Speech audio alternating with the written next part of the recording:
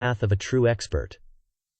Lu Zhou stroked his beard and said, "Back to the main topic." Hua Wudao waved his hand slightly, and the 100 Tribulation Illumination Dharma Body and the 6 Harmonies Dao Seal disappeared simultaneously. Luckily, Hua Wudao didn't demand a sparring match right then and there. Otherwise, Lu Zhou would have had a hard time using the Thunderous Rage card against him. If he accidentally killed such a capable right-hand man, who would Lu Zhou ask for compensation? Hua Wudao said. Yesterday, Yun Sect sent a flying letter reporting that Yun Sect could use the Black Lotus to redeem Ding Fanqi. Lu Zhou nodded in satisfaction, considering Yun Sect to be sensible. But Hua Wudao continued. However, they have an additional condition, saying that Ding Fanqi alone isn't enough. They need to add a heaven-grade weapon. When he said this, Hua Wudao almost mumbled. He also felt like he was speaking on behalf of Yun Sect. After all, this was the Evil Sky Pavilion. Who knew if the Pavilion Master would be angry upon hearing this? But the expression on Lu Zhao's face remained calm. Ming Xinyin suddenly spoke up. That's just bottomless greed. The Evil Sky Pavilion is already giving them a chance by agreeing to a trade, and they still want a heaven-grade weapon. Do they even know how precious a heaven-grade weapon is? Yun Sect's demand clearly showed that they thought Ding Fanqi's value was too low. Although Ding Fanqi was a 5 leaves expert, Yun Sect thought that 1 Ding Fanqi wasn't enough to exchange for a piece of the Black Lotus. Of course, I know how precious a heaven-grade weapon is, and I also think that the Pavilion Master shouldn't agree to their request. Hua Wudao's attitude was very resolute. Ming Xinyin asked in surprise. Are you not worried about Ding Fanqi? Hua Wudao's face flushed red. Although I feel guilty towards him, I still have my own principles. Ming Xinyin bowed and said to Lu Zhou, Master, this matter concerns little sister's future. Please decide for yourself. Zhao Yanchair didn't say anything, but her eyes were full of anticipation. As disciples of the Evil Sky Pavilion, everyone knew that Master had many weapons in his possession. It was also rumored in the cultivation world that Ji Tiandao was the darling of the heavens. He had obtained many treasures and weapons in the world, which was why he was able to nurture such rebellious disciples. That's why Yun Sect wanted to take this opportunity to exchange for a good weapon, and also ease their relationship with the Evil Sky Pavilion. Even if the Evil Sky Pavilion didn't agree, the relationship between the two sides would remain as it is, without much impact on Yun Sect. It had to be said, Yun Sect's calculations were really good. Lu Zhou slowly said, I have quite a few weapons, but that doesn't mean I can just give them away. Hua Wudao wasn't surprised, and replied with clasped hands, I will inform Yun Sect as soon as possible. Lu Zhou said indifferently, since Yun Sect is unwilling to hand over the Black Lotus, then one day when I'm free, I'll just have to go and snatch it. As soon as he heard the word snatch, Hua Wudao was immediately embarrassed by the situation. If the Evil Sky Pavilion really went to Yun Sect to snatch the Black Lotus, then the leader would naturally have to be Hua Wudao. His face was so thin, what was he going to do? You may leave. Lu Zhao's tone was firm, showing that there was no room for negotiation. Hua Wudao clasped his hands and retreated, saying nothing more. Ming Xinyin then said, Master, that's a great idea. It's been a long time since I've robbed other people's things. If this continues, my ranking on the Black Roll will definitely drop. Preposterous, Lu Zhou scolded loudly. Ming Xinyin was startled and quickly knelt down. Disciple knows his mistake. I misspoke again and caused trouble. Zhao Yanhair suddenly said, Master, I don't need the Black Lotus anymore. I don't believe I can't open my Qi Si. Lu Zhou turned to look at Zhao Yanhair. Really? Of course it's true, Zhao Yanhair said with a smile. After all, I still have Master protecting me, you little rascal. Lu Zhou tapped Zhao Yanhair's head. Your talent isn't ordinary. It would be a pity if you couldn't enter the nascent soul realm. The Black Lotus is a treasure that can help you unlock your Qi Si. You have to grow up eventually. I can't protect you forever. He couldn't directly say that it was because his strength was too weak and needed her to protect him. Zhao Yanhair was deeply moved upon hearing this. She choked with emotion. Master won't die. Although he knew she meant well, it just sounded weird. At the same time, at Yun Sect's sword platform, Yun Sect had the 8 great holy platforms, which were holy cultivation grounds. But the sword platform was the least frequented place, because the sword platform belonged to only one person, the sword Saint Luo Shisan. The remaining 7 great holy platforms were clearly ranked, from handyman disciples to outer disciples to inner disciples, and then to the elite class. Only the sword platform was established specifically for Luo Shisan. Luo Shisan wholeheartedly pursued the supreme sword Dao, and only accepted a few disciples to manage the sword platform. Apart from a few disciples from other branch halls who came to ask for guidance, there was almost no one else. In the middle of the sword platform, A large incense burner emitted light blue smoke. Master has been in closed-door cultivation for almost a month. His injuries must have healed completely. Hua Wudao didn't injure Master. Master was mainly just recovering his cultivation. Recovering his cultivation only takes 8 days. Why would he be in closed-door cultivation for so long? I still have many questions about swordsmanship that I want to ask Master. Before that, Master had told me that someone would come to spar with him, so Master must always maintain his peak condition. Who is coming that makes Master so cautious? If the opponent is so powerful, we can just escape to the main hall, right? The disciples discussed enthusiastically, not noticing that outside the sword platform, a green-robed swordsman was walking in the air. In just a moment, the green-robed swordsman had passed through layers of checkpoints and appeared on the sword platform. Who's there?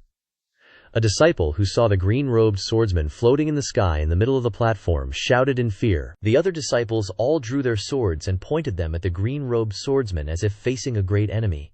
An opponent powerful enough to appear eerily in the sky above the sword platform was beyond their imagination.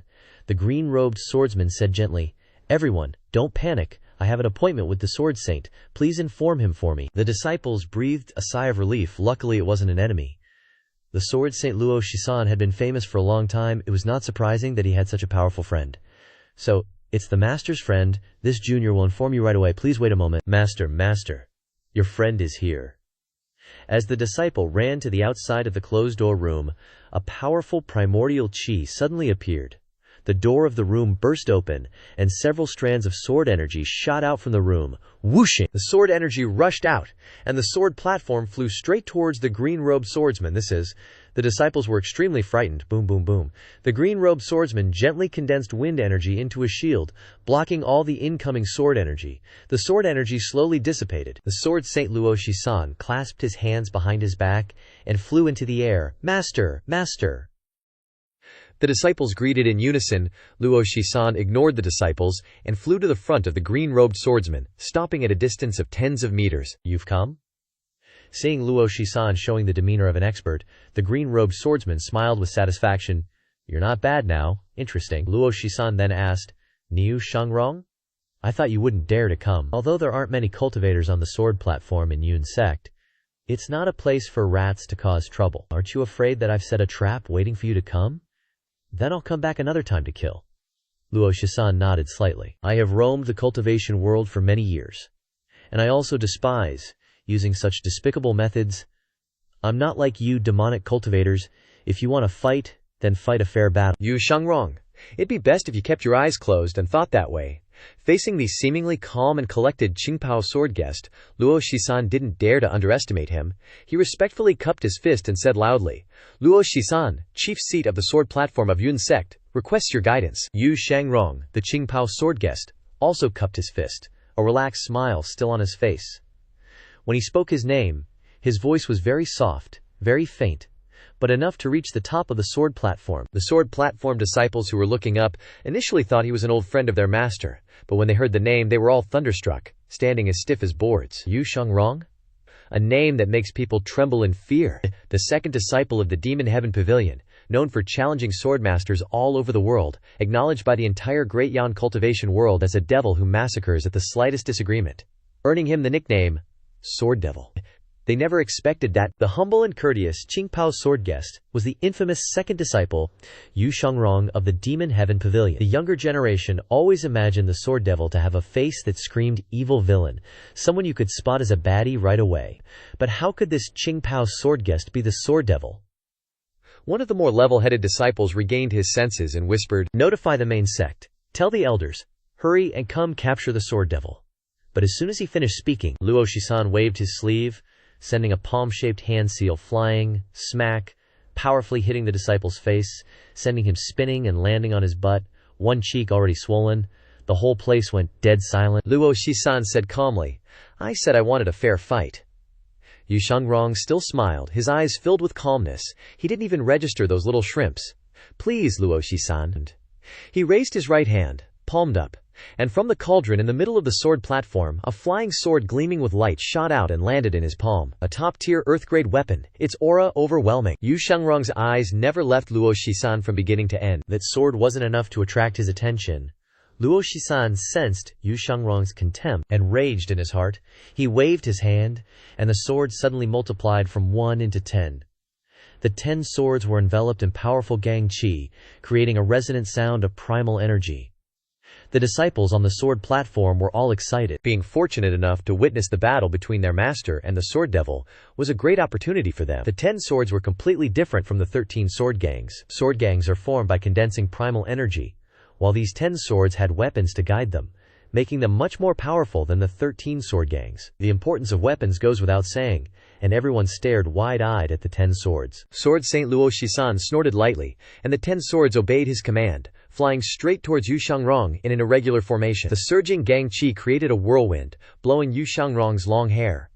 From beginning to end he smiled, calmly watching Luo Shisan with his arms crossed. The 10 swords resonated with a buzzing sound, and in an instant, they were right in front of him. Boom! The powerful force of primal energy formed an impregnable wall, blocking the 10 swords. Yu Shangrong still floated in place with his arms crossed, the red longsword at his back still quietly resting. He didn't make a move, Luo Shisan said in a deep voice. You're too careless. The 10 swords launched again, turning from 10 into 20. Luo Shisan could control a maximum of 13 sword gangs, but there was no limit to the number of weapons he could control. 20 swords slammed into the gang qi wall, with the force of mountains collapsing and seas overturning. Boom, boom, boom. Yu Shangrong still stood still, calm and collected, as immovable as a mountain. The 20 swords crashing into the gang qi wall sent shockwaves through the entire sword platform. But alas, no matter how Luo Shisan attacked, Yu Shangrong only faced the sword gangs with indifference. The sword gangs surrounding Luo Shisan grew more and more numerous, swarming like a tide. Sword Dao, in the end, is the ability to control sword gangs, which is the ability to condense qi into gang. When opponents are evenly matched, they often fight to exhaust each other's energy. Whoever has more primal energy demonstrates that they have a higher level of cultivation. Of course, no matter how flashy the attack method, the simplest principle of the Great Dao is to defeat, or even kill, the opponent. Finally, the wall of gang qi in front of Yu Shangrong was forced back several steps by Luo Shisan's fierce attacks. Even so, Yu Shangrong still stood with his arms crossed as before, without moving a muscle. One disciple stared with wide eyes, unable to contain his emotion. Is he faking it this time? For a powerhouse known as the Sword Saint, this was clearly a great insult. Luo Shisan stepped into the air, his hands clasped together, and the 20 swords were summoned and merged into one. Luo Shisan placed his hands in front of his chest. The sword floated above his head, and the surrounding primal energy quickly gathered, enveloping the sword. The combined power formed the tip of the sword, preparing to plunge down on Yu Shangrong below. 100 Tribulations' insightful Dharma body. The sound of resonant primal energy echoed above the sword platform. The disciples looked at the expanding space, and were excited beyond belief. It's Master's ultimate move. The disciples on the sword platform stared wide-eyed. This was the Sword Saint's famous sword technique, the Sword Heart Hell. Just like the name suggests, it uses the weapon as its center to create a space where gang qi converges. The gang qi in that area is sharp and chaotic, and any enemy that appears within the space will be attacked by the sword gangs. But these were just the opening moves. The most powerful technique was the explosion of sword gangs, forming sharp thorns that converge in one place, turning into a giant sword gang thorn. This move has the power to destroy the heavens and the earth. The golden lotus of all evils rapidly rotated under the blessing of the Dharma body. How would Yu Shangrong respond? Everyone's eyes turned back to Yu Shangrong. Yu Shangrong slightly raised his head, looking at the sword heart hell that was forming a giant sword gang thorn. Luo Shisan said in a deep voice, I hope you can satisfy me. His hands waved powerfully in a downward motion, and at the same time the sword heart hell shot down, attacking Yu Shangrong. Yu Shangrong subtly shifted his body, his whole being turning into an illusory shadow, causing the ultra-powerful sword heart hell to completely miss. Luo Shisan frowned. A trick of the eye. He didn't expect Yu Shangrong to be able to cultivate both swordplay and illusion techniques to this extent. After the sword heart hell wreaked havoc everywhere with a whirlwind, everyone's vision gradually recovered. Yu Shangrong still floated in place, his arms crossed, a smile on his face, his eyes unblinking as he looked at Luo Shisan. What had happened? The disciples were terrified. Impossible, how could he do that? Luo Shisan was also very curious, but he was calmer than his disciples. He asked Yu Shangrong, Are you planning to never make a move? Yu Shangrong smiled gently. If I make a move, you won't have a chance anymore. How arrogant! You misunderstand me? If you truly understood me, you'd know that I was just being very humble." Hearing this, Luo Shisan was speechless. A scholar can endure anything but humiliation. Luo Shisan's figure flashed, and after images appeared everywhere. Under the blessing of the 100 tribulation insightful Dharma body, his speed was as fast as lightning. This move was very similar to the Dao concealment technique.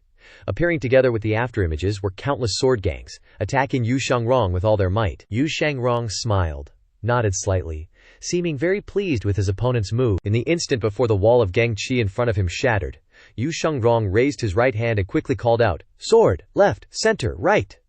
3 figures flickered, like layered after images. "Return whence you came, enter the 3 souls." The crimson Changsheng sword suddenly emitted a dazzling light, enveloping the earth, the space rippling as if underwater. Luo Shisan only felt his head buzzing, his eyes unable to clearly see Yu Shangrong's figure. Since Yu Shangrong left the Evil Sky Pavilion, he had used his sword to defeat all kinds of experts in the world without a single loss. Even one of the 3 great sword maniacs, Chen Wenji, or the 6-leaf experts of the righteous sects. Even 7-leaf experts had to die under his sword. Therefore, he smoothly climbed to 5th place on the black roll. If it weren't for his liking for going solo, free and unfettered, his position on the black roll would have been higher. No one knows how deep Yu Shangrong's cultivation is now. Some say his cultivation is on par with the Evil Sky Pavilion's eldest disciple, Yu Zhanghai. In the past, the 2 of them were disciples favored by Ji Tiandao, who passed on all his skills and teachings. Rumor has it, the students surpassed the master, and a battle in the second capital of Great Yan, Shangyuan City, made Yu Shangrong famous throughout the world. This move,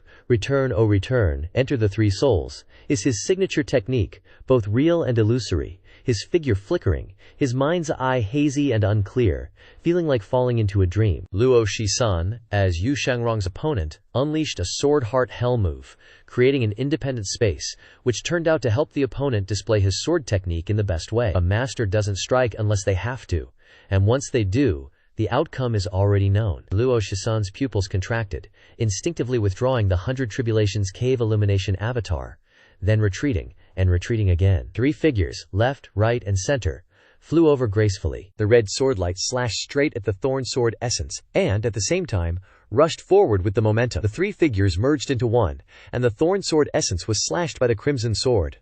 Clang, the peak earthgrade weapon, was cut in half by the Chengsheng sword. Yu Shangrong's right hand held the sword and stabbed forward, and at the same time, the sword essence shattered, scattered all over the sky like transparent crystal fragments, then vanished into the void. The sound of the battle suddenly stopped. The total time the 2 fought hadn't been enough to drink a cup of tea, yet victory and defeat had already been decided. A disciple standing on the sword platform held their breath, the entire scene frozen before their eyes. They couldn't keep up with the rhythm of the battle. So they looked at their master, Sword Saint Luo Shisan. Luo Shisan stared wide-eyed at the crimson Chengsheng sword in front of him.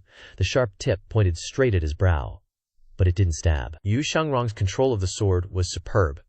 In fact, if the sword tip had deviated even slightly, Sword Saint Luo Shisan would have died on the spot, but he didn't. No one knew why.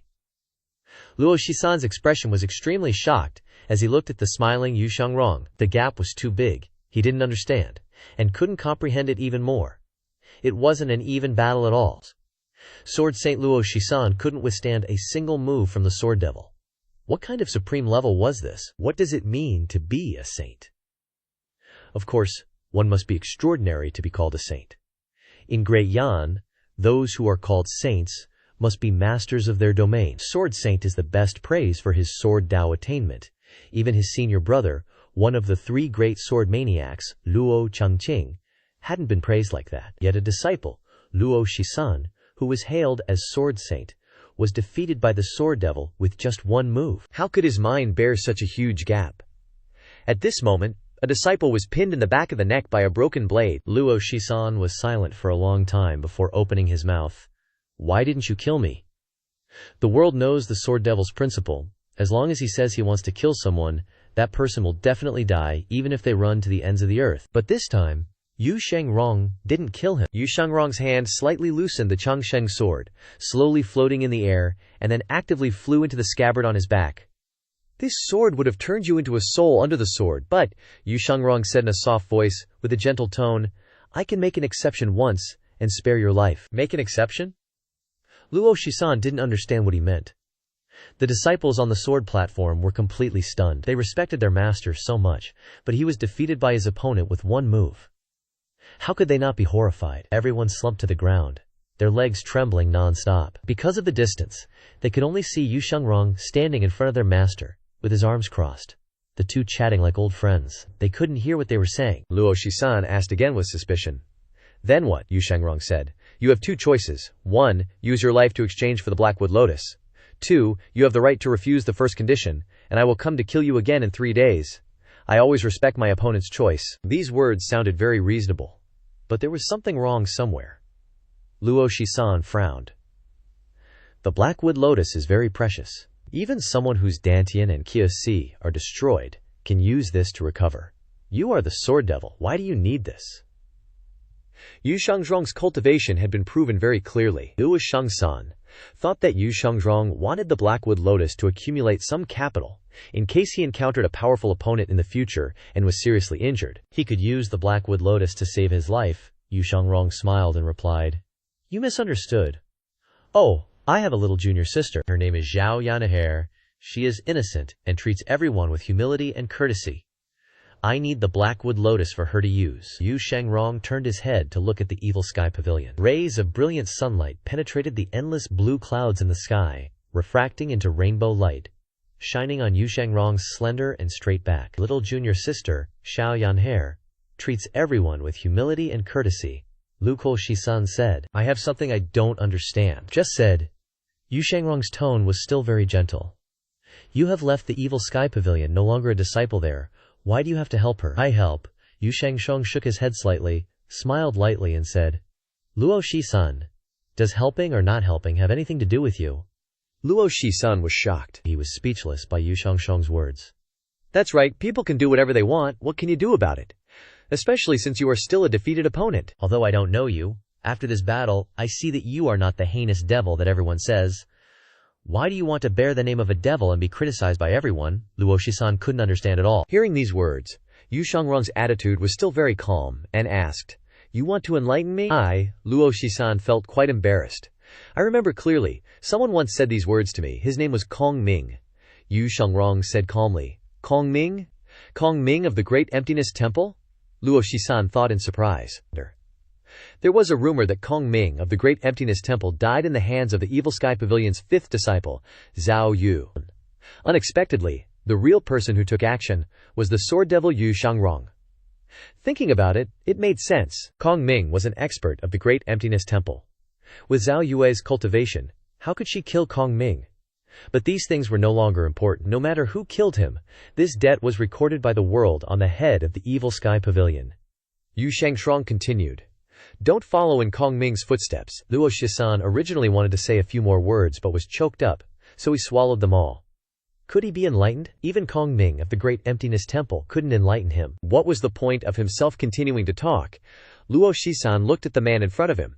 It was hard to believe that this was the sword devil Yu Shangrong. With his arms crossed and his feet stepping on the void, he flew out of the sword area at a speed that was neither fast nor slow. I always adhere to my principles and have never made an exception.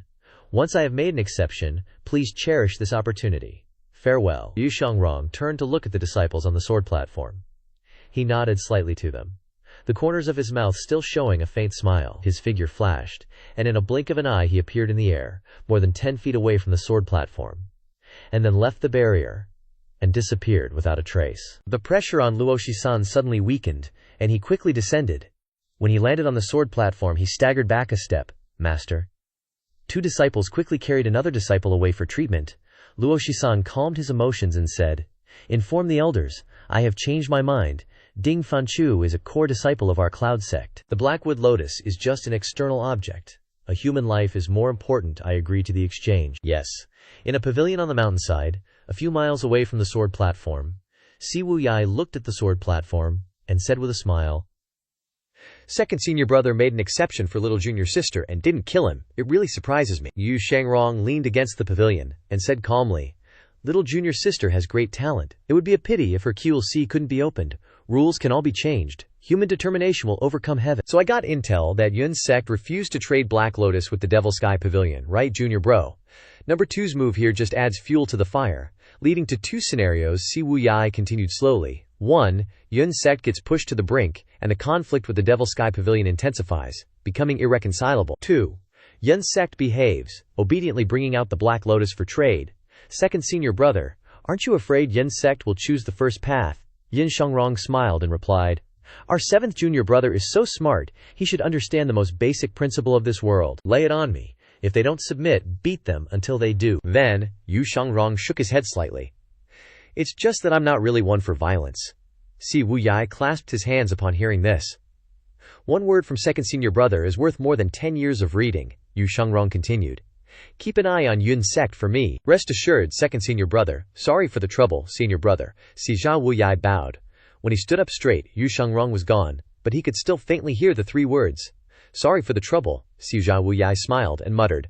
I just hope little junior sister is as innocent as the 2 senior brothers say, otherwise you two will be worried sick. The next day, in the main hall of the Evil Sky Pavilion, the disciples stood on either side, while Lu Zhou wondered how to negotiate with Yun's sect to get the Black Lotus. Yun's sect has 7 altars, and experts like clouds, and the Evil Sky Pavilion is no longer what it used to be. If his eldest and second disciples were here, he could swagger through Great Yan, and no one would dare stop him. But now, the Evil Sky Pavilion only has Hua Wudao with the strongest strength, Fan Xuan is recovering from his injuries, Ye Tiangxin is still in the process of rebuilding her Dantian and Shi, and she is no longer a disciple of the Evil Sky Pavilion, and Zhao Yue has only recovered half of her cultivation, not to mention that she herself has not yet broken through to the nascent soul realm, so she cannot use violent methods to go to Yun's sect. Or should I just steal it?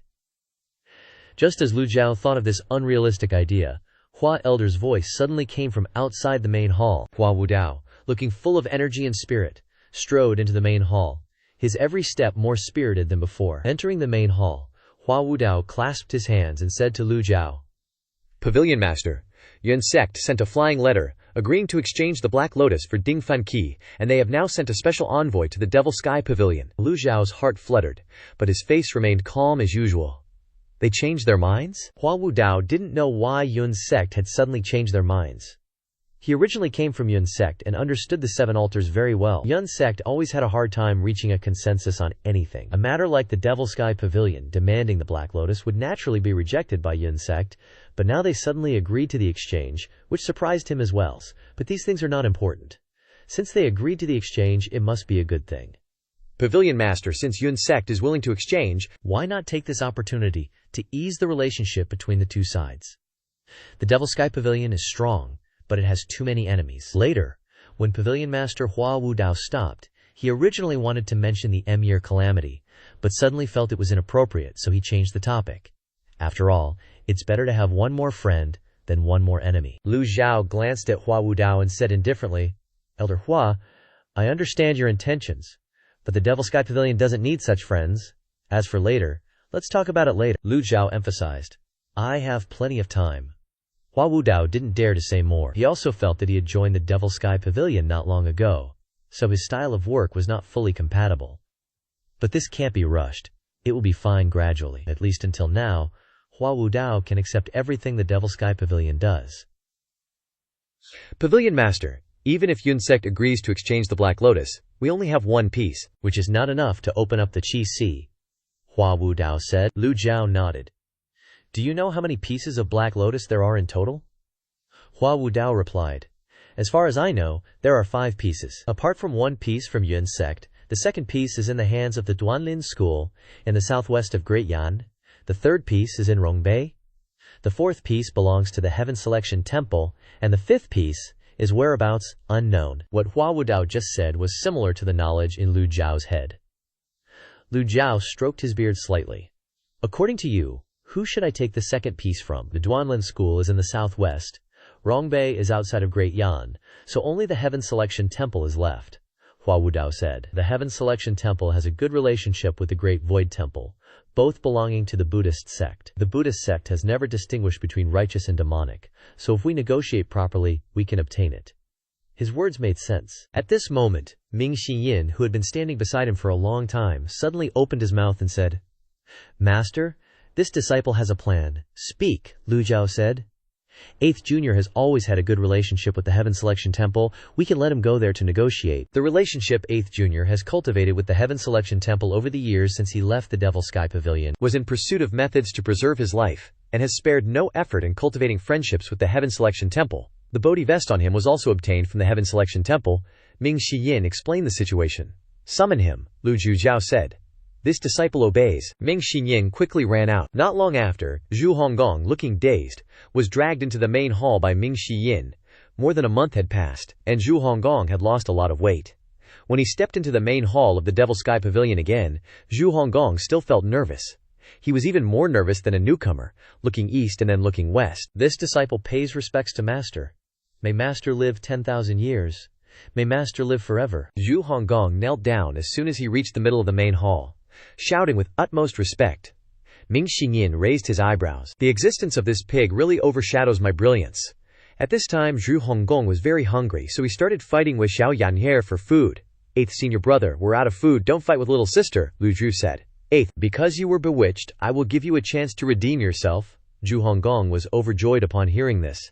This disciple is willing to redeem himself, even if it means climbing mountains of knives or diving into seas of fire. This disciple will not hesitate to sacrifice his life, and will not even frown. Very good, Lu Zhou said. Then you go to the Heaven Selection Temple, and bring back the Black Lotus. Upon hearing this, Zhu Honggong's expression changed, and several question marks appeared in his head. Heaven Selection Temple. He was immediately stunned, and Zhu Honggong's face was full of pain, but he didn't dare to voice any objections. Seeing that he seemed unwilling, Lu Zhou asked, You don't agree? Zhu Honggong thought one thing and said another. No. This disciple is willing. This disciple will definitely bring back the Black Lotus for you. Ming Xinyin smiled lightly. Then hurry on your way. With your friendship with them, it shouldn't be difficult. Believe that your senior brother wouldn't harm you. Hurry and go. Remember that you are only going to negotiate, and you must send flying letters back frequently. I'll set off immediately. Zhu Honggong bowed, and left the main hall of the Evil Sky Pavilion. Lu Zhou watched him leave until he disappeared from sight before asking, When will the Yin Sect's special envoy arrive? In about 3 hours. Zhu Honggong received his orders and went down the mountain. Although he didn't want to go to the Heaven Selection Temple at all, he couldn't violate his master's orders. He couldn't refuse, and this was also an excellent opportunity to redeem himself. He walked and thought about how to negotiate with the Heaven Selection Temple. Just as he was racking his brains, Pan Zhang suddenly approached, his face full of flattery. 8th, Mr. 8th, it's me, Pan Zhang. Pan Zhang appeared in front of Zhu Honggong. As soon as Zhu Honggong saw Pan Zhang, he felt a little uncomfortable. Don't bother me. I haven't settled accounts with you for what happened last time, Pan Zhang said. Don't. Mr. 8th is a magnanimous person who doesn't hold grudges against small people. I don't think Mr. 8th is like other people. How could you be bothered by a few silly words? Zhu Honggong snorted. Stop sucking up. I'm not that easily fooled, Pan Zhang immediately replied. 8th senior is so wronged. If speaking the truth is considered flattery, does that mean I have to lie to you from now on? That's more like it. Speak, what do you want? Pan Zhang smiled and replied. 4th senior said, he will put in a good word for you in front of the sect leader, so you can rest assured. About the Heavenly Selection Temple, and the matters at the Evil Sky Pavilion, 4th senior will take care of it for you. Zhu Honggong sighed softly. 4th senior is still the best to me. Of course, don't block my path. Don't think a few nice words will make me forgive you. Yes. Zhu Honggong stepped up the hill, glanced down at Pan Zhang, and said arrogantly, Back in the day when I was cultivating in the Evil Sky Pavilion, there was no place for you guys here. He lightly tapped his toes. Whoosh! Zhu Honggong leaped into the air. Originally, everyone thought he was going to use some amazing lightness skill, but, unexpectedly, Zhu Honggong just fell straight down. Thump! Zhu Honggong rolled down the hillside, letting out a pig-slaughtering-like scream. Pan Zhang immediately asked, Where's that pig-squealing sound coming from? Pan Zhang slapped his forehead. Immediately after, he rushed to the edge of the cliff. Crap, I forgot the important matter. I haven't unlocked 8th senior's cultivation yet. Below the cliff was a earth-shattering sound. 3 hours later, inside the main hall of the Evil Sky Pavilion. Sect leader, the Yun Sect's special envoy, Li Yundao, is requesting an audience. Let him in. Leo. Li Yundao, guided by a female cultivator from the Moon Reflection Palace, slowly entered the main hall. Just like everyone who came to the Evil Sky Pavilion for the first time, he looked a bit nervous and curious, while also worried that these devils would make a move on him. Everyone looked uneasy and anxious. Li Yundao, with that flustered expression and movements, stepped into the hall. He didn't dare to look directly at Lu Zhou, and bowed, saying, Li Yundao of the Yun Sect greets Senior Ji. Lu Zhou waved his sleeve. Be seated. Li Yundao bowed again, thanking Senior Ji for the seat. Trembling, he sat down, finally daring to raise his head and look at the #1 Grand Devil of the era, who swept across the world. When he saw Lu Zhou's appearance, his heart trembled slightly. He heard that Ji Tiandao only had less than 10 years to live, but now that he saw him, he was full of energy, with not a single white hair, and didn't look like someone about to face calamity at all. Li Yundao glanced at Hua Wudao out of the corner of his eye, and secretly felt disappointed. To think that he's a dignified Yun sect elder, yet he stepped into the demonic path. Truly pathetic. Senior Ji, I have come here at the request of the Yun sect's sect leader, to present you with a piece of black wood lotus. He held a brown brocade box in his hands, offering it up like an eunuch in the palace. Ming Xinyin didn't give him a chance to get close, quickly grabbing the brocade box and respectfully holding it in front of Lu Zhou. Lu Zhou lightly waved his sleeve, and the lid of the brocade box popped open. Acquired item. 1 piece of black wood lotus.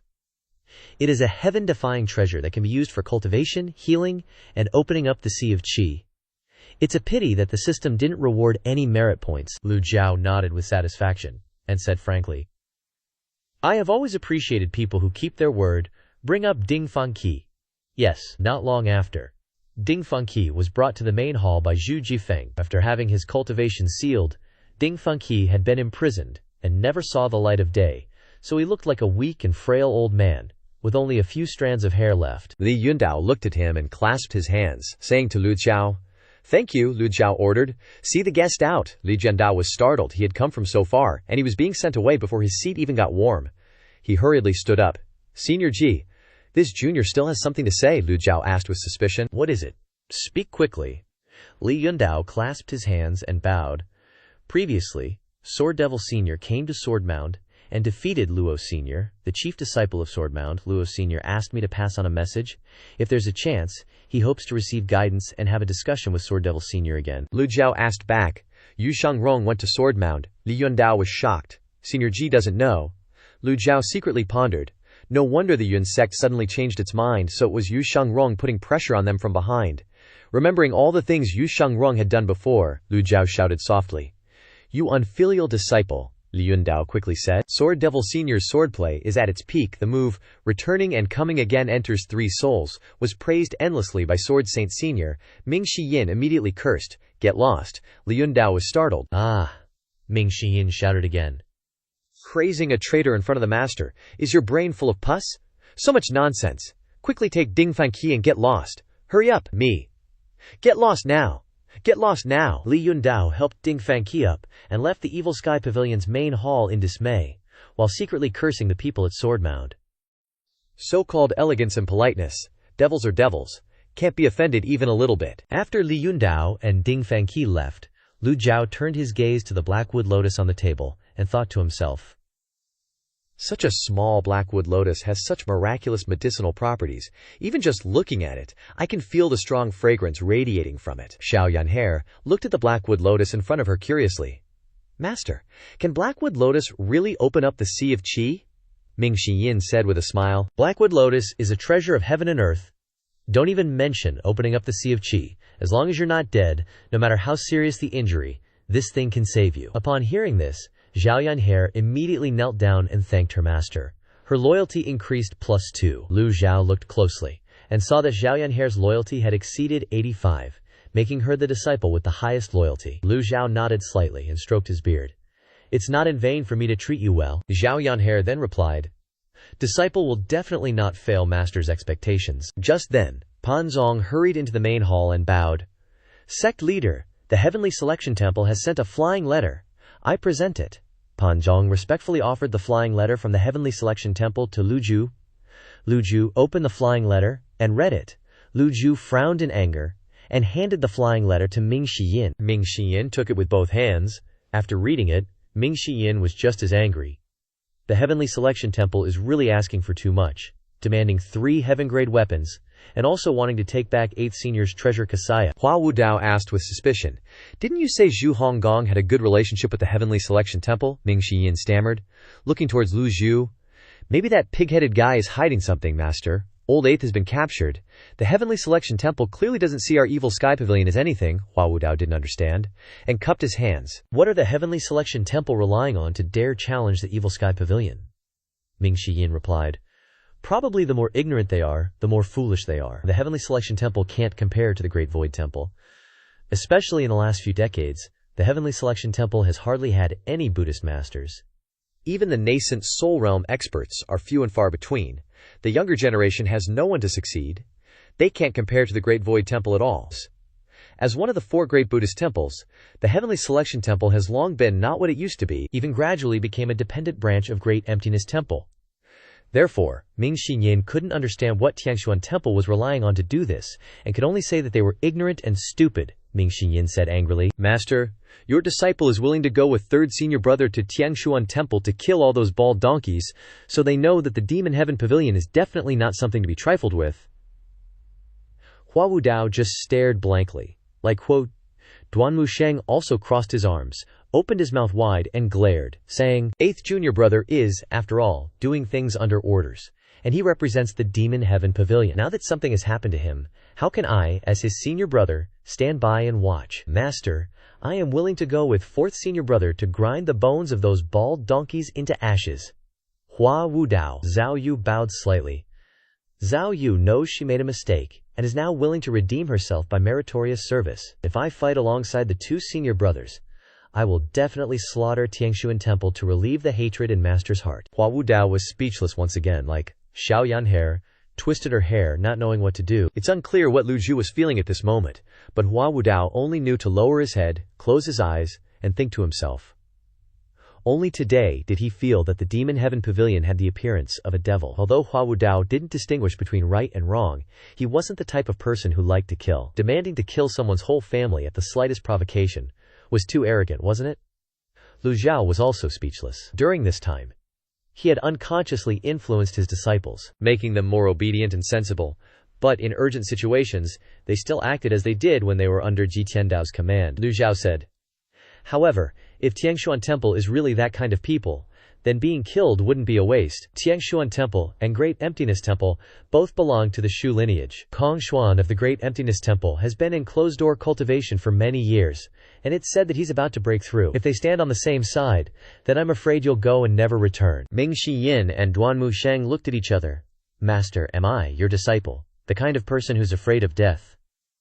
Duanmu Sheng and Zhao Yue also followed suit. Disciple agrees, Zhao Yanhe was also full of momentum. Lu Zhou nodded.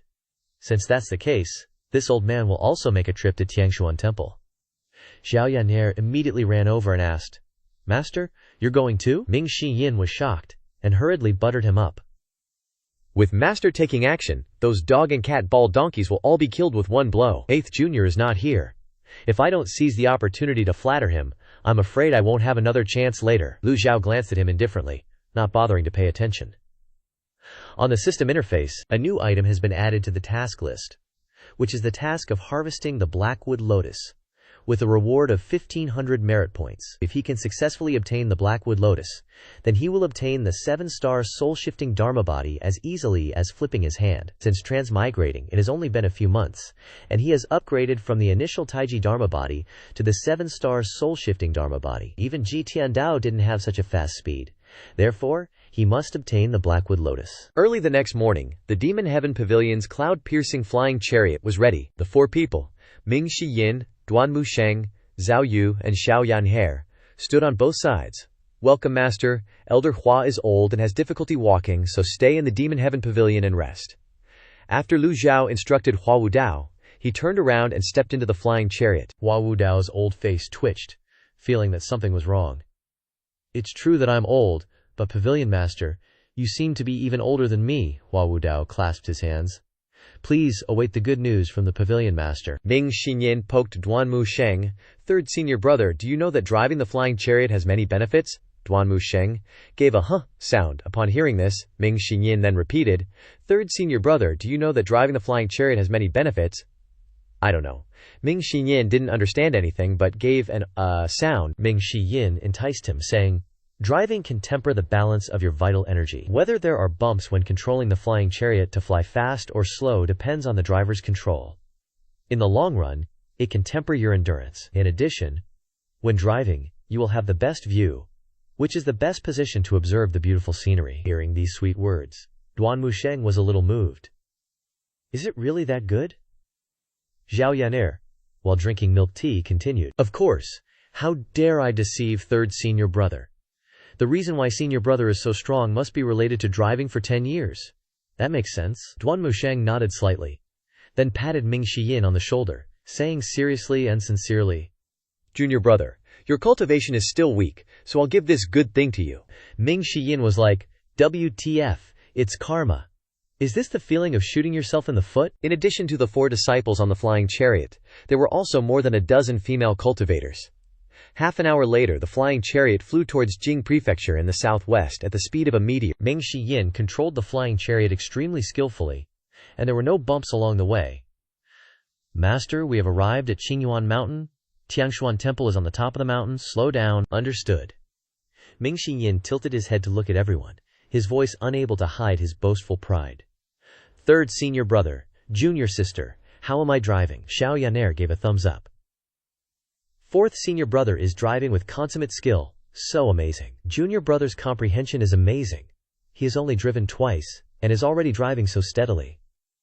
Duan Musheng praised him. Lu Zhou stroked his beard, looked at Ming Shiyin, and said, Since that's the case, then driving will be your responsibility from now on.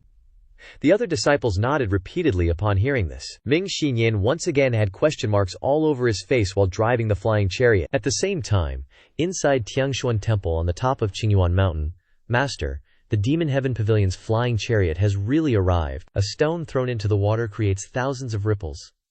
Abbot Xu Jing, who presides over Tiangshuan Temple, draped his kasaya over his shoulders, held his dharma scepter in his hand, and stopped reciting scriptures. Xu Jing slowly said, Inform the disciples to welcome the honored guests. After hearing the abbot tell the disciples to welcome the guests, the disciples responded in unison. Soon after, the sound of bells rang throughout the mountain gate, shaking the entire Qingyuan Mountain. The clanging sound of the bells rang, summoning all the disciples of Tiangshuan Temple. Outside the Mahavira Hall, the disciples quickly gathered, some holding long staves in their hands, some coming empty-handed, all wearing monk robes. Only a few monks in kasayas slowly approached. The disciples all looked up in admiration at the cloud-piercing flying chariot slowly flying in the sky. Tiangshuan Temple had never seen such a thing. At this time, presiding Abbot Xu Jing appeared on the steps of the Mahavira Hall. Master! Abbot! The monks with different identities addressed him differently, but they all greeted him in unison. Xu Jing looked up at the sky. As expected, it was as this old monk had expected. Master, the Demon Heaven Pavilion is so imposing, what should we do? Xu Jing's eyes turned to the 4 people in front of him. The one who has come is the #1 devil in the world. Apart from Xu Sheng, Xu Fan, and Xu Hai, no one else is allowed to speak nonsense. The disciples nodded. The cloud-piercing flying chariot slowly descended, and the powerful energy constantly radiating from the flying chariot caused people to exclaim in surprise. Before the flying chariot came to a complete stop, Abbot Xu Jing had already put one hand in front of his chest and used vital energy mixed with sound waves to say, Abbot Xu Jing, who presides over Tiangshuan Temple, welcomes you benefactors. The extremely powerful and vigorous voice transmitted into the flying chariot. Ming Shiyin frowned and said, Master, these bald donkeys are too deceitful, daring to mock the Demon Heaven Pavilion. He always felt that they dared to capture 8th junior brother, and even ask for so many things like extortion. And now they were showing off their deceitful flattery. Weren't they mocking the Demon Heaven Pavilion? Abbot Xu Jing, who presides over Tiangshuan Temple, looked up and said, This old monk was forced to resort to this last resort. Ming Shiyin was in the best position to see, standing above looking down at the altar and the surrounding square, which were full of monks from Tiangshuan Temple. The battle lines were ready, and their eyes were full of fire. Many people had a death-defying attitude. Ming Shiyin no longer cursed and turned his head back to say, Master, this disciple suspects that there are traps below. Should we change to another place to land? With their strength and cultivation, even if they encountered traps, they would be able to leave easily. But the cloud-piercing flying chariot was very precious. It would be a pity if it was damaged. Lu Zhou put his hands behind his back and stepped to the front of the flying chariot, observing the scene below. His eyes swept across the altar and the staff-wielding monks standing in the square, and then he opened his mouth and said, Xu Jing, it's been a long time. Abbot Xu Jing looked up at Lu Zhou, who was standing proudly on the flying chariot. A look of surprise flashed in his eyes, and he replied, This old monk thought that the pavilion master of the Demon Heaven Pavilion would not come to this dilapidated Tiangshuan Temple. Iliand. It's an honor for this old benefactor to grace us with your presence, a dragon visiting a shrimp's home. Lu Zhou said indifferently. Descend. Disciple obeys. Ming Shiyin, controlled the cloud-piercing flying chariot to slowly descend to the altar. Landing here was intentional by Ming Shiyin. The altar of heaven has always been used by Tiangshuan Temple to worship the heavens, and Ming Shiyin wanted to take this opportunity to counterattack. Tiangshuan Temple. The disciples of Tiangshuan Temple shouted in unison, "They bully people too much. We have more people. We should bully them back." Yes! Everyone, let's go together! Suddenly, an elder's voice shouted loudly, "Retreat!" The hot-tempered young disciples of Tiangshuan Temple angrily wanted to rush up and argue, but they were all shouted back by Xu Jing and the three elders. Young disciples have too limited knowledge and vision. Moreover, Tiangshuan Temple has never cared about the struggle between good and evil, and many disciples do not know the details of this number one devil in the cultivation world. Hearing about a tiger doesn't scare you, but you also have to see who the opponent is. If we act rashly now, it would be no different from seeking death. These people kill people without blinking an eye. The flying chariot landed gently, and Lu Zhou and his group stepped out slowly. Just as they predicted, none of the monks from Tiangshuan Temple charged to attack them. Instead, they stood in neat rows, perfectly aligned. Xu Jing approached Ji Tiandao, placing one palm in front of his chest. "Amitabha. This old monk welcomes you, benefactors." Abbot Xu Jing's attitude left everyone puzzled and confused. Lu Zhou, on the other hand, didn't bother with the formalities. He simply put his hands behind his back and casually walked up to Abbot Xu Jing. Xu Jing continued, "This old monk was forced to imprison you. Benefactors, I invite you to the Great Hero Hall, where I will explain everything in detail." Ming Shiyin immediately popped his head out and cursed, "Bald donkey, you captured my 8th junior brother, so hurry up and release him. And you dare to brazenly demand 3 heaven-grade weapons? Who gave you the guts to do that?" Abbot Xu Jing looked somewhat embarrassed. "If this old monk didn't do that, how else could I provoke the Fiend Temple?" Ming Shiyin pressed, "You did it on purpose, benefactors, please." Abbot Xu Jing stepped aside, and the other disciples also made way. Ming Shiyin observed the Great Hero Hall from afar. The Great Hero Hall isn't some kind of cage, is it? Ming Xiyin's suspicion was reasonable. After several major battles, he had discovered that many cultivators were skilled in imprisonment formations. From the clear jade platform's barrier to the powerful barrier of Golden Cauldron Mountain, all capable of imprisoning ordinary cultivators. Moreover, there were the Wu Shamanism Grand Formation on the Crossing Heaven River, and the Immortal Sage Grand Formation of the Ten Wu in Gengzi Town. The Great Hero Hall is such an important place. It's very likely to be arranged with a powerful Grand Formation. Abbot Xu Jing said, "You misunderstand this old monk. If I really wanted to imprison everyone, I would need a group of experts to help activate the formation. With the current strength of Tiangshuan Temple, how could we control such a powerful formation? Besides, the strength of the Fiend Temple is as clear as day. Am I stupid enough to bite off more than I can chew?" Ming Xinyan looked at Abbot Xu Jing and said, "So, you deliberately lured my master here for another reason?" Abbot Xu Jing replied, "That's right." Lu Zhou stroked his beard and nodded. "Let's hope so." "Please." Abbot Xu Jing gestured again. Lu Zhou and his group followed Abbot Xu Jing into the Great Hero Hall, while the other monks waited outside. Inside the Great Hero Hall, only a few core disciples remained seated. Abbot Xu Jing called out, "Someone, invite the benefactor's disciple in." "Yes." Before long, Zhu Honggong was carried in by 2 monks like a pig, his hands and feet bound. His face was full of grievances. At the entrance of the main hall, the monks released Zhu Honggong, letting him drop to the ground before slowly untying him. This old monk resorted to such a low tactic out of necessity.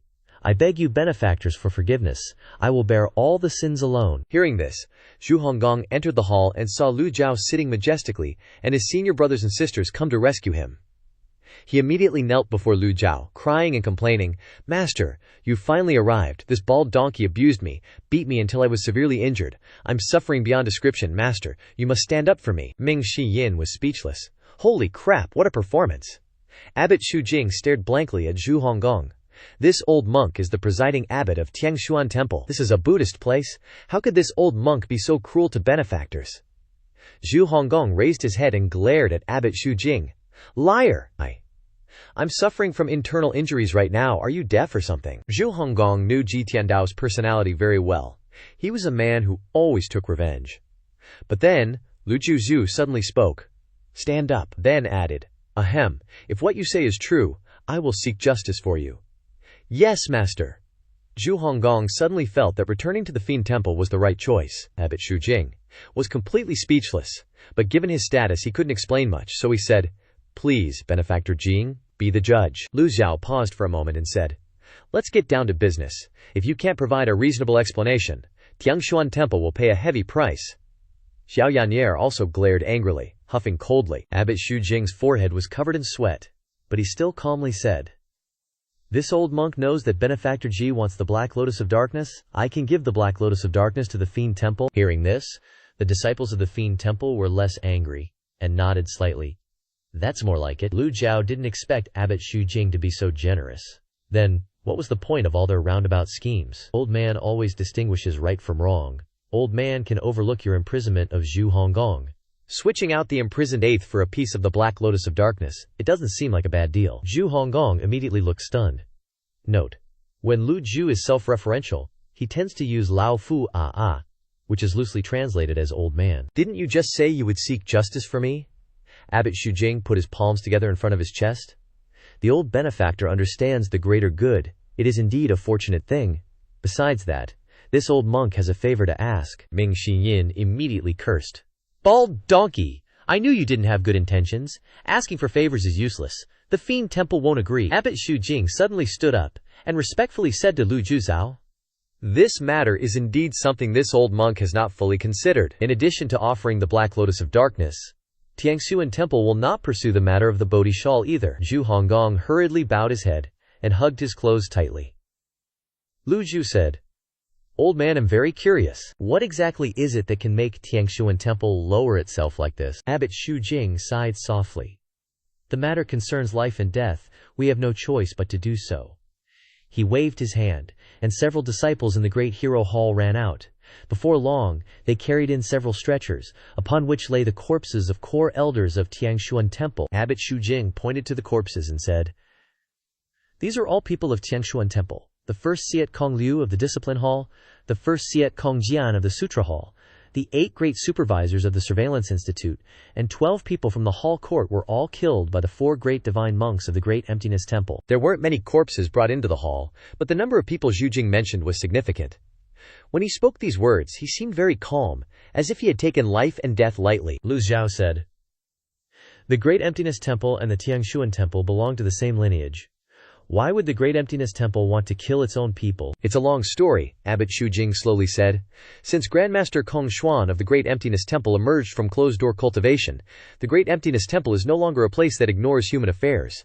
They call themselves the educators of all living beings, delivering all of mankind. Tiangshuan Temple and the Great Emptiness Temple have always kept their distance." He paused and continued. "But Kong Xuan suddenly passed away, and the Great Emptiness Temple has always believed that it was caused by this old monk." Lu Zhou stroked his beard as he listened to him. Lu Zhao's memories of what happened on the altar in Runan City were still fresh in his mind, but he hadn't expected that it would cause conflict between the Great Emptiness Temple and Tiangshuan Temple. This old monk couldn't prove my innocence, and there were many renowned sects who witnessed it firsthand at the altar at the time. The Great Emptiness Temple used that as an excuse to cause trouble. The Tiangshuan Temple is no longer what it used to be. How can we withstand the 4 great divine monks? Abbot Xu Jing sighed inwardly. Lu Zhou asked, "So you thought of the Fiend Temple?" "That's right." Abbot Xu Jing bowed slightly. "I heard that the relationship between the Great Emptiness Temple and the Fiend Temple is very bad. Now this old monk has no other choice. For the lives of over 1,000 disciples in the temple, this old monk has no choice but to resort to this low tactic. If the Fiend Temple can eliminate the 4 great divine monks, this old monk will not only offer the Black Lotus of Darkness and the Bodhi shawl, but will also submit to the Fiend Temple in the future." Ming Xiyin and the others were shocked by this statement. To make such a choice, how much courage did this old monk have? In the world, good and evil are incompatible. There is no middle ground. The Buddhist gate has always been neutral, and joining the Fiend Temple means that Tiangshuan Temple will face the punishment of the righteous faction. Lu Zhou shook his head and said, "You are the abbot of Tiangshuan Temple, and you are usually close to the righteous faction. Now you choose to submit to the demonic path. Aren't you afraid that the people of the world will ridicule you?" Abbot Xu Jing snorted softly, with a hint of unwillingness. One thought to become a Buddha, one thought to become a devil. Abbot Xu Jing remembered the scene of countless people from the Pure Clarity Tao and the Orthodox Unity Tao criticizing him. He remembered the scene of the 4 great divine monks of the Great Emptiness Temple mercilessly slaughtering the disciples of Tiangshuan Temple. He remembered the scene of banners hanging everywhere in Jing Prefecture City that said, "The bald donkeys of Tiangshuan Temple all deserve to die." Compared to all this, what has the Ma Tiange ever done to wrong the Tianshuan Temple? Seriously, what's the beef? Lu Zhou stroked his beard and said, Zhu Honggong once stole the precious brocade robe of Tianshuan Temple. Don't you resent that, Zhu Honggong? Always getting into trouble? Abbot Xu Jing replied. If the precious brocade robe remained in Tianshuan Temple, I fear it would have been snatched away by the Dakong Temple long ago. Now that it is in the hands of the benefactor, it is truly fortunate. Zhu Honggong was immediately overjoyed upon hearing this and said, No wonder you didn't strip me naked. So that's why. Hearing Zhu Honggong's words, Ming Shiyin and Abbot Xu Jing were speechless. Facepalm, Lu Zhou glared at Zhu Honggong and continued, The world's famous orthodox sects are not limited to the Jingming Dao and the Zhengyi Dao. Why don't you seek assistance from them? Abbot Xu Jing replied, There are many orthodox sects in the world, but there are few who can genuinely resist the Dakong Temple. Moreover, it is better to avoid trouble than to get involved. Who would be willing to stand up against the Dakong Temple for the sake of Tianshuan Temple? Lu Zhou continued. Even so, how can you be sure that the Ma Tiange will get involved in this matter? Just as he said this, the great hero hall was completely silent. The Tianshuan Temple disciples stood still, not interrupting. Abbot Xu Jing slowly said, There are 3 reasons. 1. The Black Lotus. 2. This old monk knows that Kang Xuan was killed by the Ma Tiange. 3. The precious brocade robe. This Abbot Xu Jing is no dummy, his head is very clear and orderly. Even Ming Shiyin couldn't help but want to applaud upon hearing it. Lu Zhou softly said, Well said. He paused for a moment and asked, If the Ma Tiange chooses to stand on the side of the Dakong Temple, what do you intend to do? Abbot Xu Jing froze, unsure how to answer. The disciples in the hall widened their eyes, shocked, all staring intently at the Ma Tiange group, unsure whether they were frightened or nervous. Abbot Xu Jing was silent for a moment, then sighed, shaking his head and said, If that is truly the case, then this old monk would be a sinner for all eternity for the Tianshuan Temple, and will naturally go before the Buddha to repent.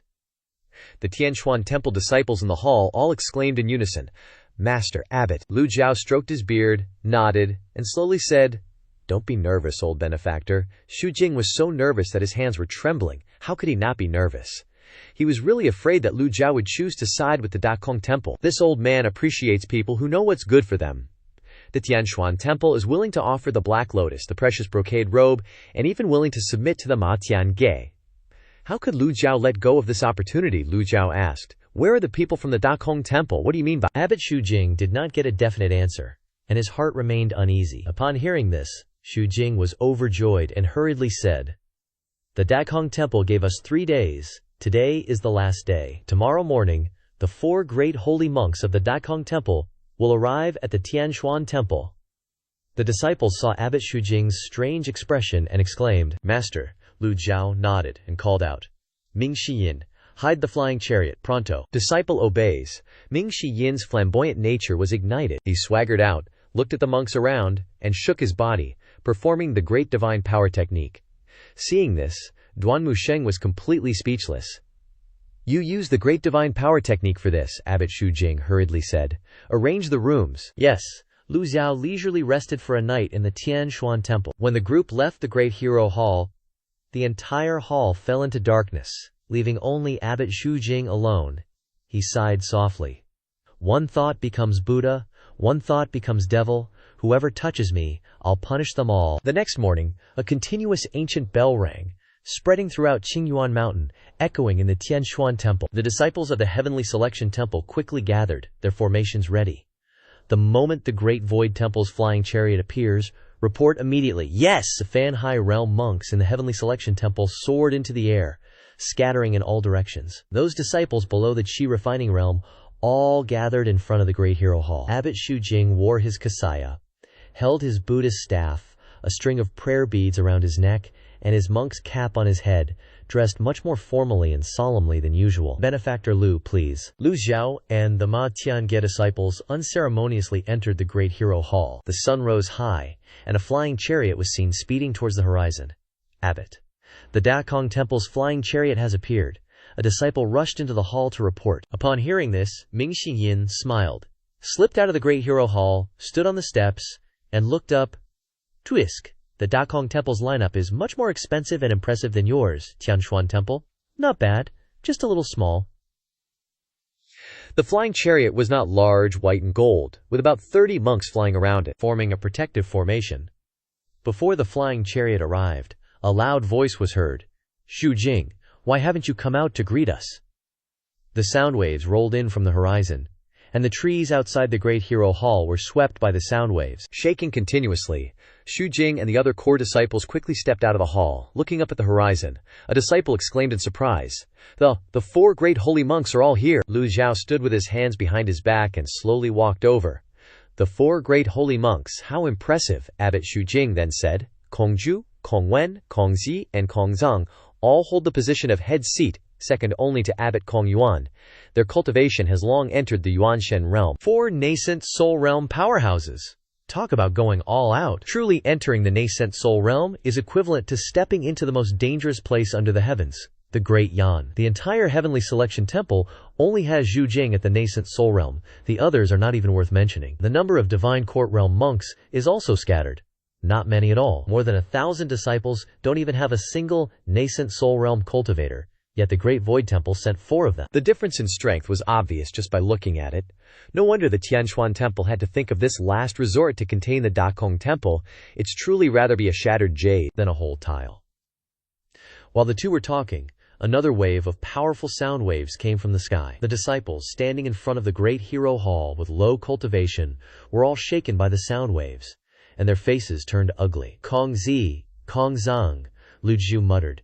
"These 2 names are really 2 retarded names." Note: Kong Zi also means no brains, and Kong Zhang can be understood as no husband. Whoever gave these Dharma names is truly a talent. Ming Xinyin disdainfully said. The Yuanshen realm is also divided into strong and weak. Are they all 8-leaf experts? Abbot Xu Jing shook his head and said, "The individual strength of each of the 4 great holy monks is not strong. The highest is only 5 leaves, and the lowest is 2 leaves. Kong Ji is 3 leaves. Kong Zhang is 4 leaves." Ming Xiyin, who loved to show off, had long been itching. "Then what's there to talk about? I can beat 2 of them alone," Abbot Xu Jing asked. "What is the benefactor's cultivation? How many leaves?" 2 leaves. The 4 great holy monks are indeed not strong in single combat, but what is frightening is that when they join forces, they can be equivalent to a 7-leaf expert. "HMPH," said old man Xu Jing. Ming Xiyin, bless his cotton socks, was all? Seriously? That strong? Abbot Xu Jing, bless his honest heart, explained. "Those 4? They're like peas in a pod when they team up to do their Buddhist hand seals." Seriously, OP, it's like 4 dudes become 1. This old monk learned that the hard way, got a right walloping from him. At this point, he couldn't care less about appearances. Casually swished his robe open at the chest, revealing a blood-red palm print, chillingly imprinted on his back. Ming Xiyin, Duan Musheng, Xiao Yanher, and Zhu Honggong were all silently floored. But seeing Abbot Xu Jing looking like a freshly peeled egg made everyone a bit queasy. "Oi, old-timer. Abbot, get some clothes on, pronto." Putting aside Abbot Xu Jing's insane power level for a sec, the fact that he could tank a hit that nasty and not even flinch, let alone whimper, showed his willpower was tougher than nails. "You're something else." Ming Xinyin gave him a thumbs up. "Now, I ain't a fan of monks usually, but you're the first one I can actually stand." Abbot Xu Jing sighed. Does Mr. Ji have confidence in this? He'd basically bet the lives of over 1,000 disciples of the Heavenly Selection Temple on Lu Zhou. If they lost this round, he'd be public enemy number 1 for eternity. Sure, he'd heard whispers that Ji Tiandao of the Evil Sky Pavilion was the top dog demonic cultivator, unbeatable and all that jazz. But the big problem was, the once-in-a-millennium tribulation had hit, and every year shaved off a chunk of his cultivation. Xue Jing wasn't even sure if that old devil still had his mojo. Before Lu Zhou could even open his mouth, Shi Yin piped up. "My Shifu's cultivation is deeper than the Mariana Trench, so chill out, old man. Heck, sometimes we don't even need the old geezer to lift a finger. Me and third senior brother can handle stuff ourselves." Abbot Xu Jing replied, "If that's the case, then this old monk can finally breathe easy. But please, for the love of Buddha, don't underestimate them." Just then, a sonic boom way stronger than before rolled in from the horizon. "Xu Jing, 3 days have passed. Had your little think yet?" Whoosh! The flying Buddhist carriage of the Great Void Temple halted in mid-air. 4 monks in their kasayas, one hand clasped in front of their chests, stood floating. The funeral crew behind them also descended, leaving only a few pallbearers to keep the flying carriage hovering. The disciples in front of the Great Hero Hall all scooted back. The 4 great monks and the 2 pallbearers smoothly landed in the middle of the plaza, right next to the incense burner. The 4 monks formed a square, looking eerily similar, like they'd rolled off the same assembly line. Even their faces were almost identical, making it impossible to tell them apart. They weren't spring chickens, though. Their white eyebrows practically touched their silver beards, and their faces were a roadmap of wrinkles. Xu Jing stood at the front, quietly calling out, "No wen." Lu Zhou stood right beside Xu Jing, silently observing them before shaking his head. These 4, they're all in the nascent soul realm. Looks like the Great Void Temple ain't taking any chances with the Heavenly Selection Temple.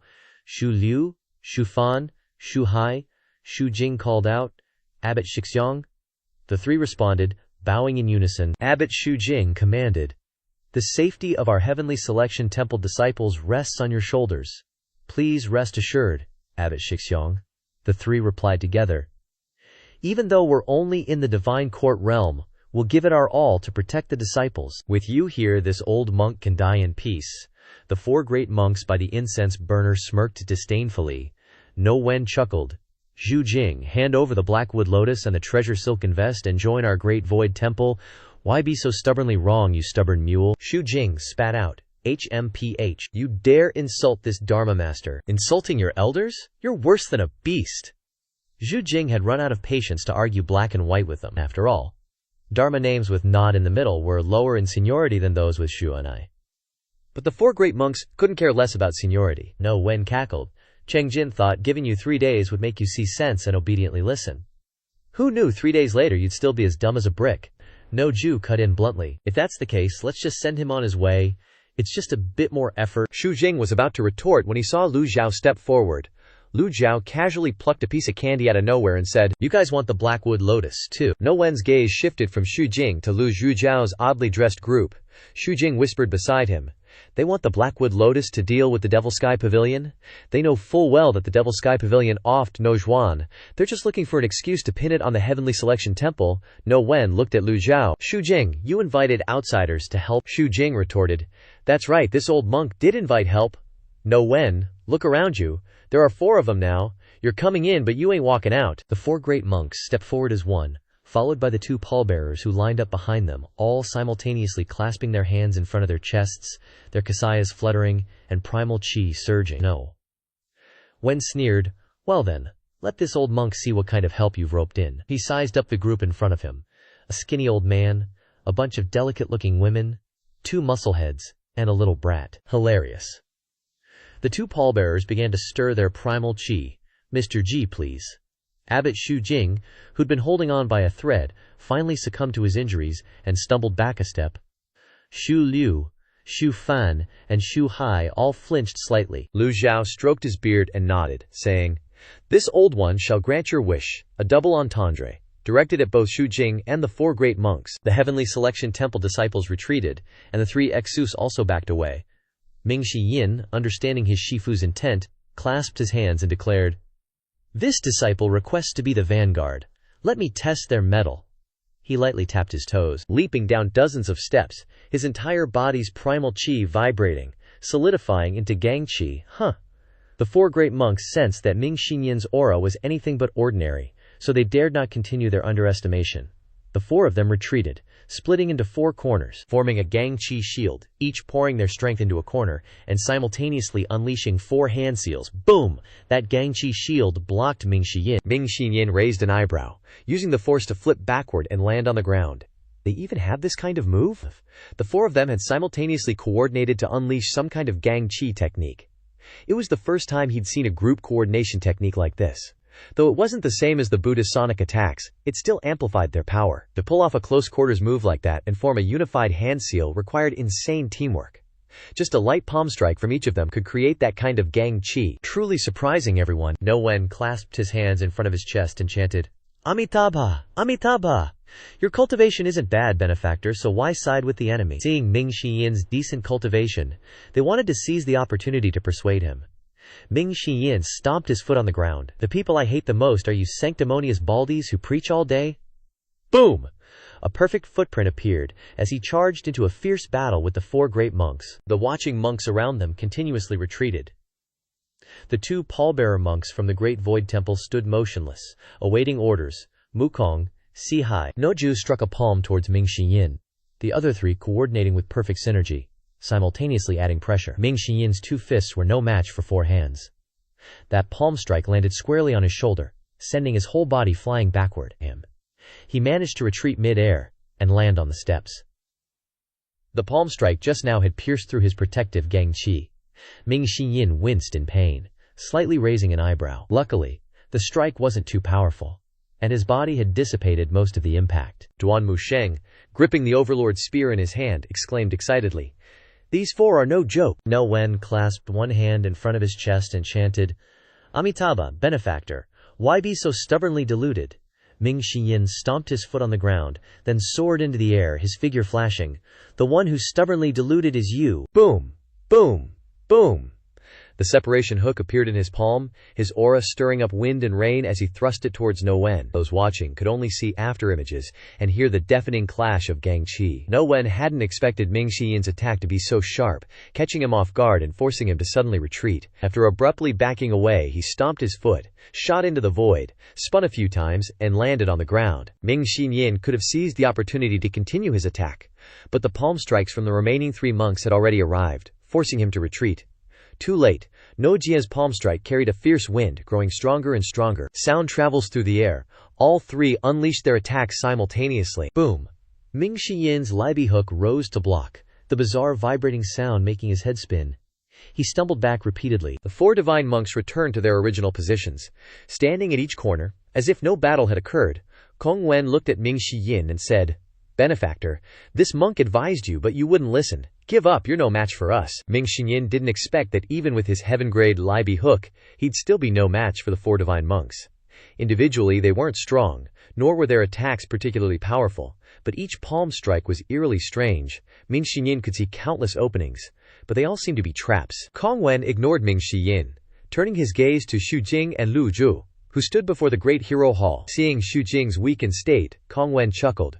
"Xu Jing, I thought you could block that move. I didn't expect you to be so heavily injured.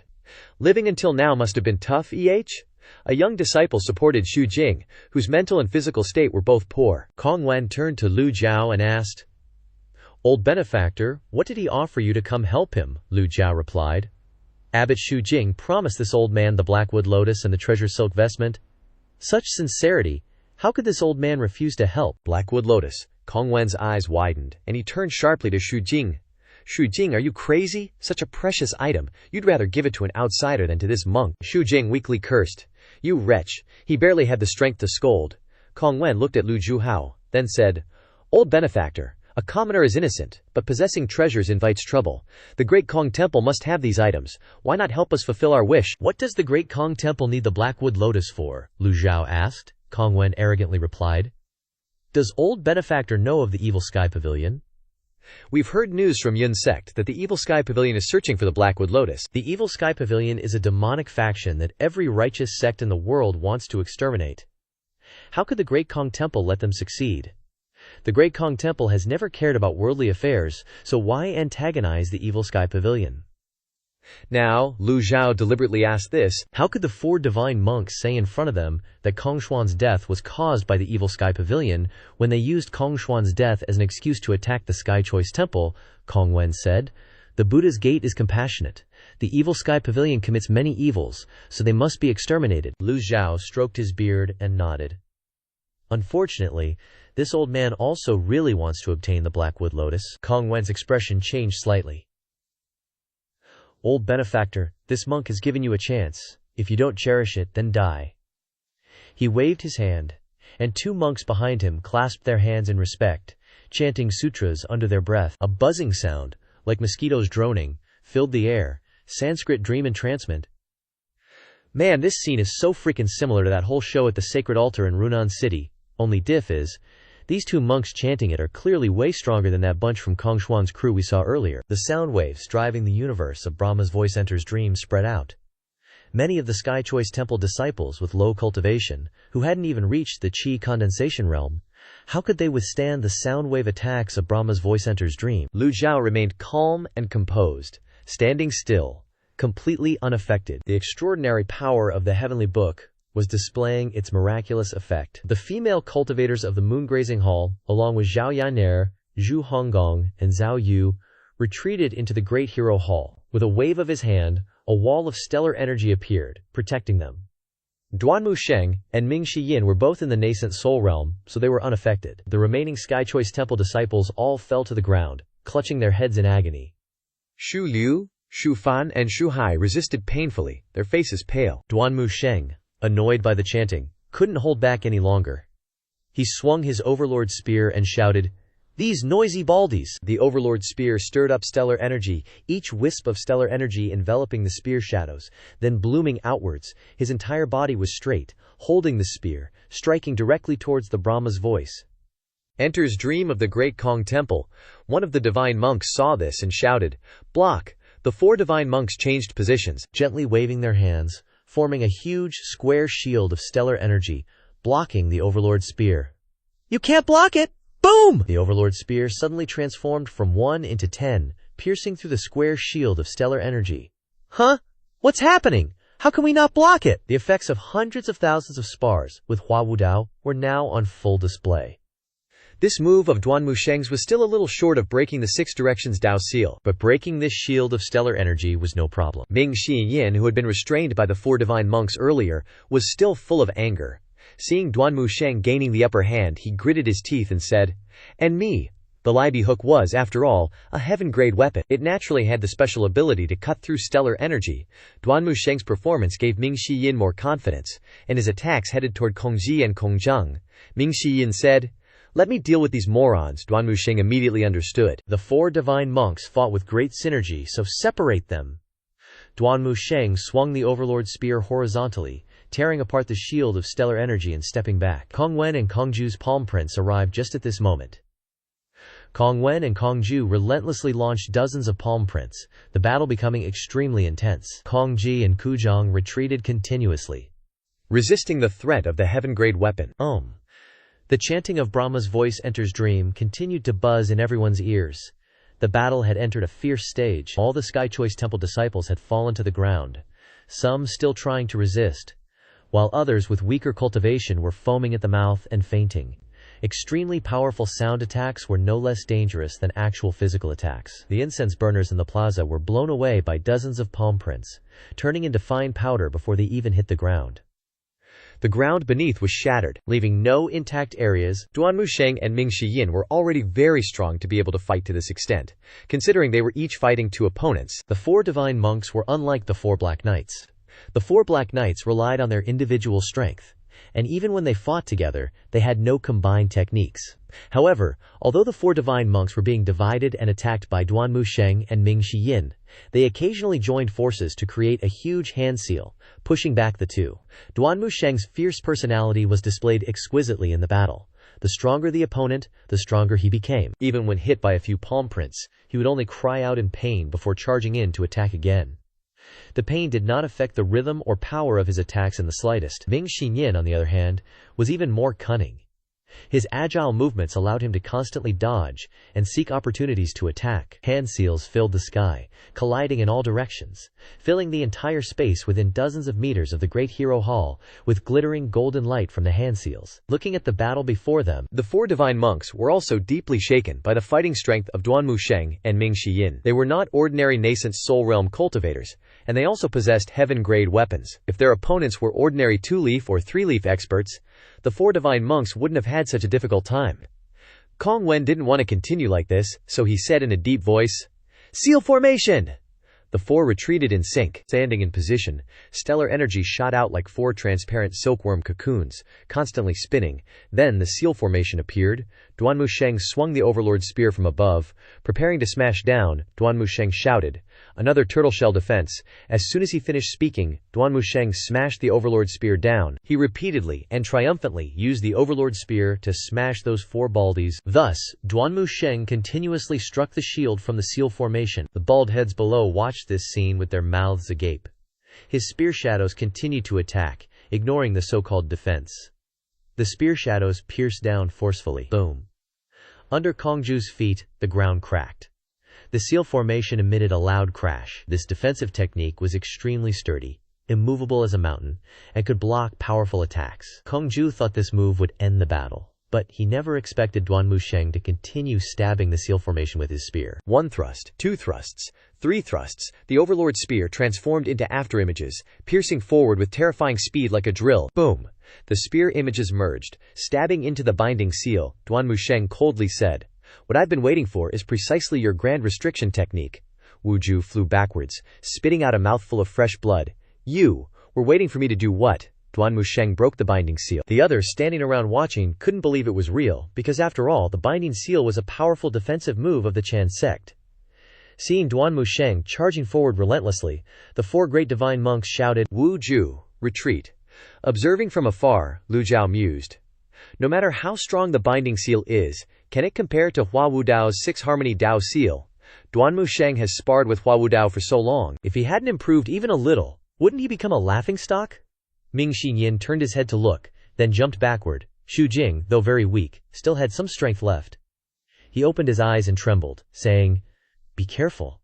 Hearing the word careful, Lu Zhou raised an eyebrow, puzzled. Lu Zhou wasn't affected by the Buddhist chant dream invasion, so he could observe the battle very clearly. Judging from the current situation, the tide of battle was leaning towards the Evil Sky Pavilion. With 2 of his disciples taking the stage, Lu Zhou felt that perhaps he didn't need to waste a prop card.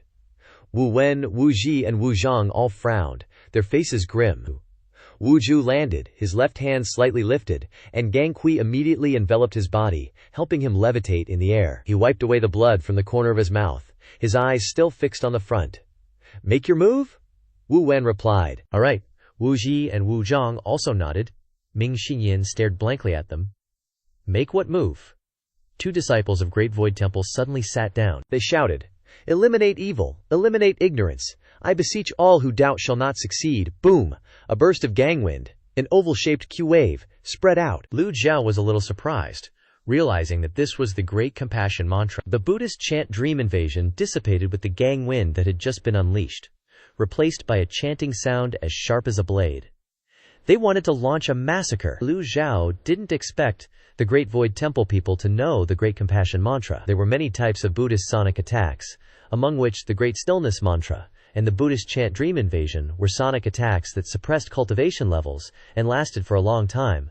But the Great Compassion Mantra was different. The Great Compassion Mantra could kill people. The Great Compassion Mantra sonic attack was like the Buddhist chant dream invasion amplified several times, directly attacking the 7 orifices.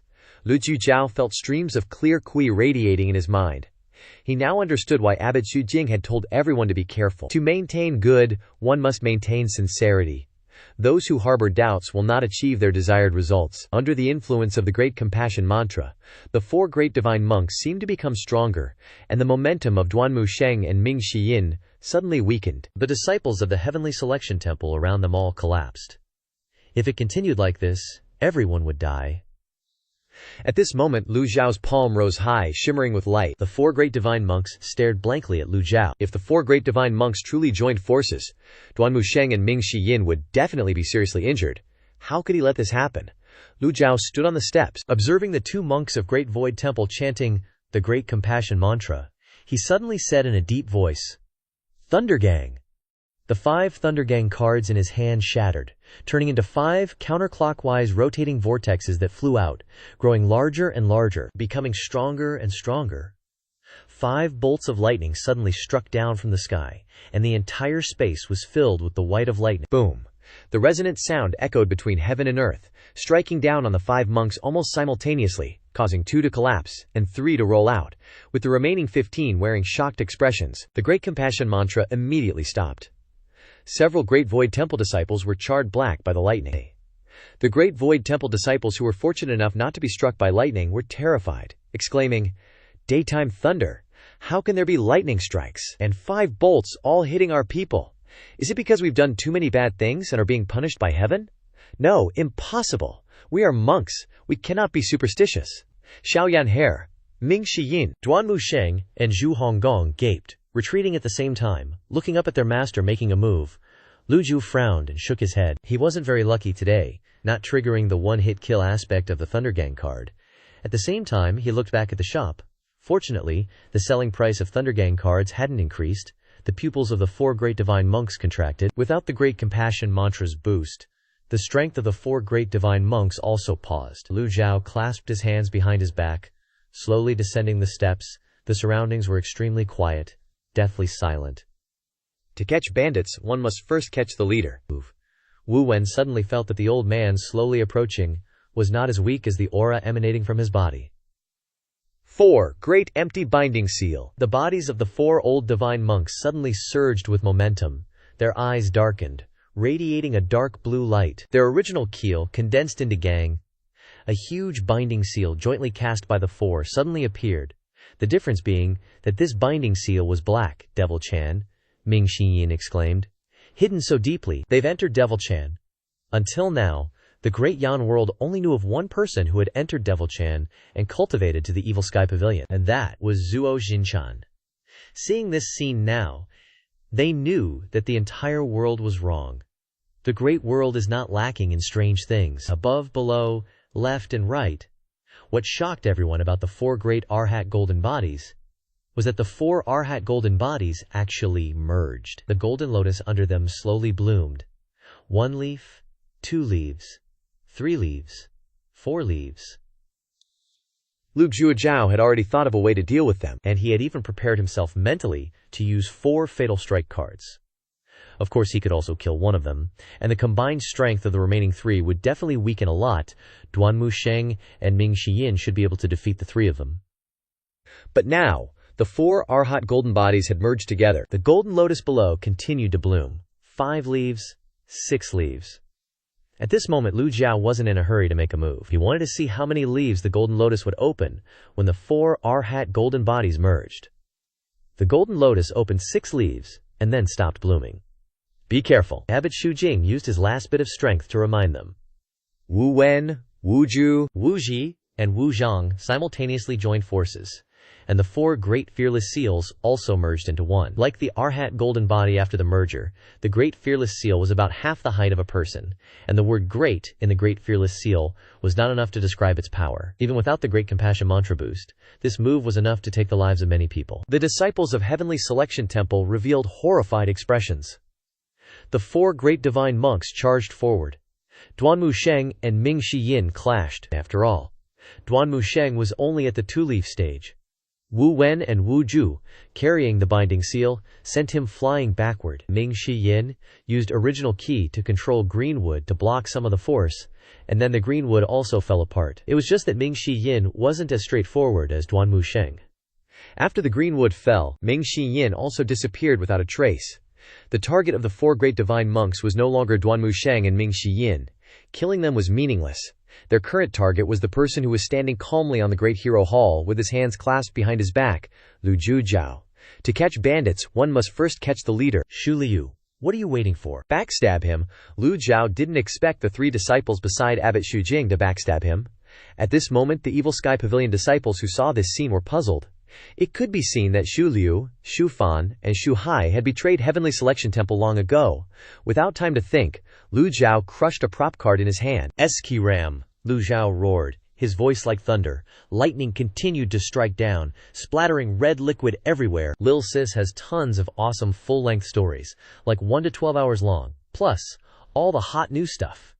I've dropped the links in the comments. To binge a whole story, just hit the link in the description. Don't forget to smash that like button, drop a comment, subscribe to the channel, ring the bell, and be a good noodle so Lil Sis can crank out new vids faster. Scan the QR code on the screen or check the banner and comments for donation info.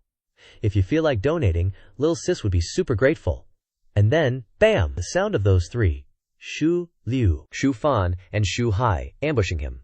3 heavenly lightning strikes coming down. Shu Liu, Shu Fan, and Shu Hai went flying backwards. 2 of them coughed up mouthfuls of blood, staring up at the sky, and 1 just straight up died on the spot. 2 of their Dambashu weapons turned to dust. Only that green Dao weapon in Shu Liu's hand remained. Shu Liu turned into a streak of light, zipping into the golden body, and vanishing without a trace. Collected a fragment of the Emerald Fallen Shard. Awarded 100 merit points. Right now, he ain't got time to be studying Emerald Fallen Shard fragments. A towering 10 zang tall golden body of the Buddha Dharma body materialized, standing tall and imposing. The 4 great divine monks just stared, dumbfounded, at the massive golden Buddha in front of them. The great master of the Buddhist sect, Kong Wen, felt his throat drying up, his eyelids twitched non-stop. First sound was the great fearless seal piercing the 10 zang tall golden body of the Buddha Dharma body and disappearing, completely without a ripple. Lu Zhou raised his hand, another item card appearing in his palm, a damage immunity card. Damage immunity only lasts for 10 seconds. Lu Zhou had to fight for every second. Lu Zhou looked towards the 4 great divine monks. A tiny little Kongzi temple dares to provoke this old man. A vortex immediately appeared. A great fearless seal, several times larger than that of the 4 great divine monks, flew forward. The monks exclaimed in alarm. The great fearless seal, boom! The Arhat golden bodies merged, shattering the instant they touched the great fearless seal. The primordial Q force blasted out from the great fearless seal, smashing the Arhat golden body and sending Kong Wen, Kong Ju, Kong Zihe, and Kong Zong flying in a spray of blood. Lu Zhou thought to himself, can one strike kill them all? If so, then I've hit the jackpot. He didn't blink as he watched the great fearless seal fly towards them. The 4 great divine monks flew backward in 4 different directions. Suddenly, the great fearless seal flew towards Kong Wen, the massive palm strike, like Buddha's hand capturing the Monkey King. Boom! Kong Wen screamed in terror. Why is the palm strike only attacking me? A crisp sound rang out, then vanished without a trace. The system immediately announced, killed a nascent divinity realm target, gained 1,000 merit points. Kong Ju, Kong Ji, and Qiu Zhang finally hit the ground. Lu Zhou shook his head slightly, seemingly not too pleased with the performance of the one-hit kill card. Now he could understand what the 1-in-1-hit kill meant. It clearly only targets a single enemy with 1 strike. A one-hit kill will destroy the obstacles in its path, but it won't kill those who aren't its target. The name one-hit kill perfectly describes how it works. The monks of the Great Kongzi Temple were stunned into silence, their eyes blankly staring at the 4 great divine monks being sent flying, and Master Kong Fa, Kong Wen, seemingly gone. From start to finish, Lu Zhou only used 2 moves. In front of everyone, 1 defensive Buddha Dharma body, and 1 offensive great fearless seal. The Heavenly Selection Temple disciples were even more gobsmacked. From beginning to end, only 2 moves. It ended so quickly I forgot to explain. Do you understand? Do you understand? If you don't, you'll eventually get it. I don't even know what the heck I'm supposed to explain. It's too terrifying. Xiao Yanhair was used to it, so she wasn't surprised. Zhao Yu and the female cultivators inside the Grand Hall of the Great Hero only saw a sky full of golden light and couldn't see the specifics. Old Age Zhu Honggong had never seen such a mind-blowing scene before, and he just stood there, frozen in place, completely unable to believe his eyes. Is this master's power? So terrifying. Lu Zhou called out in a deep voice. Duan Musheng, Ming Shi Yin. Duan Musheng ran over, holding his overlord's spear. Your disciple is here, Kong Ju, Kong Zihe. And Kong Zhang frowned deeply. The 3 monks ground their teeth in terror. Boom! Ming Shi Yin, who had disappeared a moment ago, also emerged from the ground, respectfully saying, your disciple is here. Lu Zhou glanced at Ming Shi Yin. There wasn't any earth-burrowing technique in the clarity of mind skill. When did this naughty disciple learn that technique? But now wasn't the time to pursue the matter. Lu Zhou said, leave the remaining 3 to you guys. Your disciples obey. The 3 monks were only injured by the backlash from the shattered Arhat golden body. The great fearless seal didn't attack them. The 3 of them braced their hands on the ground and stood up straight. Kong Ju coughed once, bowing slightly. Wait a minute. Duan Musheng angrily swung his overlord's spear. There's no waiting. Ming Shi Yin had been overwhelmed by the attack earlier, and his heart was itching for some release. He and Duan Musheng exchanged a glance, and then pounced on the 3 like hungry wolves.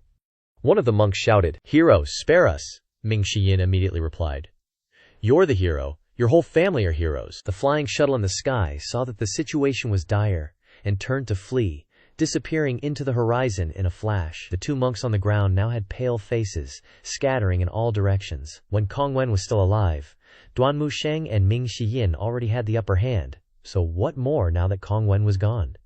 San Feng dove back into the fierce battle, and at the same time, Lu Zhou turned away from the plaza and turned around. Zhao Yanfair, Zhao Yue, stand straight. Your disciple is here to clean up a bit. Xiao Yanhair replied. Your disciple obeys. Zhu Honggong finally snapped out of his shock and quickly showed his loyalty. Master still has me.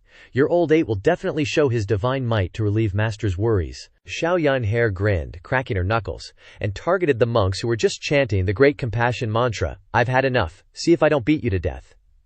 The 2 of them dealing with this group of monks was no problem at all.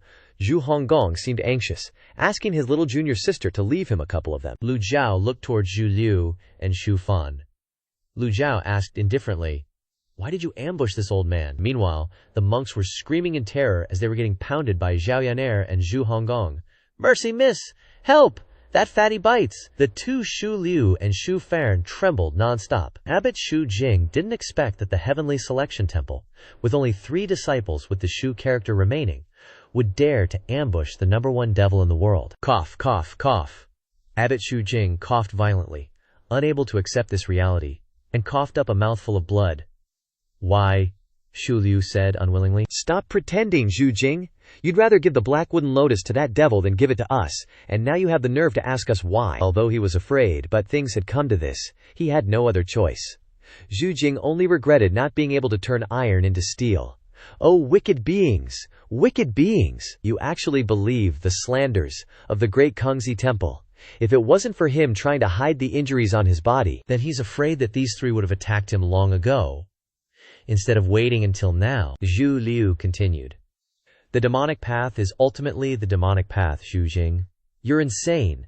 If you still have any conscience, go and repent before the Buddha." Xu Jing was so angry that he coughed again.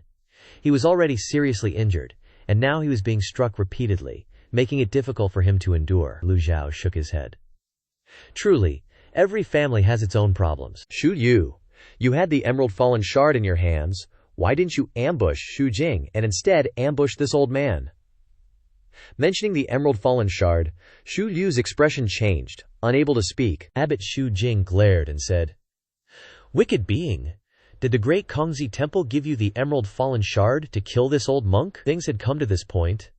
Xu Liu didn't bother hiding it any further, and said, "So what if they did? The 3 of us have put in so much effort for the Heavenly Selection Temple, yet you're willing to bow down to the Evil Sky Pavilion? I despise you." Xu Jing flicked his sleeve, and a gust of wind slammed into Xu Liu's face. "Smack!" Abbot Xu Jing questioned. "The lives of 1,000 disciples in Tiangshuan Temple, are they not worth anything in your eyes?" Tu Liu retorted. "If Tiangshuan Temple simply joins the Dakong Temple, how could their lives be threatened?" Smack! This time, Abbot Xu Jing didn't use any qi, but directly slapped him twice with his hand. Xu Liu's face was unsightly from the slaps, one side of his cheek completely swollen. Xu Jing continued his interrogation. "You think Dakong Temple is so benevolent? Abbot Kong Yuan of Dakong Temple has not only cultivated demonic Zen, but has long gone mad and entered the demonic path. In recent years, on the surface he pretends to be a virtuous high monk, but behind the scenes he has secretly committed countless evil and immoral deeds.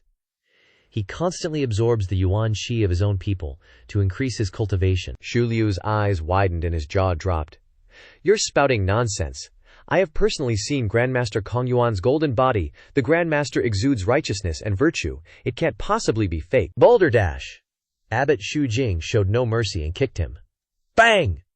Xu Liu flew out and slid across the ground. Although Abbot Xu Jing was injured, he could still barely mobilize his Yuan Qi. Xu Liu was already a realm below him, and now he was injured by the Thunder Qi.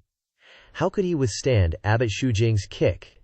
For the past 3 days, Xu Liu, Xu Fan, and Xu Hai had been hiding in the shadows, quietly waiting for an opportunity to use the Greenfall Remnant Fan to ambush Xu Jing. Unfortunately, they still hadn't found an opportunity. At the crucial moment, they thought that by helping the 4 great divine monks eliminate the reinforcements called by Xu Jing, the situation would be in their hands. But they didn't expect the opponent to be so powerful. After being kicked away, Xu Liu and Xu Fanjin sat slumped on the ground. Abbot Xu Jing, his face full of pain, said to Lu Zhou, "I have made the old benefactor laugh. The ugly affairs of this temple were not meant to be spread. After this matter is over, this old monk will definitely deal with these 2 personally to give the old benefactor an explanation." Lu Zhou nodded slightly. Perhaps only Abbot Xu Jing in this entire Tiangshuan temple was intelligent and knew what was good for him. Lu Zhou looked at Xu Liu and asked, "Was the Greenfall Remnant Fan given to you by the Dakong Temple?" Yes. Xu Liu's whole body ached. He was utterly bewildered. He was scared. Now, Lu Zhou asked again, "Do you know where the other pieces of the Greenfall Remnant Fan are?" Xu Liu shook his head. "No, I don't know." Lu Zhou glanced at him. "Really don't know?" Xu Liu immediately shook his head. It made sense, he was just a small fry, how could he possibly know where the Greenfall Remnant fan was? Lu Zhou didn't continue to ask about the Greenfall Remnant fan, but looked towards the battle between Zhao Yanhe and Zhao Yu. They were fighting quite easily, almost finished with the cleanup. It was just a pity that those monks chanting the Great Compassion mantra all had quite low cultivation, so the merit points awarded weren't much. As for the battle between the nascent Soul Realm cultivators, Duanmu Sheng and Ming Shiyin completely had the upper hand. With one of the 4 great divine monks missing, their strength and cultivation had been greatly reduced. Even though they tried their best to hold on, being defeated was only a matter of time. Xiao Yanhe dusted off her hands and ran back, proudly showing off. "Master, these monks are too weak, I can't even use my full strength." Lu Zhou shook his head, said, "Just the Brahma Sea Realm." He was originally going to mock her a few words, but suddenly remembered that he was also only the 8 Meridian Brahma Sea Realm, and immediately choked back his words. Ding! Killed a nascent Soul Realm target. Rewarded 1,000 merit points. 3 notification sounds rang in his ears. Lu Zhou glanced at the battle ahead. Kong Ju, Kong Ji, and Ku Zhang had fallen. At this time, Ming Shiyin and Duanmu Sheng, apart from their clothes looking a bit disheveled, were in very normal spirits, and weren't injured at all. Ming Shiyin turned around to report. This disciple was fortunate enough not to disgrace his mission, and killed the target very well. Lu Zhou looked at Ming Shiyin and said. However, Ming Shiyin secretly rejoiced, thinking that his master wanted to praise him, and hurriedly raised his head to look at his master. Lu Zhou continued. However, when cultivating the Greenwood Sutra, it is best to avoid cultivating other techniques. Master, this disciple was just curious in my heart, and wanted to try learning it, so I learned the Earth Escape technique. I absolutely didn't have any other intentions. Lu Zhou replied. In the future, you must concentrate on cultivating the Greenwood Sutra, abandon all other techniques. This disciple obeys. Ming Shiyin was overjoyed. In this situation his master didn't punish him, but even gave him guidance. How could he not be happy? The plaza in front of the Great Hero Hall was completely silent. The Tiangshuan Temple disciples, who had been tortured by various dark arts and spells, had gradually recovered after resting for a while. They stood up and looked at the ground and the shattered furnace, and the demonic Sky Pavilion disciples who had defeated the Dakong Temple monks. This was the strength of the demonic Sky Pavilion. Who said demons can't become Buddhas? Who said demons must be evil? Of course, Lu Zhou had no intention of becoming a Buddha. The disciples swallowed a mouthful of saliva. Although they were afraid in their hearts, they felt even more at ease, because they had personally witnessed the Buddha's golden body. The disciples gradually gathered together, standing in neat rows beside the furnace. Tiangshuan Temple was no longer in danger. Before long, all the Tiangshuan Temple disciples were standing in front of the Great Hero Hall. They looked very disheveled, they were also very tired, and they were even more so the weak. But when they gathered together, the number reached nearly 1,000 people. The disciples with too low cultivation couldn't stand upright, and had to be supported by their fellow disciples, but they still insisted on standing there. Nearly 1,000 disciples simultaneously placed one hand on their chest. Abbot Shu Jing suddenly regained his composure. He looked at the Tiangshuan Temple disciples, then he slowly turned around to face Lu Chu, coughed a few times and said, "Thank you, Benefactor Ji, for lending a helping hand at the right time." Here, in front of the Great Hero Hall, nearly 1,000 disciples shouted in unison, "Thank you, Benefactor Ji, for lending a helping hand." Nearly 1,000 voices entered Lu Zhou's ears. Some voices were breathless, some were weak and had no strength left, but when they gathered together, they formed a resounding and heroic sound, carrying the momentum and hope of the survivors. Ding! Received 982 people's sincere bows, rewarded 9,820 merit points. Lu Zhou's heart stirred slightly. Now that he thought about it, it seemed that his initial choice was correct. Seeing old Abbot Shu Jing walking towards him, Lu Zhu raised his hand to interrupt him, not wanting to talk nonsense, or rather, not wanting to hear nonsense. Abbot Shu Jing went straight to the point. "This old monk will go get the Blackwood Lotus for you." Lu Zhu walked towards the stairs, and entered the Great Hero Hall. Old 8th, Zhu Honggong, who had personally witnessed his master's powerful methods, hurriedly ran up, kicking up the colored stone fragments on the stairs, his mouth full of flattery. "Master, your move of the Buddha's golden body has truly broadened this disciple's horizons, and that move of the great fearless seal, it is truly one of a kind in the world. You pieces of trash, don't block my master's way." The other disciples could only stand silently and watch. Although they occasionally flattered, no one could say such shameless words as Zhu Honggong. They felt that their skin was not as thick as old 8th's. Lu Zhou ignored him, entered the hall, and slowly sat down. Apart from a few Stoneheart disciples waiting in the hall, The other Tiangshuan temple disciples had begun to clean the plaza. Abbot Xu Jing returned, with 2 disciples supporting him on either side. In his hand he held a brocade box, and slowly walked into the great hall. Abbot Xu Jing presented the brocade box in his hand with both hands, and brought it to Lu Zhou's face. "This is the black wood lotus." When Lu Zhou took it and opened the lid of the box, a strong and extremely pungent medicinal smell wafted out. Ding! Acquired a piece of blackwood lotus. Ding! Completed the task of acquiring the blackwood lotus. Rewarded 1,500 merit points. This time the notification was very concise. Omitting the effect of the blackwood lotus, Lu Zhou stroked his beard and said, "Aren't you afraid of death?" Abbot Xu Jing said, "What is there to fear about death? Since the 4 great divine monks came last time, this old monk has suspected that Xu Liu and the other 2 had ulterior motives. But this old monk didn't expect that they would dare to be so bold. You were trying to hide your injuries to deceive them." "That's right." Lu Zhou put away the blackwood lotus and gave it to Xiao Yaner standing behind him. "Xiao Yaner, keep this blackwood lotus." "Yes." Xiao Yaner hugged it in her arms, as if she had found a treasure. No one needed the blackwood lotus more than her. Her master didn't mind going to great lengths to find the blackwood lotus for her. The purpose was to help her open her chi si. No one in this world longed for it as much as she did. She thought to herself, "I must cultivate diligently every day." Abbot Xu Jing clasped his hands in front of his chest and said to Lu Zhou, "This old monk, as the abbot of Tiangshuan Temple, is willing to lead all the Tiangshuan Temple disciples to join the demonic Sky Pavilion." The other disciples also lowered their heads. Lu Zhou shook his head and said, "Demons are ultimately not Buddhas. There is no need to do so." Now Tiangshuan Temple was a group of old, weak, sick people.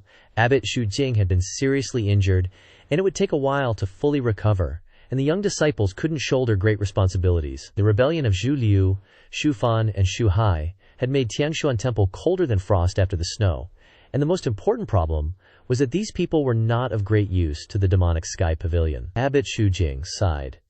Benefactor Ji, now Tianshuan Temple is no longer able to compete with other masters. Although Dakong Temple has retreated in failure this time, they will return one day. He didn't finish his sentence and shook his head.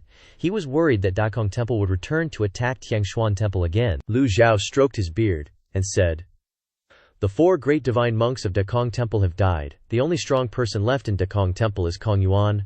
This person is cautious. At least for a short period of time he will not return here." Moreover, Lu Zhou had released the Buddha's golden body, showing his powerful strength.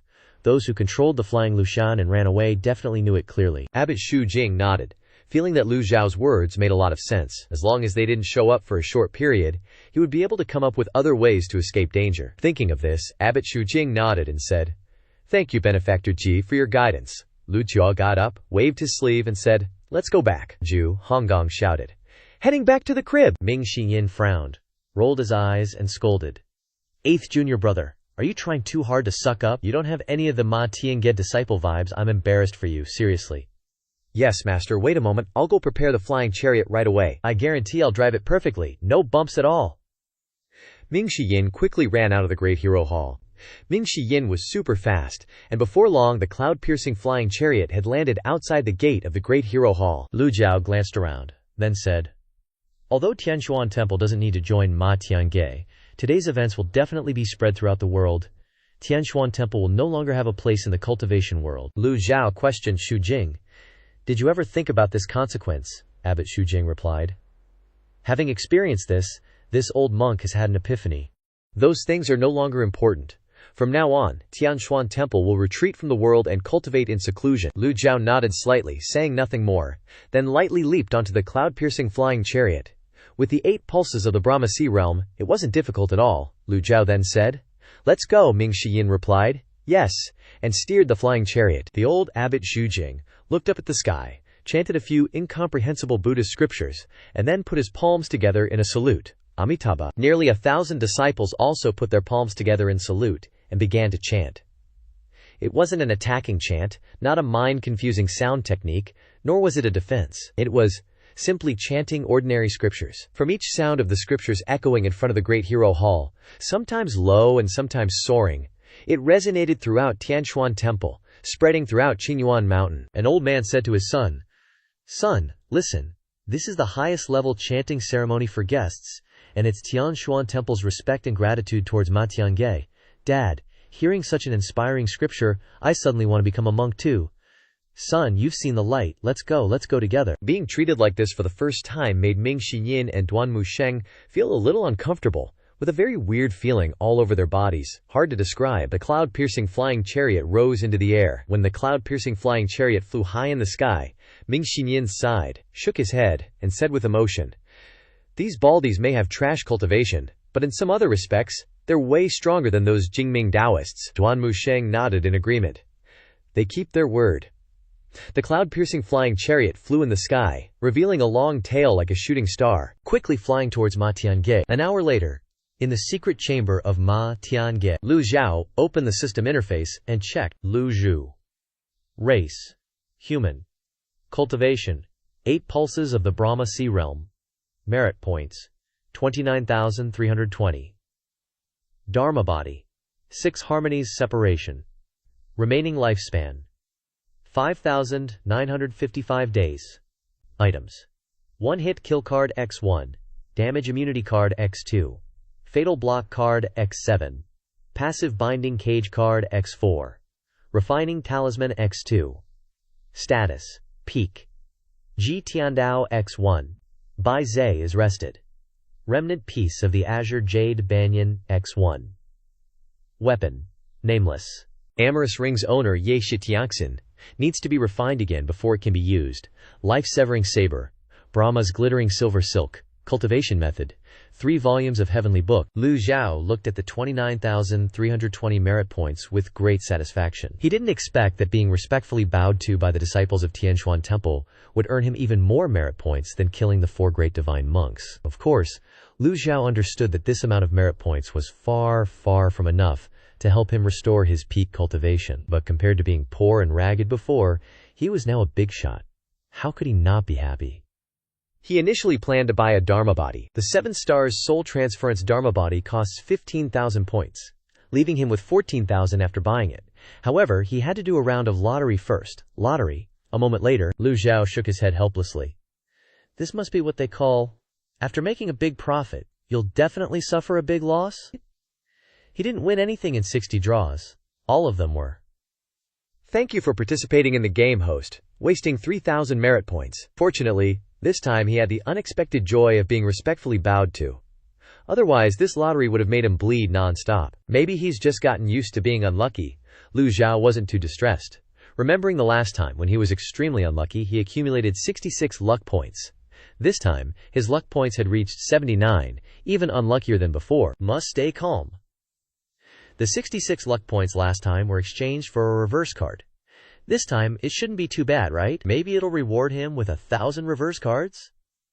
Who knows? Lu Zhou calmed down, didn't do any more lottery, and opened the store to buy the 7 stars soul transference Dharma body. Acquired the 7 stars soul transference Dharma body. Would you like to use it? Use! With the 7 stars soul transference, Lu Zhou's cultivation would officially enter the divine court realm. Lu Zhou watched as the 6 harmonies separation Dharma body disappeared and was replaced by the 7 stars soul transference Dharma body. At the same time, he felt a powerful force surging through his 8 extraordinary meridians. In the past, cultivators in the Brahma Sea realm only focused on tempering their bodies and minds. But once they truly entered the divine court realm, they would officially embark on the path of cultivation.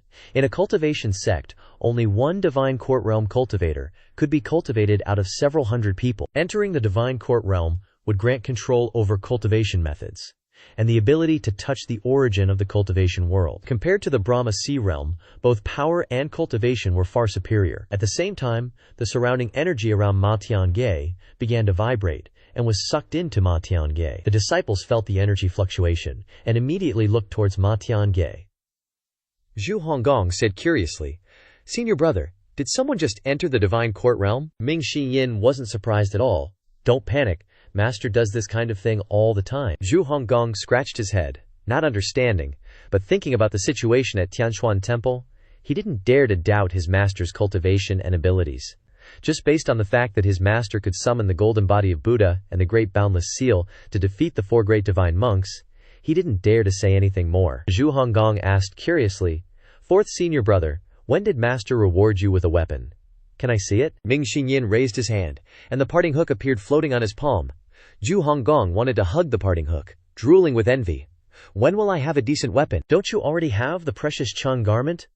Oh right, 8th junior brother, let's go. Ming Shiyin dragged Zhu Honggong towards the back mountain. Zhu Honggong panicked. Where are we going? Are you going to train the Xuangong with me? 4th senior brother, don't joke around. I'm just at the divine court realm. How can I be a match for the nascent divinity realm? Ouch, senior brother, it hurts, it hurts, it hurts. In the secret chamber, Lu Zhou officially entered the divine court realm, exhaling a mouthful of foul air. He felt that the energy in his body had changed. In all aspects had reached the standard realm of the divine court realm, Psychic.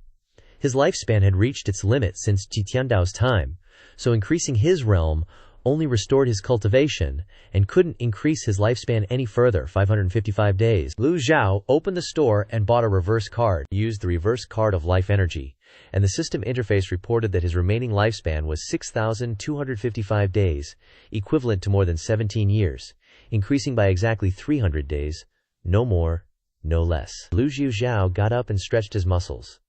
He didn't feel anything different because, after all, he only reversed 1 year of lifespan. 17 years was nothing compared to thousands of years. Lu Zhou now understood that this system was very good to newbies. Whether it was the lottery or the gifts, they were much more generous than they are now. As his cultivation became higher, his luck would become lower. Emerald fall fragments. Isn't this the junk that Ji Tiandao tossed away? My mind's eye shows me Zhu Liu ambushing me with the emerald fall fragments. This weapon is extremely sharp.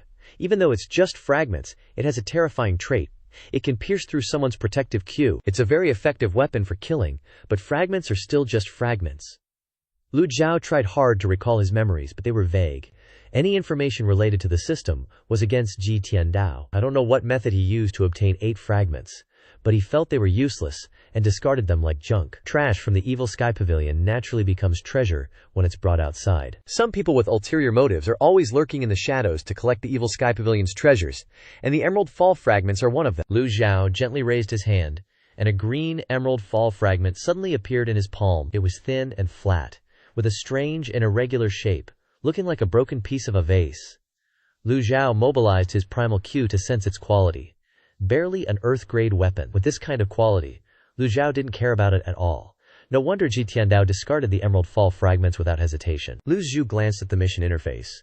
Activating. Collect emerald fall fragments 1/8. This mission is seriously hard mode. Searching everywhere for the emerald fall fragments is like finding a needle in a haystack. How can I complete this? Lu Zhou shook his head, inwardly despising the system's mission before closing the interface. He turned around and left the secret chamber. As he entered the main hall, he saw Zhao Yue rushing towards him, bowing and saying, "Master, junior sister Xiao." Lu Zhou asked, with his hands behind his back. Is she causing trouble again? In the Evil Sky Pavilion, Lu Zhou can't find anyone who can bully Zhao Yaner. Zhao Yu worriedly explained. No. After obtaining the Black Lotus, junior sister ate both pieces completely. Her condition is unstable right now. After hearing Zhao Yu's words, Lu Zhou froze for 3 seconds. Zhao Yu continued, Tiangxin junior sister has gone to help. Her Azure Sea Tide song should be able to stabilize the medicinal properties. Lu Zhou raised his eyebrows. This girl really never lets this master rest easy. He had underestimated Zhao Yanher's desire to advance her cultivation. After obtaining the Black Lotus, she couldn't resist, and rushed back to the southern pavilion, eating both pieces. The problem is that the medicinal properties of the Black Lotus are extremely strong. You need to use it multiple times, like drinking wine, savor it slowly. The more hurried you are, the easier it is to get drunk. If it's serious, something bad could happen. At the same time, in the southern pavilion, Duanmu Sheng, Ming Shiyin, and Zhu Honggong were anxiously waiting. Even Zhu Jifeng, Pan Zhong, and Hua Wudao were present in the courtyard. Luo Ming Shiyin said, "The effects of the Black Lotus are terrifying, but this little girl's bloodline talent is not simple. I believe she can withstand it." Elder Hua said that. But we must still be prepared for the worst. We must think of ways to suppress the medicinal properties. Our little junior sister has never experienced hardship in her life. I'm afraid her will isn't strong enough. Duanmu Sheng grabbed Ming Xinyin's shoulder. How do we suppress it? Ming Xinyin said, annoyed. Senior brother, why did you use so much force? How would I know how to suppress it? Let me, Ye Tiangxin, supported by 2 female cultivators, appeared on the threshold. Ming Xinyin asked doubtfully. Do you have a way? Ye Tiangxin replied. The Azure Sea Tide song can dilute the medicinal properties. The name Azure Sea Tide song speaks for itself. Using the power of water, and water is the source of life. Ming Xinyan worried. But your cultivation is in the process of recovery. If you do this, I'm afraid it will damage your foundation. How will you recover your cultivation in the future? Ye Tianxin replied. Besides this method, do you have any other way? Having no other choice, everyone reluctantly made way for Ye Tianxin. Ye Tianxin indifferently opened Zhao Yan'er's room. Before entering, she turned her head slightly to look at everyone and whispered, "Don't forget, she is also my junior sister." With that, she entered the room and closed the door. Ming Xinyan looked blank, and then he kept pacing back and forth. Everyone sighed and shook their heads, each as anxious as ants on a hot pan, pacing back and forth, waiting. Ming Xinyan looked outside the courtyard. "Damn, why isn't Master here yet?" Zhu Honggong spoke up. "Don't worry, senior brother, fifth senior sister has gone to invite Master. Master is old. It's normal for him not to walk fast." Ming Xinyan stared and said, "Eighth junior brother, you've got some nerve. Daring to mock Master behind his back." Zhu Honggong immediately trembled all over. "Fourth senior brother, how dare I? Master is in his prime. The treasured blade has never dulled." Sect leaders Hua Wudao, Zhu Jifeng, and Pan Zhong cupped their fists and bowed. Ming Xiyin, Duan Musheng, and Zhu Honggong quickly turned around and saw Lu Zhou slowly stepping into the courtyard. Lu Zhou saw that everyone was present and conveniently asked, "What's the situation?" Ming Xiyin cupped his hands and replied, "Tianxin junior sister has gone inside. Her Azure Sea Tide song can dilute the medicinal properties. With her taking action, the problem is no longer serious." Lu Zhou nodded, his eyes sweeping over each person before stopping at the eighth. "Eighth, what are you afraid of?" He saw the eighth's legs shaking. Zhu Honggong wiped the sweat from his face. No, I'm just worried about little junior sister. I'm doomed." On the surface, he was putting on a brave face, but in his heart he was crying to the point of darkness. With Master's peak, perfect state nascent divinity realm cultivation, how could he not have heard what he just said? But to the eighth's surprise, Lu Zhou said calmly, "Ye Tianxin cultivates the Azure Sea Tide song, which can enter the 8 extraordinary meridians in someone else's body. Don't worry too much." Ming Xinyan coughed softly and took a step back, afraid that the eighth would be beaten to a pulp and splash onto him. Zhu Honggong also fearfully took a step back. Lu Zhou didn't understand what these two were up to, so he ignored them. Hua Wudao stepped forward, bowing and saying, "Ye Tianxin can indeed harmonize the medicinal effects, but her cultivation is weak. I'm afraid it will be difficult to control. What suggestions do you have?" "The best way is for the sect leader to take action personally." Everyone's eyes focused on Lu Zhou. "You are Ye Tianxin's master. Ye Tianxin knows the Azure Sea Tide song, so wouldn't you know it too? Moreover, you would do it better and stronger. Of course, the most suitable person to take action is you. Ye Tianxin is just a sickly demon. How could she be better than Master?" Hua Wudao's suggestion was very reasonable, causing everyone to agree. Lu Zhou put his hands behind his back, then frowned and shook his head, saying, "Having Ye Tianxin is enough. He had just entered the divine tribunal realm, and it was still the early stage. His cultivation realm had not yet stabilized, so how could he stabilize the medicinal effects?" Bang! Just as everyone was waiting anxiously, a wave of qi rippled out from inside the room, shooting straight into the sky before dissipating. From within this powerful qi, everyone could clearly feel the Dacio origin energy. Dacio origin is the symbol of the nascent divinity realm. It is the foundation for condensing the 100 tribulations, insightful Dharma body, Pan Zhong exclaimed. Mixed within the qi was a golden energy, which was Dao origin. The nascent divinity realm has a total of 3 levels, including Datu origin, mixed origin, and Datu integration. Datu origin is the first level when entering the nascent divinity realm. This means that someone is entering the nascent divinity realm. Obviously, Zhao Yan'er has successfully broken through. During the dissipation of qi, the southern pavilion sky was swept by the intense energy, and everyone was delighted. Little junior sister has broken through. Our Evil Sky Pavilion has another great general. Oh, the nascent divinity realm, when will I break through? Honggong was envious, some were happy and some were depressed. Zhu Jifeng, who was praised as a genius of a famous orthodox sect, stared blankly at the primal qi dissipating in the sky. Compared to Zhao Yan'er, he was just trash, entering the sect for more than 5 years, and entering the nascent divinity realm. This kind of talent, I'm afraid the ancients didn't have it, and future generations won't find it. The door hasn't opened yet. It seems that it is still continuing to release primal Q. Crash! Ye Tianxin broke through the wooden door and flew out. Lu Zhou reached out to support her, and another surge of energy was released. Ye Tiangxin slowly opened her eyes, and Lu Zhou, supporting Ye Tiangxin, glanced at her indifferently. He then pushed Ye Tiangxin to Ming Xiyin to catch her. She was on the bed. Xiao Yanhair's whole body started glowing with this golden light, and she was wrapped up in some freaky, strange energy. Underneath all that, you could still see traces of the faint blue energy from her Azure Sea Tidal life art. These two kinds of energy were just constantly swirling and mixing together. Xiao Yanhair sat cross-legged on the bed, slowly starting to chill out, and her whole vibe, her aura, got a ton more powerful than it was before. Finally, her eyes fluttered open. "Master!" She had this dazed look on her face, like she'd just woken up from a super deep dream or something, and all the origin energy that had been around her just totally vanished. "Congrats, little junior sister." "Congratulations, little junior sister, for successfully entering the nascent soul realm." "Congratulations, little junior sister." Congratulatory voices from the senior brothers and sisters echoed into the room. Xiao Yanhair looked at her hands, trying to mobilize Yuan Qi. She raised her right hand, circulating Yuan Qi. And immediately, 100 tribulation insightful Ming Dharma body of the same height as her appeared. There were no opening golden lotuses beneath the Dharma body, and inside her Dharma body looked like a person made of gold. Xiao Yanhair gently clenched her fist, and the Dharma body disappeared. She immediately jumped out of bed, excitedly saying, "Master, I really broke through. I'm now in the nascent soul realm." Lu Zhou's tone was very bland, very light, and also very serious. Xiao Yanhair was slightly startled and knelt down. She oh-heed, and then obediently knelt on the ground. Lu Zhou then asked, "Do you know what you did wrong?" Xiao Yanhair obediently replied, "Disciple knows she was wrong." Lu Zhou frowned and asked, "What was wrong?" Xiao Yanhair hesitated. I don't know." Xiao Yanhair's answer left Lu Zhou speechless. At this time, Ming Xinyin, standing outside the door, said, "Little junior sister used the black lotus wood without permission. If it weren't for junior sister Tiangxin risking danger to stabilize the medicinal effects and save her, how could she have broken through so easily?"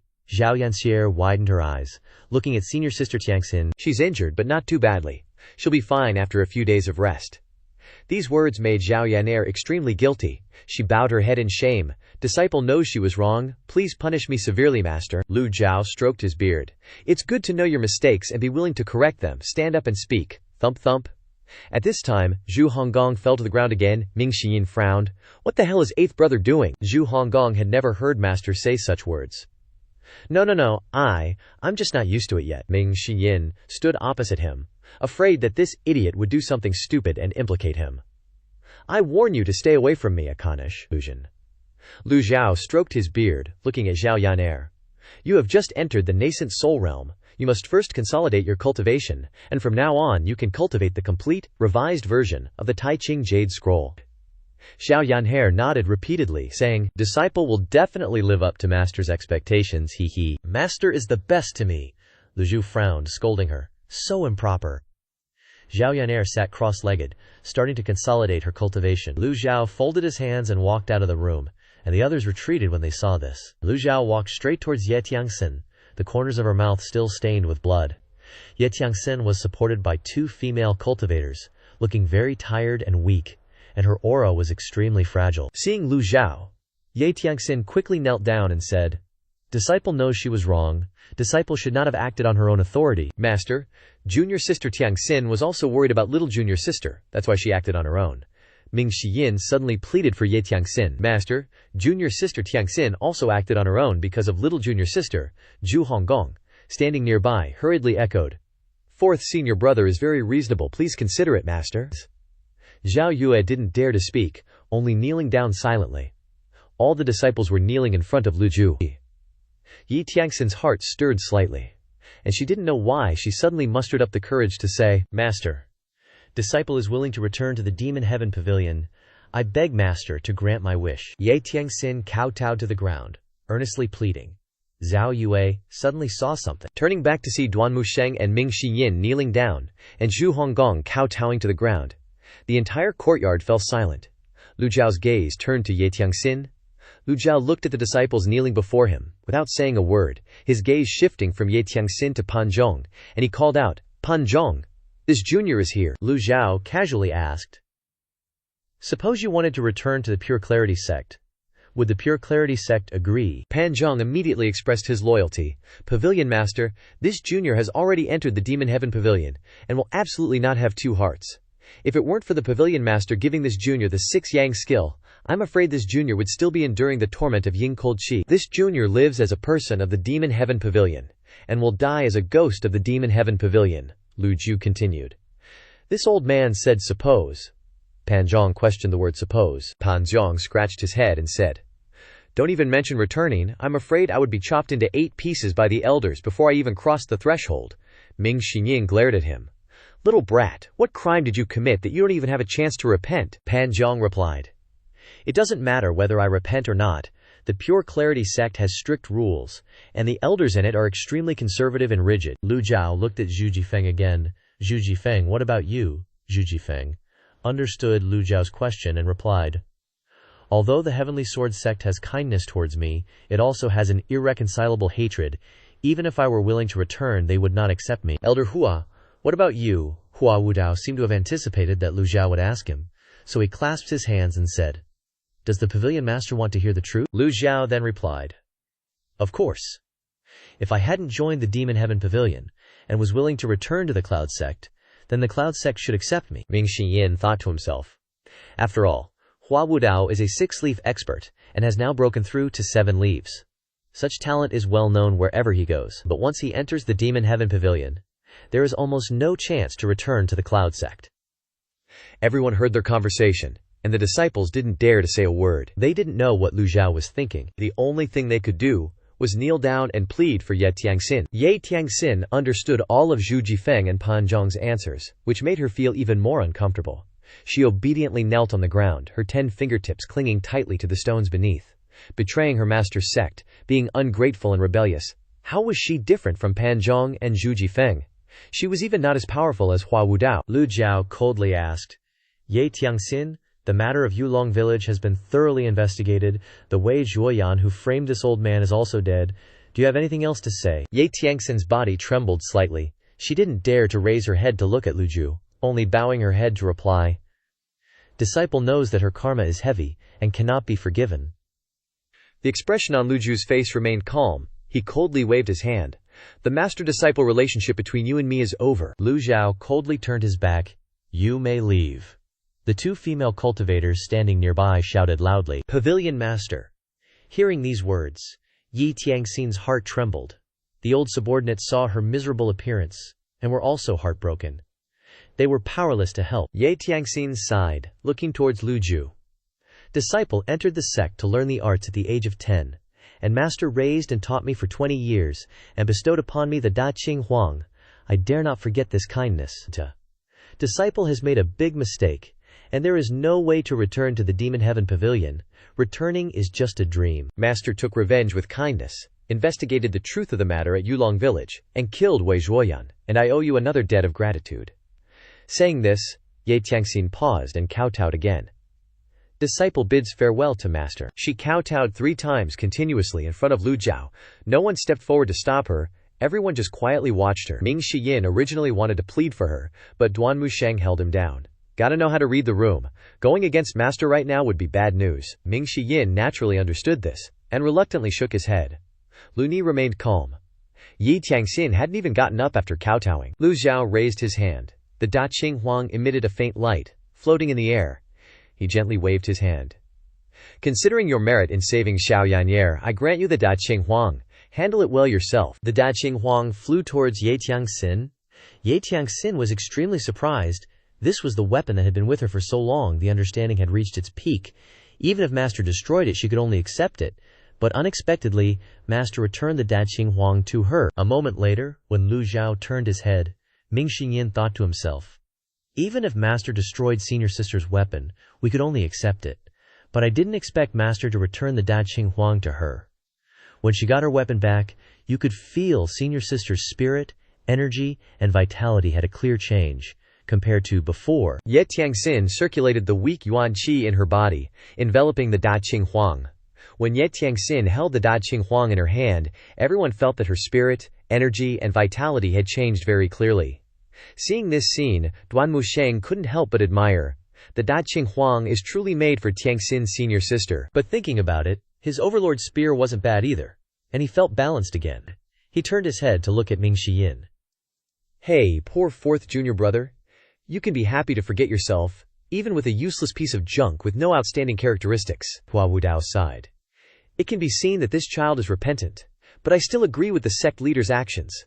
Betraying your master and destroying your ancestors is unforgivable by both gods and men. At first, Ming Shiyin wanted to say a few words of pleading, but Hua Wudao's words choked him back.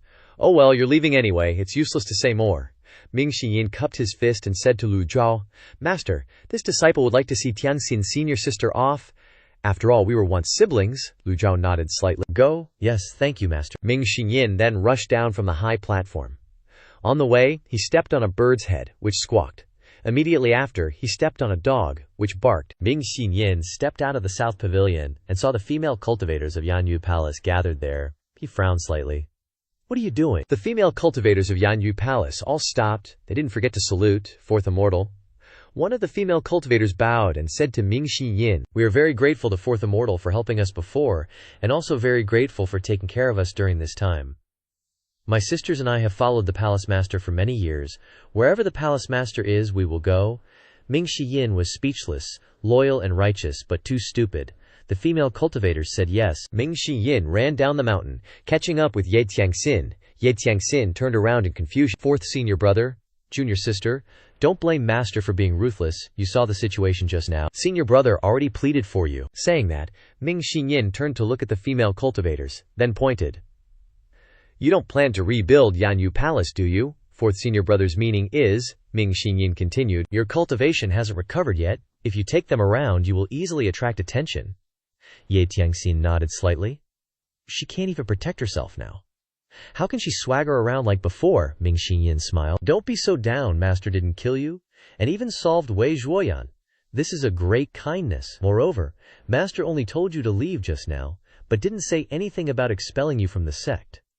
This shows that master is not so heartless. Since being brought back to the Demon Heaven Pavilion, Ye Tianxin hasn't had much contact with Maester, so how would she know that his personality has changed a lot? She asked blankly. Fourth senior brother means I still have a chance.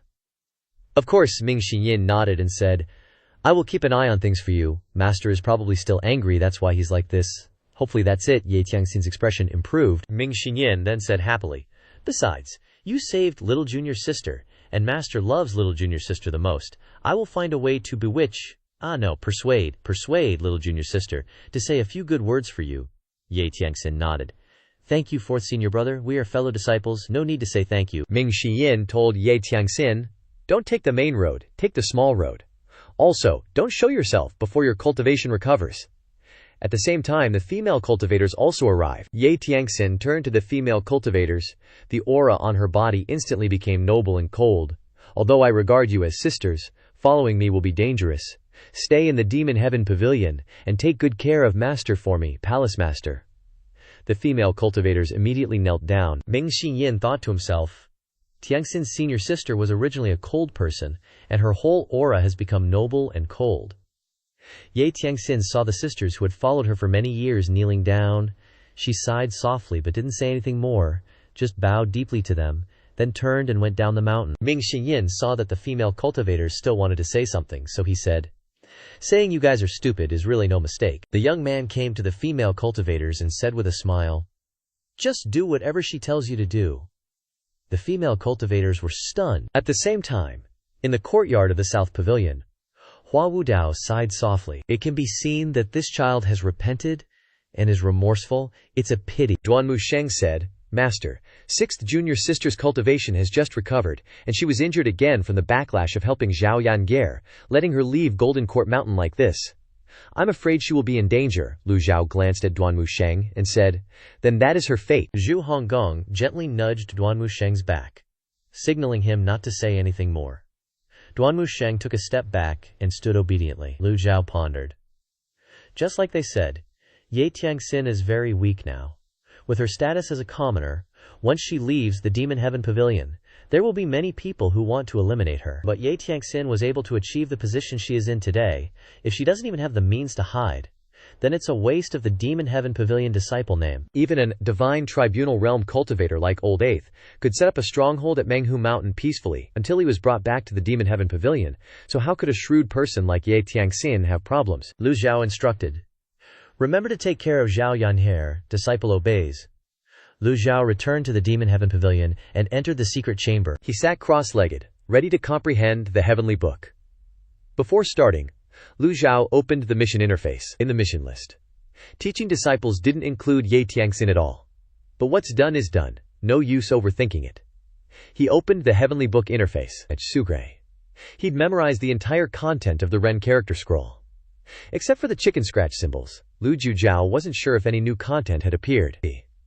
He scrolled down to check. Having attained the sound, one reaches thorough understanding, therefore what can be understood cannot be spoken. Cannot be spoken. Dust like seas, at the end of countless worlds, all kinds of utterances of all living beings, one can surely distinguish and understand. Having attained the formless nature, one achieves divine powers, therefore one can move the fundamental essence, and go to the 10 directions of all killing grounds to benefit the multitude of beings.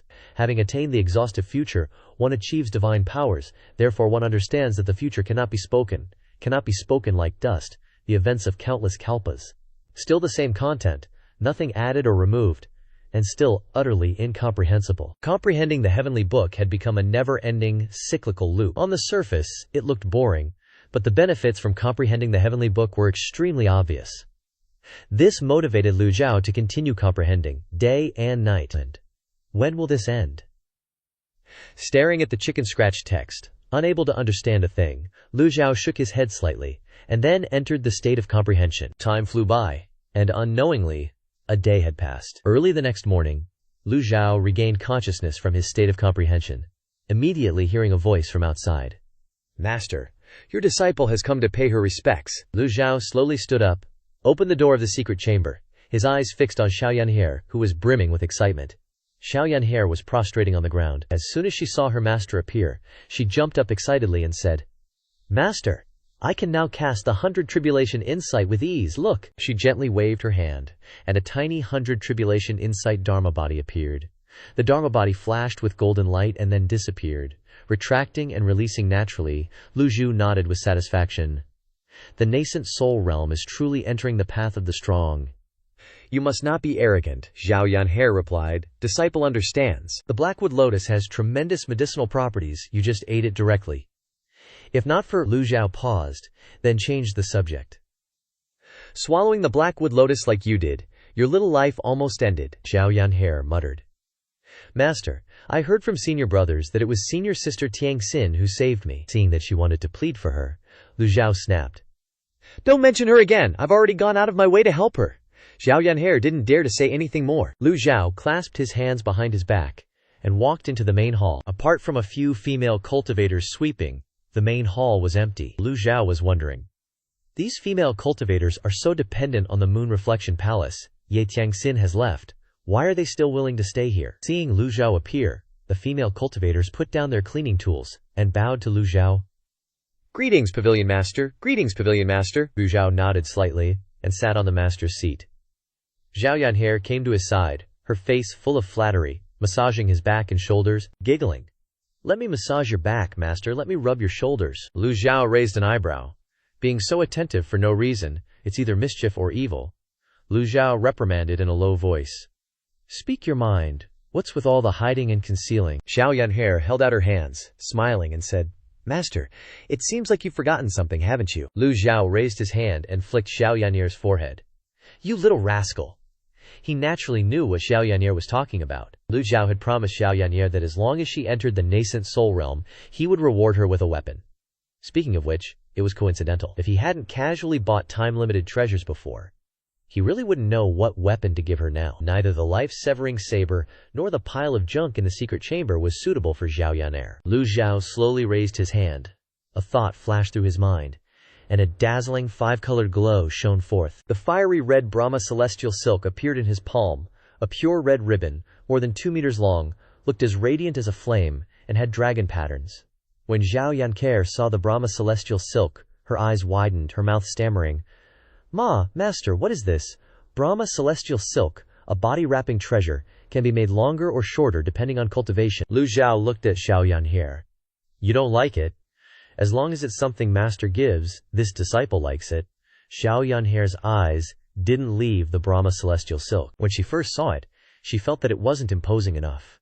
But the more she looked, the more she found it extraordinary. Then, Master bestows the Brahma celestial silk to you. Lu Zhou waved his hand, and the Brahma celestial silk rotated 360 degrees in his hand. The golden dragon patterns flickered, combined with the red light of the silk, forming a brilliant picture, flying towards Xiao Yanhe, and wrapped around her 3 times from the waist down. Xiao Yanhe exclaimed. After wrapping up, the light on the Brahma celestial silk suddenly disappeared. The system notified. Ding! Brahma celestial silk successfully recognized its owner, activating heaven grade status, rewarding 1,000 merit points. Xiao Yanhe was ecstatic. She grabbed the Brahma celestial silk and jumped around like a little monkey. Thank you, master! Xiao Yanhe obtained the Brahma celestial silk. Overjoyed, bowed to Lu Zhou. Disciple will definitely not disappoint master's expectations, Lu Zhou. Lu Zhou waved his hand and said, The Brahma celestial silk has already recognized its owner. You must take this opportunity to practice and quickly familiarize yourself with it. Do not be lazy. Xiao Yanhe nodded repeatedly. Disciple will definitely practice well. After saying that, she couldn't wait any longer and rushed out of the Dark Heaven Pavilion. Lu Zhou nodded with satisfaction. He had high expectations for Xiao Yanhe's future. With her talent, it wouldn't be long before she surpassed the other disciples. He was about to return to the secret chamber to continue comprehending the heavenly book when he suddenly heard a scream outside. Ninth mister, no! Lu Zhou saw that Pan Zhang was bound by the Brahma celestial silk, flying past the door of the Dark Heaven Pavilion main hall. Lu Zhou transmitted his voice. No messing around. Yes. Xiao Yanhe stepped on the roof. Preparing to land on the ground, Lu Zhou shook his head slightly and returned to the secret chamber to continue comprehending the heavenly book. Outside the Dark Heaven Pavilion main hall, Pan Zhang was beaten black and blue by the Brahma celestial silk. The Brahma celestial silk, under the control of Xiao Yanhe, left Pan Zhang, flew around her once and gradually disappeared, leaving no trace. Xiao Yanhe scratched her head and said, How about we go to the back mountain and try again? I'm still not used to using it. Pan Zhang immediately waved his hand. Ninth mister, how can I be your opponent? He kept begging for mercy, not wanting to be beaten by Xiao Yanhe anymore. Even if Xiao Yanhe hadn't broken through to the nascent soul realm, Pan Zhang wasn't stupid enough to spar with her. You're so boring! Xiao Yanhe put her hands on her hips and said. Seeing this, Pan Zhang whispered, Ninth mister, Brother Zhu has been studying swordsmanship recently and has achieved some success. He used to be the chief disciple of the Heavenly Sword Sect and was praised as a sword cultivation genius. Where is he? Back mountain. Pan Zhang immediately pointed towards the back mountain. He was still planning to praise Zhu Jinfeng a few more words. When he turned his head back, he saw that only an afterimage remained where Xiao Yanhe had stood. The real person had already flown towards the back mountain. Pan Zhang sighed and shook his head, saying, Brother Zhu, sorry. He touched the wound on his face. Fortunately, it wasn't seriously injured. Ming Xinyin happened to fly by. Seeing Pan Zhang's bruised face, he stopped to ask, Pan Zhang, what's wrong with you? Pan Zhang bowed and said, Greetings, fourth mister. I'm fine. I just accidentally fell while walking. Ming Xinyin wasn't stupid. How could a cultivator fall so badly? Ming Xinyin asked, How can falling make you like this? Where's my little junior sister? Pan Zhang looked towards the back mountain and said, Ninth mister has obtained the heaven-grade weapon Brahma Celestial Silk, and is worried about not having anyone to fight with. She must be going to Zhu Jifeng. Ming Xinyin asked in doubt. What? Heaven-grade weapon Brahma Celestial Silk? Pan Zhang clenched his fist and said, How could I forget? Fourth mister and third mister, the two of you have extremely high cultivation, and both have heaven-grade weapons for self-defense, which are very suitable for helping ninth mister test new weapons. Cough cough. Ming Xinyin landed on the ground, pretending to be nonchalant. Finding third senior brother is enough. If you see little junior sister, tell her that I am busy with many things. After saying this, Ming Xinyin slipped away. Remember, tell her that I'm busy with many things. Pan Zhang scratched his head, muttering the 4 words busy with many things. Wasn't he just about to go find ninth mister? Suddenly, a scream came from the back mountain. Help! Someone was accelerating and flying past. Pan Zhang's whole body trembled. As if understanding something, he seized the time to escape immediately. For the next 5 days, a green-haired female cultivator exclaimed on Golden Court Mountain, chickens flying and dogs running. The shadows of the Brahma celestial silk are everywhere. The chicken I raise doesn't even dare to lay eggs, the red-haired female cultivator said. I heard that young Jia Zhu that has been... Shush, be quiet, don't talk anymore, you'll bring trouble on yourself. In the secret chamber of the Dark Heaven Pavilion, Lu Zhou was still peacefully comprehending the heavenly book. Unaware of the situation outside, Lu Zhao's divine court realm sublimation stage had been consolidated. With a thought, he opened the information panel. Name: Lu Zhou. Race: human. Cultivation: divine court realm sublimation. Merit points: 12,820. Dharma body: 7-star soul shift. Remaining lifespan: 6,249 days. Items: fatal strike card quantity, 1 damage immunity quantity, 1 fatal blow block quantity, 7 passive binding cage quantity, 4 refining talisman quantity, 2 zenith Tiandao state. 1 white Zalong has rested. Bin and azure jade shard number. 1 weapons: nameless life severing saber, fierce silver gong methods. 3 heavenly scrolls from the previous time. Lu Zhao had noticed that Bai Zi's rest period was complete. He calculated that Bai Zi needed about 5 days to rest after using his auxiliary abilities. This was an unexpected delight for Lu Zhao. Lu Zhao planned to see if there were any new item cards in the shop. Sadly, from top to bottom, they were all the same old item cards. Nothing more, nothing less. But that was fine too. At least these item cards hadn't gone up in price. The Jade Flute Fragment, Lu Zhou, opened the mission panel again to take a look. The teacher-disciple's mission was always there, but he still didn't know how to get rewarded with merit points for teaching. He couldn't just pointlessly nitpick and dig up their faults. The system definitely wouldn't allow such loopholes. Lu Zhao found some information about the Jade Flute Fragment in his mind.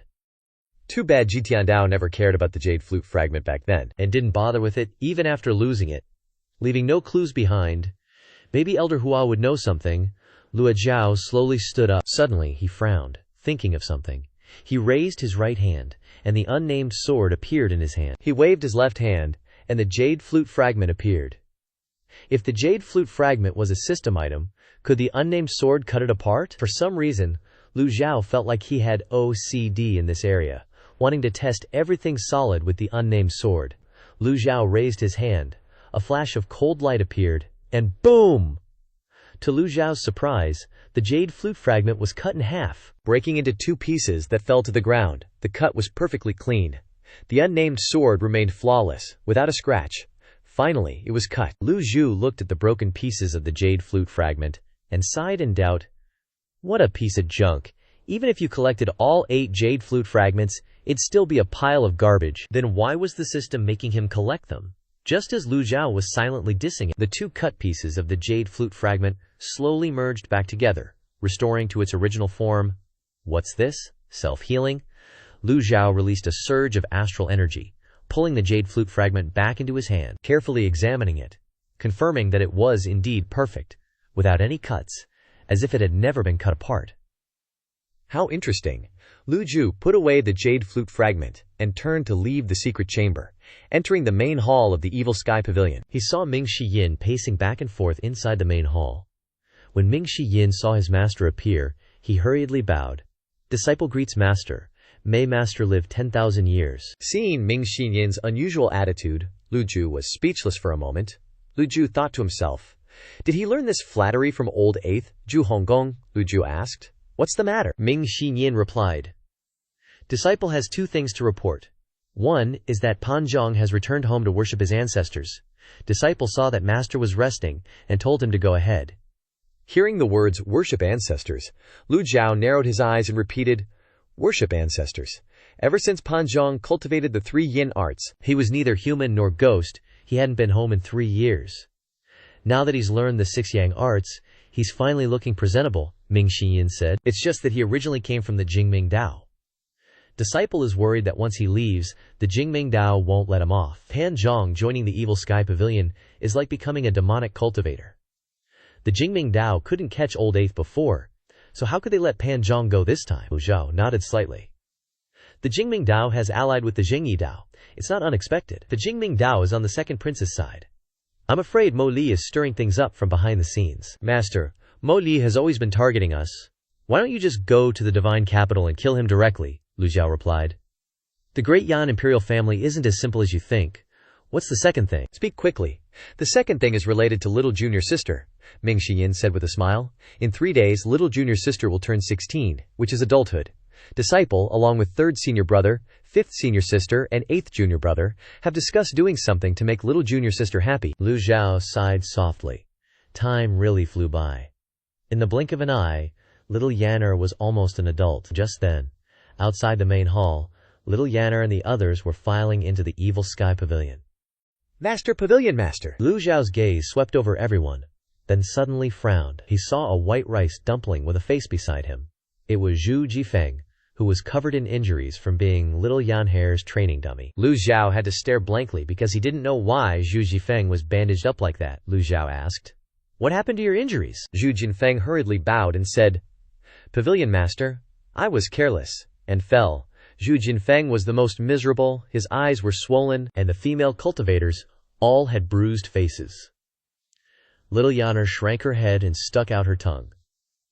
Before they could answer, Lu Zhou shouted loudly, "Nonsense!" Little Yanner timidly said, "Disciple was wrong." Lu Zhou thought to himself, "She's going wild as soon as she gets the heaven-sundering orb, with no discipline at all." Lu Zhou shook his head. "You're almost 16 and still don't know better, acting like a mess. You even dare to hit your senior brothers. There's no discipline at all, and with Duan Musheng's cultivation base, how could he not beat little Yanner?" "She has no senior brothers in her eyes. That's disrespect, and who knows, she might be disrespectful to me later," Lu Zhou shouted. "Kneel down." Thump thump. Zhu Jifeng instinctively knelt down in front of little Yan's chair, trembling and saying, "Ninth senior, I was wrong." Zhu Jifeng's action left little Yan's chair, Duan Musheng, and Zhu Honggong all confused. Even Lu Zhou was speechless. Zhu Jifeng's kneeling was clearly a habit. He'd been bullied by little Yanjer countless times. Lu Zhou was displeased and said in a deep voice, "Yanjer, kneel down." Little Yanher was startled and immediately knelt on the ground. Only then did Zhu Jifeng realize what was happening. His face turned red with embarrassment, and he shuffled to the side. Lu Zhou scolded, "Now that you're almost 16, you're an adult and should be sensible, not still a child. How dare you disrespect your senior brothers like that?" Little Yanner pouted. From ancient times to the present, educating someone has always been a huge problem. Lu Zhou asked little Yanher to apologize. Ji Tiandao had neglected this, or perhaps he had special reasons for raising so many wicked disciples. Now that it was Lu Zhao's turn, he couldn't repeat the same mistakes. Little Yanher obediently turned around, looked at her senior brothers and sisters, and apologized.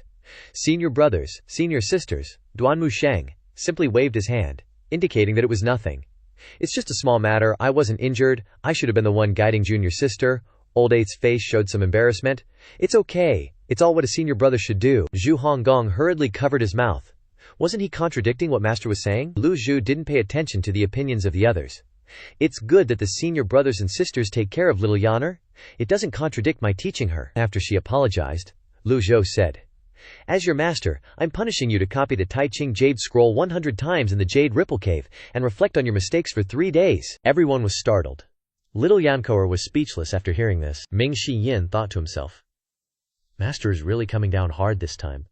They had never seen Master punish little junior sister before. Why today? Little Yanner was also very shocked. A child who had never been beaten since she was young was suddenly given a heavy punishment, and she naturally felt wronged and aggrieved. But she still obediently replied, "Disciple accepts the punishment." Little Yanner stood up and left the South Pavilion, with a bunch of little chicks following behind her. Lu Zhou looked around at everyone, seeing the unnatural expressions on their faces, and asked, "Do you have any questions?" Ming Shi Yin immediately said, "Master, little junior sister is still young. She's not young anymore." Lu Zhou raised his hand, interrupting Ming Shi Yin. A 16-year-old is no longer considered a child. Seeing Lu Zhao's extremely resolute attitude, no one dared to plead for her anymore. Lu Zhao's gaze swept over everyone. Elder Hua was so startled his head went fuzzy thinking about Ming Shi Yin. He bolted out faster than lightning. He was originally going to bring up throwing a birthday bash for Zhao Yanyer, but forget about it now. Soon after, Ming Shi Yin and Hua Wudao entered the main hall of the Golden Court Mountain. Hua Wudao bowed respectfully to Lu Zhao, Pavilion Master. "You called for me." Lu Zhao waved his hand, and the Biluo mystic glaze flew to Hua Wudao's face. "Do you recognize this?" Hua Wudao took the Biluo mystic glaze in his hand, and chuckled. "Isn't this originally the Pavilion Master's thing?" Heard that one year, the Golden Court Mountain's barrier vanished, and Yan Ziyun III, from the Divine Thief Sect, stole it. True or false? Hua Wudao's face was all spill the tea. He was dying to hear Lu Zhao confirm the gossip. His expression was practically screaming. The mighty Golden Court Mountain got robbed by a petty thief? Lu Zhou casually replied.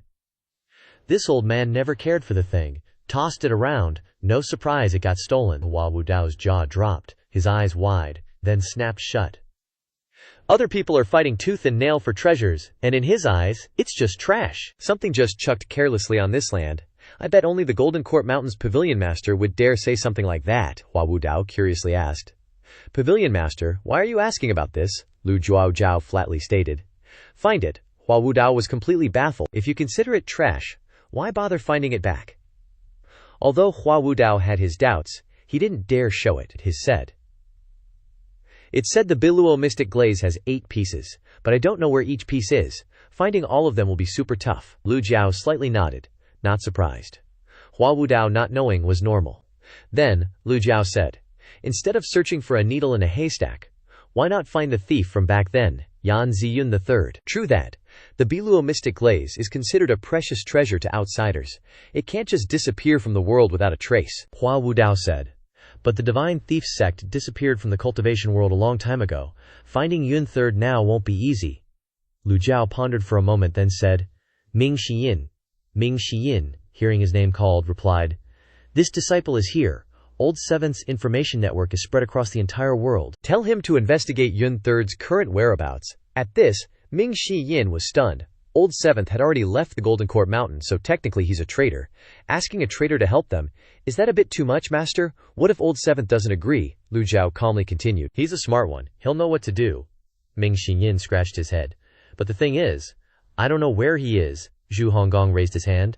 I know, Zhu Honggong happily said. Seventh Senior Brother's dark web is spread to every corner of Great Yan. Siwuyai is also in Anyang City. He's super cunning. Anyone knows he intentionally left a point of contact for you. So Ming Shiyin didn't need to ask again. He immediately dragged him away. I'll go send a flying letter right away. What are you spacing out for, old ape? Hua Wudao laughed heartily. It's said that the Golden Court Mountain's 7th disciple is sinister, cunning, and full of stratagems. Looks like that's all true. Even Ming Shiyin can't find him, let alone anyone else. Lu Zhou nodded, saying, Old Seventh is indeed very cunning. Hua Wudao asked. I've always been curious. From my observations lately, you're nothing like the heinous person from the rumors. Although there are some things I don't agree with, I can still accept them. How could someone like you cause your disciples to leave the Golden Court Mountain? When Hua Wudao asked this question, everyone looked over, especially Duanmu Sheng and Zhao Yu. Zhu Honggong and Ming Shiyin, after running a few steps, also turned around to look. Hua Wudao. Lu Zhao's expression remained calm. Lu Zhao casually replied, Elder Hua, you're talking too much. I have a stomachache, so I'll leave you with that. Hua Wudao realized he'd overstepped and hastily cupped his hands and retreated. Only after Hua Wudao left the main hall did Lu Zhao speak. Send a flying letter to Jiang Aijian. Tell him to investigate Yun III's current whereabouts. In a few moments, Ming Xinyin dragged the tied-up bird in. Master, Jiang Aijian sent a flying letter. Lu Zhao questioned. Why can this guy always happen to show up at the right time? Read it. Ming Xinyin opened the flying letter and read. Senior Ji, I have missed you since we last parted. Senior Ji, your techniques are indeed masterful. Your trick of changing snakes is extremely awesome. This junior cannot resist clapping his hands. Ming Xinyin tucked the flying letter under his arm and clapped, pat, pat, pat. Everyone looked up at him, their eyes filled with disdain, as if they were looking at an idiot. Just read it. Who asked you to clap for illustration? Lu Zhao didn't even care and just said, Continue.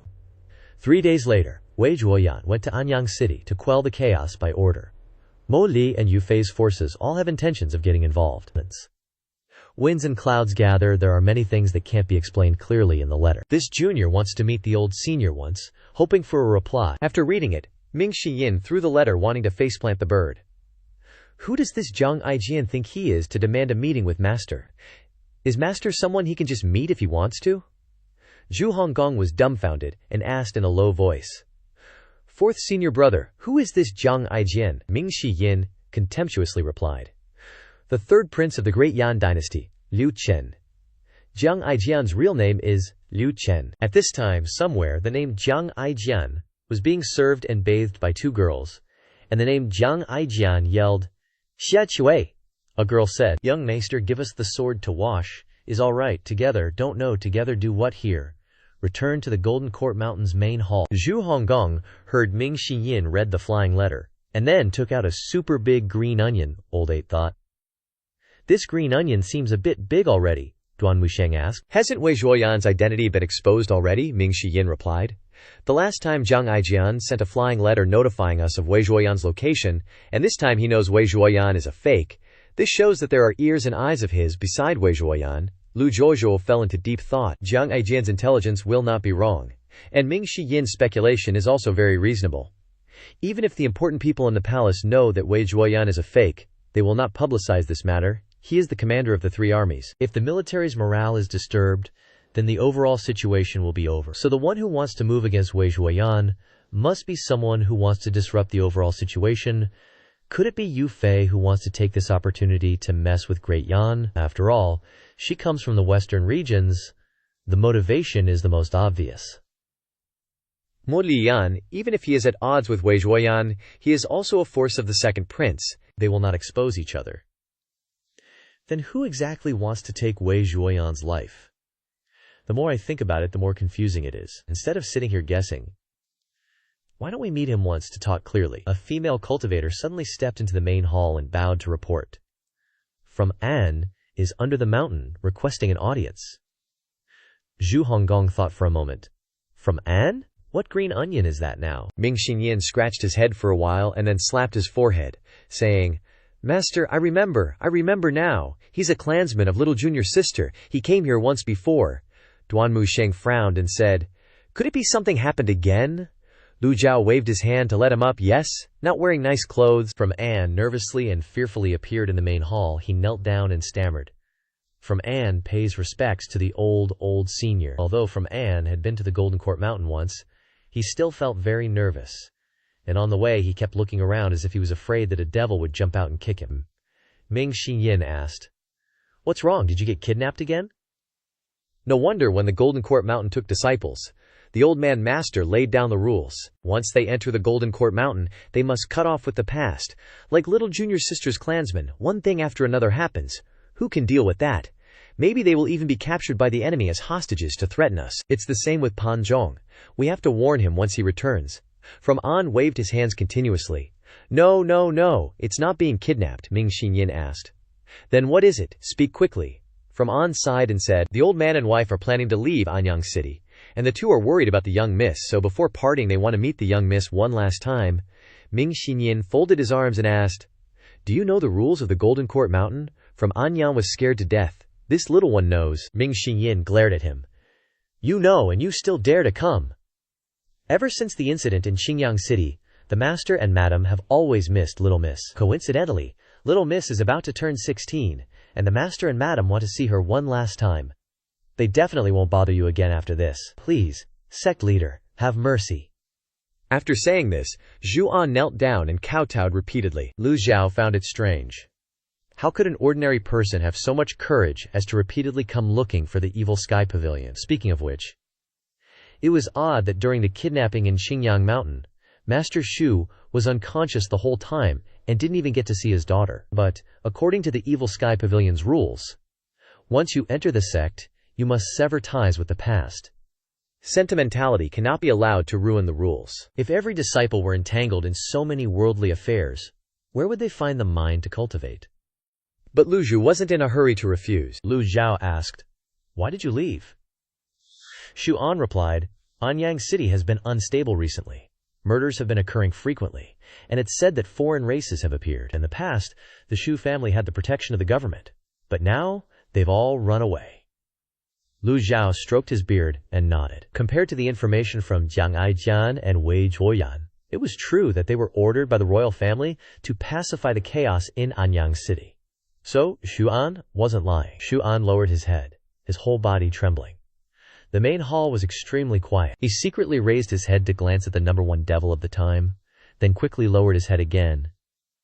He didn't know what Lu Zhou was thinking, only that this kind of silence was too oppressive. After pondering for a long time, Lu Zhou finally waved his sleeve and said, See him out. Ming Xinyin cupped his fist towards Lu Zhou, and then turned to Shu An, gesturing for him to leave. Shu An raised his head, dripping with sweat. Sect leader didn't seem to have heard this person agree or disagree. Suddenly hearing see him out, he still hadn't come back to his senses. Ming Xinyin couldn't help but say, Still not leaving? Yes. Shu An hurriedly stood up. He followed Ming Xinyin out of the main hall. The others didn't leave either. At the same time, At the Darknet headquarters, in the main hall, a subordinate reported, "Leader, the fourth senior brother of the Evil Sky Pavilion has sent a flying letter." Si Wuyai slowly stood up, a hint of curiosity in his heart. What's the matter? He had been away from the Evil Sky Pavilion for many years, and the Evil Sky Pavilion had never contacted him. This was the first time, the subordinate reported. The outpost in Anyang City received information. The flying letter has been forwarded to headquarters. The Evil Sky Pavilion wants you, leader, to investigate Yun-san's current whereabouts. Si Wuyai asked again. Yun-san? Yes, the only heir of the Divine Thief Sect, swallow Yun-san. Si Wuyai felt very strange. The Divine Thief Sect hasn't existed for a long time. Now there's only Yun-san left. What does Master want him for? The subordinate quickly replied. This subordinate doesn't know. Yun-san, to put it nicely, is the heir of the Divine Thief Sect. To put it bluntly, he's just a thief. What kind of figure is Ji Tiandao? How could he contact Si Wuyai for a thief? This made Si Wuyai unable to figure it out. The subordinate standing beside him couldn't help but say, I heard that Yun-san once stole something from the Evil Sky Pavilion. Could it be because of this? Si Wuyai nodded slightly and smiled wryly. Master, your heart is getting narrower and narrower. After all, the Darknet doesn't belong to the Evil Sky Pavilion. They have every reason to refuse. So, leader, should this subordinate investigate Yun-san? But Si Wuyai said calmly, just do as he says. He's old anyway. I just hope he can live comfortably in these last 10 years. This subordinate understands. The subordinate was about to turn and leave. Wait. Please give your orders, leader. Si Wuyai clasped his hands behind his back and asked, has there been any movement from the Jingming Dao and the Zhengyi Dao recently? The Jingming Dao and Zhengyi Dao gathered at the Fierce Tiger Mountain but gained nothing. They returned empty-handed yesterday. They must be furious. Very good. Si Wuyai twirled the peacock plume in his hand. Is there any movement in the palace? Wei Zhuoyan has left the divine capital to pacify the chaos in Anyang City. Hearing this, Si Wuyai laughed loudly. A little fake is so brave. What should we do, leader? No need to pay attention to him, yes. On the other hand, spread the rumor that the heavenly silkworm hand sheath has appeared in Anyang City. The subordinate was immediately startled upon hearing this. Is it a bit of a waste to use this method to lure Yun-san out, leader? Si Wuyai analyzed. Yun-san is indeed a very skilled thief, but his vision is not ordinary. Master wants to find Yun-san. How can I, as his disciple, sit idly by? The heavenly silkworm hand sheath is the most suitable bait. This subordinate obeys. I'll go do it immediately. Back at the Evil Sky Pavilion, Zhu Jifeng said to the female cultivator beside him, for the past 3 days, 9th senior brother has been busy copying the Grand Purity Jade Scroll. For 3 days, 9th senior brother copied in the South Pavilion, until his back ached and his hands were sore. At night he goes to the cave to face the wall and repent. Fortunately, 9th senior brother is very obedient and accepts the punishment. No one else can help. Only Zhao Yue's senior sister has been comforting 9th senior brother with a few words. How do you know? I guessed it. Zhao Yanhe fell asleep after copying the Grand Purity Jade Scroll. This was the 100th time she copied the Grand Purity Jade Scroll. After some time, Zhao Yanhe asked, Senior sister, is Master really very angry? Zhao Yanhe said while organizing the 100 copies of the Grand Purity Jade Scroll. Master is doing this for your own good, so that you won't make mistakes in the future. Zhao Yanhe nodded to herself. Then how should I practice using the Brahma Sky Shroud in the future? Just practice, but you can't attack without distinguishing between superiors and inferiors. I won't say anything about you hitting Zhu Jifeng and Pan Zhong, but you even attacked your senior brothers and sisters so viciously. How could Master not be angry? You're right, I'll go easy on them next time. After Zhao Yanhe finished organizing the Grand Purity Jade Scroll, Zhao Yu said, Go, yes, senior sister, wait for me to come back, I've already mastered the Brahma Sky Shroud. Zhao Yu hurriedly waved her hand, signaling her to leave quickly. Zhao Yanhe carried the 100 copies of the Grand Purity Jade Scroll towards the Evil Sky Pavilion. She walked on the small path, passing by corridors and pavilions, and then entered the main hall of the Evil Sky Pavilion. Seeing her master sitting on the chair in contemplation, Zhao Yanhe smiled softly and walked over. Disciple greets master! Her small hands held the 100 copies of the Grand Purity Jade Scroll high, expressing her respect. Lu Zhou turned his head to look at Zhao Yanhe. Have you thought it through? Zhao Yanhe immediately replied.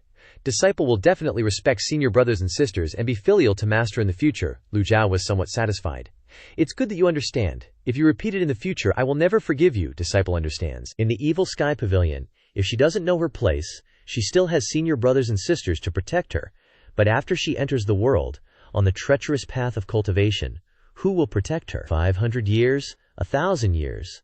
Lu Zhou couldn't be sure if everything would go as he thought. Would he be able to use the system's loopholes to be reborn? After discovering that item cards would increase in price, he became extremely cautious and didn't dare to use them casually anymore. Xiao Yanhe has reached her sweet 16, and her path of cultivation has just begun. Etiquette before knowledge. This saying has its own logic. Lu Zhou stroked his beard and asked, Yantre, you've turned 16. Do you have any wishes? Disciple only has one wish, hoping master lives a long life. Her answer caught Lu Zhou completely off guard. Lu Zhou pondered and couldn't understand why Xiao Yanhe, barely 16, an age with so many desires for herself, would wish for someone else. After stroking his beard for a while, Lu Zhou pressed. Why? Xiao Yanhe replied. Everyone says master's great tribulation is coming, that you'll only live for 10 more years at most, but I don't believe it. They can all die of old age, but not master. Hearing this, Lu Zhou finally understood and thought, this girl isn't inherently bad. From the start, this little disciple has helped him with many things. Now that she has entered the nascent soul realm and possesses a heaven-grade weapon, the Brahmalutian, how can he let her go astray? He must slowly teach her later, and there will be hope for the future. Lu Zhou continued, Yanzhe, do you remember your family? Xiao Yanzhe shook her head, retracting the Supreme Clarity jade slip in her hand. She didn't miss her family much. Perhaps it was because she was too young when she left home, having grown accustomed to life in the Evil Sky Pavilion for the past 6 years, so the concept of family was no longer clear. Then Xiao Yanhe replied, Master, disciple, and the Evil Sky Pavilion know the rules of this place very well. Lu Zhou sighed softly. You are not the same as your senior brothers and sisters. They suffered hardships from a young age with no one to rely on, so they have no ties. Just as the master and disciple were conversing, Ming Xinyin rushed in. Ming Xinyin, with a mix of joy and urgency, reported to Lu Zhou, Master, your predictions are divine. 7th senior brother has agreed to help us search for Yun San. Lu Zhou nonchalantly replied with a single word. Good. Ming Xinyin glanced at the little junior sister. Yange, Master, Xiao Yange, hearing Ming Xiyin's unfinished sentence, was confused, filled with question marks. Lu Zhou raised his hand to interrupt him. Send a flying letter to Jiang Aijian, arranging a meeting with him in Anyang City. Ming Xinyin hurriedly knelt down. Yes, master. During this time, Lu Zhou appeared extremely cold. Ming Xinyin excitedly said to Xiao Yanhe, Little junior sister, quickly thank master. Xiao Yanhe didn't understand what was going on, but obediently said, Thank you, master. Lu Zhou waved his sleeve and turned to return to the secret chamber. Given his current situation, besides comprehending the heavenly writing, he could only draw lucky draws these few days. He had seen through the system's tricks. It seemed to enjoy playing him. He had accumulated 89 luck points, but hadn't seen a single reward. Forget it. Let's comprehend the heavenly writing for something practical. Lu Zhou closed the system interface and began the process of comprehension. Tedious! The densely packed words in seal script swirled incessantly in his mind. Damn. Time flew by like an arrow. Before long, a night had passed. The system announced, the host has comprehended the human scroll a total of 100 times, gaining 100 merit points. Lu Zhou opened his eyes and stood up, stretching. Sitting for an entire night made his ass sore. He had read so much, spending so much time, and only now was he considered to have finished reading the contents of the human scroll. This made no sense to him, but he could clearly feel that his mental state was fuller than all previous comprehensions combined, as if he had returned to his most youthful and passionate days. He reached out to touch his beard, touching his skin. It was still that of a frail old man. Lu Zhou slowly stood up, exercising his body, stretching his tendons and bones once more. He performed his usual relaxation exercises, discovering that he hadn't changed at all. In other words, comprehending the heavenly writing only improved his mental state. Recalling that the heavenly writing could restrain witchcraft and countersound, Lu Zhou speculated that the power of the heavenly writing was a spiritual power, specializing in matters of will. Lu Zhou opened the system interface to check, seeing that everything was normal. Unexpectedly, Lu Zhou was startled. A small notification appeared on the item column. The price of item cards will change according to the increase in cultivation and the number of purchases. He checked the prices of the item cards, and sure enough, they had increased. The Fatal Strike card cost 800 points. The Damage Immunity card cost 600 points, and even the Thunder Blast cost 400 points. In Lu Zhao's heart, 10,000 grass mud horses galloped past. What a scam! So, the price of item cards not only increased with the number of purchases but also increased with his own strength. He had previously thought it was due to excessive use, but a misunderstanding.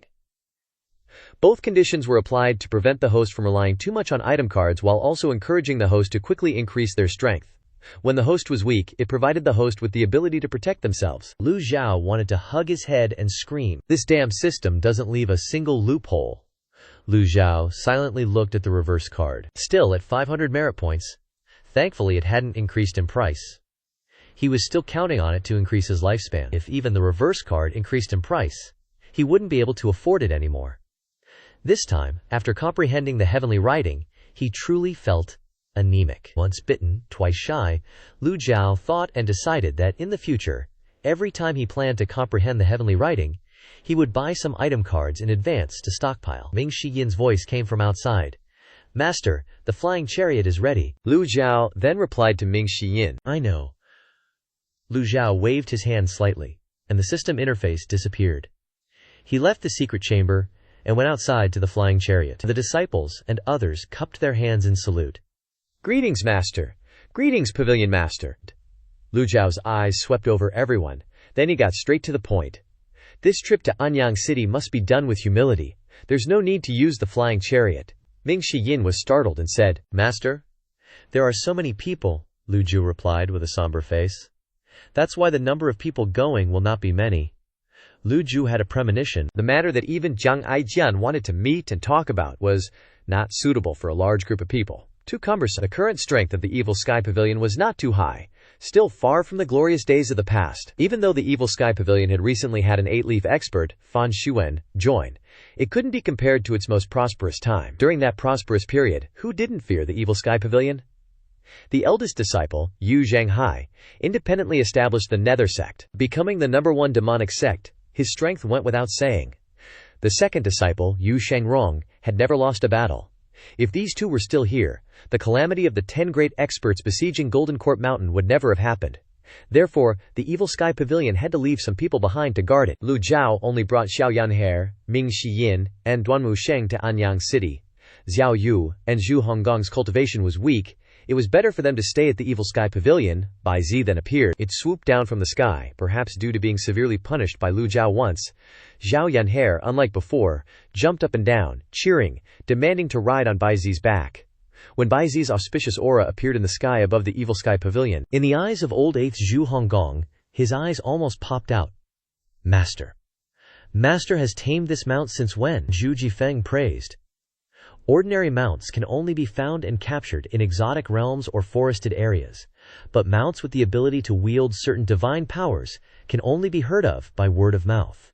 I heard that the great senior once went to the misty forest and tamed a legendary griffin beast as a mount, but no one has ever seen it. Spit, are you tired of living?" Zhao Yu warned everyone to shut their mouths immediately.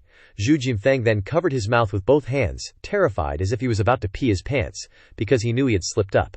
Discussing Yu Zhenghai's matter at the Evil Sky Pavilion.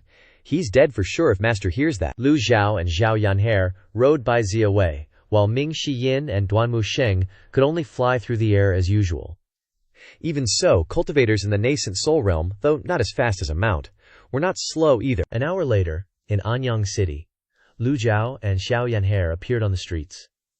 What surprised them was that there weren't many people on the streets. Anyang City seemed desolate. Xiao Yanhe also felt strange, remembering the senior sister's instructions. Now she would ask Master for his opinion before doing anything to avoid making mistakes. Xiao Yanhe held Master's hand tightly and asked, "Master, should we stop someone and ask for information?" "No need." Xiao Yanhe nodded vigorously, saying in a heavy nasal tone, "Yes." The number of merchants selling goods had also decreased by half compared to the last time they were here. Whether Anyang City prospered or declined was a headache for the Emperor of Great Yan and had nothing to do with him. Lu Zhou decided to go straight to the Shu residence. Before long, the two arrived in front of the main gate of the Shu residence. Xiao Yanhe, understanding the situation, said, "Master, let me knock on the door." Lu Zhou stroked his beard and nodded, feeling very pleased. It wasn't a waste to teach this girl. If it were before, she would have directly kicked the door open. Knock, knock. She knocked twice. But, Xiao Yanhe's 2 knocks shattered the Shu Manor's door. This move of Xiao Yanhe startled the people inside. It's true that foresight is useless. But Lu Zhao's mumbling was spot on. He said she wouldn't kick the door down, But fly in. Too accurate. She didn't kick the door. She punched it to smithereens. The grand gate creaked and splintered. Miss? A man stood rooted to the spot, shocked. It was Shu An, who she'd rescued at Qingyang Mountain. He'd met her once. He'd also seen her at the Demon Heaven Pavilion. Now that Xiao Yan'er was standing right in front of him, how could he not recognize her? This humble one will inform the master and madam immediately. Shu An turned and ran inside, shouting, "The miss is back!" Xiao Yan'er didn't bother with such things. She turned to look at her master. "Master, I didn't control my strength well." Lu Zhou walked beside her and said calmly, "The door's quality was too poor, let's go in." As soon as they entered the courtyard, they saw a middle-aged man in brocade robes and a woman being escorted by about 10 guards. These must be Xiao Yan'er's father, Shu Yuan, and mother, Madame Zhang. Shu Yuan, in his middle age, looked every bit the imposing family head. Shu Zhangxi was dignified and elegant, her charm still present. She must have been a stunning beauty in her youth, capable of captivating cities. But what surprised Lu Zhou was that when Shu Yuan saw him, he was neither arrogant nor flattering, and not even afraid, but seemed only to be intensely observing him. "It was rare for an ordinary person to possess such courage, Yan'er," Lu Zhou said mildly. "Kneel and kowtow to your father and mother." Yes, Xiao Yan'er knelt down.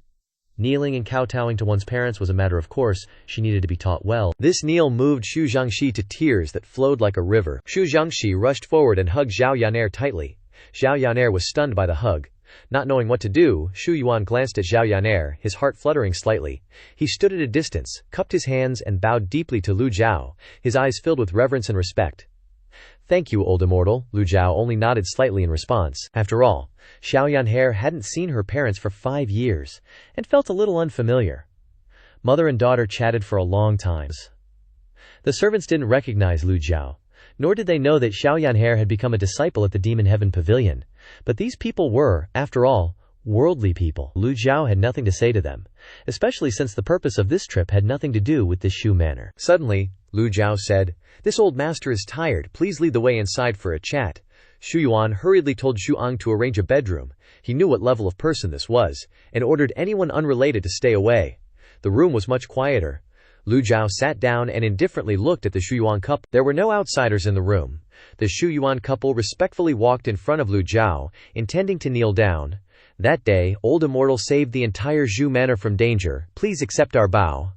Just as they were about to kneel, Lu Zhou gently waved his hand, and a faint surge of energy lifted them up. Lu Zhou said, "Since you are Yan'er's parents, then you are considered equals to this old master. There is no need to kneel." Gratitude showed on the faces of the Shu Yuan couple. Lu Zhou looked towards the two of them, and got straight to the point. "This old master has something to ask you.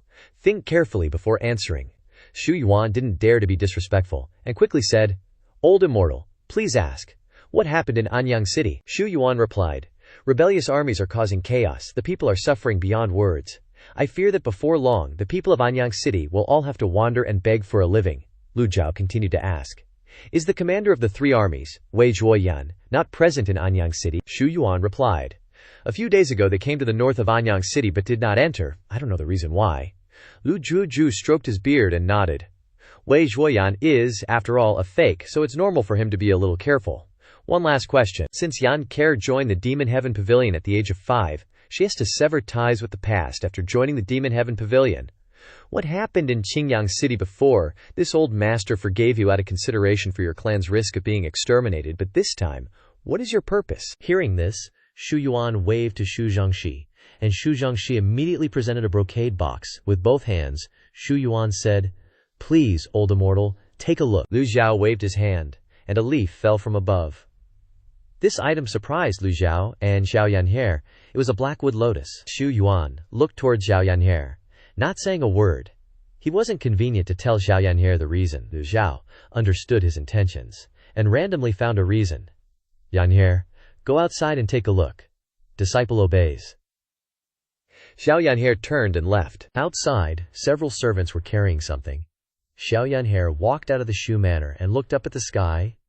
It was still early, and the flight speed of her senior brothers wouldn't be too fast. They wouldn't arrive in time. Xiao Yan'er felt that the people in the Shu manor were very boring. Xiao Yan'er didn't like interacting with the Shu manor's people too much, so she went towards a corner of the courtyard where there was no one. "Hello?" A gentle voice suddenly sounded in her ear. Xiao Yanhair was startled. She raised her head and looked around. "Who is it?" she turned to ask. "Who are you?" Right in front of her, a cyan-robed swordsman with a straight back, tall and towering, was carrying a long sword. Standing with his back to her, he nodded slightly and said, "Indeed, it's just like I thought." Xiao Yanhair looked at the person in front of her suspiciously, remembering her master's instructions.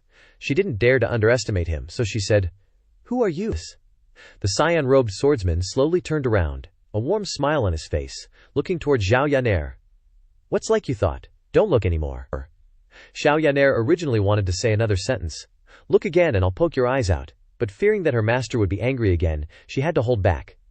"I warn you, you're not allowed to follow me." That cyan-robed swordsman kept looking at Xiao Yanhair. Xiao Yanhair walked around the cyan-robed swordsman, going forward along the way. Seeing that cyan-robed swordsman keep following her, Xiao Yanhair started to get annoyed. Xiao Yanhair raised her eyebrows, she stopped, turned her head back and said, "Don't follow if you keep following." She lifted her foot up and stomped down hard. Bam, the ground caved in. She used the strength of the 5th stage of body tempering, originally thinking that the cyan-robed swordsman would be scared when he saw this. Who knew? He was very relaxed and carefree, not paying attention at all, and kept following behind, staring at Xiao Yanhair.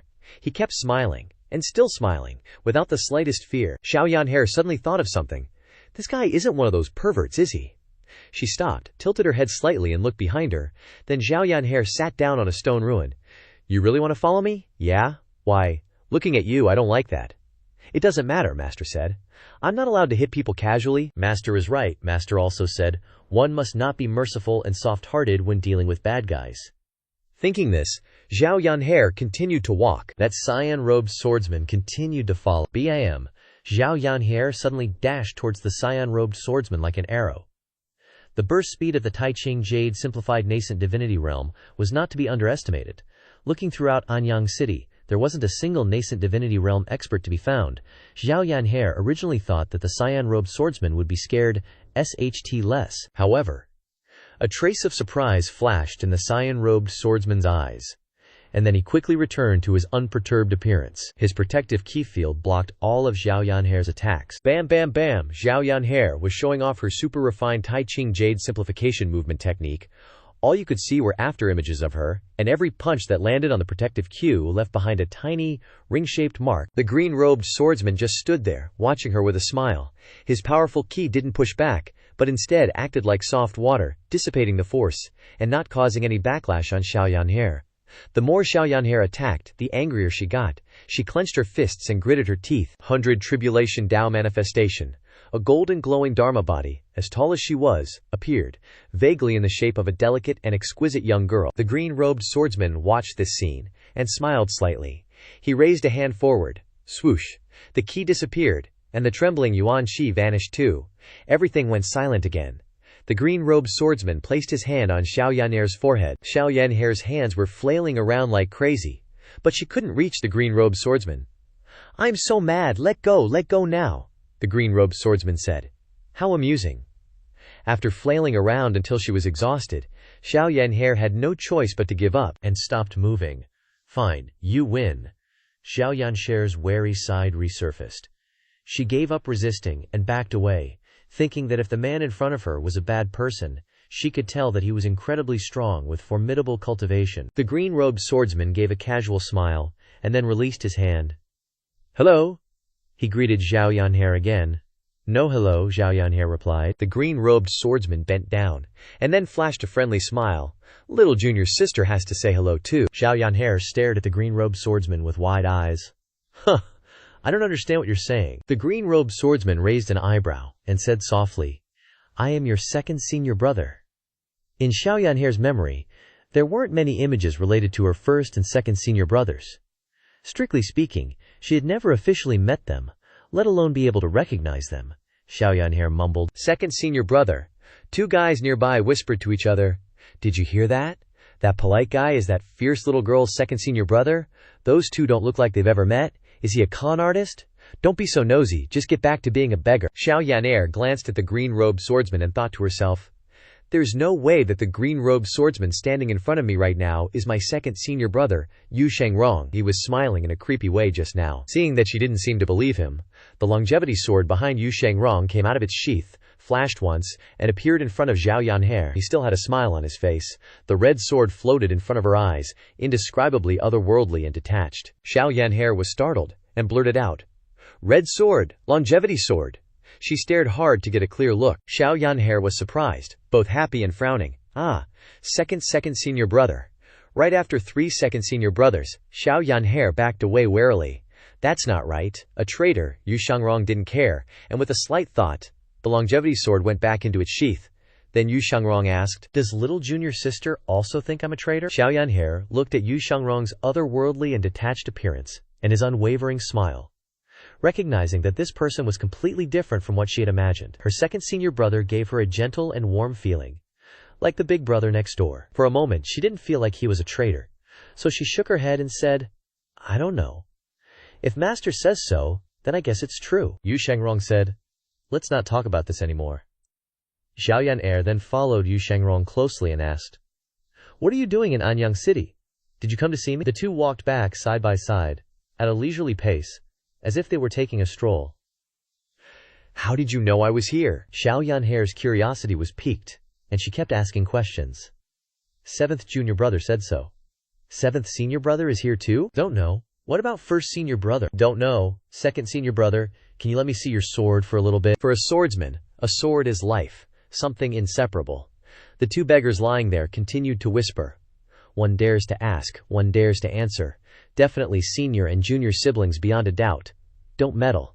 For a swordsman, a sword is one's life-bound weapon, never to be separated. But Yu Shangrong still answered casually, "Sure."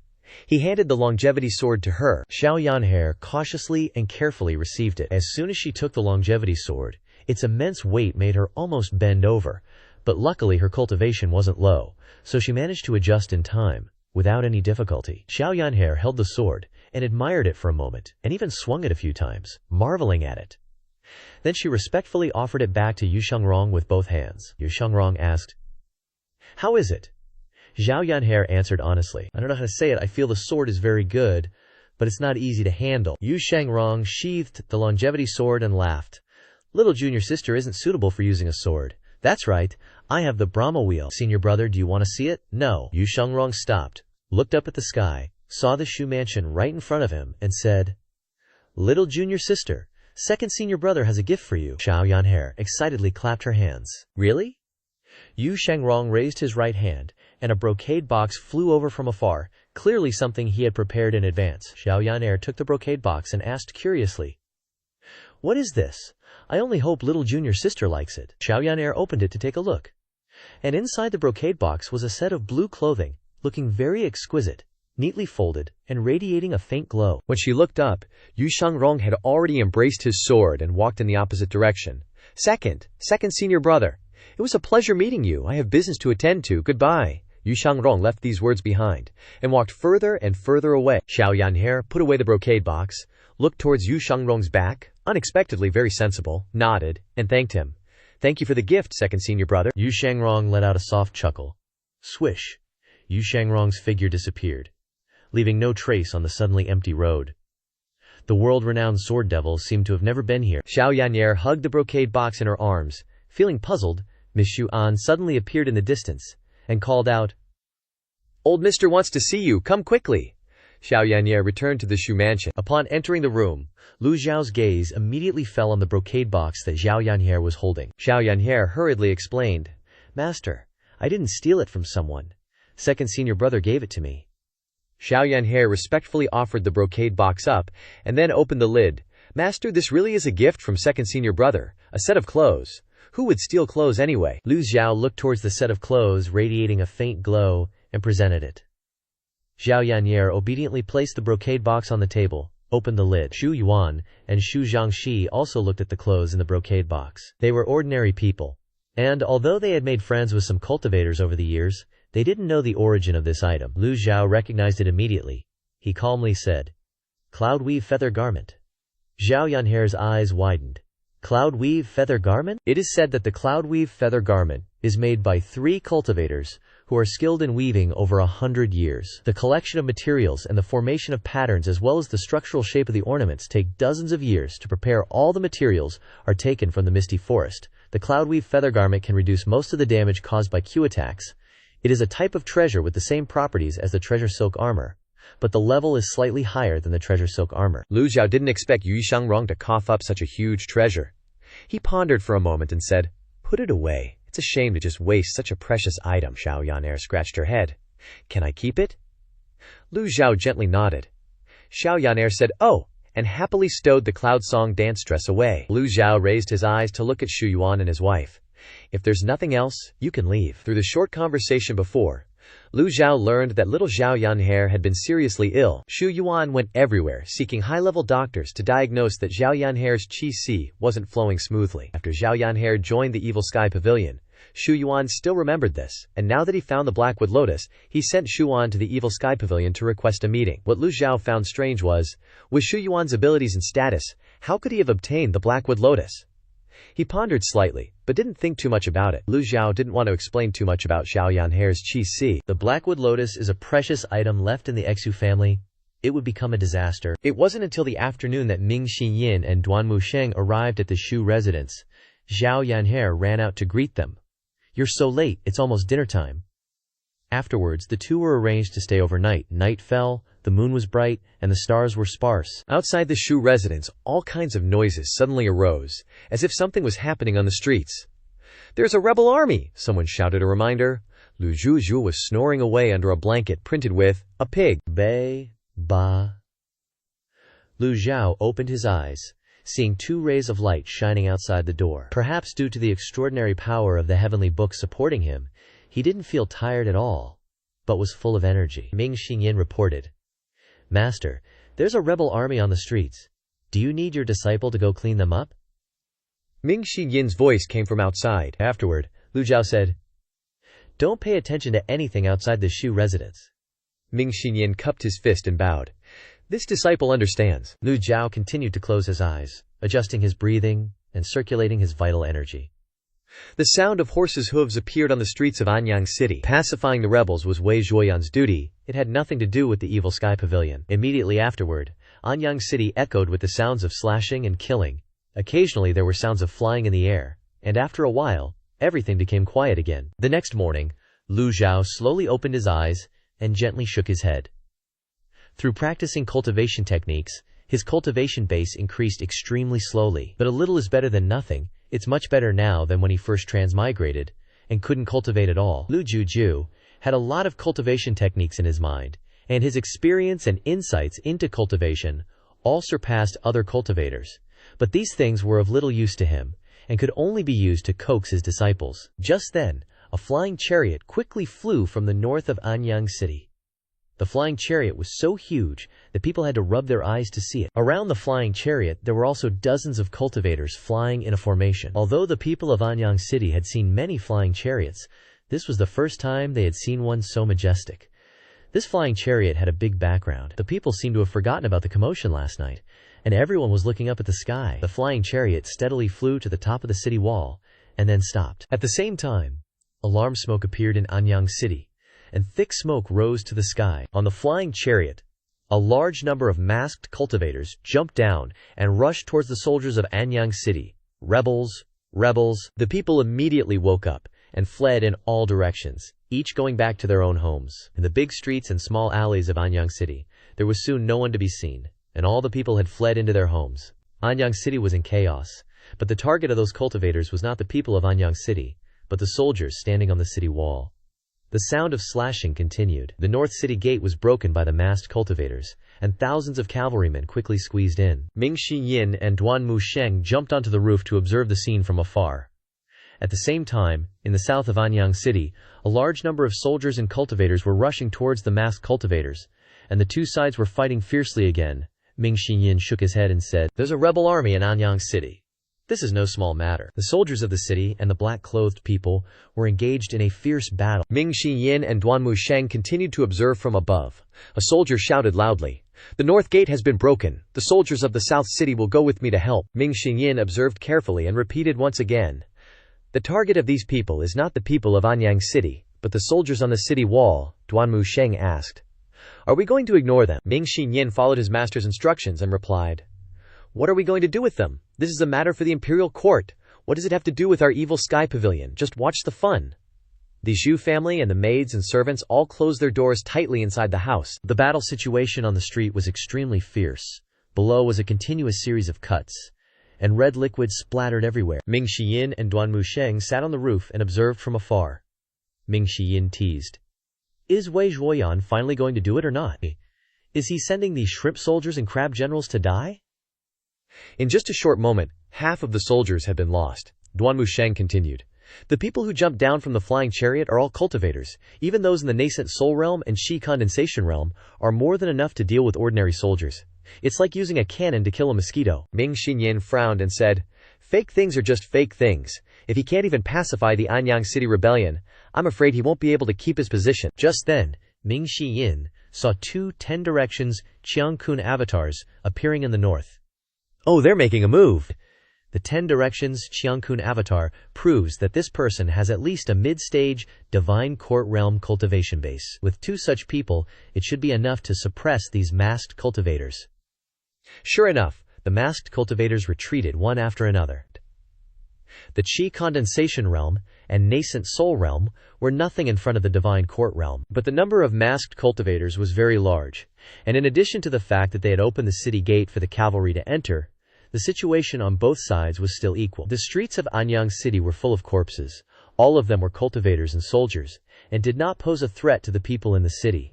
However, the destructive power of the cultivators was very great, and many buildings in the city had been damaged, and the ground was uneven everywhere, and they were in a stalemate. Ming Xinyan sat on the roof and watched the battle situation with great interest. I can understand why Wei Zhuoyan didn't take action, but what about his subordinates? He's also the commander of the 3 armies, and he's here to pacify the rebellion.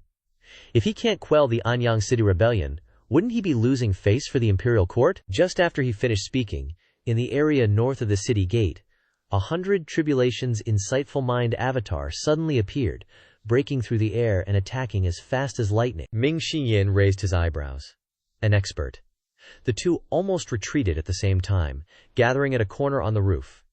The group of black-clothed people stood still and observed the 100 Tribulations Insightful Mind, a 6-leaf expert. The reason why she was called an expert was because the 100 Tribulations Insightful Mind avatar was 7 zang tall, and when it flew past, it did not cause any damage to the buildings. On both sides, below the 100 Tribulations Insightful Mind avatar, a woman wearing brocade clothes with a delicate face was attacking the masked cultivators, and the masked cultivators were blown away wherever the avatar went, and in an instant, hundreds of people simultaneously looked up to the sky and spewed blood. The scene was extremely magnificent. Ming Xiyan muttered, The avatar can be used like this. Duanmu Sheng had never seen this scene before either. It should be someone from Wei Zhuoyan.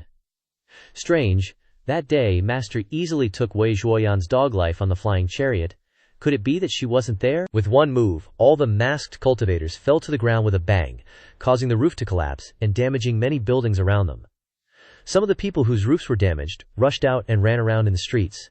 The attackers were also very principled and did not pursue the ordinary people. The rebel army gathered in one direction, staring at the woman. The 100 Tribulations Insightful Mind avatar disappeared, and the woman in green brocade clothes slowly descended, her eyes looking straight ahead and her face calm, saying, Those who surrender will not be killed. Those who continue to rebel will be killed regardless of guilt. The woman in brocade clothes' voice was very soft and weak, but it was full of power in the gentleness. Ming Xinyan and Duanmu Sheng didn't expect that there would be such a powerful woman beside Wei Zhuoyan. What now? Duanmu Sheng scratched his head. As soon as he saw people fighting, he wanted to rush up and fight with them. Don't act rashly. This matter has nothing to do with us. Our old man Master has a high cultivation base. He would have known about such a big commotion long ago. If Master wanted to get involved, he wouldn't have waited until now. Junior brother makes sense. The streets were now unbearably chaotic. The smell of blood was overwhelming, and some of the corpses had flies buzzing around them. Under the sunlight, those flies seemed to have found the most delicious food, but these dirty things could not get close to the 3 meters radius around the woman in brocade clothes. The masked cultivators were as nervous as if they were facing a great enemy, and they kept retreating. The soldiers holding spears around them were just people who were destined to be buried with them, not worth mentioning. Who could stop such an expert? Did you see that? Who will answer? The woman in brocade clothes stepped forward. Behind her were the soldiers and several cultivators wearing armor. People advanced, and people retreated, seemingly sensing danger. That massive flying chariot in the sky was slowly moving, heading towards the south gate of the city, while also descending. The brocade-robed woman stopped what she was doing and looked up, her brow furrowing slightly. A flying chariot this huge needs at least 50 chi condensation cultivators, pouring their primal chi into it at the same time just to keep it afloat. If they want it to fly, they need at least 5 nascent soul experts, which means there are still cultivators on that flying chariot, a powerful one at that. The brocade-robed woman said softly, "Since a senior has arrived, why use the rebels in the city?" Quote. The woman's voice, mixed with primal chi, flew toward the sky. The brocade-robed woman understood that her voice could reach the flying chariot very clearly, but there was no movement from the flying chariot, as if the person had no intention of paying attention to her. The two sides fell into a stalemate. The brocade-robed woman suddenly tilted her body. The soldiers behind her split to the left and right, and Wei Zhuoyan rode a tall horse step by step into the streets of Anyang City. At this time, apart from the rhythmic sound of horses' hooves, there was no other sound. Everyone's eyes were focused on the person sitting on the warhorse. This is Wei Zhuoyan, the supreme commander of the 3 armies of the great Yan royal family, rumored to be a 7-leaf expert general. The soldiers immediately saluted. The brocade-robed woman just bowed slightly and immediately looked at the flying chariot. Wei Zhuoyan didn't look at the flying chariot but said, "Jin Yi, do you know why the emperor sent this general to put down the rebellion but only gave me 5,000 soldiers? The battle between cultivators is not about quantity but quality. This woman is Li Jinyi," she continued. "The emperor also wants to test the general's ability. It's good that you understand." Li Jinyi knew she was wrong and said, "Jin Yi shouldn't hide her strength." Wei Zhuoyan nodded slightly, then transmitted his voice to the person on the flying chariot. "The land and the world belongs to the king. What are your intentions in impersonating the rebel army and disturbing Anyang City?" The huge flying chariot still floated there as before, without moving at all. Streams of majestic primal chi like a tide meandered around it, and the aura was no less than that of a strong man. Li Jinyi saw Wei Zhuoyan's appearance, trisk, trisk, nodding in her heart. She couldn't help but be surprised by his acting skills. If she didn't know the truth, she might have believed that this was the real Wei Zhuoyan. The truth and the false, Wei Zhuoyan has changed a lot. Moreover, from their conversation, he can understand that the person named Li Jinyi is a master next to Wei Zhuoyan, showing off the 100 Tribulation Insight Avatar technique, which moves a 6-leaf expert, and calling it hiding strength. What is her real strength then? Ming Xinyin took a deep breath.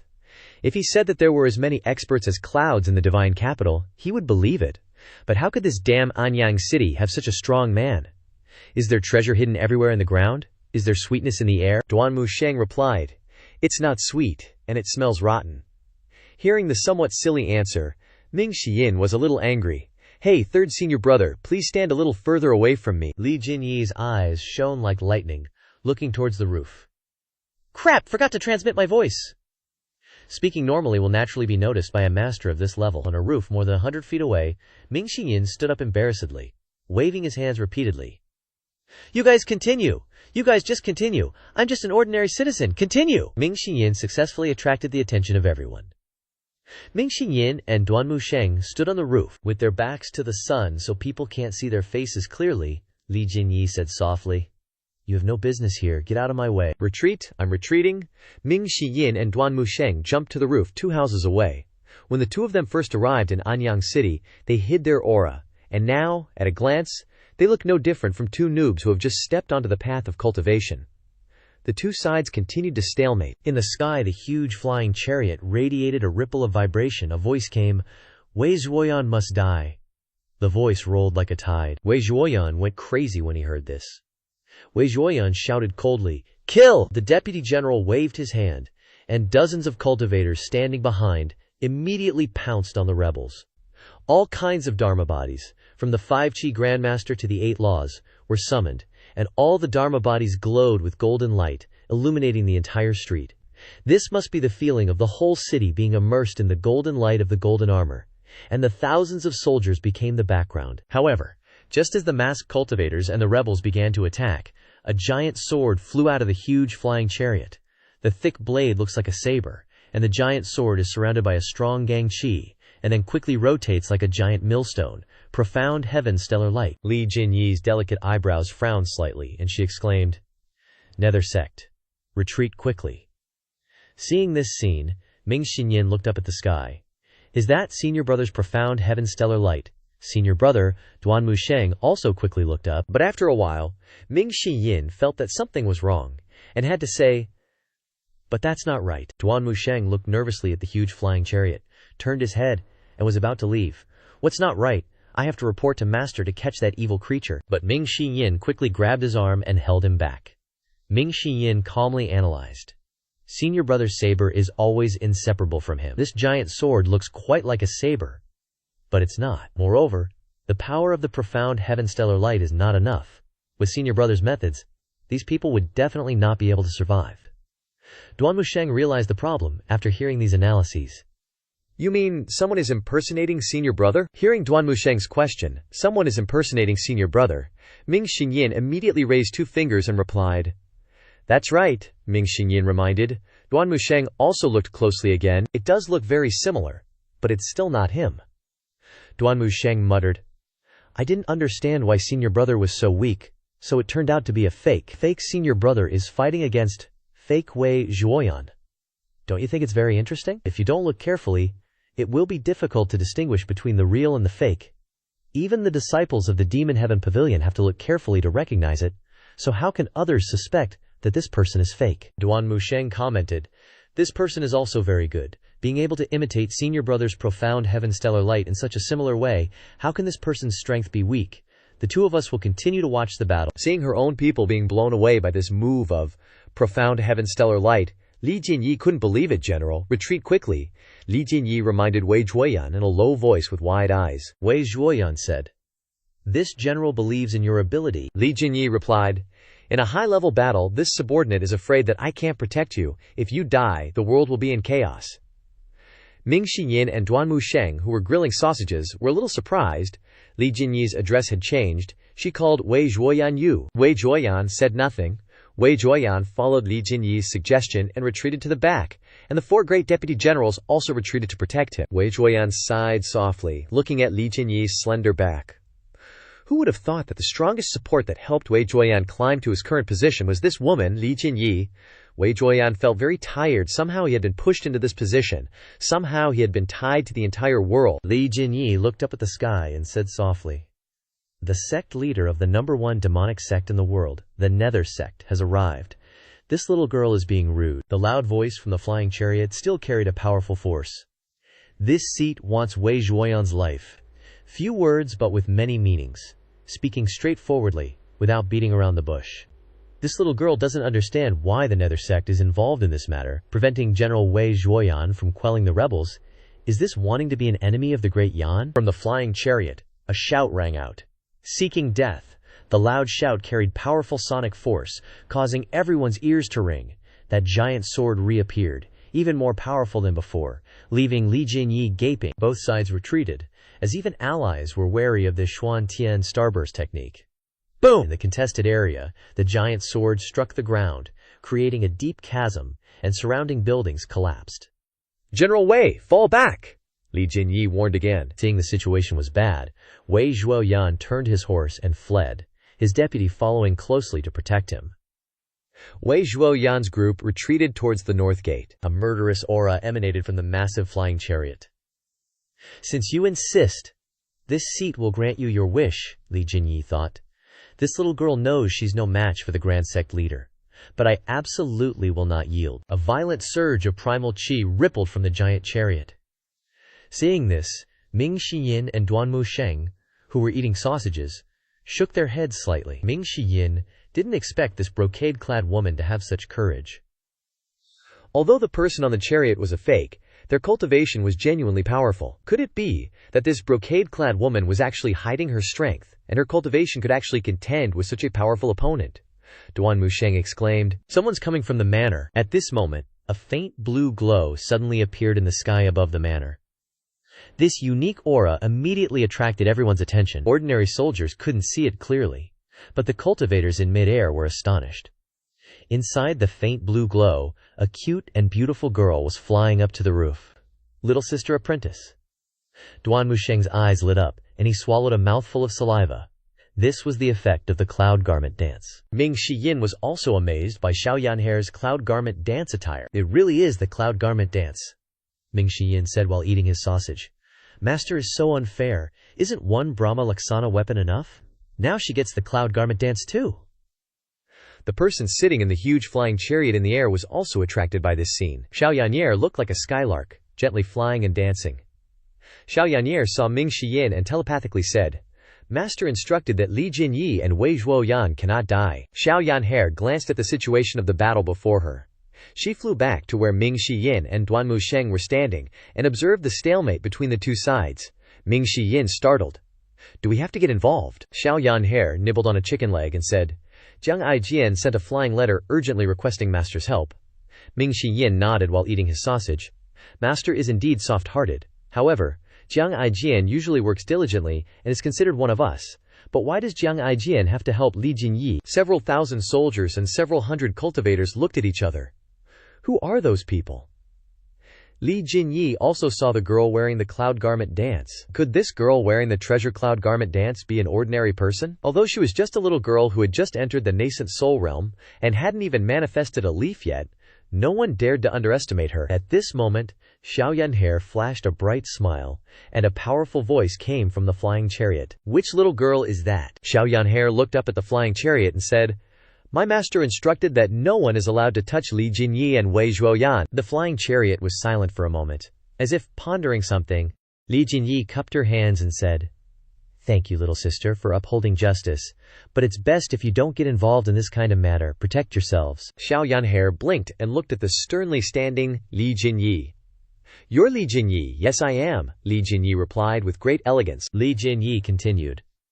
Little sister, the person on that flying chariot is sect leader Yu Zhenghai, the #1 demonic sect in the world, the Nether sect. You should still run for your lives. Xiao Yanhair raised an eyebrow and looked up at the flying chariot. Is senior brother on it? Because second senior brother Yu Shengrong appeared yesterday, and she had never met the eldest senior brother, she didn't suspect anything. Ming Xingyin didn't expose this, and eagerly looked at Li Jinyi. Xiao Yanhair pointed to the flying chariot and asked, Sect leader of the Nether sect? That's right. Li Jinyi saw that this girl was not very old, but had a good heart, so she took the opportunity to remind her. In this world, there's the Evil Sky Pavilion, the founder of the demonic path, with 9 personal disciples, all devils. This sect leader of the Nether sect is the eldest disciple of the Evil Sky Pavilion. Rumor has it that this person's cultivation is already at the 8-leaf golden lotus, and he has no rivals to this day. A voice suddenly came from the flying chariot in the sky. Since you know this Siet's reputation, why don't you quickly surrender? Li Jinyi replied, Sect leader, if you know already, why bother asking? I cannot retreat. This sounded so sarcastic. The safety of Anyang City, even the safety of the entire Great Yan, was placed on a woman. Ming Xingyin didn't consider himself a hero, nor a noble gentleman, but he felt that this woman had great courage. Then die. A giant sword shot out from the flying chariot again, spinning as it rushed towards Anyang City, with the force of a dragon stirring the sea. Li Jinyi lightly tapped her toes, her entire body soaring straight into the sky, her white right hand raised above her head. A circular defensive astral key appeared around her. The light on the astral key, swirling and emitting a radiant glow. Capture that girl! Understood. 4 cultivators jumped down from the flying chariot, all of them masked. Even the 4 great protectors were fake. Clearly, their strength and cultivation couldn't compare to the real ones. Ming Xingyin said in a deep voice. My master has said, Li Jinyi cannot die. Boom! Ming Xingyin rushed towards one of the masked cultivators, his eyes filled with murderous intent. Seeing this, Duan Musheng's entire body shot towards another masked cultivator like an arrow. Holding the overlord spear pointed straight at the opponent's face, Duan Musheng spoke cryptically. With your strength you certainly. The Xuantian starburst collided with the protective barrier around Li Jinyi. Astral Ki interweaved and shot out in all directions, creating waves of astral Ki within a 100-meter radius. Li Jinyi looked up at the flying chariot, then glanced at Xiao Yanhair. Little sister, run! She lifted her hand. An array of astral Ki like a drill struck towards a masked cultivator. Her intention was to buy Xiao Yanhair time to escape, but Xiao Yanhair shouted, Do I look like a coward to you? The cloud garment dance fluttered, and her entire body radiated a fiery red light. her eyes filled with determination, preparing for a decisive battle. Any auras from the astral key shockwaves that touched her disappeared without a trace. Brahma Laksana appeared, with 7-star rainbow cloud steps, and red silk flew across the sky, wrapping around and binding the cultivators. Everyone stared at her in astonishment, especially the cultivators watching from the sidelines. That little girl has an extraordinary background. She has so many treasures. Although the cloud garment dance isn't a weapon, its quality is no less than a heavenly grade weapon. Xiao Yan'er glared and shouted, "Is that all you've got?" The Brahma Laksana in Xiao Yan'er's hands displayed its mighty power. Li Jinyi was extremely surprised to witness this girl, her eyes simultaneously looking at Ming Xiyin and Duan Musheng. Ming Xiyin and Duan Musheng absolutely had the upper hand. At this moment, a strange purple energy suddenly shot out from the flying chariot, resembling astral ki. But it wasn't astral ki. That purple energy flew towards Xiao Yan'er. Li Jinyi flew to block in between. Then she waved her hand and unleashed a ray of astral Kree. The astral Kree defensive shield was ineffective, and she realized in shock, this weird purple energy is witchcraft, and it's heading straight for Xiao Yan'er. Everything happened so fast, from the moment she leaped up and attacked. Only a few seconds have passed. Li Jinyi yelled. "Careful!" Li Jinyi glared. "Too bad for you, kid, I tried my best." Li Jinyi looked up and continued speeding toward the giant flying battleship. To catch bandits, you gotta catch the leader first. Yun Changwu's clothes suddenly emitted a deep blue light, and the weird purple energy was completely negated the moment it touched her. Duan Musheng and Ming Xiyin were extremely worried when they saw this junior sister. Even though more than half of the attack power was reduced, the residual force still forced Xiao Yan'er back several steps before she could stand firm. Miss. The servants from the Shu residence ran over and looked up at Xiao Yan'er. Xiao Yan'er looked at the sky in surprise, shouting, "I'm okay, Shu Yuan." Seeing the serious situation, hurriedly ran to the outside of Lu Zhou's room. After a moment of hesitation, Shu Yuan mustered his courage and said loudly, "Yan'er is in danger. Please, old mister, lend a hand." Although he was much braver than ordinary people, he was still frightened by the scene before him. Shu Yuan stood close to the door, hoping to hear some movement or a reply from inside. Lu Zhou was still sitting cross-legged in the room, his eyes closed. He had heard the commotion outside from the beginning, but he didn't reply. There was a force stirring within him, growing stronger and stronger. This kind of feeling had never happened before. When searching for the little celestial chart, he only felt his mental state becoming more and more vigorous.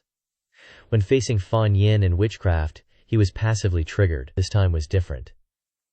This mystical feeling seemed to be able to control this magical power, unable to be stopped. Once stopped, it would be difficult to find this feeling again. At the same time, Li Jinyi had flown in front of the flying battleship, her hands constantly spinning to form thousands of seals. Too late, a bolt of lightning shot out from the flying battleship. Jinyi, a wave of shock. This sonic attack was powerful. The soldiers below had their mouths agape in an instant, and the thousands of seals hadn't even fully formed before they were shattered by the terrifying sonic attack. Ming Xiyin shouted to Duan Musheng, "Third senior brother, don't hold back." They both used their avatars, and 200 Tribulation's insight avatars appeared in the sky. The separation hook and the Overlord's spear pierced through the chests of 2 cultivators almost simultaneously. Xiao Yan'er tapped her toes and shot into the sky.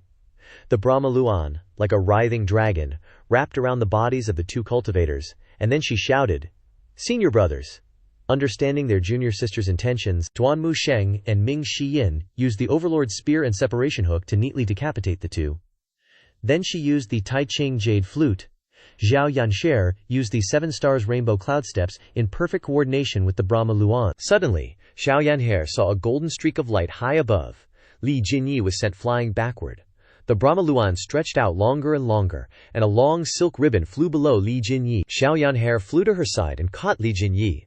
The Brahma Luan enveloped them both and slowly descended. Just my style. A giant sword appeared in the sky again. This was a truly massive sword. Li Jinyi looked up in horror and cried out, "Great dark heaven palm, get out of the way!" She pushed Xiao Yan'er away from her. Xiao Yan'er frowned. "What are you doing?" Xiao Yan'er suddenly stubbornly refused to give in, saying, "I must accomplish what Master has instructed me to do." Xiao Yan'er immediately returned, standing between the Great Dark Heaven Palm and Li Jinyi, to confront the extremely large sword of the Great Dark Heaven Palm. A terrifying energy burst out from Li Jinyi's entire body. Xiao Yan'er used her movements with extreme agility, instantly appearing next to Li Jinyi, along with the 100 Tribulations Insight Avatar which had not yet blossomed, the Brahma Lucan blocked above her head. Boom! The energy collided in the air. Li Jinyi was a little worried. Little junior sister, you two retreat. I'm okay. Zhao Yanhe retracted the Brahma Luan. From the northwest of Anyang City, a cloud was rushing over at an extremely fast speed. Li Jinyi tightly gripped Zhao Yanhe's hand as they descended together, preparing to retreat. A powerful enemy is coming. Just then, Ming Shiyin and Duan Musheng had also finished off their opponents and were preparing to provide support. Duan Musheng said, "Fake flying battleship detected. Obvious fluctuations in primal energy. It's changing direction and trying to escape." Ming Shiyin hovered in the air, looking toward the cloud, and replied, "The real deal is here." It wasn't clear from a distance, but when it got closer, they discovered it wasn't a cloud at all, but a brown flying battleship. The people on the giant flying battleship also sensed a stronger enemy approaching. On the brown flying battleship, a flag fluttered in the wind. On the flag was a spinning jade-green blade, and below it were 3 large seal characters. Nether Sect. A black-clad man then reported, "Lord, Nether Sect Master Yu Zhenghai has appeared." The Lord replied, "Prepare to evacuate." "Yes, you little brat ruined my good plans. You won't escape," Ming Xinyin shouted. "If you want to capture my little junior sister, you'll have to see if I agree. It's useless." "This is witchcraft." Li Jinyi grabbed Zhao Yanhe's hand and flew away. The spinning separation hook brought with it a sweeping blast of energy, and the Overlord Spear also unleashed thousands of overlapping waves at the same time. Whoosh! The separation hook and Overlord Spear pierced through the giant purple claws on the Nether Sect's flying battleship, unleashing a surge of majestic energy that also flew towards Zhao Yanhe. At the same time, 4 figures leaped out of the flying battleship and rushed over. In an instant, neither Li Jinyi nor Wei Zhuoyan's side understood the situation, only thinking that these were reinforcements from the Nether Sect. The situation was almost impossible to resolve. Another wave of purple energy struck down, turning into a giant claw that attacked Zhao Yanhe. A lieutenant shouted, "Are we gonna die? Let me confess to Lord Li Jinyi before I die." The giant claw grew closer and closer.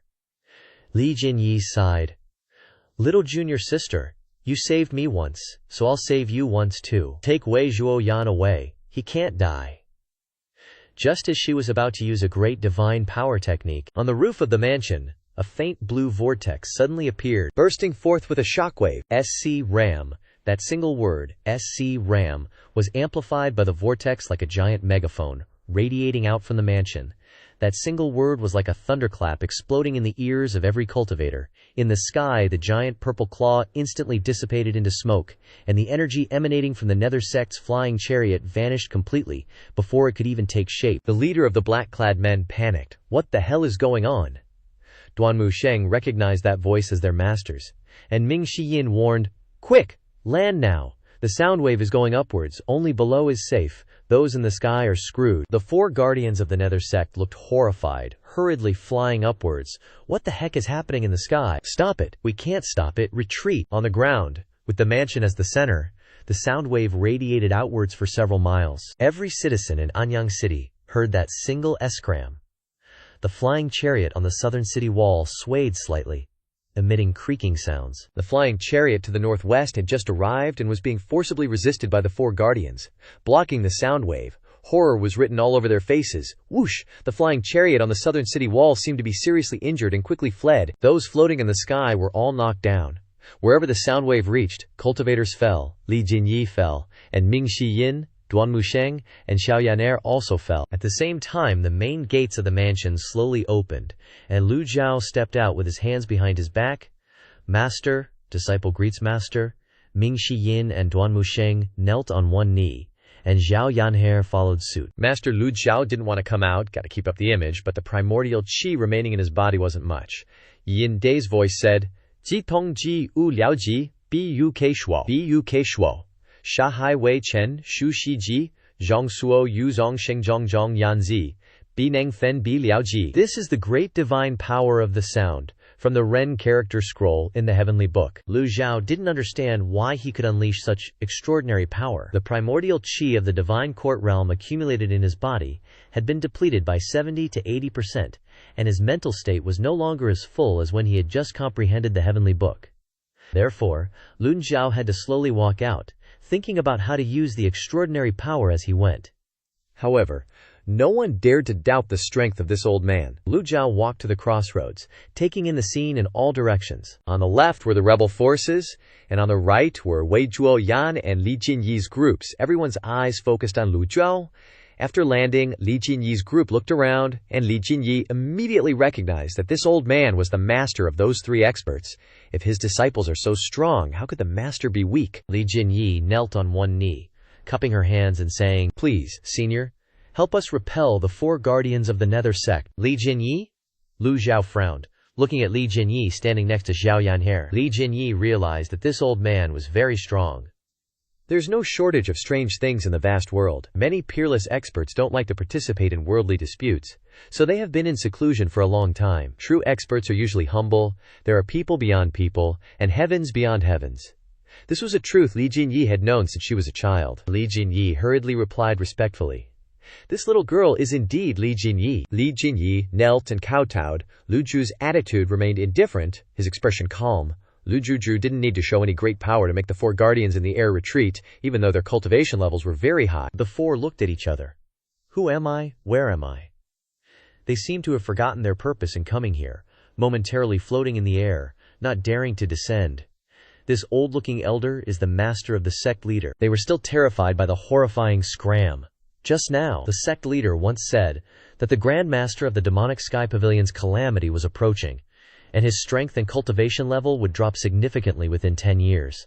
If that were true, how could the old man have shouted out such a powerful divine ability that sounded like thundering in their ears just now? Li Jinyi looked up at the sky. She found the four guardians of the Nether Sect hovering in the air, not daring to come down, seemingly subdued by the old man in front of her. She looked towards the South City again. All the rebel troops had trembled, collapsed, and lost their fighting power. Wei Zhuoyan's side wasn't doing much better. They gathered together, but their troops had scattered, and everyone was gasping for breath, with no time to reorganize their formation. Lu Zhou slowly raised his head and looked towards the four guardians. Just that one glance made the four guardians retreat again. Lu Zhou stroked his beard and said, "You wicked disciples, wicked disciples." Li Jinyi was startled. Lu Zhou was only in the divine court realm, but he could still transmit his voice. He glared and roared like a madman. "Get down here now." In this world, who else would dare to talk to the sect leader of the Nether Sect in this tone? Speaking to Yu Zhenghai with a scolding attitude could only be the master of the Demonic Sky Pavilion, the demonic path founder who dominated the world.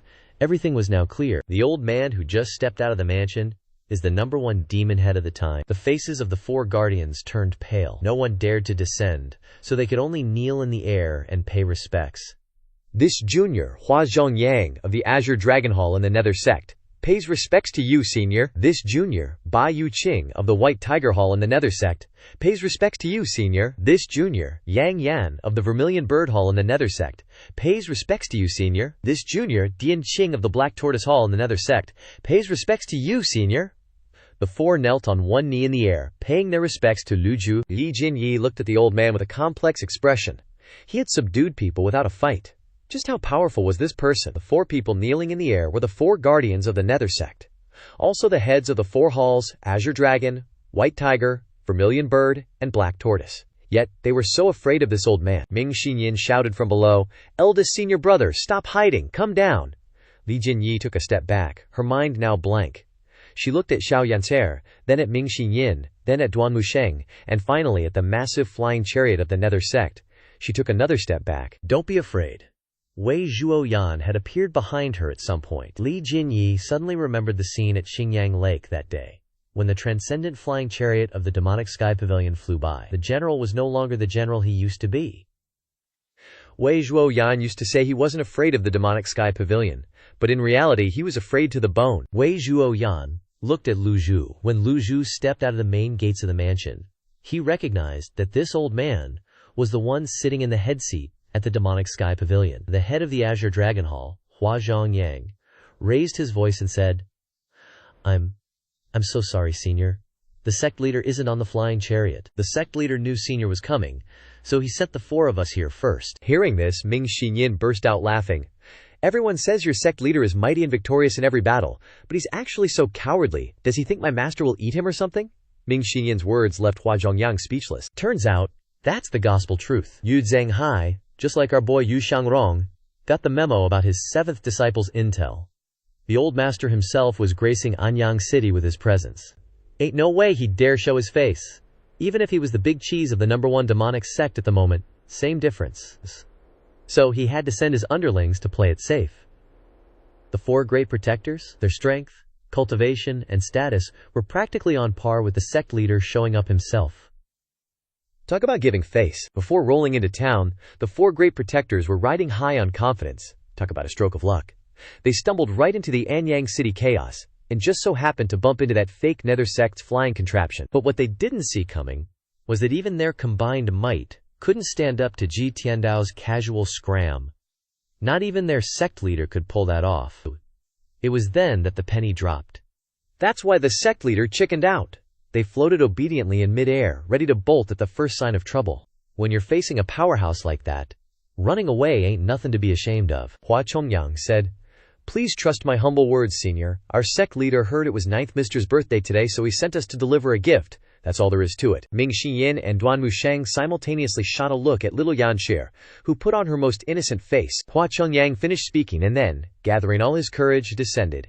When he reached a suitable altitude, he flicked his wrist, and a brocade box slowly floated down, Gang Qi enveloping it. As it drifted towards little Yan Yer, Ming Xiyin grinned. "Leave it to me." His figure flashed like lightning towards the brocade box, and then landed on the ground. "Little junior sister, just in case there's some nasty surprise inside, your senior brother will shield you." Ming Xiyin held up the brocade box, and little Yan Ker nodded slightly. "Okay, thank you, senior brother." This brocade box looked pretty similar to the one Yu Shangrong had given her. Ming Xiyin casually opened it, his protective Gang Qi forming a layer of barrier. Inside wasn't any deadly poison, dangerous object, or trap, but a pair of light green shoes. This thing is called the Cloud Stepping Shoes.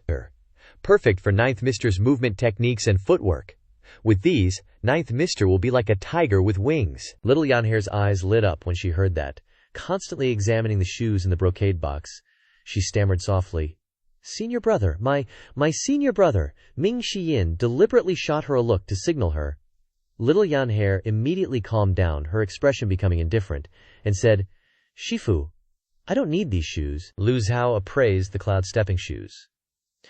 The Cloud Stepping Shoes, just like the Cloud Weaver's feathered robe, are no ordinary items. It's said the Cloud Stepping Shoes were woven for celestial maidens. Once worn, one would feel as light as a swallow, able to soar to the ends of the horizon. The materials used to make the Cloud Stepping Shoes are the extremely precious twin flying silk and fire essence silk, refined and crafted by a master tailor, Lu Zhou said. "Go back and tell Yu Zhenghai that if he wants to admit his mistakes, he should come here himself." The 4 great protectors breathed a collective sigh of relief. The 4 of them stood up, clasped their hands, and said to Lu Zhuju, "This junior will definitely relay your words." After that, the 4 of them mounted the air and retreated back into the flying Buddhist carriage. Even at this point, the 4 great protectors maintained the demeanor of experts, neither hurried nor slow. However, the moment the flying Buddhist carriage turned around, it was like a startled fish, unleashing its full speed and wobbling as it flew away. Wei Zhuoyan also let out a sigh of relief. He clasped his hands towards Lu Zhou and respectfully said, "Many thanks, senior," completely losing the imposing aura of a great general he had before. Li Jinyi also bowed. "Many thanks, senior." Lu Zhou looked at Li Jinyi and suddenly asked, "Where's Jiang Aijian?"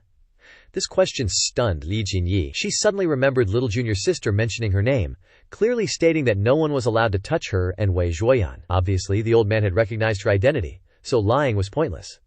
Li Jinyi bowed and said, "Cloud Sparrow Tower." Ming Xinyin frowned. This Jiang Aijian has already left the imperial court, and now he even wants Shifu to go see him personally? What's he doing at the Cloud Sparrow Tower? Li Jinyi replied with 2 short words. Fishing?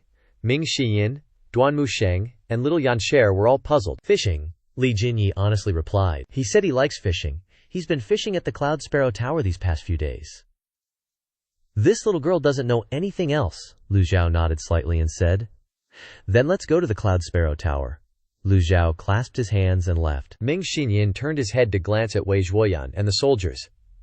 "Don't tell me you can't handle this bunch of good-for-nothings." Were the good-for-nothings referring to the rebel army? Passing by Li Jinyi, Ming Xiyin stopped. "Hey, think about it. Want to join the Evil Sky Pavilion?" Li Jinyi bowed slightly without replying.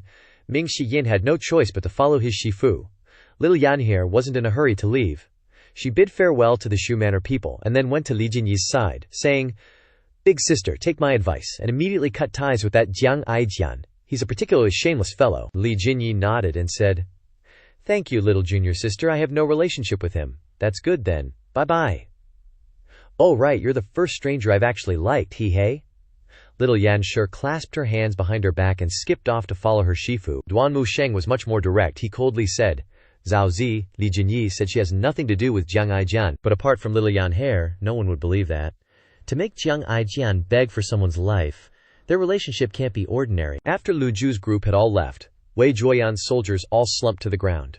Without realizing it, their backs were soaking wet with cold sweat. They had already been shaken to the point of immobility by that sonic attack. And then they had close contact with the devils of the Evil Sky Pavilion. Although they weren't killed, they were scared half to death. Wei Zhuoyan, frustrated at their lack of mettle, roared, "Get up!" His shout startled everyone, who couldn't understand why he was angry. Li Jinyi's gaze turned indifferent. She looked straight ahead, thinking to herself, only the useless vent their anger on those around them. Wei Zhuoyan was silent for a moment, then hesitated before asking, "You know that Aijian is acquainted with?" An unnatural expression appeared on Wei Zhuoyan's face. As one of the three great sword maniacs, Jiang Aijian values his sword like his life, loving swords to the bone. It's said that his character and behavior are highly criticized by the world. Li Jinyi asked, "What does that have to do with you? Don't forget, even if I'm a fake, I'm still the commander of the three armies." Wei Zhuoyan stepped forward, looking towards the chaotic mess of rebel soldiers and masked cultivators. The aura around him seemed to grow more confident as he lightly waved his hand. "Rebels! Kill them all, regardless of their crimes." At the same time, the four great protectors of the Nether Sect controlled the flying Buddhist carriage, rapidly flying towards Pingdu Mountain. When the flying Buddhist carriage reached the sky above Pingdu Mountain, a figure waited in front of it, hands clasped behind his back, standing tall with an arrogant air. The four great protectors stepped out and bowed respectfully. "Sect leader, how did the matter I entrusted to you go?" Yu Zhenghai seemed very concerned about this, because he had never mobilized all four great protectors for a single event before. Hua Chongyang, the chief seat of the Azure Dragon Hall, bowed and reported. Reporting to the sect leader, the gift has been delivered, and this subordinate has also seen the old senior. Yu Zhenghai simply grunted in acknowledgement. Hua Zhongyang said, "The old senior's methods are heaven-defying. Our four subordinates combined were still no match." Upon hearing this, Yu Zhenghai's voice immediately deepened. "Relate the entire matter in detail, leave nothing out." The four great protectors dared not be negligent. They had never seen the sect leader so cautious. Hua Zhongyang cupped his fist and recounted from the moment the four of them controlled the flying chariot to Anyang City, to when they encountered chaos, took action, and were repelled by the great divine power. Scram! He omitted not a single detail, especially the shocking power created by that great divine power, which forced back all the cultivators present. The terrifying scene was described vividly, as if it happened before their very eyes. The matter was like this, then like this, followed by this, and finally like that. After listening, Yu Zhenghai muttered, "Sound skill, great divine power." There are not a few who understand sound skill, but those who can develop sound skill to the realm of great divine power can be counted on one's fingers. Yu Zhenghai was the eldest disciple of the Demon Heaven Pavilion. He considered himself to understand his master better than anyone else. In his memory, his master had never displayed any great divine power related to sound skill. Yu Zhenghai paced back and forth, lost in thought. He suddenly remembered the information that Old Seventh had provided. Could it be that Master is truly cultivating the secret methods of other sects? If it were someone else, he definitely wouldn't believe that person could cultivate another sect's methods to the extreme, but this person was Ji Tiandao. Perhaps Master has another friend. Yu Zhenghai sternly asked, "Are you certain that the person you encountered was my master?" Although we subordinates observed from afar and couldn't clearly see the old senior's face, we can confirm that it was indeed him. How do you know? We subordinates saw ninth senior wearing the cloud garment dance robe. It wasn't that Yu Zhenghai didn't trust the eyes of his generals, but he didn't want to miss any detail. He slightly nodded, a low sound emitting from his throat. "Second senior brother, I truly underestimated you, sect leader. When we subordinates arrived at Anyang City, we didn't see second senior brother." Yu Zhenghai continued, "Second senior brother has always preferred to act alone. With your abilities you definitely shouldn't provoke him. We humbly obey the sect leader's command." Thinking of Yu Shengrong, Yu Zhenghai shook his head repeatedly, then sighed softly. The four great protectors sensed that the sect leader didn't seem too happy, and suddenly realized they shouldn't speak further on this topic. That protector then hurriedly bowed and said, "Does ninth senior really like stepping on cloud shoes? This subordinate dares not lie?" Yu Zhenghai laughed heartily. "The cloud garment dance robe is merely defensive equipment. It's only natural that little junior sister prefers stepping on cloud shoes. The sect leader is wise." The four great protectors bowed simultaneously. Yu Zhenghai asked again, "Where are they now?" This subordinate dared not follow, but this subordinate has received clues from the Azure Dragon Hall that 7th Senior has run to Yunquei Tower. Bai Yu Cheng spoke up. It is said that Yunquei Tower has 9 levels, and it becomes more difficult as you go higher. Each level has all kinds of trials, and whoever reaches the 9th level will obtain a treasure. I wonder if this is true or false. Yu Zhenghai turned around and walked to the edge of the flying chariot, observing Pingdu Mountain. Seeing the sect leader silent, the four protectors dared not continue talking about Jian Tiandao. They had never chatted with the sect leader about the Demon Heaven Pavilion until now. The four protectors only knew that the sect leader was the eldest disciple of the Demon Heaven Pavilion and possessed unfathomable strength. The rest was completely unclear. If they hadn't been ordered to work in Anyang City this time, they wouldn't have had the opportunity to discuss the Demon Heaven Pavilion with the sect leader. The sect leader was always extremely tight-lipped about matters of the Demon Heaven Pavilion. The Azure Dragon Hall Grand Leader, Hua Zhongyang, suddenly remembered that he hadn't relayed one more sentence, so he said, "Sect leader, the old senior, told this subordinate to relay to you. Speak." Hua Zhongyang recited verbatim, "If you want to apologize, then come yourself." At this moment, Hua Zhongyang's heart was also pounding in his chest. He wasn't sure if the sect leader would be angered by this sentence. Yu Zhenghai's expression remained calm, and his attitude wasn't emotional. He said loudly, "Great undertakings are not yet complete. How can they be abandoned halfway?" The four great protectors said in unison, "This subordinate swears to follow the sect leader to the death." Yu Zhenghai nodded in satisfaction. "Do you know who has been impersonating the underworld sect?" Hua Zhongyang replied, "The time the other party appeared was extremely short. From the flying chariot to the methods, they are all similar to ours, except for the mysterious powerhouse sitting in the flying chariot. The rest are all weak." Bai Yu Cheng said, "The other party is good at imitation. Even the mysterious Heaven Star Radiance looks like the sect leaders. Moreover, when this subordinate chased after them, I discovered that he was using witchcraft. He must be a cultivator with very strong witchcraft abilities." Yu Zhenghai said, "Is it the sect master Mo Chi of the Pure Nether Dao?" Mo Chi of the Pure Nether Dao? He does have a knack for imitating the techniques of the 100 schools, but Mo Chi is not good at witchcraft. It is said that there is a very powerful witchcraft cultivator in the Great Yan Imperial Palace. There is also a possibility that Mon Chi of the Pure Nether Dao has joined the Imperial Palace. There was more than one expert on the flying chariot at that time. This speculation is also very reasonable, but it is only speculation. In the end, it is only speculation.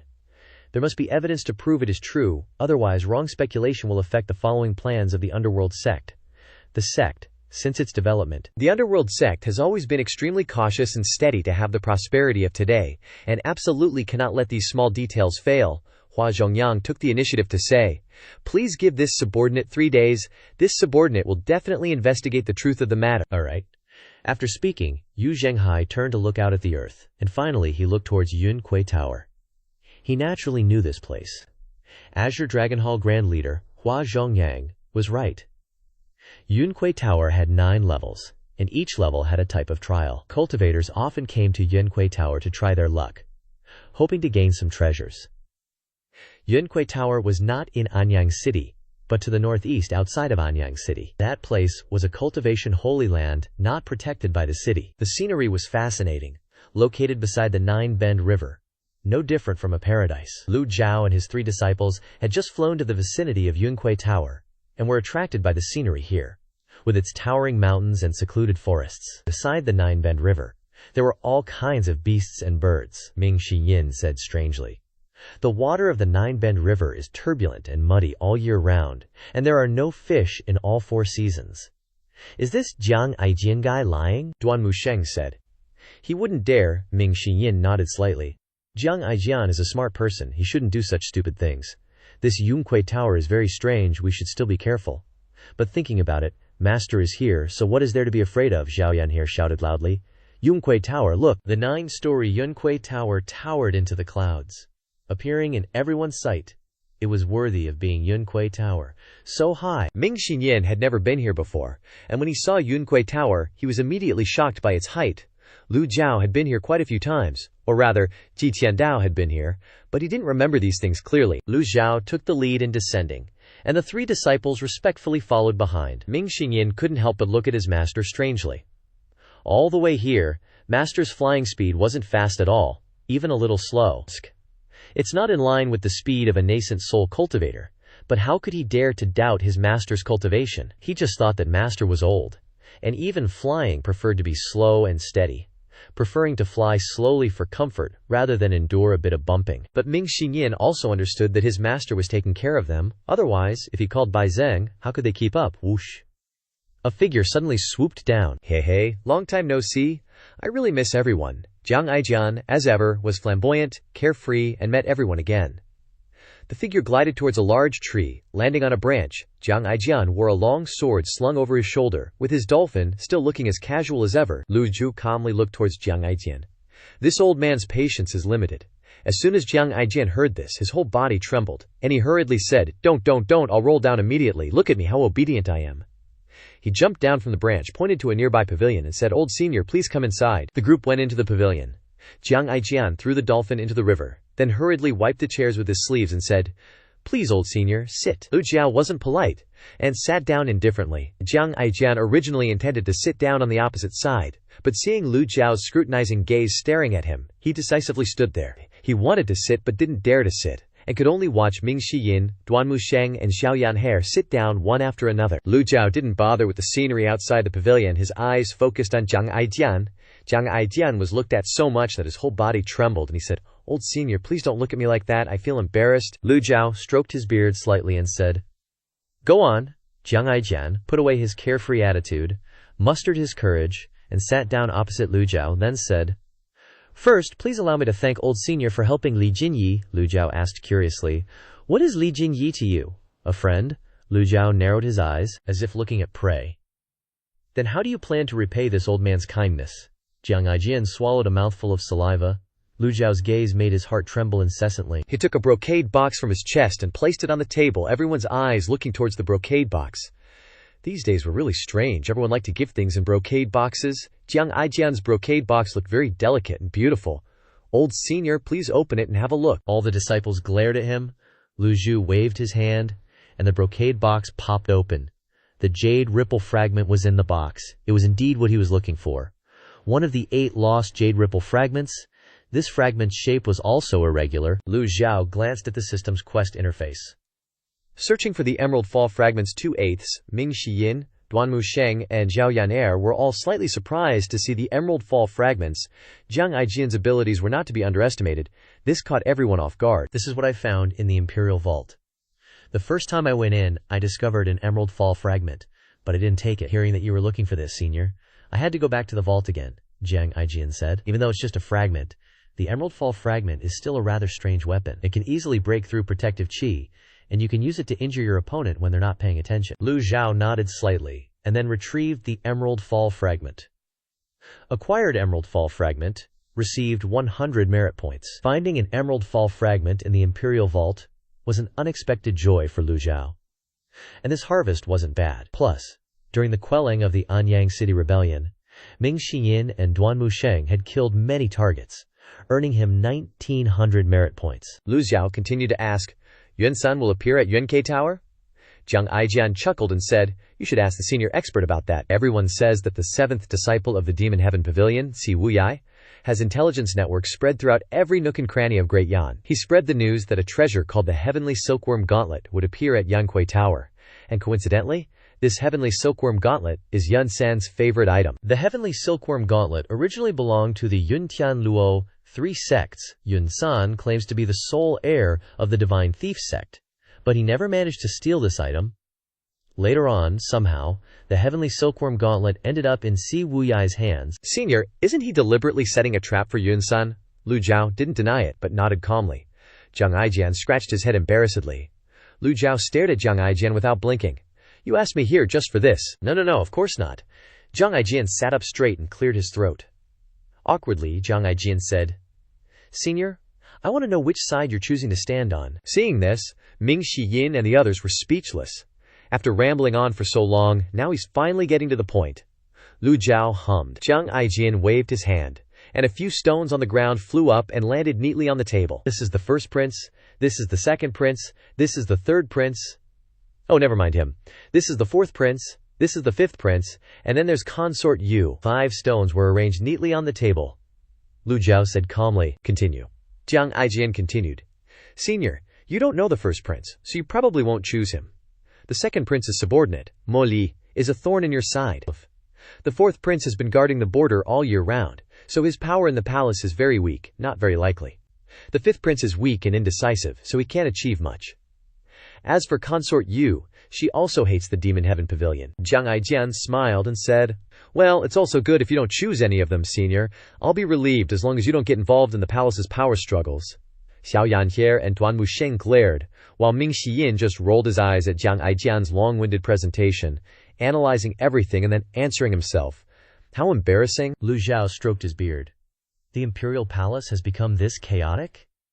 He sighed. Jiang Aijian said helplessly, "The infighting in the palace will eventually spread to the outside world.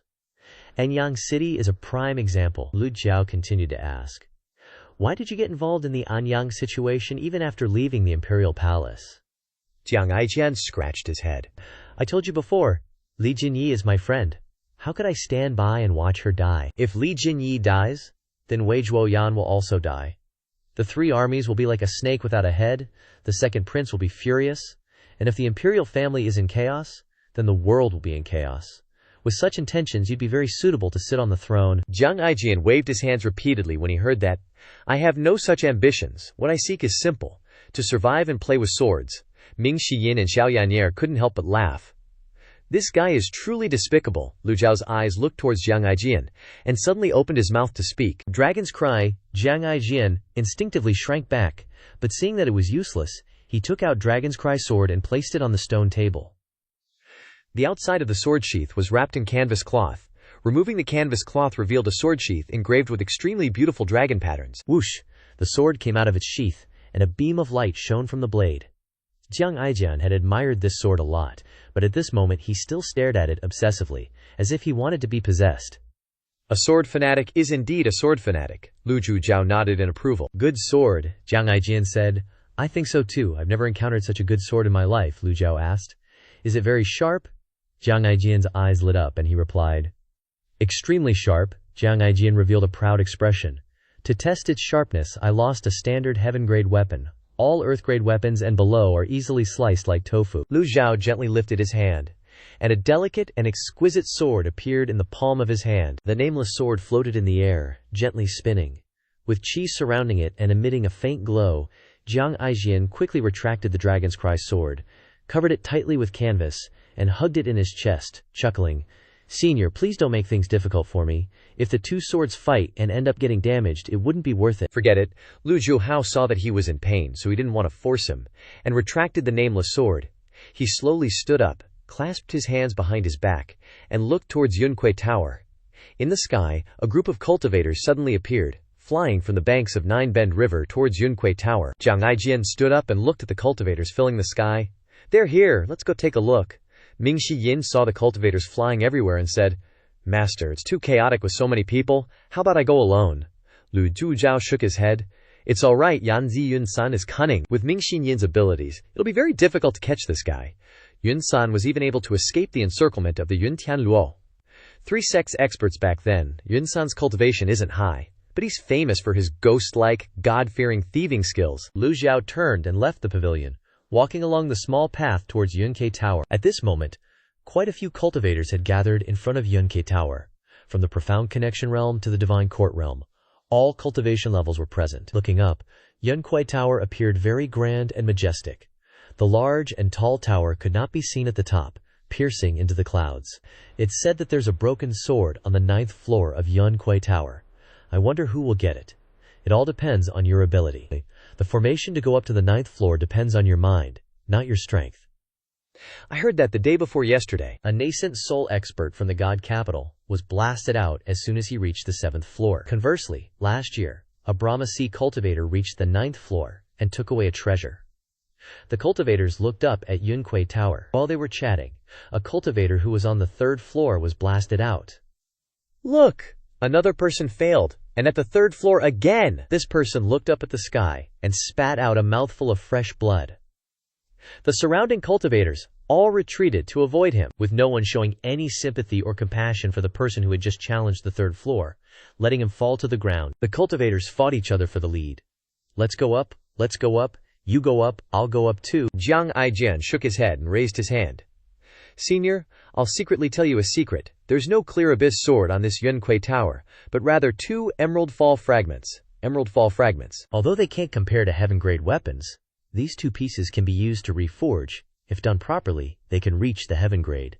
Ming Shiyin frowned, looked around and said, "No wonder there are so many people here.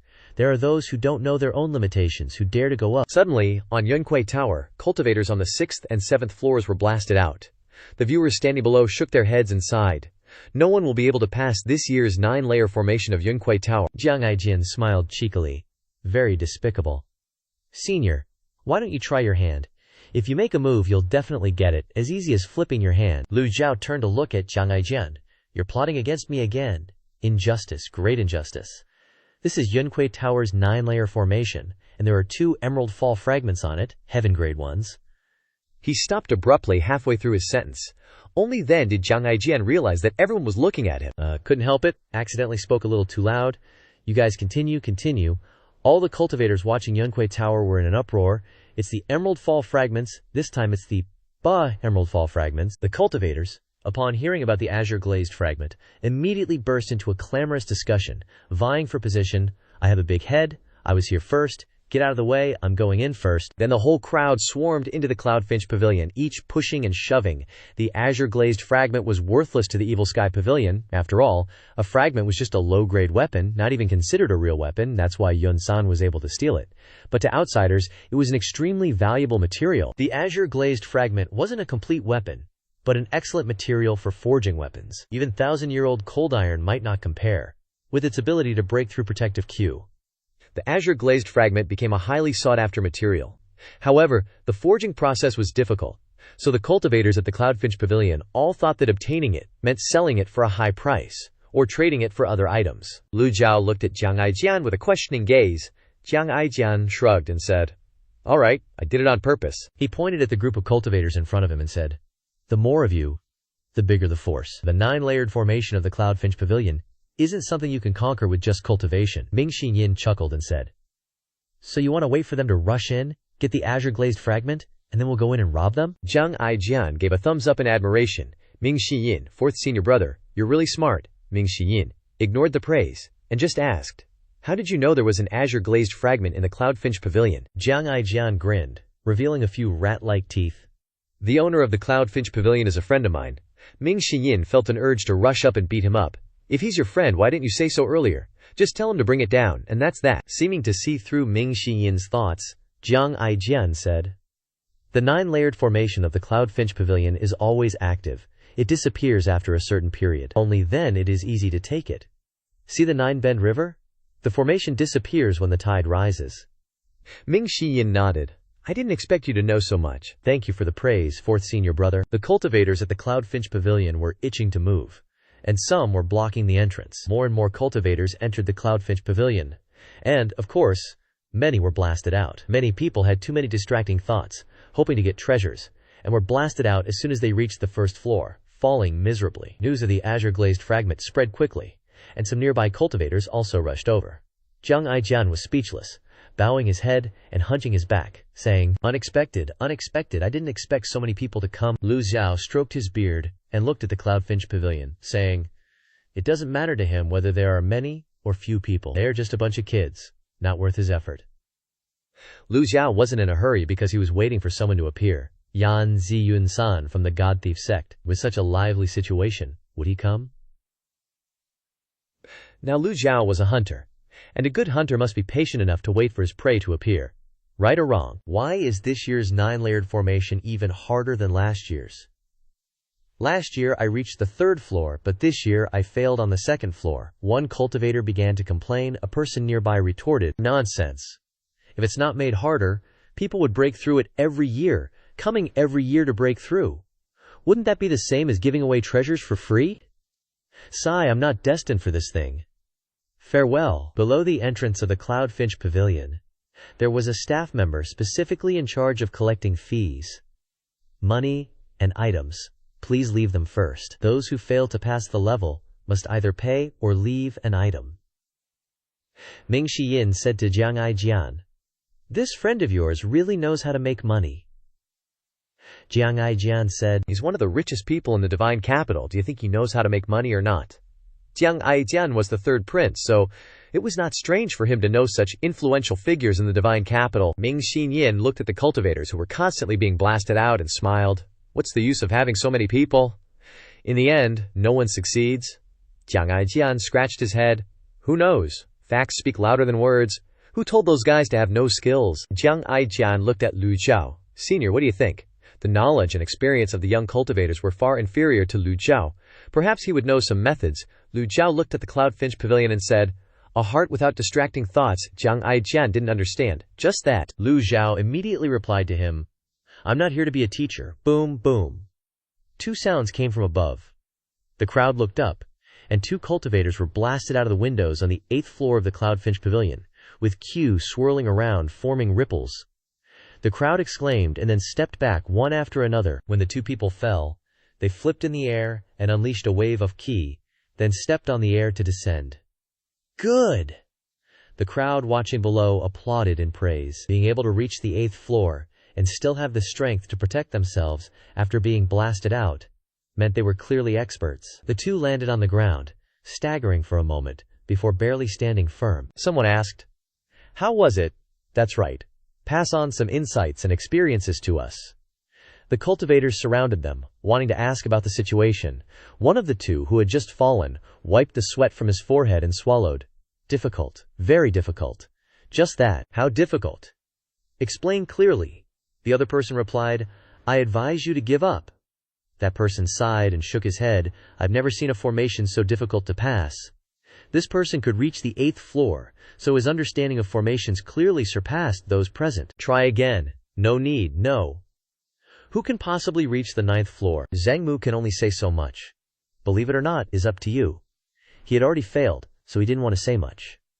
After speaking, he turned and walked toward a nearby pavilion. The cultivators looked at each other. Although this person's words seemed negative, they had affected them quite a bit. People who could reach the 8th floor said that it was impossible to pass. So this formation must be extremely difficult. Xiao Yanhair jumped out. "Let me say it, master. How about I give it a try?" Lu Zhou nodded indifferently. Go. Xiao Yanhair was playful by nature. Although she had recently left the Evil Sky Pavilion, she had been very well behaved, so he couldn't be too hard on her. Xiao Yanhair was excited when she got permission from her master. "Thank you, master. Watch me." Jiang Aijian smiled and said, "Little girl, good luck." Hearing Jiang Aijian's words, Xiao Yanhair glared at him and shouted angrily, "Shut up! Who are you calling a little girl?" Jiang Aijian instinctively shrunk back. Oops! Still the same as before. Not easy to provoke at all. As Xiao Yanhair walked towards the Cloudfinch Pavilion, Jiang Aijian said, "Senior, this little girl." Before Lu Zhou could speak, Ming Xinyin said, "I advise you not to provoke her. You may not be her match now." Jiang Aijian clapped his hands and cheered, "My lady, go for it!" Ming Xinyin, hearing Jiang Aijian's address, was confused. Is this guy really the third prince of the Seven Flame? Jiang Aijian, one of the three great sword freaks? Xiao Yanhair walked to the entrance of the Cloudfinch Pavilion. The crowd jostling at the gate were all boorish men. She originally intended to unleash her divine power and scare them away. But remembering her master's teachings, she said, "Please make way." These cultivators, unexpectedly, were very polite, and they all parted to make a path for her. Xiao Yanhair, dressed in her cloud silk dance attire, looked exquisitely beautiful and stood out like a crane amongst chickens. At the age of 16, with a face like a full moon, she was naturally radiant. This young lady has such a beautiful face. Looking at her attire and bearing, she doesn't seem like someone from an ordinary family. She must be some noble lady from Anyang City. Such a knowledgeable and well-mannered female cultivator is rare. Xiao Yanhair entered the Cloud Sparrow Tower, and the gatekeeper glanced at her, before raising his hand to gesture her in. The cultivators were also very considerate, letting her go first and not crowding her. Everyone watched Xiao Yanhe until she disappeared behind the door, and then each of them waited with anticipation for the result. Jiang Aijian crossed his arms and said, "Old senior, aren't you worried at all?" "Why should I be worried? If she can't break the formation, she'll be blasted out by the array. At worst, her vital energy will be disordered for a few days. At worst, she'll be injured for half a year." Lu Zhou calmly replied, "It's fine." Lu Zhou continued to wait for the target to appear, never once taking the ninefold formation seriously. Seeing that Lu Zhou didn't seem to care at all, Jiang Aijian was puzzled. "Don't you want to retrieve the Biluo fragment?" Lu Zhou simply ignored him. Suddenly, an excited voice came from the Cloud Sparrow Tower.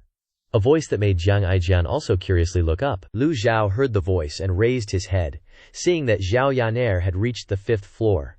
She was jumping and playing, completely forgetting herself. The people standing below watching all exclaimed, rubbing their eyes, thinking they were seeing things. After rubbing their eyes and looking carefully again, they saw that the little girl had indeed reached the 5th floor, and in her state, she didn't seem to be exerting any effort at all, not being affected by the great formation in the slightest. How? How is this possible? The cultivators couldn't understand it. Jiang Aijian also looked at Xiao Yanhe standing on the 5th floor in astonishment. From the moment he watched Xiao Yanhe enter the gate until she appeared on the 5th floor, the time was very short. In other words, after entering the Cloud Sparrow Tower, Xiao Yanhe hadn't stopped at all, continuously going up each floor. This. Jiang Aijian was dumbfounded. Ming Xinyin looked at him with disdain.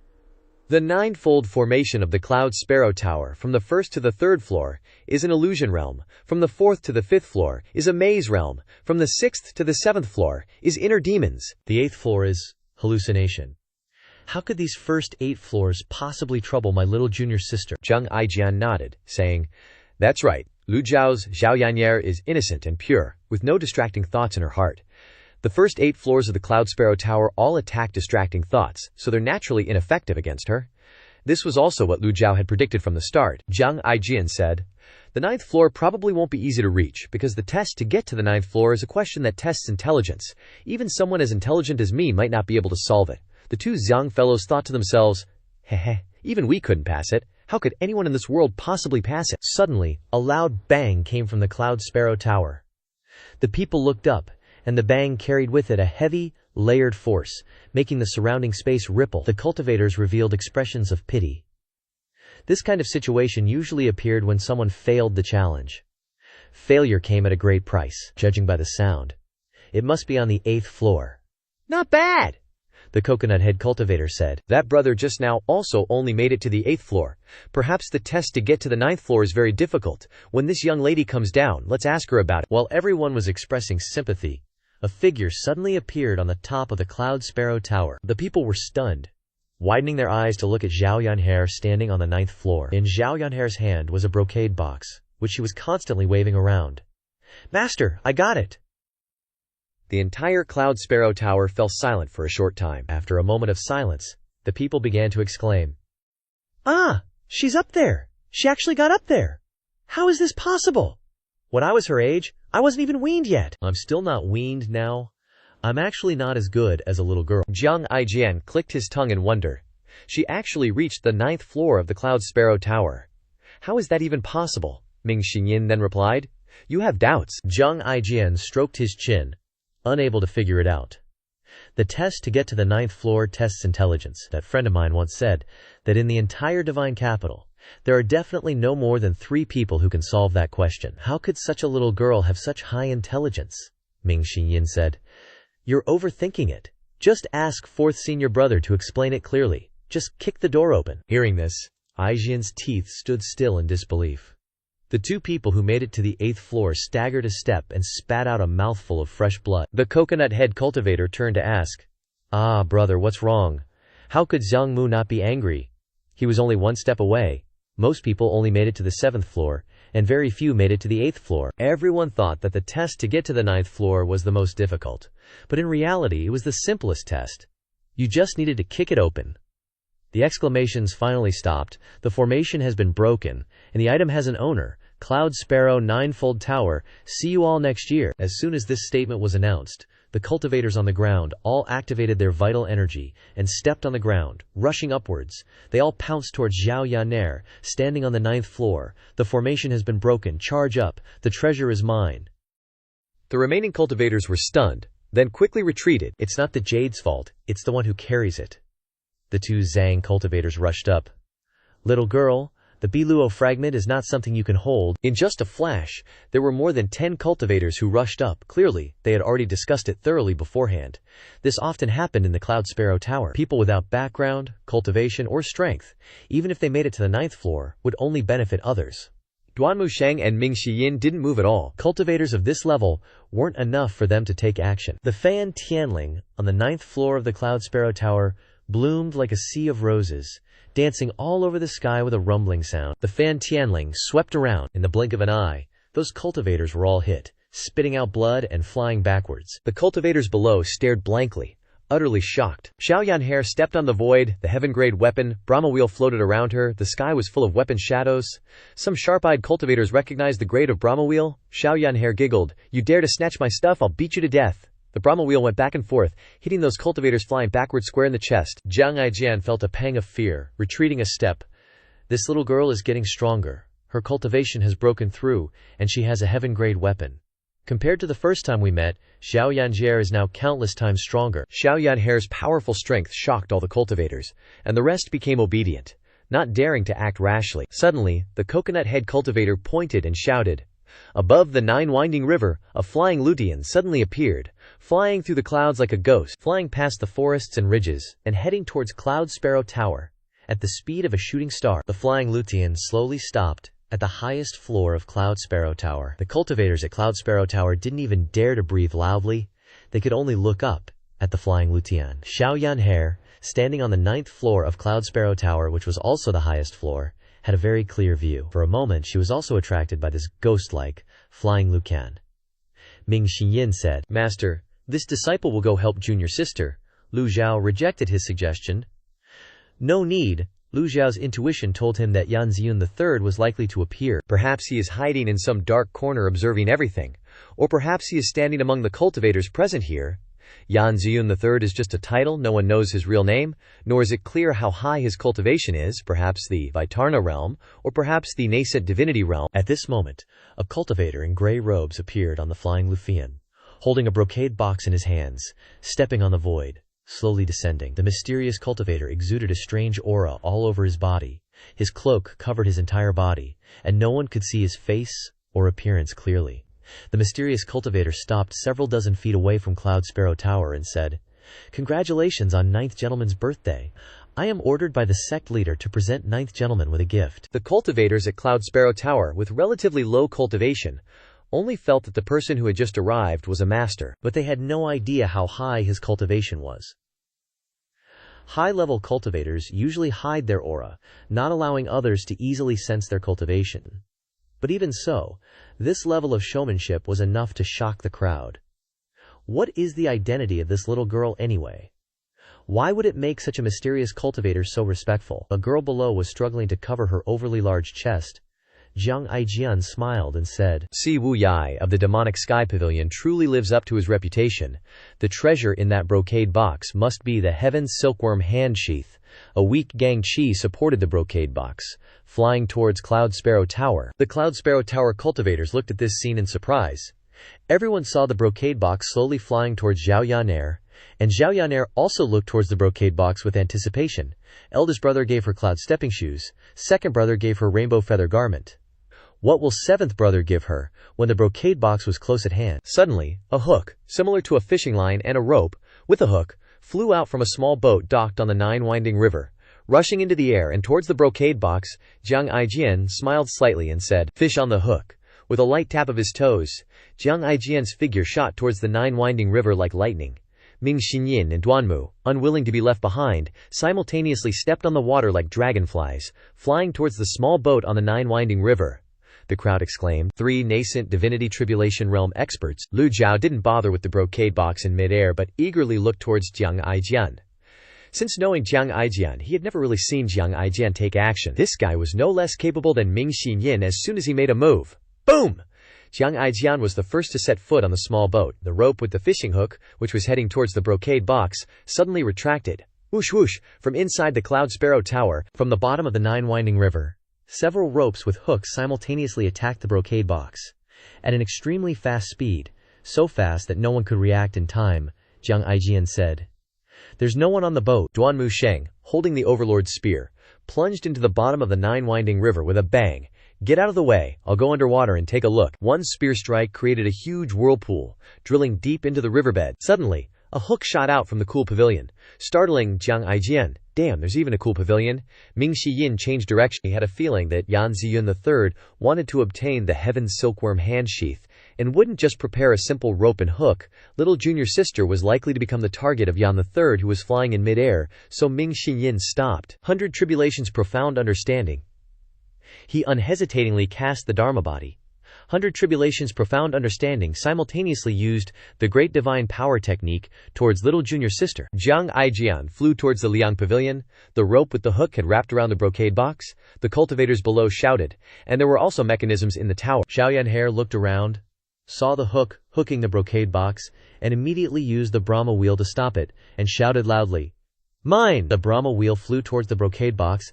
How could Xiao Yanhair let her gift be snatched away right in front of her eyes? The Brahma wheel was a heaven-grade weapon, and in a blink of an eye, it flew out, tightly wrapping around the brocade box. Xiao Yanhair stepped through the air, and then she informed Ming Shiyin, Yan III isn't here. Ming Shiyin frowned. If he's not on Cloud Sparrow Tower, then where is he? Suddenly, Ming Shiyin seemed to see something, and warned Xiao Yanhair, little junior sister, be careful. There are crossbow mechanisms in the water carrying gang chi. Lu Zhou stroked his beard and said, also proficient in mechanisms. To be able to do this, there is no other explanation other than he is very proficient in hidden weapon mechanisms. With the cultivation of Ming Shiyin, Duan Musheng, and Jiang Aijian, how could they not sense the existence of a living person? Duan Musheng even jumped into the water to investigate. Xiao Yanhair turned around. The Brahma wheel wrapped around her body, and streams of fiery red gang chi swirled around her body. Lu Zhou wasn't worried that Xiao Yanhair would be injured. She had the Brahma wheel, the rainbow feather garment, and her nascent divinity realm cultivation. She could cast the 6 unison combined Daoyo seal for defense in an instant. Xiao Yanhair used the Brahma wheel to form a protective circle around herself, and she shouted, I blocked an arrow with golden gang chi. It shot towards Xiao Yanhair, but at the same time, another arrow with blue gang chi flew over. Xiao Yanhair was startled, a question mark of confusion. When the arrow with blue gang chi blocked the remaining arrow, Lu Zhou also focused his attention on Xiao Yanhair. The arrow with golden gang chi was broken in half.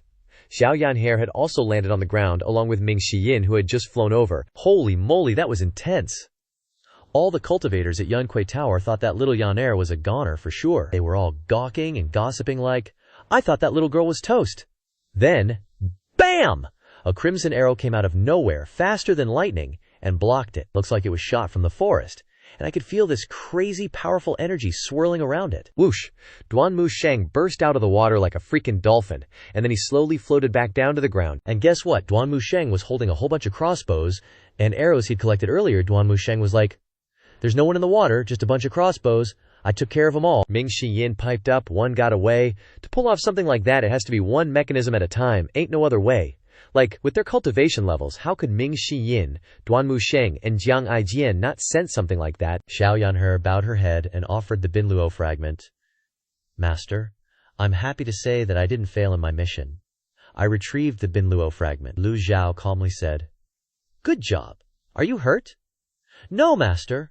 Xiao Yanhair was super stoked to get praised by her master. But Lu Zhou wasn't all that thrilled. Pocketing the 2 Binluo fragments and getting a measly 200 merit points. Getting the fragments back was cool, but not catching Yun-san bummed him out. Now there are 4 more Binluo fragments left. Where the heck is he gonna find them? Creak, creak. The sounds got louder and louder, echoing through the small path, along with the sound of neat, orderly footsteps, all in sync. The sound of an army marching, echoing throughout Yunquei Tower. The Jade Consort has arrived. Everyone clear the way. At the end of the path, a super swanky palanquin came into view. The golden curtains and the intricate carvings on it were all about that exotic vibe. Everyone without business here, clear the way.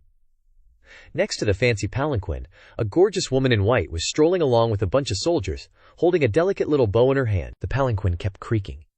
2 rows of soldiers charged ahead, straight towards Yunque Tower, weapons clashing and banging.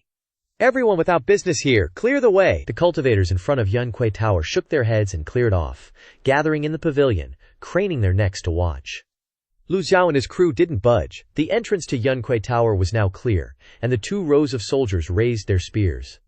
The creaking palanquin pulled up in front of Yunque Tower. Lu Zhao's eyes zeroed in on the woman in white walking next to the palanquin. Name: Hua Yuexing. Race: human. Realm: nascent divinity. Lower the palanquin. The palanquin slowly lowered to the ground, and the curtain was lifted. The jade consort, decked out in fancy robes and a golden crown, gracefully stepped out. She stood up straight, hands clasped in front of her, all dignified and elegant. That heavily lined eyeliner was a dead giveaway that she was from out of town. Hua Yuexing quickly helped the jade consort over to Lu Zhou, giving a slight nod and smile. "Greetings, honored one." Lu Zhou glanced sideways and noticed that Jiang Aijian had vanished. Whatever, he probably chickened out to avoid being exposed. "You recognize this old man?" Lu Zhao's tone was as chill as ever, not even slightly intimidated by the jade consort's entourage. The cultivators in the pavilion were freaking out over this greeting. "Even the jade consort is bowing to that old guy. Who the heck is he?"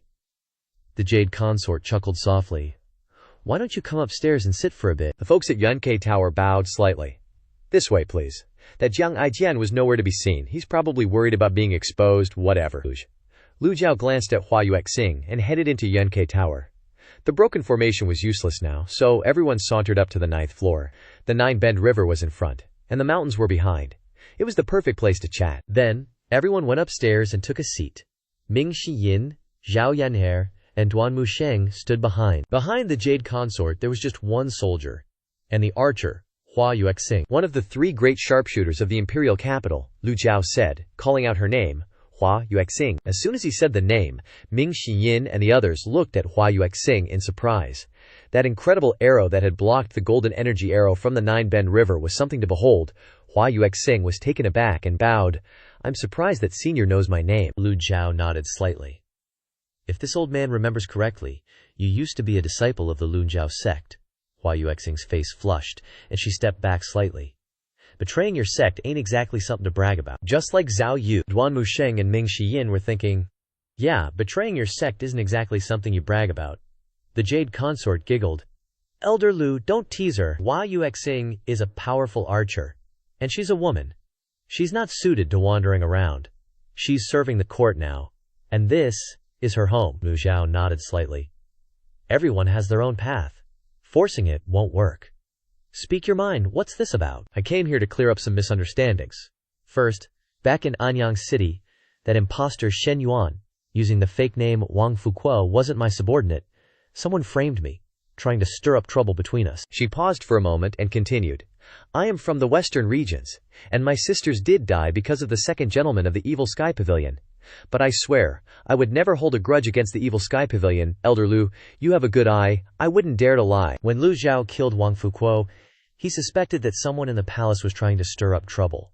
But there was no proof, and you can't bring the dead back to life. Just hearing one side wasn't enough to convince Lu Zhou. The jade consort went on. "Second, after Shen Yuan's death, the Evil Sky Pavilion and the royal family have been at odds. But I had nothing to do with any of that. Hua Yuexing can vouch for me." Lu Zhou stroked his beard and said calmly, "Why should I believe you?"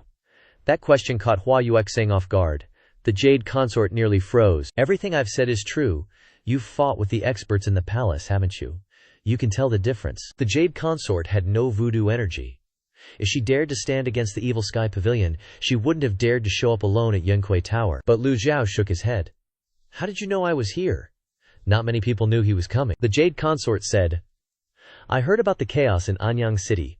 Only the master of the Evil Sky Pavilion could make the 4 guardians of the Nether Sect submit. There is no second person I can think of."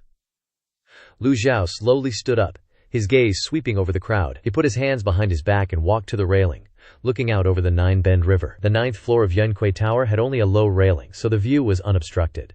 Lu Zhou suddenly said, "Do you know why I'm here?" The jade consort shook her head. "I came here to clear up misunderstandings. I know nothing else," Lu Zhou said. "Yun-san stole something from this old man." Yun-san is the sole heir of the Godly Thief sect. He's skilled at the Yanzi style, Yun-san, that's right. The Jade Consort said, I heard he's nimble. When Hua Yuexing was still at the Luo sect, the whole sect couldn't catch him. It won't be easy for you to catch him. He's just a rat in a hole. Once this old man makes a move, he won't escape. He emphasized each of the last 3 words. Lu Zhou's face was still impassive. He stroked his beard with one hand and raised the other slightly. In the palm of his hand, the light of a prop card flickered. He looked toward the pavilion below Cloudfinch Tower. The counterclockwise swirl spinning endlessly, golden light appearing, the binding cage forming in a flash and flying towards the pavilion. Ming Shiyin, Duan Musheng, and Zhao Yansher, standing on the Cloudfinch Tower, were completely caught off guard when they saw their master suddenly make a move. All gaping at the sight. Master made a move? Yu Fei and Hua Yuexing also stared wide-eyed. The coconut head cultivator wondered, what the heck is that? The binding cage descended from the sky, the yuan qi fluctuations creating a resonant sound. He was in the pavilion. The coconut head cultivator standing next to Zhang Mu, his expression suddenly changed, his body flashing.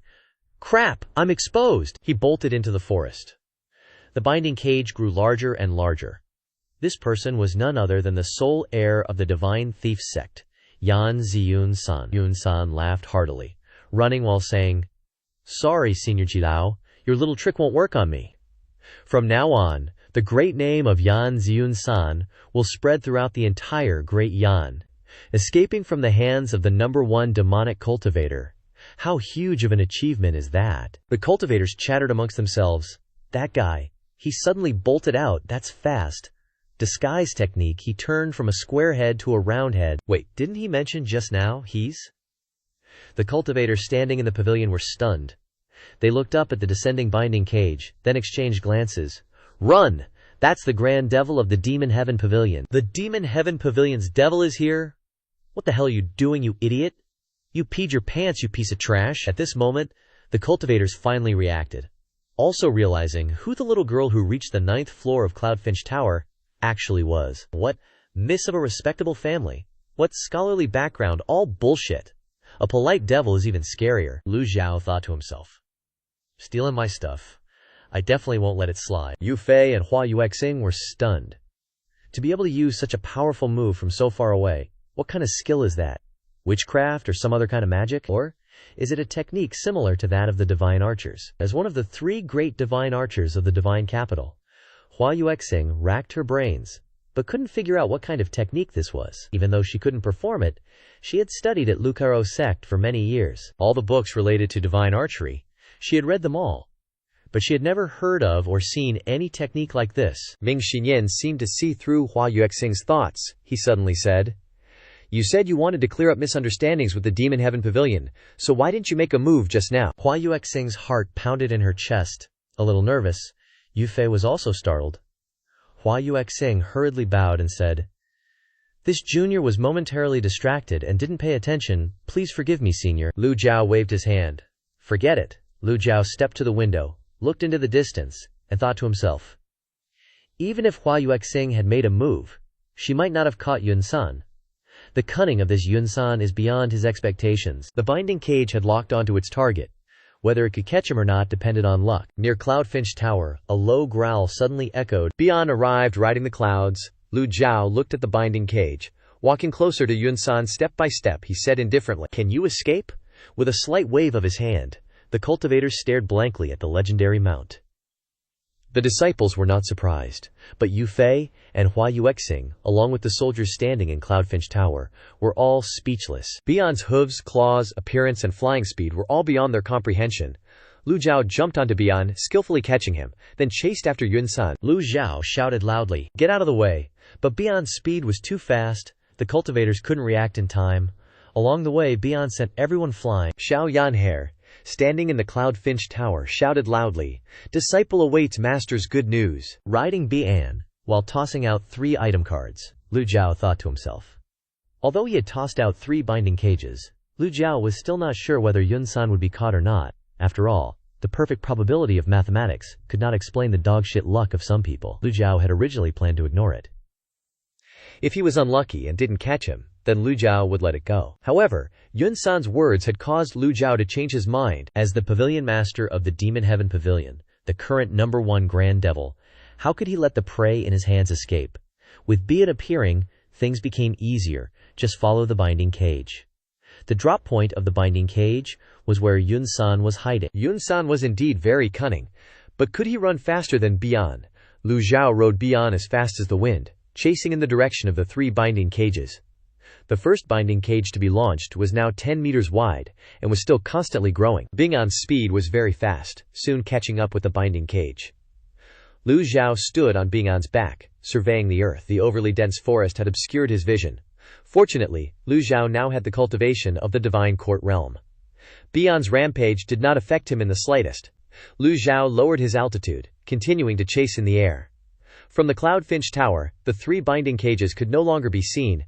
Everyone was quietly waiting for news. At the same time, Yun-san weaved through the trees, sprinting all the way. He smugly thought, even if the 3 sects of Yun Tianluo joined forces, they couldn't catch me, wanting to catch me from such a distance. Ha! His speed was astonishing. He sprinted for 2 miles before starting to slow down. His cultivation was only at the divine court realm, but in terms of speed, he could compare to the nascent soul realm.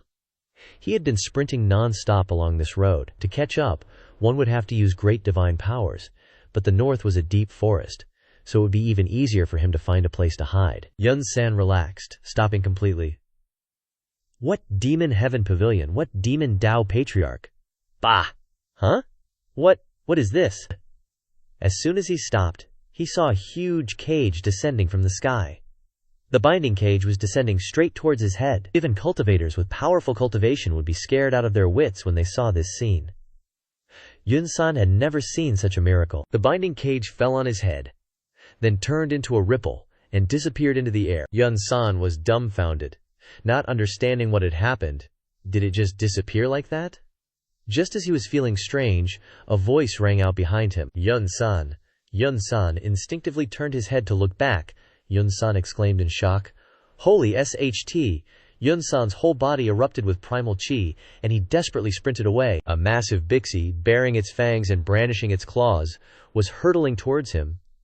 Lu Zhou stood on Bixi's back, his body protected by a layer of gang chi. Awu! Bixi pounced. Boom, boom, boom! The surrounding trees were snapped in half by Bixi's charge. Finally, Bixi was about to catch up to Yun-san. He shouted, "Catch me if you can. Once you're close enough, I'm dipping." He continued to provoke. I'm using Earth Escape now. With a whoosh, he disappeared. Lu Zhou was slightly surprised. Earth Escape technique. Lu Zhou controlled Bixi to stop. He wasn't in any rush. The second and third binding collars were already on their way. The second binding collar fell in the open space 20 meters ahead of Lu Zhou and then dissipated into the air. Failing to trigger a binding probability, Lu Zhou understood the Earth Escape technique very well. After using Earth Escape, the movement speed will decrease significantly, and the consumption of primal chi will also increase greatly. With Bixi here, even if Yun-san grew wings, he would have a hard time escaping. The third binding collar arrived, expanding like a Tian Luo Diwang. A shadow resembling a vast net appeared on the ground. Finally, the third one triggered the binding probability. This scene was exactly the same as when the binding collar captured Fan Xuan at the Evil Sky Pavilion, and it even looked more magnificent. Although the space inside the Evil Sky Pavilion was large, it was still far less than being in the middle of nature. Lu Zhou looked toward the location of the binding collar not far from him, only about 20 meters away. From the sky, it looked like a fishing net cast down on the forest. Hundreds of trees were shredded by the net in the blink of an eye, and the tree fragments were gathered by the binding collar into a square shape, then shot out, scattered on the ground. Very quickly, the square area became barren, with nothing left inside. The binding collar flickered with golden light, and then burrowed into the ground. Ah! A miserable scream came from underground. The binding collar finally hit its target. Lu Zhou nodded, a smirk playing on his lips. Gotcha! Lu Zhou directed Bixi to descend to the ground. Thump! One of Bixi's feet stomped on the ground, sending rocks flying. Bixi obediently lay down on its stomach to the side. Lu Zhou clasped his hands behind his back and walked to the location of the binding collar. Cultivators who are caught are sealed off from their cultivation. This he had already seen from Fan Xuan. Therefore, Lu Zhou wasn't worried that Yun-san would escape. He calmly stood there, stroking his beard, while observing the situation. Another wail came from Yun-san from within the earth. Lu Zhou transmitted his voice. Yun-san? Still want to run? Ooh, ooh. Apart from the ooh sounds, Yun-san could barely speak. Lu Zhou flicked his hands slightly. Bixie roared as if very excited and rushed over, reaching out with its claws to dig. Before long, Bixie had dug Yun-san out. It bared its teeth, scaring Yun-san into screaming for his parents. Yun-san begged repeatedly, almost crying, "Don't! Don't! Don't! Senior, please spare my life! Please spare my life!" When he saw the #1 demonic figure of the era standing beside him, his whole body trembled uncontrollably. He had never been so scared before. He wanted to move but couldn't move at all. The invisible thing that was binding him was extremely tight. "Take him away," Lu Zhou ordered. Bixie immediately grabbed Yun-san in its mouth. On the Yunkai Tower, everyone was still waiting. Ming Shiyin, Duan Musheng, and Xiao Yanhe didn't see anything, but Yu Fei said, "Senior is already old. Is it okay for him to go catch Yun-san alone?" Ming Shiyin immediately replied, "No need for you to worry. My master is unparalleled in divine might. It would be a freak occurrence if Yun-san could escape. I have no ill intentions. I hope you all will forgive me." While everyone was waiting, north of the Yunkai Tower, Lu Zhou directed Bixie to return, stepping on hills. In Bixie's mouth was a person, clearly Yanzi Yun-san, the only successor of the Divine Thief sect who had just run away. Several cultivators who hadn't escaped but hid in the Liang Pavilion looked up at the sky and saw this scene. Yun-san has been caught. The only successor of the Divine Thief sect has been caught.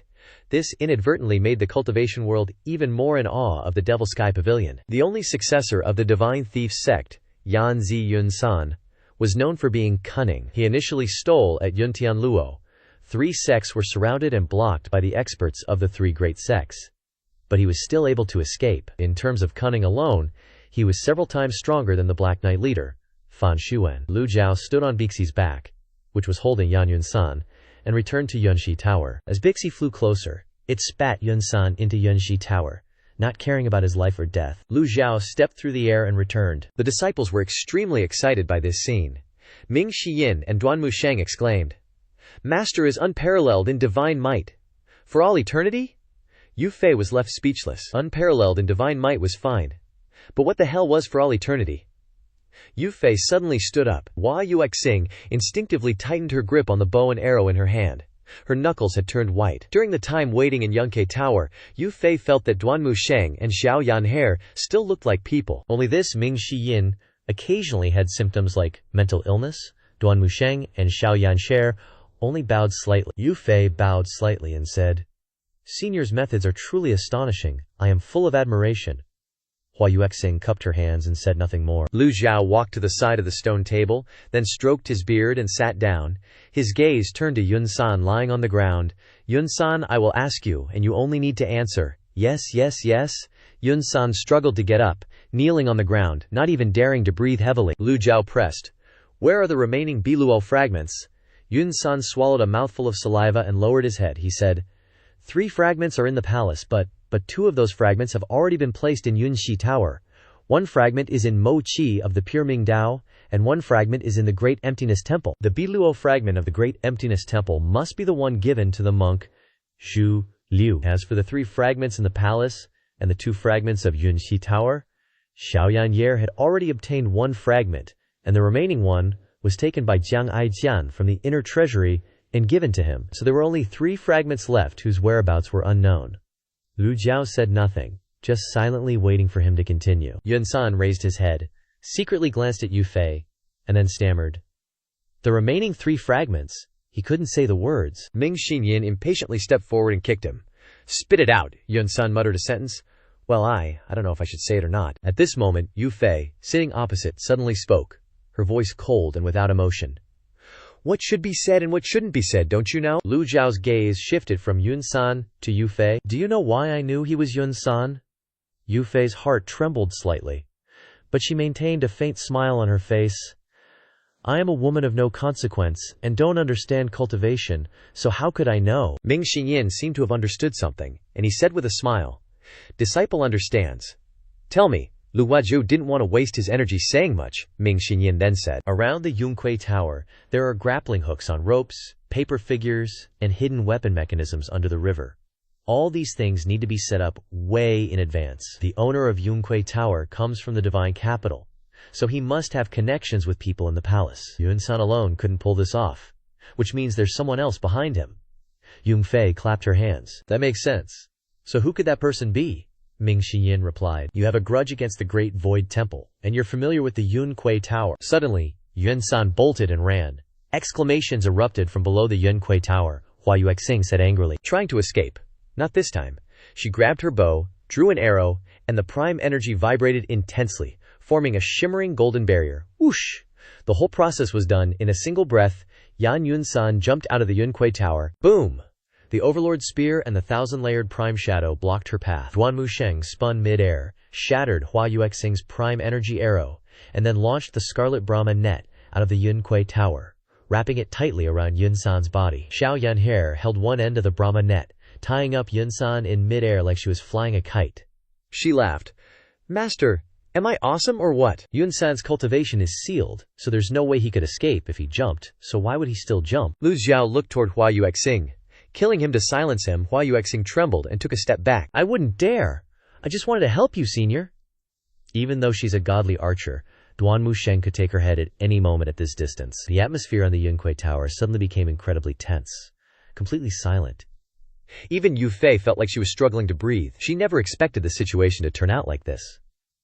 Lu Zhou stood up, put his hands behind his back, and walked to the railing of the Yun Kui Tower. He looked at Yun-san hanging in mid-air and said calmly, You think I wouldn't know if you didn't speak up?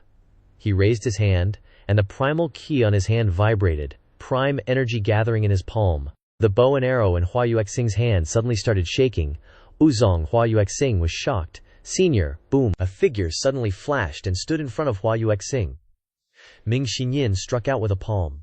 Hua Yuexing cried out in pain and flew backward. The bow and arrow fell from her hand. The situation had completely spiraled out of control. The remaining people were so scared they collapsed to the ground, trembling all over. The soldiers were even more terrified, not knowing what to do. Hua Yuexing was one of the three great godly archers of the divine capital. Her reputation was no less than that of Li Marjing of the Black Knights, and Chen Zhu, Mo Li's subordinate. Li Marjing was dead, and Chen Zhu was also dead, leaving only Hua Yuexing, who had just been blasted away by Ming Xinyin at close range. Hua Yuexing was sent flying out of the Yun Kui Tower, and Ming Xinyin rushed forward and glared at her. Still got the nerve to play dirty tricks? I'll take your life. The separation hook appeared in his hand, shimmering with light. The separation hook was pressed against Hua Yuexing's neck. Yu Fei's face was now deathly pale, and she quickly lowered herself and said, Senior, please wait, Lu Zhou said indifferently. Let her come up. Ming Xinyin immediately stopped and respectfully retreated to the side. After falling, Hua Yuexing staggered a few more steps. This blow almost seriously injured her, but luckily Ming Xinyin didn't go for the kill. Yu Fei's soft voice came, Come up here. Although Hua Yuexing was unwilling, she still soared into the air and returned to the 9th floor of Yun Kui Tower. She nervously looked at Ming Xinyin and Lu Zhou. Yu Fei went up to Lu Zhou and softly lowered herself, saying, I only did it as a last resort. Lu Zhou said, You admit it. Yu Fei sighed softly. I admit it. Yun-san is indeed my man. At this point, everything was clear.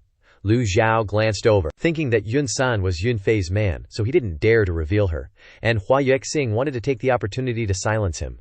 Lu Zhou motioned to Xiao Yanhe. Xiao Yanhe waved her hand and retracted the Brahmanet, and Yun-san fell back into Yun Kui Tower. Xiao Yanhe with her big eyes smiled and said, Master, should I break his legs so he won't dare to run away anymore? Yun-san's whole body trembled, and his hands kept flailing. Then he huddled up into a ball, looking extremely pathetic. Seeing that Lu Zhou didn't say anything, Xiao Yanhe obediently didn't dare to mess around. She stuck out her tongue and made a face at Yun-san, then stood aside. Lu Zhou's gaze turned back to Yun-san. Lu Zhou growled. Speak. Yun-san trembled, first kowtowing to Yu Fei, and then saying to Lu Zhou, The remaining 3 pieces of the azure falling shard are all in Yu Fei's hands. Please forgive me, Your Majesty. Please forgive me, Lu Zhou mused. So in fact there were 4 azure falling shards in the palace. He had already obtained the Jiang'ai sword in the treasury, so he didn't need to consider it anymore. Yu Fei sighed. Senior, the bow and arrow in Hua Yuexing's hand were made from the azure falling shard. The reason I hid it was because I didn't want to create a deep conflict with the Great Void Temple. Yun-san used his relationship with me to set up mechanisms around Yun Kui Tower to steal the Heaven Silkworm handguard. I didn't know anything about this. The disciples looked at the bow lying on the stone table in surprise. No wonder Master took action against Hua Yuexing. It turned out that he had seen through these tricks from the very beginning. Lu Zhou said nothing. Yu Fei quickly continued. If I really wanted to be hostile to the Great Void Temple, how would I dare to come to Yunque Tower and walk right into my own death? Yunque Tower was silent, and even breathing became difficult.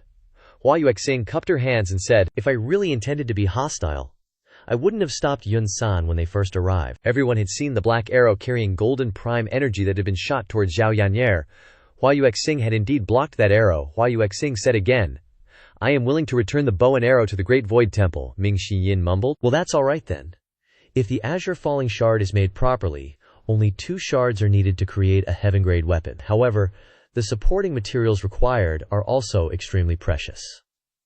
To think these 3 Azure Falling Shards could only make an Earth-grade bow and arrow. What a waste. Lu Zhou waved his hand and retrieved the bow and arrow. The situation reversed, and he retrieved the Azure Falling Bow. He needed to refine it again to obtain the Azure Falling Shard, quantity 3. At the same time, Lu Zhou looked at the progress of the quest. Retrieve the Azure Falling Shard, 7/8. It was going more smoothly than he had imagined. He originally thought that the Azure Falling Shards were scattered to the 4 corners of the world, and that it would take a lot of effort to find them. He didn't expect something that he didn't care about to be a rare treasure in the eyes of others. If they also thought it was trash and casually threw it in a corner somewhere, he probably wouldn't be able to find it in his lifetime. Only one last piece remained. Lu Zhou looked at Yun San. Yun San, I'll give you a chance to live. As soon as Yun San heard that he still had a chance, he kowtowed to Lu Zhou without stopping. As he kowtowed heavily, he said, Please, senior, just give me your orders. As long as I can survive, I'll do anything you tell me to do. I like people who know what's good for them. Lu Zhou wasn't in a hurry, and slowly said, If you gave the Azure Falling Shard to the Pure Clarity Dao, then you have to get it back. 3 question marks appeared in Yun San's head. Seeing him stunned, Ming Yin said, Aren't you going? Simple, it's been too long since I've smelled blood. As Ming Yin spoke, he cracked his knuckles. Yun San trembled when he saw this. How could he dare to refuse? I'll go! In the Pure Clarity Dao, experts were as numerous as the clouds. It wouldn't be easy to retrieve this last piece of the Azure Falling Shard. But Yun San was skilled in theft. Even if he couldn't get it by asking, he could steal it.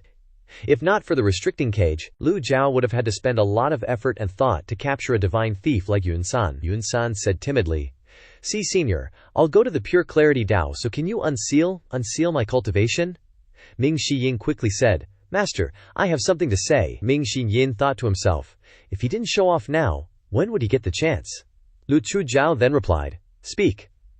Yun San was skilled in the art of thievery. If his cultivation was unsealed, it would probably not be easy to catch him again next time. A mouse like him dared to be presumptuous in front of people, so he could do anything. Ming Yin glanced at Yun San and continued, But if we seal his cultivation, he won't be able to use his abilities. I suggest using a Yuan Qi imprint. Even if he runs to the ends of the earth, it'll be useless. Lu Junjiao nodded in agreement with Ming Yin's plan. Ming Yin clasped his hands at Lu Zhou and walked over to Yun San.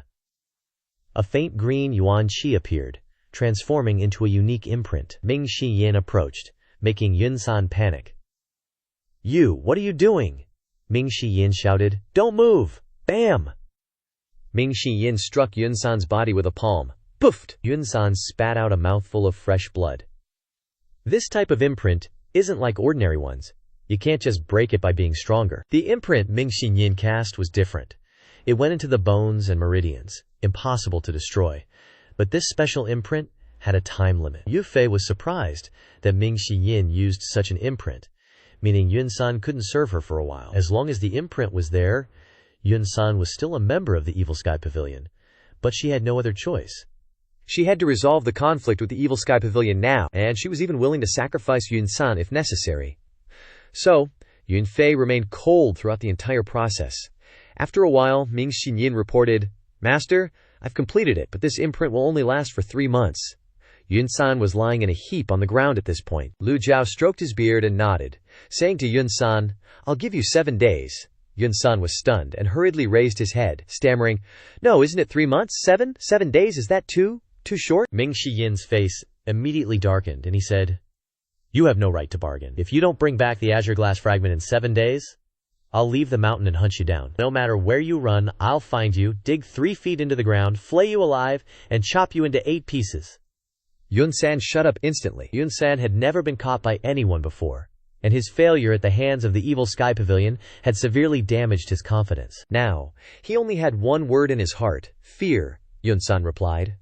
7 days it is. Lu Zhou waved his sleeve, and the restrictive cage transformed into specks of light that floated in the air and disappeared without a trace. Yu Fei looked up at Lu Zhou's special energy and praised softly, "Senior's methods are divine. No wonder the Evil Sky Pavilion has remained unyielding in the cultivation world." Lu Zhou had heard flattery countless times, so he was practically immune and didn't even flinch. With the restrictive cage gone, Yun-san was overjoyed. His yuan qi gathered in his body again. Yun-san hurriedly kowtowed, saying, Junior, we'll go to the Pure Clarity sect right away." Time was tight. He was just a divine court realm cultivator, so he had to think carefully and plan meticulously to take something from the Pure Clarity sect, or it would be impossible. Ming Xinyan waved his hand dismissively. "Get lost! Get out of here!" Yun-san leaped out of the cloud-gazing pavilion and into the forest, disappearing from sight soon after. Yu Fei Niangyang smiled faintly. "Senior, I have other matters to attend to. Please allow me to take my leave." Lu Zhou slowly stood up. "Wait." Yu Fei was startled, forcing a smile. "Does Senior have any instructions?" Lu Zhou always felt something strange about Yu Fei, but he couldn't quite put his finger on it. Lu Zhou raised 2 fingers, saying, "It seems you're not sincere enough." Hearing Lu Zhou say she wasn't sincere enough, Yu Fei was confused, wondering, "Sincere, what do you mean?" Lu Zhou asked, "Have you met Mo Li, second prince's consort?" "Of course, I've met her. But Mo Li has always been introverted and doesn't like socializing with others," Yu replied, seemingly realizing his intention. She quickly added, "Please rest assured, Senior, my heart only belongs to His Majesty. I would never collude with them." Lu Zhou didn't reply. He clasped his hands behind his back and looked towards the Nine Twists River, his meaning very clear. Yu Fei's sincerity wasn't enough. Just then, a voice came from the 8th floor of the cloud-gazing pavilion. "Oh my, Yu Fei's finally getting a taste of her own medicine." Lu Zhou simply stood silently, while Zhao Yanhair, with her big round eyes, shouted, "Jiang Ai Jian, your voice is so distinctive, just opening your mouth makes me want to beat you up." Unfortunately, the people on the 9th floor couldn't see him. Jiang Ai Jian continued, "Senior, Yun-san is Yu Fei's man, after all. If Yu Fei wasn't backing him, how would he dare covet the celestial silkworm handcuffs? If this isn't properly punished, it might damage the Evil Sky Pavilion's reputation." Lu Zhao's expression remained calm. Ming Xinyan nodded upon hearing this. "It's rare to hear you speak like a human being for once," Ming Xinyan continued with a bright smile. "The Evil Sky Pavilion's style has always been to repay all debts, both good and bad." Hearing his words, Yu Fei immediately took a step back, her maids and soldiers blocking her. Hua Yuexing also stood beside Yu Fei, and the relaxed atmosphere suddenly became tense. Jiang Aijian continued, "Senior has seen through it all along. Are you still going to pretend?" These words left everyone confused. Lu Zhou remained stern and said nothing more. Suddenly, Yu Fei's expression turned extremely ugly, and a purple aura began to emanate from her body. A familiar red lotus appeared on her forehead, but she didn't attack.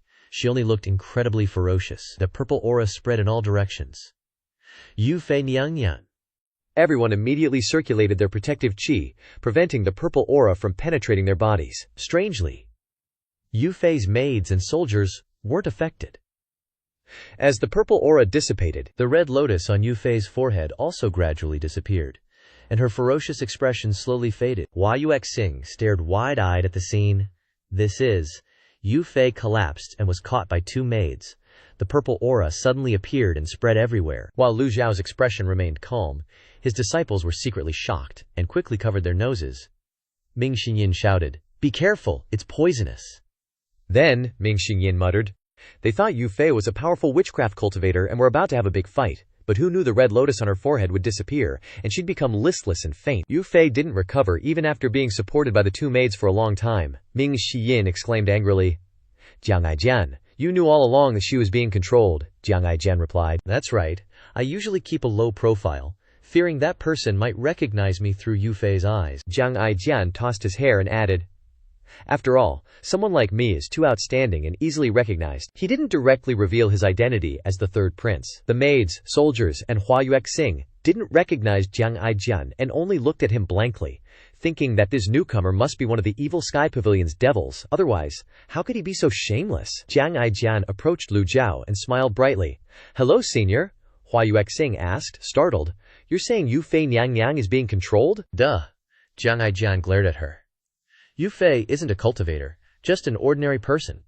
She can move freely in the palace and serve the most powerful man in the world. If I were Mo Li, I wouldn't pass up such a good target. Hua Yuexing staggered back, hurriedly touching her face and hair, fearing that she might also be controlled. Help me see if there are any flowers on my head. I don't want to be controlled, Ming Shiyin continued.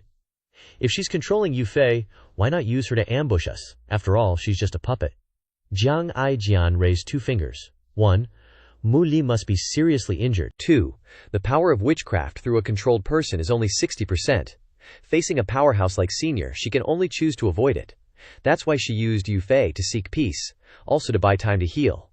In that sense, Yu Fei is a victim. Mo Li has such a wicked mind. It's a waste not to join the Evil Sky Pavilion. Swish! Everyone's eyes focused on Jiang Aijian at the same time. Such intense killing intent, Jiang Aijian quickly said. What I meant was, her wickedness is ultimately just a small path.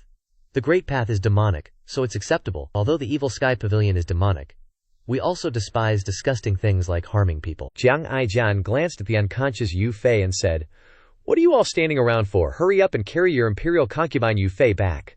The 2 maids quickly helped Yu Fei up and hurried downstairs. Lu Zhou didn't stop them, but slowly sat down, watching the maids take Yu Fei away. Hua Yuexing was about to turn around and leave, but Jiang Aijian said, You can't leave. Hua Yuexing was startled and didn't know what to say. Jiang Aijian asked her, What about me?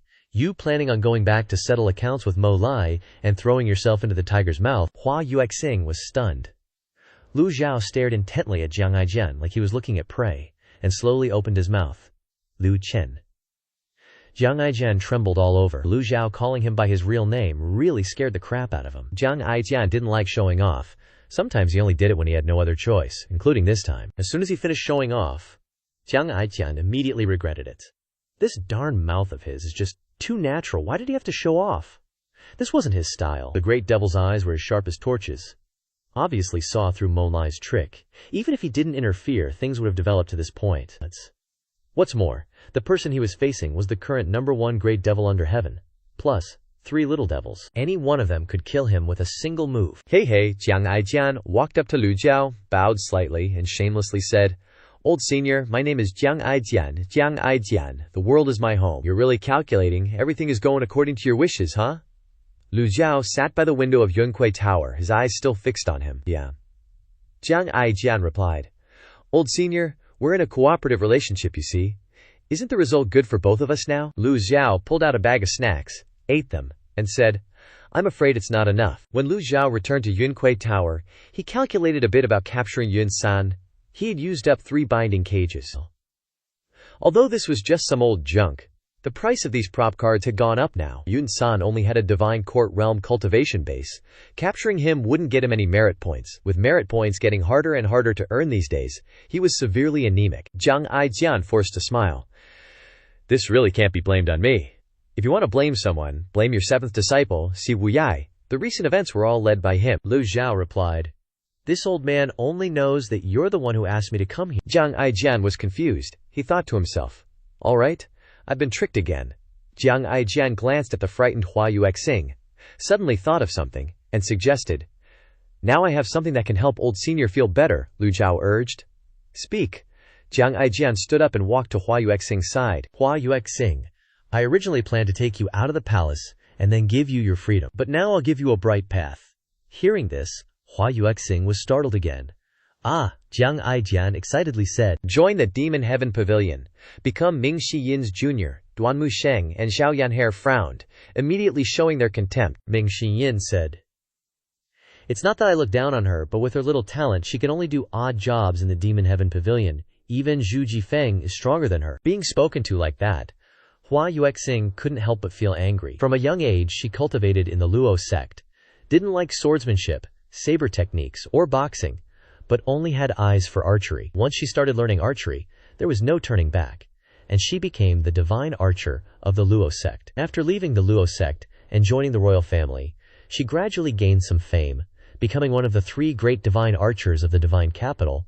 It's just that she was young and didn't have much experience in battle, so she was ranked 3rd. Hua Yuexing clenched her fists and said, do odd jobs, I'm not convinced. Hearing Hua Yuexing say she wasn't convinced, Ming Xiyin's eyes went wide and he said, "You're not convinced, so what? Want to spar with me? Come here, I don't discriminate between men and women, don't blame me if I make you cry." Ming Xinyin slightly raised his hand. The separation hook already appeared in his palm. Seeing the heavenly grade weapon appear, Hua Yuexing quickly retreated. She was embarrassed and scared. Once bitten, twice shy, she had already learned Ming Xinyin's methods just now. Jiang Aijian laughed loudly. "Don't underestimate her, everyone. Hua Yuexing's talent in archery is very high, it's just that people don't know it yet." He turned his head, patted Hua Yuexing on the shoulder, and said, "If you want to join the Demon Heaven Pavilion, you have to show them your real talent." Hua Yuexing bluntly refused. "I won't join the Demon Heaven Pavilion," Jiang Aijian frowned. "Why," Hua Yuexing replied, "I'd rather go back to the palace and be punished than join the demonic path." Jiang Aijian sighed, shook his head, and suddenly spoke with a teaching tone like an older brother. "Believe me, the right and wrong in the palace are much more complicated than outside, especially since Yu Fei's witchcraft has been solved, and Mo Li is an extremely dangerous person. Are you planning to return to the Luo sect?" Hua Yuexing looked at Jiang Aijian with a complex expression. She always felt that he knew everything. "Who exactly are you? Who I am doesn't matter." Jiang Aijian took a step, but was kicked by Ming Xiyin after only a few steps. Ming Xiyin glared annoyed. "Stop being so disgusting, aren't you just a prince? Hurry up and get to the point, stop messing around." Hearing the word prince, Hua Yuexing was extremely surprised. Jiang Aijian rubbed his butt because it hurt, and said, "Even so, he's still a prince? Give him some face? Okay, I'll solve it right away, you're a prince." Hua Yuexing stared wide-eyed. Be humble. Jiang Aijian pulled her aside, whispered a few words into her ear. Like this, understand? That's how it is." Perhaps because Hua Yuexing wasn't old, she nodded after listening, and walked towards Lu Zhou. Hua Yuexing respectfully said, "Junior Hua Yuexing is willing to join the Demon Heaven Pavilion, and asks old senior to accept me." Lu Zhou looked at Hua Yuexing, then stood up. "You don't have the qualifications yet." Hua Yuexing was speechless after hearing Lu Zhao's reply. Her right hand mobilized her astral energy, and her left hand gently lifted up. A ray of astral energy turned into a bow and arrow in her palm. An arrow of astral energy appeared between her fingers. Ming Xiyin, Duan Musheng, and Xiao Yaner were secretly surprised when they saw this. Without weapons, only using bare hands to condense energy into form, it was the first time they had seen this scene. Whoosh! The bow pointed towards a bird flying far away in the sky outside Yunquei Tower. Whoosh! The arrow tore through the sky, accurately hitting the bird, and then fell into the forest. Lu Zhou munched on his snack while glancing at her, then softly said, "Too weak." Hua Yuexing wasn't convinced. She bowed slightly and said, "Please allow this junior to borrow a weapon for a moment." Without a weapon, condensing qi into form is still a bit weaker in terms of power. Lu Zhou casually waved his hand, and the emerald fall bow appeared on the stone table. Hua Yuexing picked up the emerald fall bow, then walked to the Cloud Sparrow Pavilion's railing, searching for a target. This time, she switched to holding the bow with her right hand, her gaze even more determined than before, condensing qi into form. Many sharp, exquisite golden qi-formed arrows appeared on the emerald fall bow. Jiang Aijian saw this and grinned from ear to ear, mumbling. When Hua Yuexing holds the bow and arrow, her gaze is firm, her aura is relaxed, the confidence is back. The qi is sharper, smaller, and clearer on the emerald fall bow. Hua Yuexing adjusted her breathing. A divine archer not only needs accurate shooting skills, but also excellent eyesight, where everything the eyes can see turns into a bullseye. Her arm relaxed slightly. Whoosh! The first arrow flew towards the forest. The sonic boom created by the arrow was enormous, causing dozens of birds in the forest to fly into the air. This time, when Hua Yuexing drew the bow, dozens of qi arrows shot out, accurately taking the lives of each of the scattered birds. Roar! At Cloud Sparrow Pavilion, Jiang Aijian couldn't help but applaud. Clap, clap, clap. Well shot. A dozen arrows hitting at once. Great, awesome shooting. Cloud Sparrow Pavilion was too quiet. So quiet that only his clapping could be heard. How embarrassing. Ming Xiyin, Duan Musheng, and Xiao Yanhe all stared at him like he was an idiot. Jiang Aijian defended himself. "Say something fair, guys. That shot was really good." Lu Zhou shook his head slightly. "True archery requires countless trials. Your talent isn't bad, but your sharpness isn't enough. You're far from qualified to join the Evil Sky Pavilion." After saying that, Lu Zhou gently waved his hand, and the emerald fall bow was taken aback. Jiang Aijian's expression changed. When he heard Lu Zhao's words, he nodded, agreeing with Lu Zhao's reasoning. Lu Zhou turned to Jiang Aijian and said, "Because you retrieved a piece of the emerald fall fragment, this old man won't hold it against you." At the same time, the white Z mount arrived. Stepping on clouds, Lu Zhou lightly jumped onto the white Z's back. Xiao Yanhair understood and ran over, jumping onto white Z, hugging its long horn. The others' voices were heard saying, "Bow and arrow." Old Senior, Ming Shiyin and Duan Musheng helplessly shook their heads. Looking at this, it seems we have to fly ourselves again, my heart aches. White Zine stepped into the air and flew towards Anyang City. Ming Shiyin and Duan Musheng watched, preparing to follow. Hua Yuexing was stunned for a moment, not knowing what to do. Jiang Aijian pulled her back and urged, "Hurry up and follow! You have nowhere else to go! Remember what I said. The palace won't take you in, the Lu Zhou sect won't tolerate you, and the righteous sects of the world won't accept you either. Only the Evil Sky Pavilion will do." Yes. Hua Yuexing prepared to step into the air and follow. She was originally an archer, so in terms of speed she wasn't inferior to anyone, perhaps because she was eager to prove herself. Hua Yuexing rushed to follow, a little hastily. Ming Shiyin and Duan Musheng turned their heads to look at her, and said, "Our master said you're not qualified to join the Evil Sky Pavilion yet." Hua Yuexing stubbornly replied, "I want to prove that I am qualified." Ming Shiyin threatened, "Aren't you afraid I'll kill you?" Hua Yuexing was startled, and then didn't dare to get too close anymore, only followed from a distance. Whoosh! Ming Shiyin and Duan Musheng flew to catch up with their master. At the same time, White Z's speed was extremely fast, instantly leaving Ming Shiyin and the others far behind. Seeing Hua Yuexing standing there, the young Jiang Aijian frowned in confusion. "What the heck, I told you to follow, why are you still standing there?" At the same time, White Z flew like the wind. Lu Zhou stood on White Z's back, observing the land. Xiao Yanhair pointed to a flying chariot approaching in the air above the forest across the Nine Bend River. Lu Zhou controlled White Zine to slow down. Xiao Yanhair recognized that this was the flying chariot that had just given gifts to the disciples at Cloud Sparrow Pavilion, so this must be Si Wuyai's chariot. Xiao Yanhair curiously said, "Could 7th senior brother be inside?" Lu Ziyuzhao recalled everything that had happened in the past 2 days, and sternly shouted, "Ungrateful wretch!" White Zine changed direction, flying towards the Nine Bend River. With the acceleration of auspicious qi, White Zine dashed forward like a lightning bolt. Ming Shiyin and Duan Musheng stopped from afar, standing and watching. So did Hua Yuexing. White Zine's presence was too eye-catching when it appeared. Before they could even get close, the cultivators on the flying chariot were so frightened that they wanted to flee. "Oh no! The old senior has discovered us! Run!" The flying chariot hurriedly turned around to escape, but Lu Zhou said softly, "Want to run?" He flipped his hand and threw out a lightning gang card, then provided the target, which was the flying chariot. A ring of lightning appeared, sweeping towards the flying chariot. In the previously clear sky, a thunderbolt suddenly descended with a loud crack. The gang chi enveloped the lightning, hitting the flying chariot hard. The flying chariot stopped moving, its entire body making creaking sounds, creaking, swaying as if it was about to explode.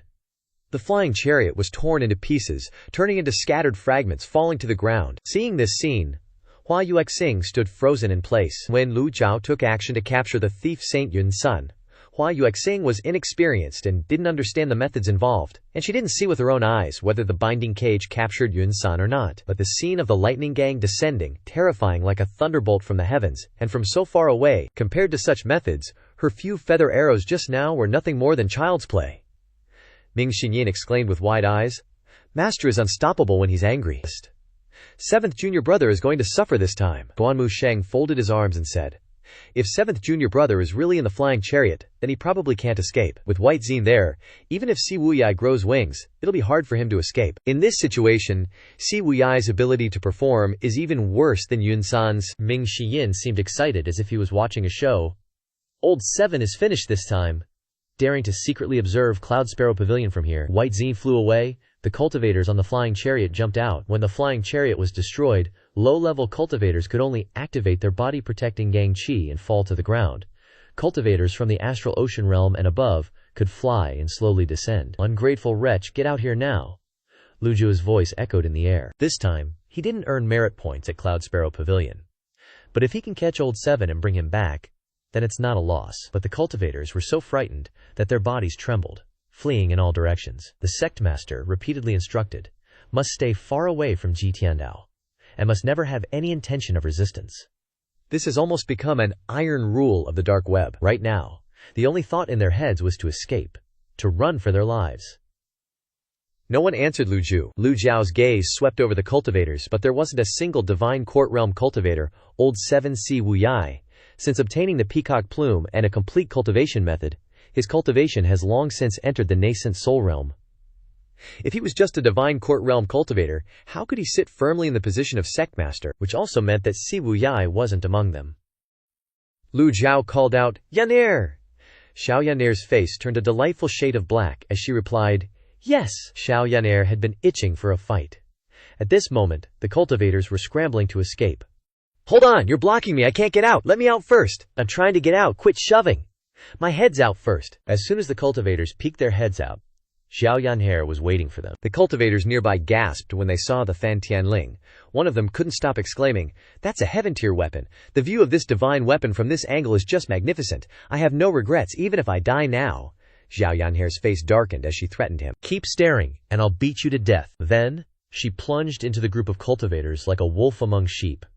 The cultivators, getting absolutely wrecked by Xiao Yan'er, started screaming, "Help! Save us! I'm not looking, please don't blind me." "Mercy, Grandma! Who are you calling Grandma?" A moment later, Ming Xinyin and Duan Musheng flew over, and, seeing the scene, Ming Xinyin couldn't help but sigh. Little junior sister couldn't hold back any longer. The scene before his eyes was utterly horrifying. Ming Xinyin took a deep breath and muttered to himself, "Third senior brother, do you think little junior sister will abuse us in the future?" Duan Musheng, recalling the moment Xiao Yan'er received the Fan Tianling, scratched his head and said, "Probably not. Little junior sister is all grown up now. Let's hope so." The scene before them was a chaotic mess. Xiao Yan'er was stirring things up like a mud skipper. Smoke and fire filled the sky, and the Fan Tianling was dancing and sweeping across the area. Those cultivators who couldn't escape in time were all captured by the Fan Tianling, and those who dared to resist were decisively knocked unconscious by Xiao Yan'er. The terrifying power of a heaven-tier weapon was on full display. Xiao Yan'er was really enjoying this feeling of bullying the weak. Having gotten permission from her master, she played to her heart's content, but she was careful not to kill anyone. Lu Zhou stroked his beard and nodded in satisfaction. A young one is easy to teach.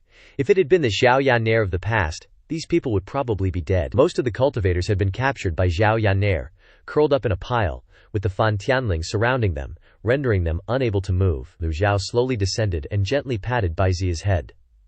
Baizi grumbled softly, and obediently sat and waited. Xiao Yan'er asked Lu Zhou, "Master, should I beat them up a little to loosen their tongues? I bet I can find out where 7th senior brother is hiding." Lu Zhou waved his hand slightly, signaling her to step back. Xiao Yan'er retreated to the side. "Yes, disciple will step back right away." Lu Zhou, with his hands behind his back, said, "I will only ask each question once. If there is even one wrong answer, bear the consequences yourself." The cultivators trembled all over. They were facing the #1 devil in the world, and he was also the sect leader's master. The sect leader had instructed them to cooperate obediently, and not to harbor any resistance. "Where is Si Wu Yai? Old senior, we are just subordinates following orders. The sect leader is always a mysterious figure, appearing and disappearing without a trace. We really don't know." Lu Zhou continued to ask, "Why are you hiding here?" "The sect leader ordered us to stay and observe the situation after delivering the gifts to Zhu Xiansheng." Lu Zhou stroked his beard in thought. The matter of Yun San was orchestrated by Si Wu Yai. What was his true purpose? Why would he do such a thing? Ming Xiyin bowed and said, "Master, 7th is really going too far this time, daring to scheme behind the scenes and use the Evil Sky Pavilion." "Disciple is willing to stay and hunt down 7th. Vowing to capture him," Lu Zhou calmly replied, "I'm afraid you are not 7th's match. Not only are you inferior in cultivation, but even in scheming, Ming Xiyin is not as good as Si Wu Yai." Ming Xiyin was ultimately just a clever person, but he didn't have many cunning plans. Ming Xiyin retorted, unconvinced, "We'll see who's stronger." He shook his head abruptly. A hand patted Ming Xiyin on the shoulder. The owner of the hand was none other than his 3rd senior brother, Duan Musheng, who nodded in agreement. "4th junior brother is different now, huh? Recently, when sparring with junior brother, I always felt that junior brother can take a beating much better than before." Ming Xiyin was left speechless by this comment. Ming Xiyin turned his head to glare at Duan Musheng. There's something wrong with what senior brother said. Lu Zhou ignored the two of them and said to the dark web disciples, Go back and tell your sect leader, if he knows he is wrong, he should come and explain himself." With that, Lu Zhou turned and walked towards Bai Zhe. Ming Xinyin felt strange and bowed to ask, "Master, is that all we're doing? Do you have a better plan?" Ming Xinyin offered his suggestion. Disciple feels that we should tie them all up and take them to Jinting Mountain, killing one person every day.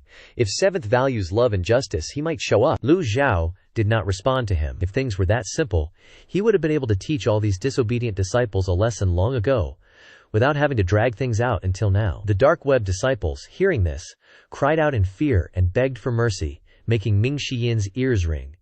He was extremely annoyed. "Spare us! We are just people who take money to do things. We haven't even seen the sect leader's face. Please, old senior, spare us!" Duan Musheng asked suspiciously. "Take money to do things?" Ming Xinyin nodded and said, "The real dark web isn't the gang members, but people who work ordinary jobs scattered throughout the various sects. They could be fishermen, cooks, or even high-ranking officials in the court. Since its establishment, the dark web has offended countless people. How could they gather all the gang members together and let people wipe them out in one fell swoop?" Xiaoyan Hair, hearing these words, excitedly said, "Seventh senior brother is so smart, no, so cunning." Lu Zhou approached Bai Zhe and said, "In that case, I'll leave this matter to you." Seeing this, Xiao Yanyer hurriedly put away the Fan Tianling and ran after them. Duan Musheng walked over and patted his shoulder seriously and sincerely. "Fourth, the rest depends on you. I believe in you." "Huh?" Ming Xinyin stood there in a daze. Lu Zhou glanced at Ming Xinyin, then controlled Bai Zhen to leave the forest and continue flying towards Anyang City. Duan Musheng also flew away. The cultivators said one after another, "It's no longer our business. Perhaps. It's great to be alive. I thought I was going to see King Yama just now." As soon as they left, Ming Xinyin immediately slapped himself hard in the face. "Serves you right for being nosy." The cultivators, seeing this scene, sighed. He slapped himself. How vicious. Well, he is a devil after all. It's understandable that he has some bad habits. Ming Xinyin's eyes glared fiercely at the dark web disciples. "I'm not in a good mood, and I can only vent it on you." His figure flashed. Qingmu Wang captured and tied up each of them, their screams echoing through the heavens. "Ah, help me." Those cultivators who were captured and tied up by Qingmu Wang, their screams echoed across the heavens. Hua Yuexing, riding a bird and soaring in the sky, thought to herself, "Is His Highness the Third Prince lying to me? Didn't His Highness say that the devils of the Evil Sky Pavilion are not scary at all?" She didn't dare to get close.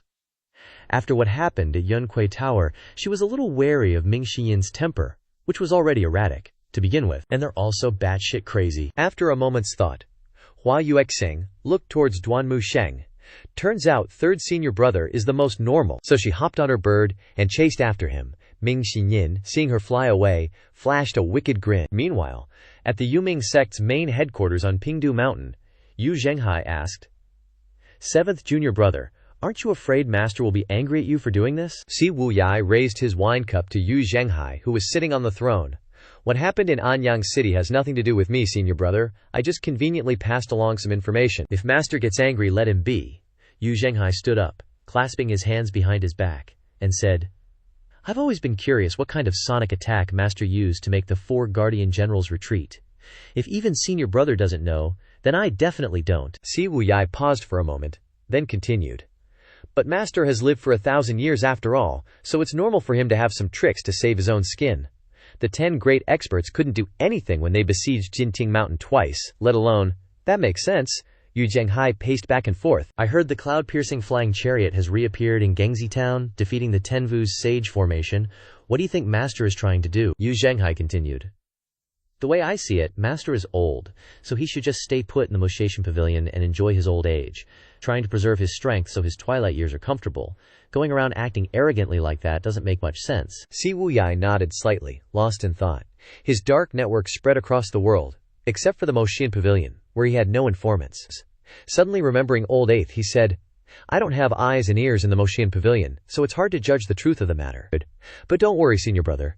This time Master intervening in the Anyang City pacification is probably just a matter of training his disciples. His real goal is still to capture Yunsan." His words made Yu Zhenghai feel a little strange, so he said, "Wuyai junior brother, even you think I'd make a move on Wei Zhuoyan?" Si Wuyai shook his head. "Senior brother, you're wrong to say that. Analyzing it from all aspects, I believe that although senior brother has the motive, you won't make a move on Wei Zhuoyan. Once Wei Zhuoyan dies, even if the Great Yan doesn't descend into chaos, the royal family will fight for power and profit for a short period of time. The emperor is still in power, so the 5 princes won't be able to do anything, and they might even have their military power stripped away. Senior brother has always been cautious in his actions, and would never make such a low-level mistake. Hearing this, Yu Zhenghai laughed loudly. These words are music to my ears, Si Wuyai also replied with a bright smile. Senior brother is too kind, Yu Zhenghai asked. Junior brother?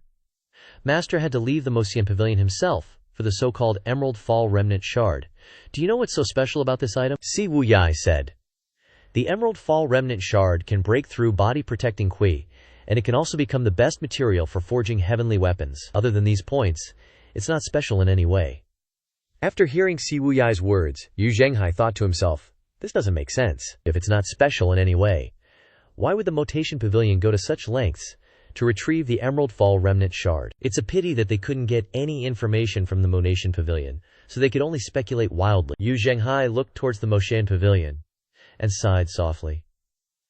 The disciples are just trying to do what's best for him. Speaking of this, Yu Zhenghai suddenly thought of something and said in a deep voice, someone. The subordinate behind him immediately bowed his head. At your service. Pass down my order. Anyone who interferes with the Shu family during the Anyang City Rebellion must be dealt with according to the rules of the Yaming Sect, strictly following the sect leader's decree. Si Wuyai smiled and said, Junior sister is truly blessed to be taken care of by senior brother in such a way. Yu Zhenghai chuckled. Junior sister's cultivation isn't high, but she dared to make a move against second senior brother. Just for that courage alone she deserves praise. Senior brother is right, ha. Junior brother understands. Just as the two were constantly flattering each other, a voice suddenly came from outside.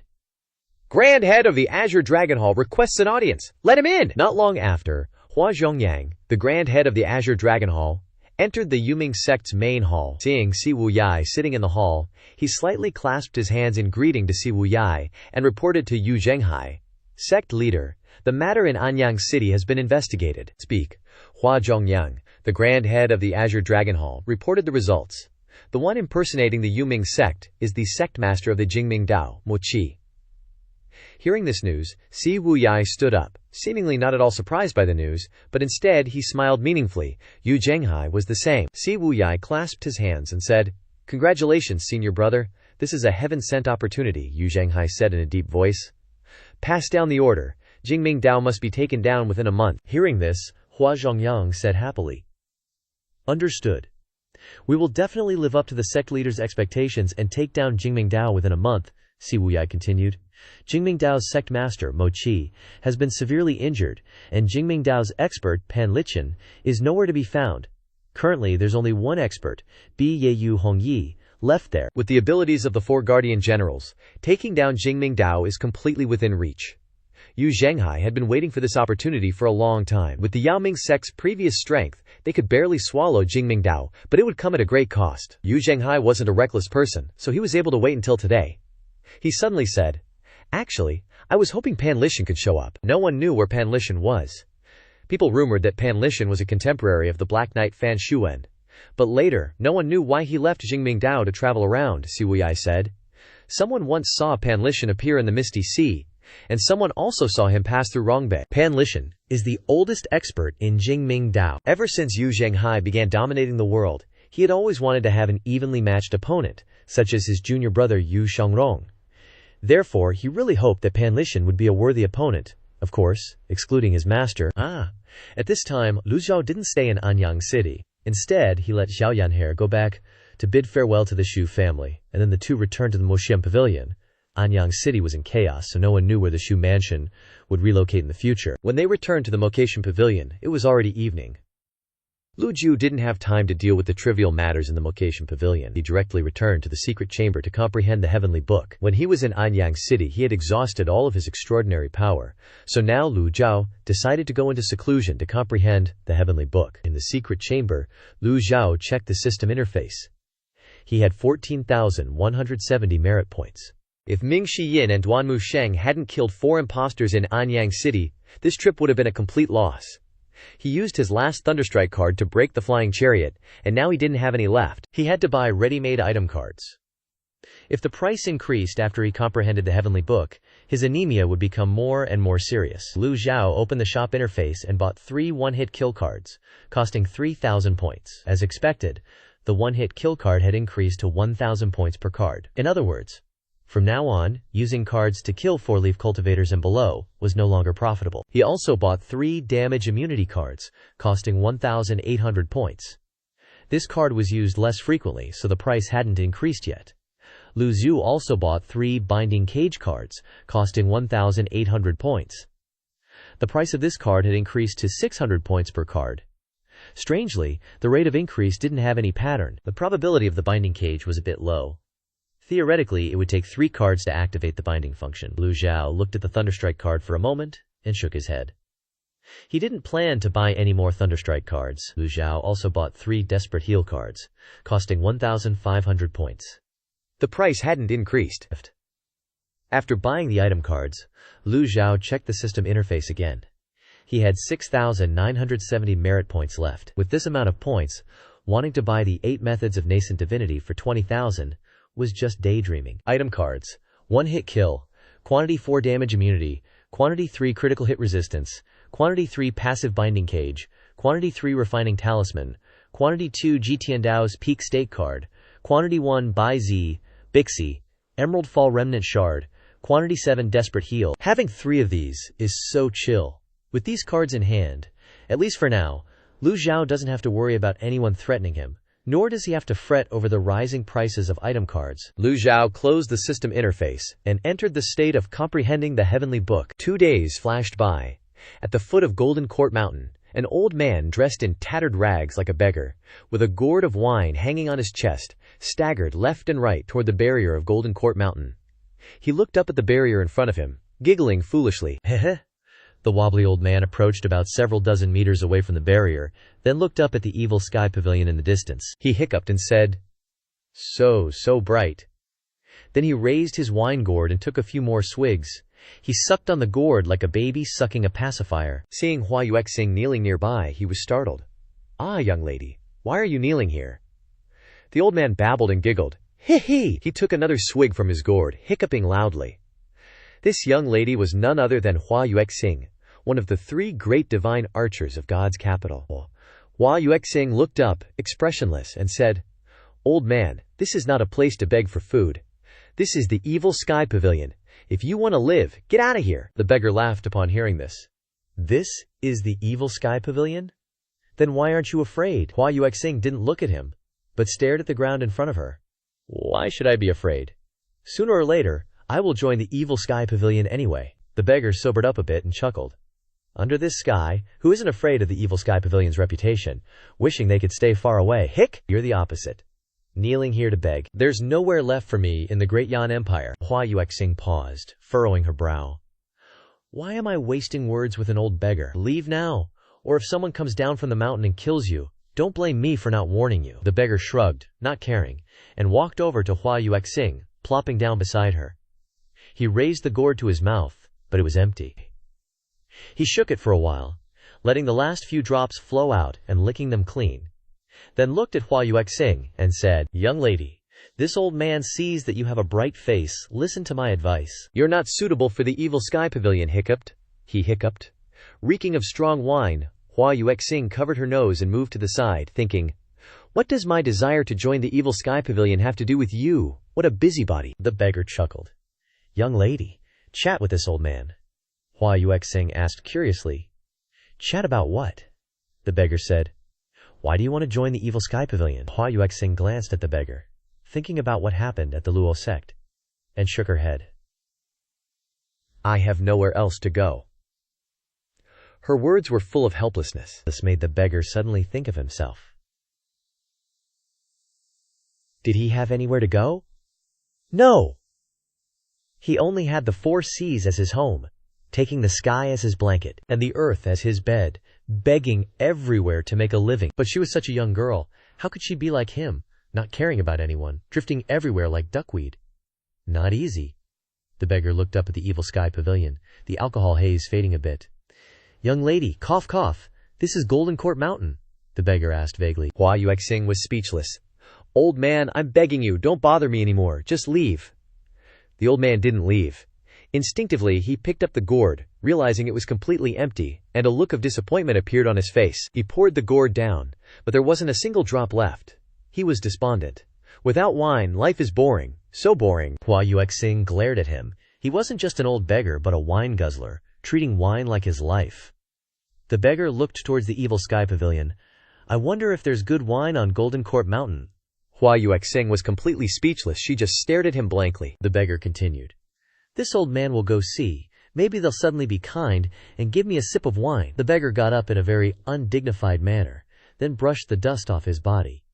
This scene was quite strange. A beggar is a beggar. His whole body is filthy. His hair is disheveled, and his face is dirty, yet he still brushes off dust. Seeing the beggar walking towards the barrier of Golden Court Mountain, Hua Yuexing thought, can he pass through the barrier? Before Hua Yuexing could finish thinking, the beggar had sped up, running quickly towards the barrier. Because he thought he could pass through, he didn't expect his face to slam into the barrier. Thump! The beggar was bounced back by the power of the barrier, staggering and falling to the ground. He lay motionless for a long time. Hua Yuexing covered her face, looking like it hurt a lot. The beggar cried out a few times, clutching his face and rolling on the ground. It hurt so much. Hua Yuexing shook her head and said, You brought it on yourself, why do you have to do that? Just then, a female cultivator stepped out from the barrier. She quickly walked over to Hua Yuexing and said, Third senior brother said that the old senior is in seclusion and won't meet you, you should leave. The female cultivator's attitude was relatively polite, which made Hua Yuexing feel more at ease. Hua Yuexing quickly stood up, walked to the front of the barrier, and bowed slightly to the female cultivator. Please help me deliver a message. Say that Hua Yuexing, if she can't enter the Evil Sky Pavilion, will stay here forever and not leave. The female cultivator was very puzzled. Why do you have to do that? Hua Yuexing didn't explain, but continued to plead. Please help me, Sai. The female cultivator sighed and shook her head. Wait a moment. The beggar covered his nose and got up, slowly walking over. This old man wants a sip of wine. The beggar took out his gourd and held it out to the female cultivator. Just as the female cultivator was frowning, a fiery red Brahma thistle dart suddenly shot out of the barrier. The beggar was startled and gasped. Xiao Yanhair appeared out of nowhere, pointing at the old beggar. No wine. Get lost. The beggar seemed timid and retracted his wine gourd. Such a fierce little girl. Xiao Yanhair retracted the Brahma thistle dart. The Brahma thistle dart wrapped around her body, seemingly showing off. Xiao Yanhair turned to Hua Yuexing and said, And you, don't be stubborn. If master says he won't accept you, then he won't. Hua Yuexing insisted. I am willing to wait. Her mind was made up, so she would just wait. Let's go. Xiao Yanhair. And the female cultivator returned to the Evil Sky Pavilion. Xiao Yanhair's decisive action left Hua Yuexing and the old beggar speechless, not knowing what to say. The beggar shook his head, touched his swollen nose, then lay on his back on the ground and yawned. This old man is so sleepy, I'll sleep. And then think about it. He hadn't been lying down for long before snoring began. 3 days passed in a flash, and the ancient rooster crowed, signaling the start of a new day. In the Evil Sky Pavilion, Lu Zhou slowly opened his eyes. He could clearly feel the extraordinary power of the Heavenly Book returning. The trip to Anyang City was not without its gains. At least he had learned some basic information about the Heavenly Book. From the beginning, the 3 scrolls of Heavenly Book technique had made it clear that this was a different kind of cultivation. After comprehending it for so long, Lu Zhou finally understood how to cultivate it. Comprehending the Heavenly Book was equivalent to sensing origin energy. Obtaining extraordinary power was equivalent to using origin energy to condense qi into force. Except that the extraordinary power was clearly much stronger than force. Lu Junjiao nodded in satisfaction, recalling the divine power of collective voices he had used in Anyang City. The only inconvenience was that comprehending it for so long was only enough to release the divine power once, which was indeed a bit regrettable. Lu Zhao shook his head and stopped thinking. It was useless to talk about this now. Comprehending the Heavenly Book could only be done one step at a time, with no reference from anywhere. He habitually looked at the system interface. 6,970 merit points, accumulated 89 lucky points. This number was quite high. The first time he was rewarded with 33 points. The second time with 66 points. According to mathematical rules, would the third time be rewarded with 99 points? Lu Zhao decided to draw a lottery, consuming 50 merit points. Thank you for participating in the game, lucky points +1. Lu Zhao drew 9 consecutive times, stopping when the lucky points reached 99. He was actually a bit nervous. Although he was now a supreme being, and his mental state had completely changed compared to his previous life. Facing this lottery drawing situation that depended on luck, he felt like he was back in his youth. Lu Zhou took a deep breath, regained his composure, and drew the lottery, consuming 50 merit points. "Thank you for participating in the game, lucky points +1. Lu Zhou frowned. He was relatively calm, thankfully having prepared himself mentally. This just proves mathematical laws are totally unreliable. Lu Zhao's face was all scrunched up, super annoyed inside, but he still decided to keep drawing. Let's try. Consuming 50 merit points. Consuming 100 luck points. Obtaining enhanced binding cage X number of years. Enhanced desperate healing X number of years. Reverse card X number of years. Enhanced binding cage. 100% success rate. Not available in the shop. Enhanced desperate healing. Heals 60% of injuries. Not available in the shop." Lu Zhou calculated in his head. 100 luck points are equal to 5,000 merit points, and only getting this much doesn't seem like a great deal. Barely counts as not losing money. The 2 enhanced cards are pretty good, since they can't be bought in the shop anyway.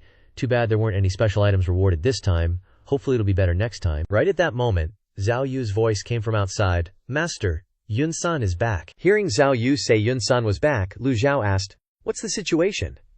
Lu Zhao added, "If the mission failed, there's no need to meet him." Zhao Yu replied, "Yun-san brought back a piece of the Biluo fragment, and is currently waiting to see Master in the main hall." Hearing there was a Biluo fragment, he responded, "Understood."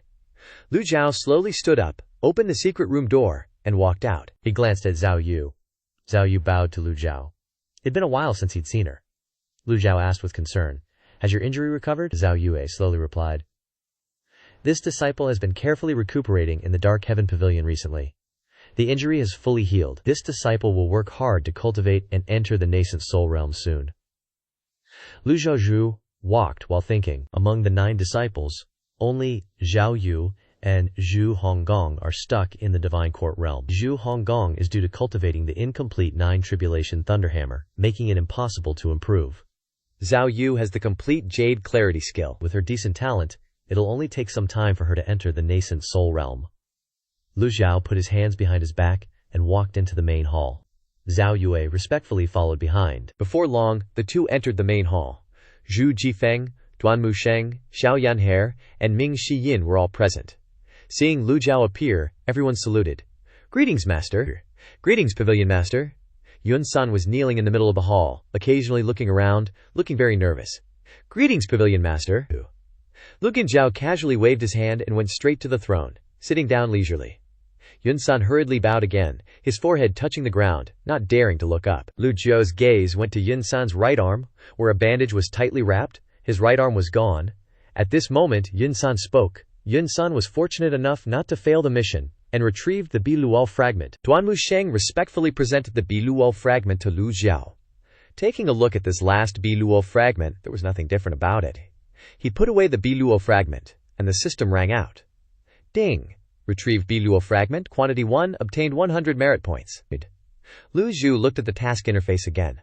Although the number of Biluo fragments collected was enough, 8 pieces, there was no notification of completing the task. He remembered the Azure Biluo Palace. It seems that he must refine it back into the Biluo fragment. Duanmu Sheng made a cutting motion across his throat.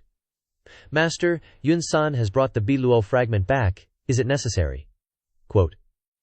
This scene was clearly seen by Yun-san. He hurriedly kowtowed, making banging sounds that shook the hall. "Senior, spare me! Senior, spare me! I brought the Biluo fragment back. Please keep your promise." He begged for mercy while slamming his head hard. Lu Zhao sat on the throne and said indifferently, "What is the situation at the Pure Bright Path?" Yun-san paused, lowered his head and said, "When this junior arrived, the Pure Bright Path had already fallen into chaos. The great elders were vying for power and profit. This junior tried to sneak into the Pure Bright Path to retrieve the fragment." Ming Shiyin pressed. "What chaos?" Yun-san didn't dare to look up, and quickly replied. "It's said that the sect leader of the Pure Bright Path was injured and has been in seclusion. The Pure Bright Path is like a snake without a head." Zhao Yue then asked him, "Is the expert Yu Hongyi of the Pure Bright Path still there?" This matter, Yun-san hesitated, not daring to speak, seeming to be wary of something. Lu Zhao saw that he was afraid of something, and said calmly, "At the Dark Heaven Pavilion, just speak freely." Yun-san was overjoyed to hear this. With the great devil's assurance, he felt much more at ease. 3 days ago, Hua Chongyang, the chief of the Azure Dragon Hall, and Bai Yuqing, the chief of the White Tiger Hall of the Nether Sect, led troops to attack the Pure Bright Path. Yu Hongyi was severely injured by Hua Chongyang and Bai Yuqing. Everyone was shocked. Sect leader Yu Zhenghai of the Nether Sect is the eldest disciple of the Dark Heaven Pavilion. Who would have thought that at this time, the Nether Sect would attack the Pure Bright Path? After Yun San said this, he secretly looked at Lu Zhou, afraid of provoking his anger. On the surface, Lu Zhou was very calm, but in his heart he was constantly thinking. With the strength of the Nether Sect, it wouldn't be difficult to destroy the Pure Bright Path. The problem is that there are many forces in the world, especially the 10 great sects, in the righteous path, which are like locusts, tied together on a rope. Attacking the Pure Bright Path is tantamount to starting a war with the righteous sects. Does the Nether Sect have the ability to cope with the siege of the other 9 righteous sects? Duanmu Sheng bowed and said, Master, the Pure Bright Path is in great chaos. This action of the eldest senior brother is afraid that it will cause trouble for the Dark Heaven Pavilion. Lu Zhou asked, What is Yu Zhenghai's purpose in attacking the Pure Bright Path? Yun San helplessly replied, This junior is just a thief. How would I understand these things? In recent years, the Nether Sect has been expanding its power. Many small forces in the demonic path have been taken over by the Nether Sect. Only the Blood Fiend sect has developed quite strongly. But it was destroyed by the Dark Heaven Pavilion. To this day, only Duanxing is struggling to support it, and hasn't achieved anything. In this way, the Nether Sect is becoming stronger and stronger. Remembering the Anyang Rebellion, although some people slandered the Nether Sect, in this case, the Nether Sect is probably eager for Wei Zhuoyan to die. Yun San painfully clasped his hands and said, This junior has tried his best to complete this task. I hope the senior will consider sparing this junior's life. Lu Zhou looked indifferently at Yun San. Yun San's right arm was broken, which meant he could no longer use his specialty of thievery. Considering this as a punishment for him, Lu Zhou gently waved his hand. Take care of yourself. These words were only a few, but to Yun San it was nothing less than a special pardon. He ecstatically kowtowed and said, Thank you, Pavilion Master Senior. Thank you, Pavilion Master Senior. Zhu Jifeng led him out of the Dark Heaven Pavilion. I will take you down. Yun San was extremely grateful. Thank you, brother. In the main hall, the Dark Heaven Pavilion fell silent again. Lu Zhou asked, Where is Elder Hua? Duanmu Sheng, who usually practiced with Elder Hua, knew best where Hua Wudao was. Duanmu Sheng then answered Lu Zhou, Elder Hua went down the mountain, he should be back by now. Sure enough, at this moment Hua Wudao slowly walked into the main hall. Standing before Lu Zhou, Hua Wudao clasped his hands and bowed. Greetings, Pavilion Master. No need for formalities. As soon as he met Lu Zhuhao, Hua Wudao wanted to speak. I have something to ask of the Pavilion Master. Speak, Hua Wudao then reported. The woman kneeling at the foot of the mountain is named Hua Yuexing. I and she have had the chance to meet a few times. Hua Yuexing's archery skills are very good, and her talent is extremely high. If she could join the Dark Heaven Pavilion, it would bring many benefits. Hearing this, all the disciples had confused question marks over their heads. Lu Zhou calmly said, Elder Hua, you came from the Cloud Sect, barely joining the Dark Heaven Pavilion. The 3 sects of Yun Tianluo have always been friendly. Aren't you afraid that she will follow you and jump into the pit of deception? Hua Wudao shook his head and sighed. She has nowhere else to go. Duanmu Sheng immediately became angry when he heard this and said, Elder Hua, I don't agree with these words. What do you mean by nowhere else to go? Can she join the Dark Heaven Pavilion if she has nowhere else to go? What do you think this place is, the garbage dump of the world? Hua Wudao's face turned red.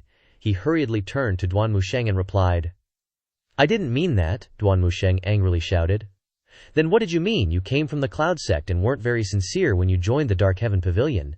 Do you now want to form cliques and cause infighting in the Dark Heaven Pavilion? Being heavily criticized, Hua Wudao also became angry and shouted back at Duanmu Sheng, Don't insult me! I, Hua Wudao, am not that shameless. Duanmu Sheng's temper had always been so hot. As soon as he heard harsh words, he lost his temper. The two argued back and forth, and after a while of quarreling, both of them closed in and glared at each other as if they were about to use their fists to settle the matter. Lu Zhou's voice rang out, Enough. The two immediately didn't dare to continue arguing. Lu Zhou looked at Hua Wudao. Hua Yuexing is indeed a rare talent, but if she's only met once and is so impatient in times of trouble, how can she be qualified to enter the Dark Heaven Pavilion? Hua Wudao suddenly realized, And then he hurriedly bowed and said each word forcefully. I, Hua Wudao, am willing to use my head as a guarantee. If one day Hua Yuexing has any disloyal intentions towards the Dark Heaven Pavilion, I am willing to personally execute her in front of everyone. Lu Zhou, ever the scheming old fox, thought to himself. For Hua Wudao to bet his own head, that's gotta raise some eyebrows. He is from the Yun sect, but Hua Yuexing's from the Luo sect, right? When Yun Tianluo founded the sect, it was eventually split into 3 factions: Yun, Tian, and Luo. And they've always been at each other's throats. Him saying a few nice words as a fellow sect member would have been a huge favor already, but now he's risking his neck for someone he barely knows? There's definitely something fishy going on here. Duan Musheng pipes up, Elder Hua, seriously, what's the deal between you and Hua Yuexing? Duan Musheng's got that, isn't that convenient? You guys both have the same surname, look on his face. Hua Wudao shakes his head frantically. I swear, I've got nothing to do with her. Please, sect leader, you gotta believe me. Lu Zhou strokes his beard, all nonchalant. Elder Hua, whatever your relationship with her is, I don't care. If Hua Yuexing wants to join the Evil Sky Pavilion, I'll give her a shot. Hua Wudao is overjoyed, but before he can even thank Lu Zhou, the old man continues. She just needs to bring back the head of any 3-leaf cultivator from a reputable sect who participated in the siege of Golden Court Mountain back in the day, and she's in. Hua Wudao freezes. Oh great, he looks pretty bummed. Duan Musheng scoffs. I knew you were up to no good, can't even handle that, so what makes you think you're qualified for the Evil Sky Pavilion? The disciples are loving this condition their master set. You say you've got great talent, and your cultivation will grow by leaps and bounds, and you'll be a huge asset to the Evil Sky Pavilion? If you can't even off one enemy, what good are you to us? The Evil Sky Pavilion doesn't tolerate freeloaders. Hua Wudao bows deeply. Joining the Evil Sky Pavilion means being prepared for such things. I understand. Lu Zhou waves his hand dismissively. All right, scram. Yes, sir. Hua Wudao leaves the main hall of the Evil Sky Pavilion and heads down the mountain. Lu Zhou then asks his disciples, your 8th junior brother is currently repairing the Liang Pavilion. Send one of you to summon him. Duan Musheng steps out immediately. Not long after, Duan Musheng and 8th junior brother Zhu Honggong enter the main hall. Zhu Honggong drops to his knees, holding his hands up in a respectful gesture. Disciple pays his respects to master. May master live for 10,000 years and enjoy boundless blessings. Ming Shiyin, Duan Musheng, Zhao Yanhe, and Zhao Yue are all rolling their eyes. Seriously, this pighead. This guy has some serious nerve. How can he say such shameless things? Lu Zhou glances at Zhu Honggong, his tone calm and unhurried. How are you settling in at the Evil Sky Pavilion? Zhu Honggong immediately replies. Master, this is my home. Of course I'm settling in well. There's no place more comfortable for me than the Evil Sky Pavilion. I feel so relaxed here. Really? Lu Zhou deliberately raises his voice. Disciple is speaking the truth, I wouldn't dare lie. Lu Zhou's tone remains steady and mild. How do you find getting along with everyone? Zhu Honggong feels uneasy. Why is master suddenly being so nice to me today? Zhu Honggong doesn't feel touched. He just feels afraid. 3rd senior brother and 4th senior brother take great care of me. 5th senior sister chats with me when she has the time. And little junior sister. He looks around, but due to his fear, he doesn't notice that little Yanyer is right there, recalling her fierce demeanor. Zhu Honggong swallows hard and says, little junior sister is gentle and kind-hearted. Everyone treats me like family. To have the cheek to spout such shameless lies, only Zhu Honggong can do it. Hearing this, Duan Musheng can only choke back what he wants to say. Zhao Yu shakes her head incessantly, and Ming Shiyin and Zhao Yanyer glare at him. Lu Zhou asks again, how about getting along with 7th? Great. Extremely great. 7th takes great care of me. 7th. Zhu Honggong's expression changes abruptly. Master, I swear I'm innocent. Disciple has absolutely no connection with 7th senior brother. Zhu Honggong trembles uncontrollably. Lu Zhou presses him. Then tell me, how did 7th know about master's whereabouts? Zhu Honggong puts on a miserable expression like he's attending a funeral, tears streaming down his face. He opens his mouth wide and wails. 7th has eyes and ears in every nook and cranny of Great Yan. Of course he could find out. Lu Zhou coldly continues to ask. Then who do you think is 7th's informant in the Evil Sky Pavilion? Zhao Yue, Duan Musheng, Ming Shiyin, and Zhao Yanhe stand motionless, afraid to speak. It all becomes clear now. In reality, Lu Zhou saw through this the moment he arrived in Anyang City. First, Yu Shengrong came to give gifts to Zhao Yanyer. Then Yu Zhenghai gave gifts. And even Jiang Aijian revealed that Si Wuyai had orchestrated the Cloud Ripple building incident. If someone wasn't passing him information, how could he have known everything so well? It was Si Wuyai who masterminded Ming Xiyin, bringing Zhu Honggong back to the Devil Sky Pavilion, a scheme within a scheme. Only Si Wuyai would be so bold as to play such a game. Duan Musheng and Ming Xiyin instantly fly into a rage and start beating Zhu Honggong. "You bastard, 8th junior brother! So it was you!" Zhu Honggong is round and heavy, but Duan Musheng and Ming Xiyin easily lift him up and throw him around, punching him until he's soft. Ming Xiyin even excitedly says, "Beating up fat guys is so satisfying. 3rd senior brother." Zhu Honggong says with a red face, "Master, please listen to my explanation." He then turns to Duan Musheng and Ming Xiyin, senior brothers. "Quickly let go. Stop hitting me. If you hit me again, my teeth will fall out." Duan Musheng and Ming Xiyin look towards Lu Zhou, awaiting his orders. Lu Zhou says, "I also want to hear your explanation." Thump. Duan Musheng and Ming Xiyin let go slightly, and Zhu Honggong falls heavily to the ground, lying there like a pancake. Zhao Yu and Zhao Yanher look at the chunk of meat that was just beaten up and are mortified in their hearts. Thud. 1 minute and 30 seconds later, after Zhu Honggong recovers from his dizziness, he raises his head and spits out a mouthful of blood. He hurriedly crawls to in front of Lu Zhou, then kneels as he sincerely says, "Wu Yai, senior brother, no, I mean traitor." He takes a couple of gasps of air, and continues to report, "He once swore to me that he wouldn't do anything that would harm the Devil Sky Pavilion. He even said that he would help the Devil Sky Pavilion if necessary.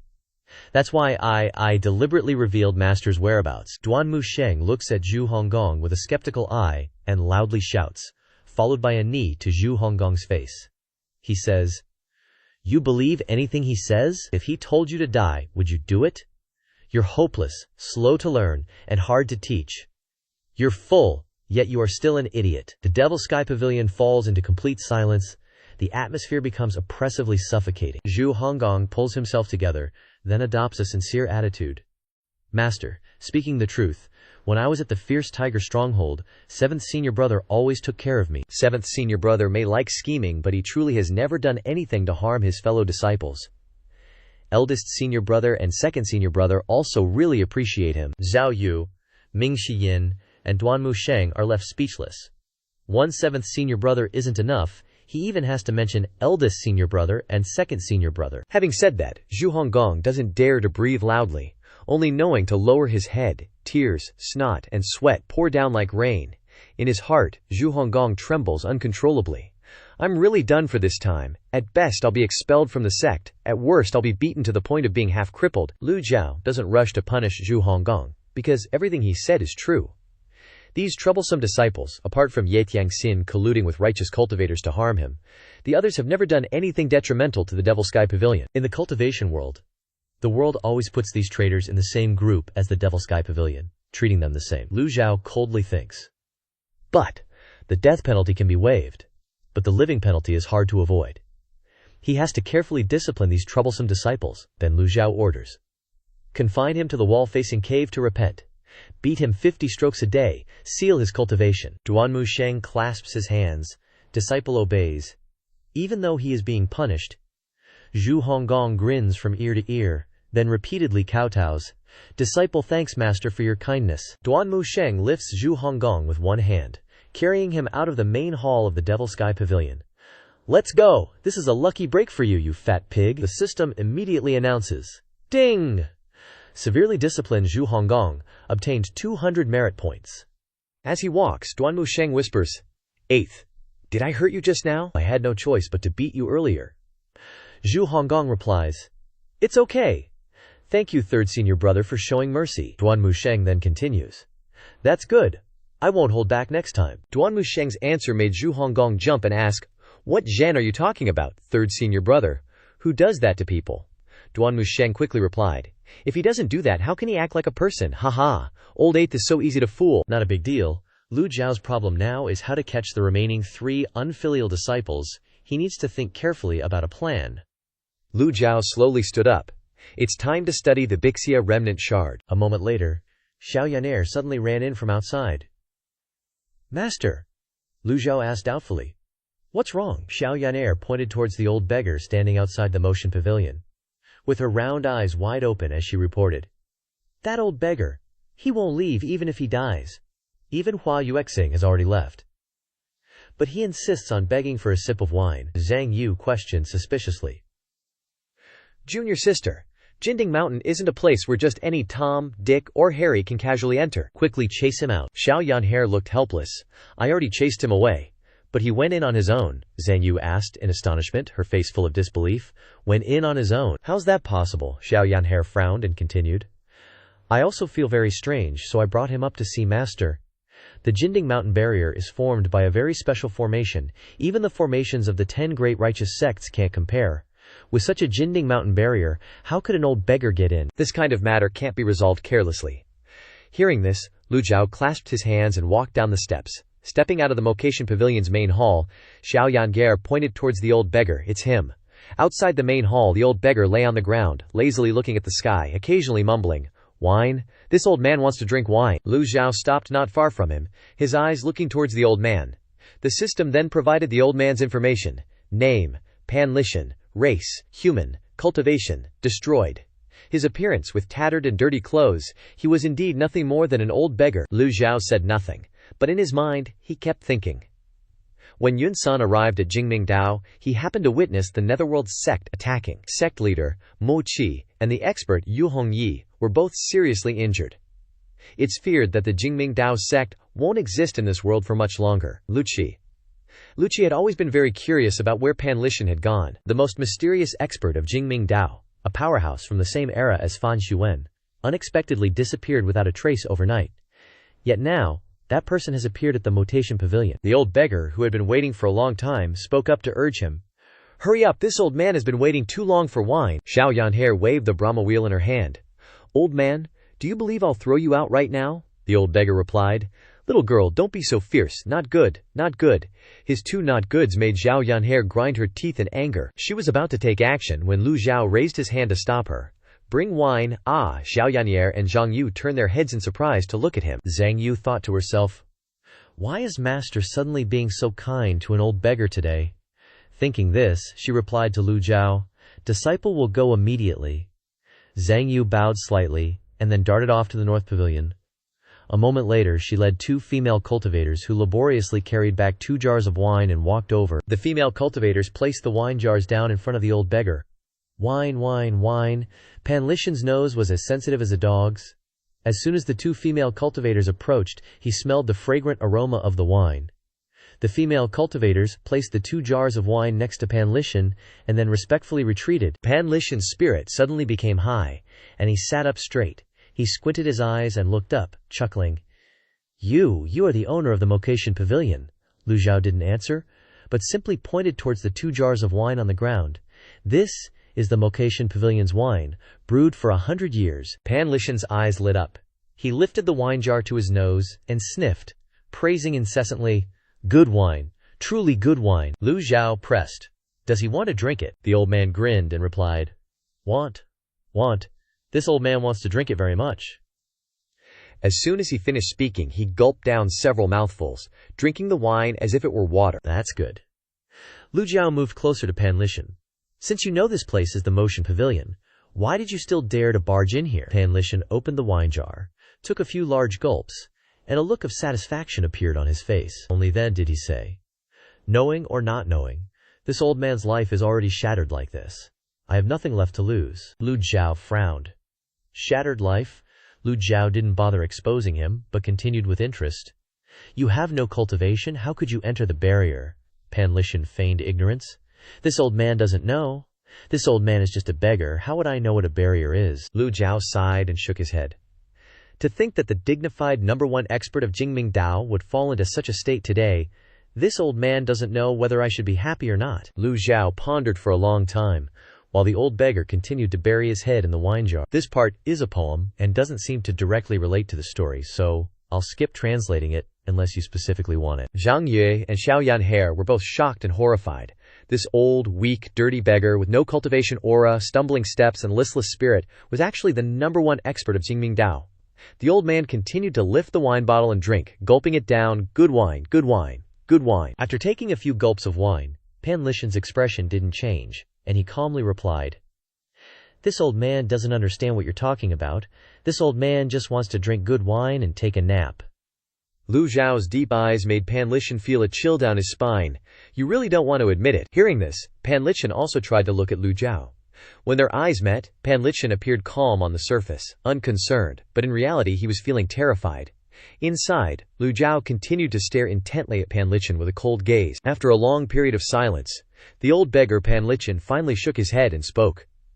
"This old man is just a beggar. I don't understand what you're saying." Seeing this, Xiao Yanyer immediately waved her small fist and glared with wide eyes, saying loudly, "Master, if he doesn't admit it, let disciple beat him up. Disciple's hands are itching like crazy. Coming to drink free wine, and not even daring to admit the truth. This wine is such a waste." Lu Zhou didn't think that Pan Lichen would immediately admit his identity. After all, no one knew what Pan Lichen had experienced in recent years.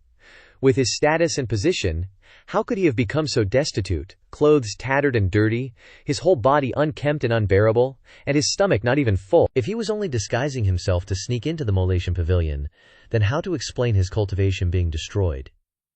Daring to come to the Molation Pavilion without cultivation was no different from going to his death, Lu Zhou continued. Whether you admit it or not is not important. This old man can only tell you one thing. Jingming Dao is currently facing dangers from all sides and will soon disappear from this world. Pan Lichen opened his eyes, and his eyebrows furrowed. He stared intently at the wine bottle, without saying anything. Lu Zhao's tone was neither fast nor slow. It even seemed cold and indifferent, but it perfectly matched the style of the #1 devil of the Molation Pavilion. Even if the entire world turned into vengeful spirits, what did it have to do with the Molation Pavilion? Lu Zhao's opening remarks scared the living daylights out of the 2 female cultivators standing nearby. After a long pause, he finally said, "This old man just wants to drink wine. Whether the Jingming Dao disappears or not is none of my business." He picked up the wine jar in front of him and gulped down large mouthfuls. The wine soaked his chest, making him look even more disheveled. "Good wine, good wine!" Pan Lichen drank with relish, no longer caring about the matters of Jingming Dao. Lu Zhou persisted. "Mochi and Yu Hongyi are both seriously injured. Jingming Dao is in utter chaos right now. You really don't care at all," the old beggar shouted. "Don't care? What does this have to do with me?" This time he answered very decisively, then continued to drink, not even caring about his fellow disciples. This wasn't like the Pan Lichen from before. What Lu Zhou found strange was that Pan Lichen clearly knew that coming to the Evil Sky Pavilion would reveal his identity, yet he still came. What was his purpose, after all? Clearly, Pan Lichen wasn't afraid of death. Just as he said, Pan Lichen was currently a broken man. Lu Zhou was completely baffled by this old geezer. But whatever, he didn't have time to talk to a drunk. Lu Zhou ordered him to be watched. Pan Lichen returned to his usual appearance, a lazy smile spreading across his face. "Thank you, the wine is really good." Lu Zhou returned to the Evil Sky Pavilion. Xiao Yanher, not understanding, followed after him, curiously asking, "Master, is that old beggar really Pan Lichen?" Lu Zhou replied indifferently. "He said he wasn't, so let's just assume he isn't." With that, Lu Zhou clasped his hands behind his back and walked towards the secret chamber, leaving little Yan'er and big Yan'er standing there dumbfounded, not understanding a thing. She thought for a long time but still couldn't figure it out.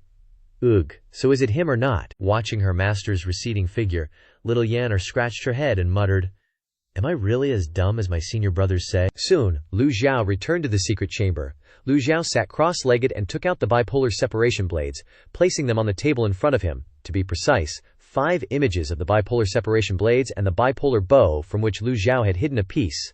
There were only 4 pieces and 1 bow on the table. Lu Zhou rubbed his brow, muttering to himself, "To complete the system's mission, he has to reforge the bipolar bow and separate it into bipolar separation blades. He still has 2 refinement talismans." Lu Zhou opened the item information and carefully read the notes on the refinement talisman. The refinement talisman can reset a weapon, returning it to its state before it was claimed. Although the refinement talisman can provide special energy to smelt a weapon, it doesn't have the function of separating a weapon into crafting materials. Looks like he has to do this manually. Let's give it a shot. Lu Zhou slightly raised his hand, and a refinement talisman immediately appeared. His godly tribunal realm cultivation allowed him to control weapons with telekinesis. The bipolar bow floated in front of him. At Lu Zhou's silent command, the refinement talisman floated towards the bipolar bow. The refinement talisman burst into flames. Red-hot flames quickly engulfed the bipolar bow. This special type of flame emitted an extremely high heat. Lu Zhou, at close range, felt unbearably hot, so he mobilized his protective yuan qi, forming a shield in front of him. Although the shield blocked more than half of the heat of the flames still pierced through the qi barrier, causing Lu Zhou to sweat. He wasn't yet at the Yuanshen realm, so he couldn't completely block all of this heat, but there was no other way at the moment. He could only endure it. At least he could withstand this heat. The flames continued to burn the bipolar bow. The color of the flames changed from red-hot to blue. Hiss, hiss, hiss. Under the constant refining of the flames, the bipolar bow finally turned red. The female cultivators, seeing the raging fire, cried out to each other, "The pavilion master's room is on fire. Should we go put it out?" The female cultivator next to her immediately stopped her. Fourth senior brother instructed us that no matter what happens in the pavilion master's secret chamber, we shouldn't interfere. An hour later, the building outside the secret chamber returned to normal. The female cultivators looked on in confusion. They stared intently, but still couldn't understand. After burning for an hour with such a huge fire, not even the bones would be left, yet the building was undamaged. How could that be? This was too bizarre. The female cultivator next to her added, "This shows how powerful the pavilion master is." A girl in the back, disregarding the matter, thought that the charcoal would be perfect for a barbecue. "Sisters, let's grill chicken." Right. Let's grill chicken and eat it." Inside the secret chamber, Lu Zhou controlled his chi to wrap around the bipolar bow. Turning the bow into blades wasn't as easy as he thought. After refining for so long, the blades still hadn't appeared. This kind of thing couldn't be rushed. He could only continue to wait.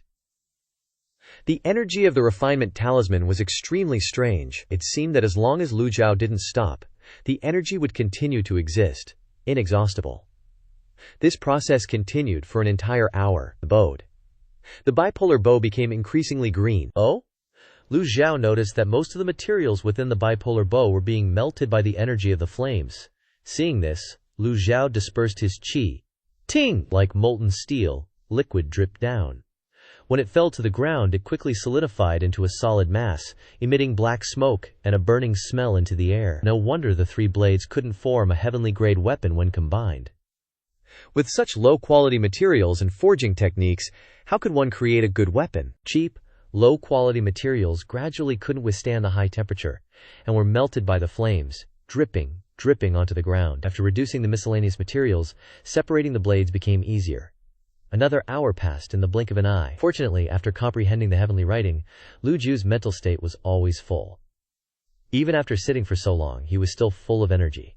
Ting! When the last drop of liquid fell, Lu Zhou waved his hand slightly. The qi vibrated, and the energy of the refinement talisman finally disappeared.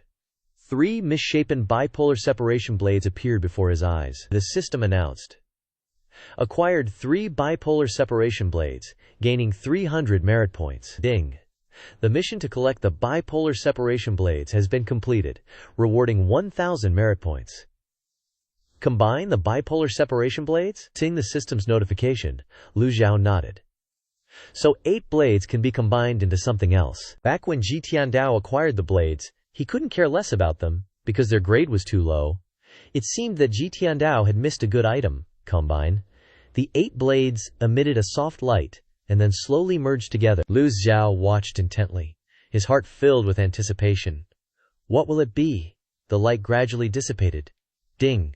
Acquired weapon bipolar dagger. Ding! Acquired heavenly writing chapter opener. Lu Zhou picked up a cyan green dagger. The dagger looked a little bigger than the blades, but overall it was still very delicate, shimmering. Unfortunately, the system didn't remind him of the dagger's claiming requirements.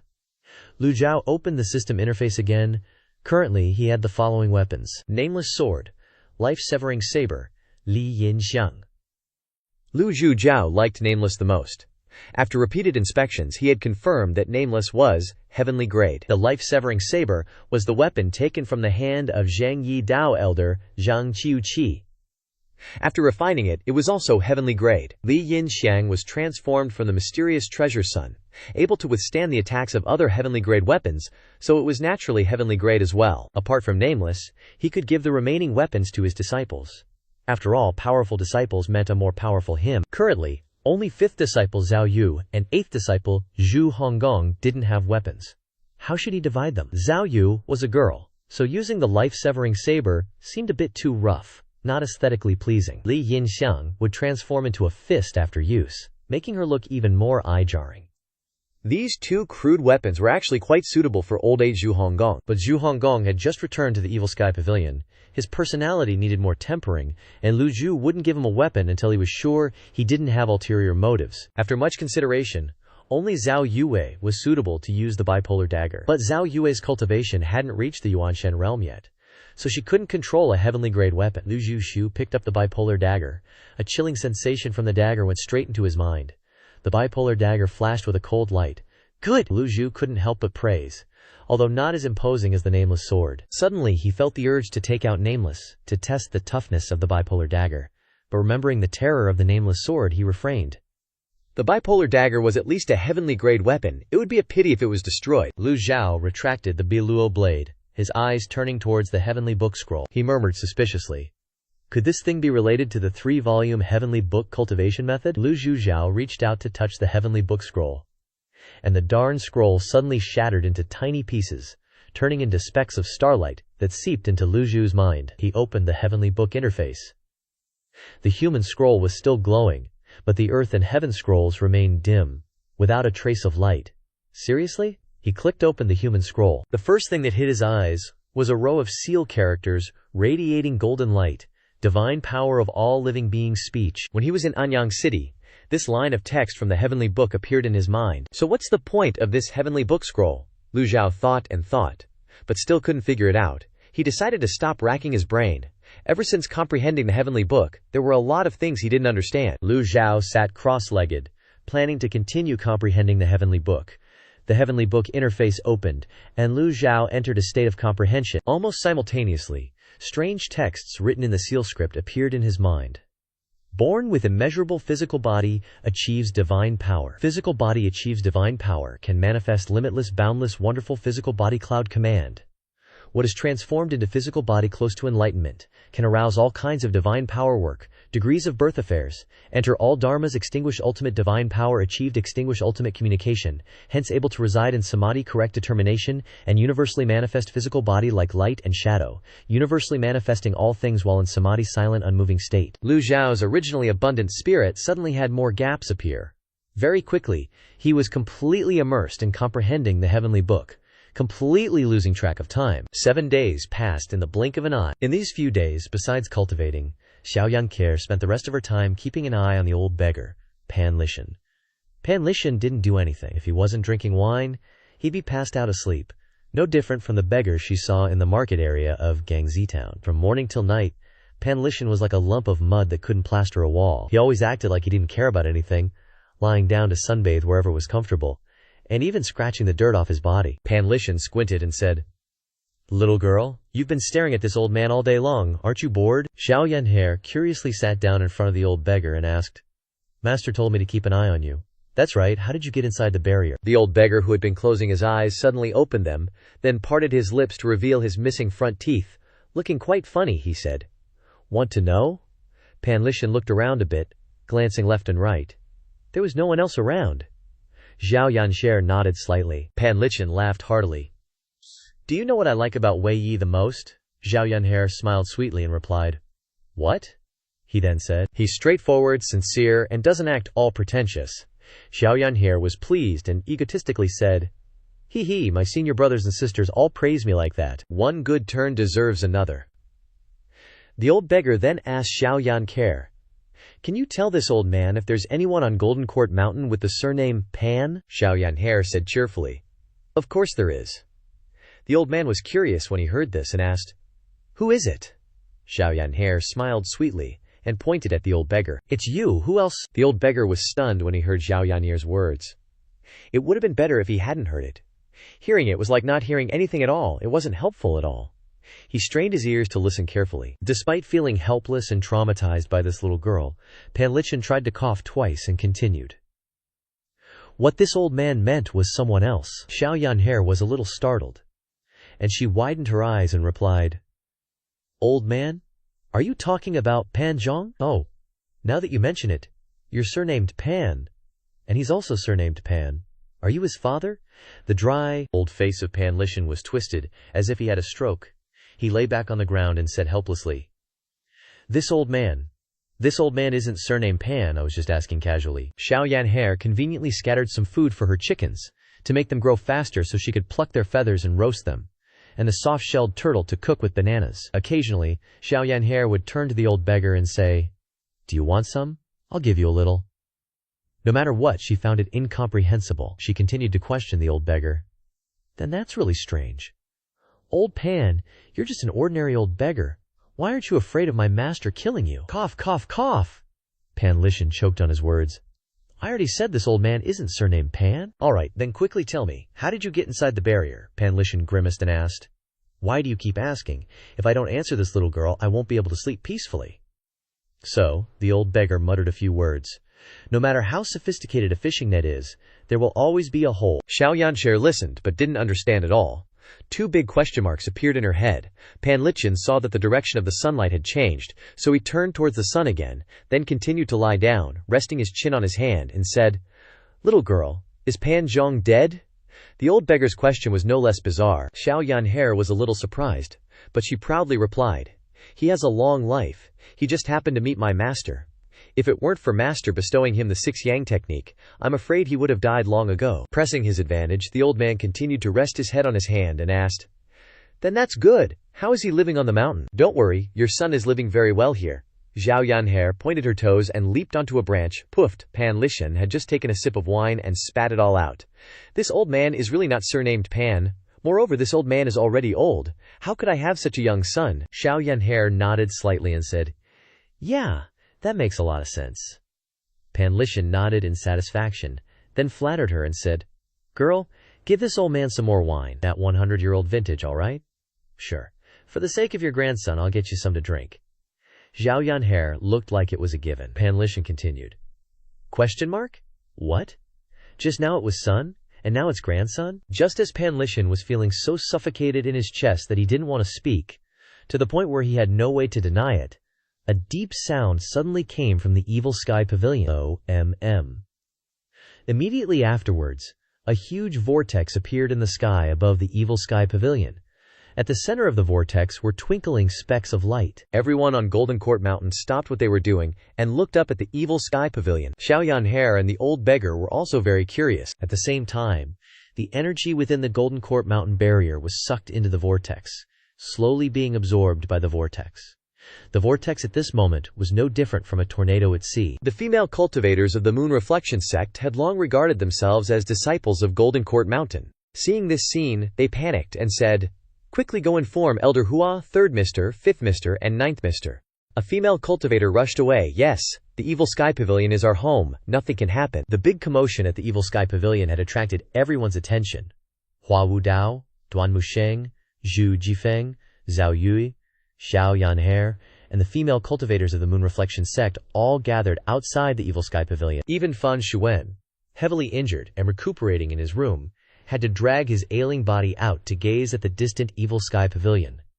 Even a man as knowledgeable as Fan Shuen was utterly astonished and bewildered by the vortex above the Evil Sky Pavilion. His brow furrowed, he muttered, "Could that old devil be trying to absorb the barrier's power to forcibly maintain his cultivation?" From his perspective, the energy of the Golden Court Mountain's barrier was ceaselessly being sucked into the vortex above the Evil Sky Pavilion, the Formation Eye. Fan Shuen recognized that the highest point of the vortex was precisely the Formation Eye of the barrier. This Formation Eye could control the entire Golden Court Mountain barrier. Some cultivators, when setting up formations, would often hide the Formation Eye in some obscure corner, to prevent others from finding its weakness. Moreover, the Formation Eye was also the place to repair the formation and infuse energy into the terrain. The Golden Court Mountain was excellent for setting up a grand formation, creating a powerful barrier that made the 10 great sects of the righteous path hesitate. Unexpectedly, the Formation Eye was located at the highest point above the Evil Sky Pavilion, but the scene before his eyes was the barrier's energy being absorbed. What was going on? This would weaken the Golden Court Mountain barrier, reducing the Evil Sky Pavilion's defensive power. Formations were extremely important for a cultivation sanctuary, such as how the Righteous Unity sect's strength was clearly weak, but because they had the Azure Jade altar, they could barely survive to this day, or the 8 altars of the Cloud sect, each altar being a cultivation sanctuary with its own defensive formation. Fan Shuen couldn't understand what the Evil Sky Pavilion was doing. If things continued like this, the Golden Court Mountain barrier would disappear, and when the Righteous Path sects attacked again, How would the Evil Sky Pavilion stop them? Whoosh! The vortex vibrated even more violently. Fan Xuan decided to get closer to take a look. In the near future, the Evil Sky Pavilion was his only refuge. If something happened to the Evil Sky Pavilion, he would have nowhere to go. Enduring the throbbing pain of his injuries, Fan Xuan arduously walked towards the Evil Sky Pavilion. Before long, he got closer. But suddenly the scene before him made Fan Xuan jump. Why is there an old beggar lying here? What level of figure was Fan Xuan? Seeing the old beggar, he carefully assessed him and asked, "Who are you?" The old beggar was sitting with his back to Fan Xuan, his eyes following the direction of the Evil Sky Pavilion, and his hand was opening the lid of his wine gourd, intending to take a satisfying gulp. Suddenly hearing someone speak, he lazily turned around to look behind him. Pan Lichin was slightly startled seeing Fan Xuan's features. Fan Xuan's face had long been disfigured, and now that he wasn't wearing a mask, he looked quite frightening. Pan Lichin held up the wine gourd. "This old man came for some wine. It's good stuff. Want a sip?" Fan Xuan didn't continue towards the Evil Sky Pavilion. Standing here he could clearly see the whole scene. Fan Xuan said in a deep voice, "You still haven't answered my question." He wasn't as easily fooled as Zhao Yanhe. If someone could appear at the Evil Sky Pavilion, how could they be an ordinary person? Pan Lichin laughed heartily a few times. "Who this old man is doesn't matter. You seem to be badly injured. It's none of your business." The old beggar spoke with the tone of a senior. "This old man has traveled all over the land and met all kinds of people. Young man, don't be arrogant." Fan Xuan frowned slightly, saying in a deep voice, "You called me young man." Pan Lichin narrowed his eyes at Fan Xuan. "So what?" Fan Xuan burst out laughing. "Just a little junior with no eyes? I won't bother with you," the old beggar quickly retorted fiercely. "This old man won't bother with you either." The two glared at each other, and then turned to look at the Evil Sky Pavilion. The years were a butcher's knife that had hacked and whittled away at the two of them, until they couldn't be recognized. No one recognized anyone. Although the old beggar looked like he was on the verge of dying, so ordinary that he couldn't be more ordinary, Fan Xuan didn't let his guard down at all. The barrier's power was still constantly gathering in the sky above the Evil Sky Pavilion, and the disciples standing around watching couldn't understand it. Duan Musheng and Hua Wudao looked up intently, not taking their eyes off it for a moment. "Elder Hua, your knowledge is vast. Do you know what's happening?" Hua Wudao frowned and said, "Something's happened to the formation eye." Duan Musheng was confused. The last time the Righteous Unity Sect and the Heaven Sword Sect came to cause trouble, Maester used his power to repair the formation eye, so in theory, the formation eye should have completely recovered, right? Speaking of the Heaven Sword Sect, Zhu Jifeng, standing to the side, blushed. He had been present that day, and he had personally witnessed Lu Zhou repairing the barrier's formation. Xiao Yanhe didn't seem worried at all, she said. Don't be afraid, don't be afraid. Even if the formation is gone, those righteous path sects wouldn't dare come here again." Although she said that, everyone was still very worried. Zhao Yue said, "Master is still in seclusion. If this continues, it won't be good." Duan Musheng sighed. "It's a pity that old Fourth is not here. Otherwise, we could have asked him to think of a solution." Hua Wudao thought to himself. Although Ming Shiyin was just a clever brat, his ability to solve problems was quite impressive. What's happening? While everyone was discussing, the vortex in the sky grew larger and larger, and the barrier vibrated.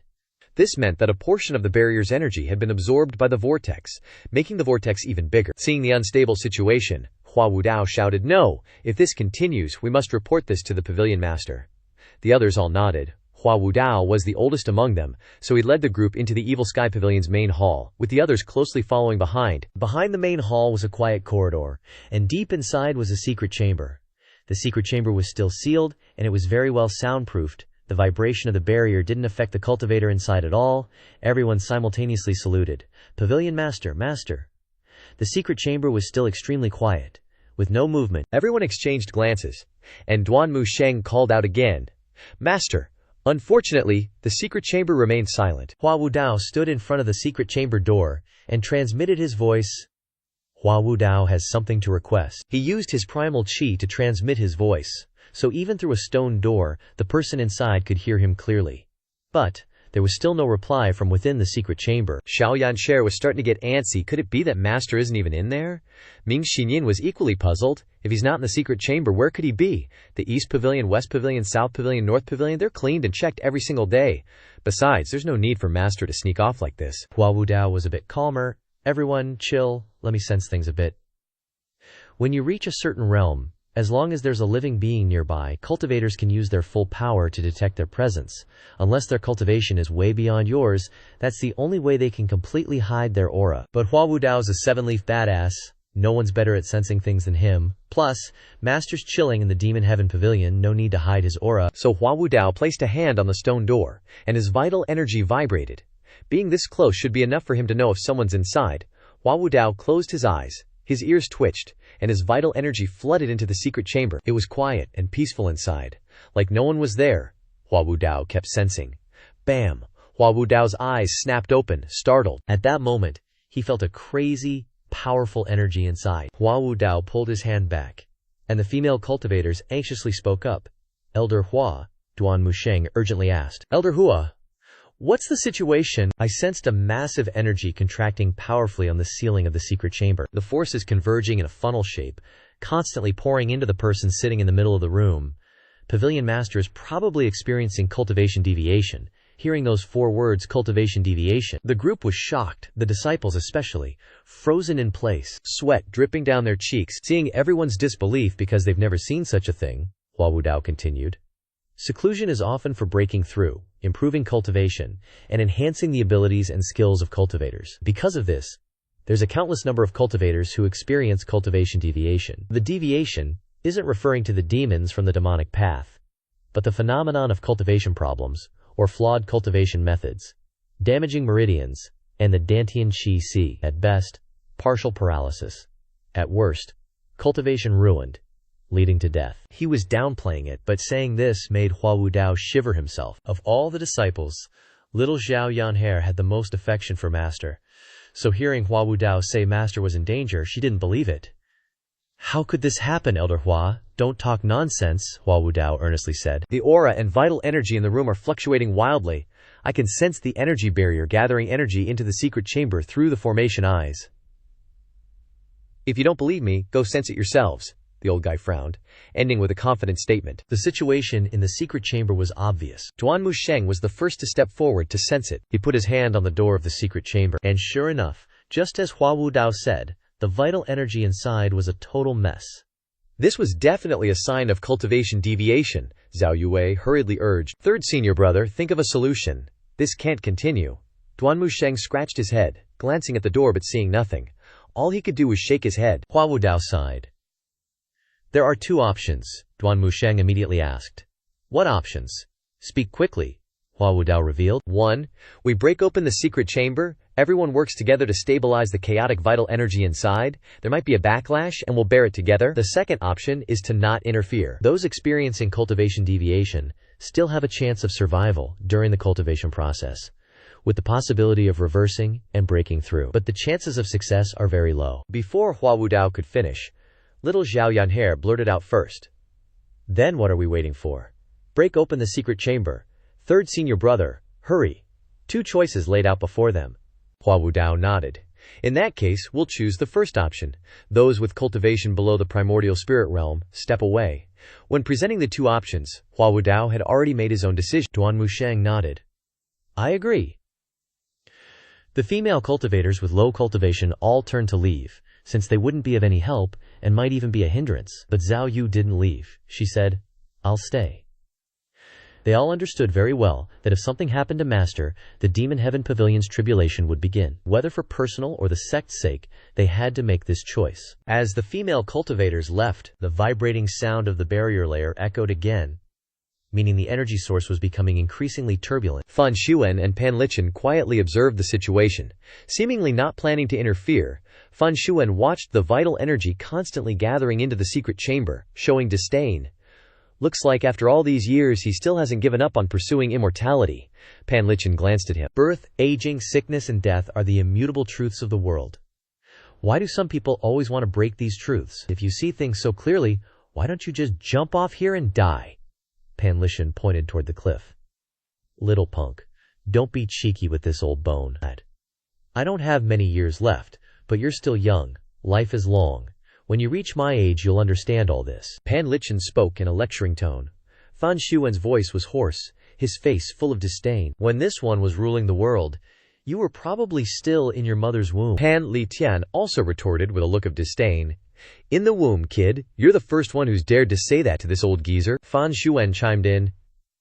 You're also the first who's dared to talk to this one like that, Pan Li Tian chuckled casually. Don't get your knickers in a twist, kid. Come have a sip of wine. It's 100-year vintage, you know. Fan Shuan shook his head, looking towards the Ma Tiange, and immediately noticed something was off. The barrier's power was weakening, and the absorbed yuan qi was totally chaotic. Someone inside Ma Tiange must be suffering from qi deviation. Seriously messed up. Pan Li Tian took a few swigs of his wine and stretched lazily, saying, "This old man's getting sleepy. Hopefully there'll still be wine when I wake up. Just hoping." After letting out 2 big yawns, Pan Li Tian's head lolled to the side, and he was out like a light. Fan Shuan didn't bother watching anymore, and turned to head back to his room. Meanwhile, outside the secret chamber, Hua Wudao, Duan Musheng, Zhao Yue, and little Zhao Yanhe were ready to roll. Hua Wudao said. "Move out." Hua Wudao attacked with full force, but the door of the secret chamber didn't budge an inch. Even though he's a 7-leaf expert, he's not as strong as Duan Musheng when it comes to pure attack power. Duan Musheng stomped his foot, and a powerful surge of gang qi erupted from his entire body. He didn't hesitate. He punched the stone door of the secret chamber with everything he had. Boom! A huge sound. The stone door vibrated but still didn't break. Duan Musheng's fist is strong, but not that strong, Hua Wudao said in surprise. Didn't expect this door to be so freaking weird. Able to withstand a blow from you? Duan Musheng wasn't surprised. After all, this is where Master cultivates in seclusion all year round. Plus, there's a small formation set up here, so it's super difficult for ordinary cultivators to break through. If once doesn't work, try twice. Again, Duan Musheng clenched his fist, gang qi enveloping it. He threw another punch, and the entire fist shone with light. The punch, packed with immense energy, slammed straight into the stone door. Boom! The gang qi collided with the door, creating shockwaves that spread out from the sound, passing through the corridors, through the Ma Tiange, reaching outside the main hall, into the courtyards, echoing across Jinting Mountain. The stone door cracked. Duan Musheng, full of courage, punched it again, and the door shattered. Fragments flew everywhere. Duan Musheng charged into the secret chamber, with Hua Wudao, Zhao Yu, and little Xiao Yanhe right behind him. As the 4 of them rushed inside, the scene before their eyes left them speechless. Hua Wudao shouted, "Don't get too close!" Lu Zhou was floating in the middle of the secret chamber, his whole body enveloped in a strange energy. His eyes were closed, as if he were in a deep sleep, totally unaware of what was happening around him. On the ceiling of the secret chamber was a square opening that looked like a vent. Energy from the Jinting Mountain barrier flowed through this vent and into the secret chamber. The energy was like seawater, converging in one place, entering Lu Zhao's body. Little Xiao Yanhe hurriedly asked, "What's wrong with Master?" Hua Wudao observed the scene in the room and said, "Qi deviation, chaotic yuan qi. He's probably trying to use the barrier's power to counteract the chaotic yuan qi in his body." Duan Musheng didn't know what to do. "What now?" Hua Wudao thought quickly and replied, "I'll block the barrier's energy, seal the vent. You guys get Master out of here. Remember to keep your gang qi shields up at all times." Everyone chorused in agreement with Hua Wudao. Having given his instructions, Hua Wudao used the 6 harmonies Dao seal. Under Hua Wudao's feet, the 8 trigram seal appeared. From within the 8 trigram seal, large seal characters appeared in succession, spinning around Hua Wudao. The seal characters shimmered with golden light. Qian, Kun, Sheng, Si, Shui, Huo, constantly revolving. On the outer layer, there were 3 seal characters, Yu, Wu, and Li, encompassing to create 2 layers. Hua Wudao glared and then leapt into the air, heading straight for the vent. Duan Musheng, Zhao Yanhe, and Zhao Yu all unleashed their gang qi shields and stared intently at Hua Wudao. The 6 harmonies Dao seal slammed into the barrier's energy. Boom! The energy shattered, and chaotic gang winds raged through the secret chamber. The barrier's energy suddenly stopped. Hua Wudao turned back and yelled, "Duan Musheng, Zhao Yue, and Xiao Yanhe." At the same time, flying toward Lu Zhou, the 3 planned to break through the barrier of energy in the fastest time possible. But right at this moment, Lu Zhou suddenly opened his eyes. Lu Zhou couldn't believe his eyes, and widened his eyes, and looked carefully again. Lu Zhou saw 3 disciples rushing up like they want to rebel, taking advantage of him suffering from qi deviation, revealing evil schemes. Seeing the 3 disciples charging towards him, looking like they're about to stage a coup while he's suffering from qi deviation, Lu Zhou instinctively glared, opened his mouth wide, and roared, "Presumptuous! Di demi jin ji tong. Jiu neng zhu san mei zheng ding. Puxian se shen. Shiru guang ying. Puxian yi chi yu san mei. Jiran biu dong. Shiwei fa mi jin ji shen tong." Centered on Lu Zhou, a light blue seawater-like energy appeared around him. In a blink, The qi condensed into gang, transforming into a blossoming blue lotus. The suppressing power spread in all directions. The three disciples widened their eyes, sensing the threat from this terrifying source of energy. Instinctively, they unleashed their dharmic bodies. 100 Tribulations Insightful Understanding. Duanmu Sheng opened the 100 Tribulations Insightful Understanding second leaf. Zhao Yu opened the 10 Directions Qian Kun. Little Yan Sher opened the 100 Tribulations Insightful Understanding unopened leaf. Hua Wudao was utterly shocked, exclaiming, "That's a sonic attack." Although it's not as powerful as the Scram divine ability back in Anyang City, it still contains primordial energy. The sound reverberated in the ears of the four, and Hua Wudao stared blankly, confused. What the heck? The scary thing isn't the shout, but the blooming blue lotus made of primordial energy appearing next to Lu Zhou. As soon as the blue lotus appeared, the power of his stellar energy instantly multiplied several times, unleashing an incredibly strong force. Hua Wudao above also sank. In his heart, Hua Wudao thought, "They can't withstand this." 9 massive seal characters blocked Duanmu Sheng, Zhao Yue, and Zhao Yanhe, forming a protective circle. Hua Wudao widened his eyes and shouted, "6 Directions Dao Seal." At the same time, his 7-leaf golden lotus avatar materialized. Boom! The blue lotus had fully bloomed. Hua Wudao roared, "Break!"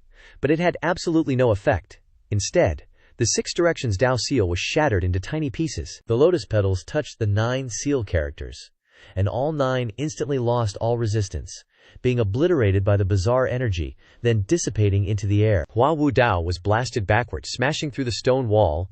Elder Hua, Duanmu Sheng, Xiao Yanhe, and Zhao Yue exclaimed in shock. The power of the blue lotus didn't stop because of the 6 Directions Dao Seal. On the contrary, its speed increased, lunging toward the 3 disciples. From the moment Lu Zhou shouted a couple of nonsense words to when Hua Wudao was blasted away, it all happened in the blink of an eye. How could they have time to react? The blue lotus petals, carrying energy, struck the 3's chests. The 3 avatars dissipated simultaneously. Duanmu Sheng, Zhao Yue, and Zhao Yanhe flew backward. Zhao Yue's cultivation was the lowest, so she was most affected by the impact. Her 10 Directions Qiankun avatar couldn't withstand a single blow, and her blood churned. Duanmu Sheng crashed into the stone wall, while Zhao Yanhe was almost unscathed. The cloud-weaving garment she wore emitted light, absorbing most of the blue lotus's power. Wearing the cloud-stepping shoes, she staggered, spun around, and fled toward where Hua Wudao had been blown out. Outside the Evil Sky Pavilion, the female cultivators stared wide-eyed at the secret chamber. Even from a distance, they could clearly see a pillar of blue light piercing through the roof of the chamber, shooting straight into the sky. Pan Lishan, who had been lazily dozing off, was also drawn by the 2 exclamations. And upon opening his eyes, he saw this spectacle. Pan Lishan's eyes, which had been half closed, suddenly widened. Did he fail? Or did he break through? He trembled in astonishment, and the gourd in his hand fell to the ground, spilling wine. Pan Lishan regained his composure, then shook his head and sighed. What does it have to do with this old man? At the same time, inside the secret chamber, the 4 of them were blasted away, the vast blue power almost causing the secret chamber to collapse, with gravel and stellar energy shooting out from the petals. Wudao held his breath, stepped on the air to gain leverage, and tried to suppress the surging blood in his chest, so as to condense stellar energy again. Behind him, the seal characters glimmered with golden light, revolving around him, blocking the attacking gravel. Zhao Yanhe's heaven shroud coiled around her body like a dragon. Hua Wudao's eyes were filled with disbelief. Compared to the 3 disciples, he found it even harder to accept. The defense Dao Seal that he had painstakingly researched for 20 years, which he believed could block all divine abilities, and even confidently came to the Evil Sky Pavilion to resolve his old grudges, was unexpectedly shattered by a single thunderous blast. Although he was utterly defeated in that confrontation, Hua Wudao was not convinced, since he hadn't used his full power at that time, and the 6 Directions Dao Seal had only manifested 8 seal characters and the Bagua Seal. After the battle in the 10 Sages formation, Hua Wudao had an epiphany and broke through from adversity, with 8 seal characters turning into 9, and the power of the 6 Directions Dao Seal increasing several times. During this time, he had always wanted to find an opportunity to spar with Pavilion Master a few moves, but now the opportunity hadn't even been found, and he had already been utterly defeated, losing all face. His 9 seal characters were weaker than Tofu, crushed by the blue force, crushing even his confidence, Is it the power of the barrier? Hua Wudao didn't believe that a cultivator could generate such powerful energy, so the only possibility was that the energy from the Golden Court Mountain barrier had poured in. He didn't have time to think about the reason for this. Hua Wudao simultaneously descended and shouted, "Pavilion Master, Master, Master!" Xiao Yange'er slowly descended. She was almost unaffected. Zhao Yu and Duan Musheng knelt on the ground, staring in astonishment at Lu Zhou, who stood unharmed before them. Duan Musheng pushed aside the rubble, propped himself up, and knelt in a high posture, staring at his master in shock. Hua Wudao looked very dusty, his complexion unsightly. Hua Wudao was equally shocked. At this time, Lu Zhou had also regained his composure, his eyes surveying his surroundings, and his entire body slowly descended to the ground. Lu Zhao's expression was displeased, and he said in a deep voice, "How dare you, Duan Musheng?" Zhao Yu and Xiao Yanhe were startled, and hurriedly bowed their heads repeatedly, not daring to say another word. Hua Wudao hurriedly spoke up, "Pavilion Master, please calm your anger. Master, please calm your anger." Zhao Yue hurriedly knelt on the ground and looked up to explain. The Golden Court Mountain barrier's energy was flowing backward, and the formation eye opened.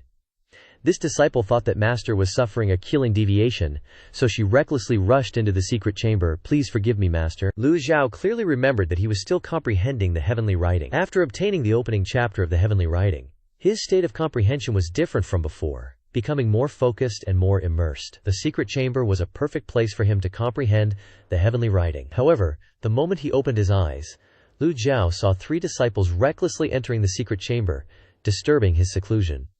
How could he not be angry? Instinctively, he used the extraordinary power of the heavenly writing.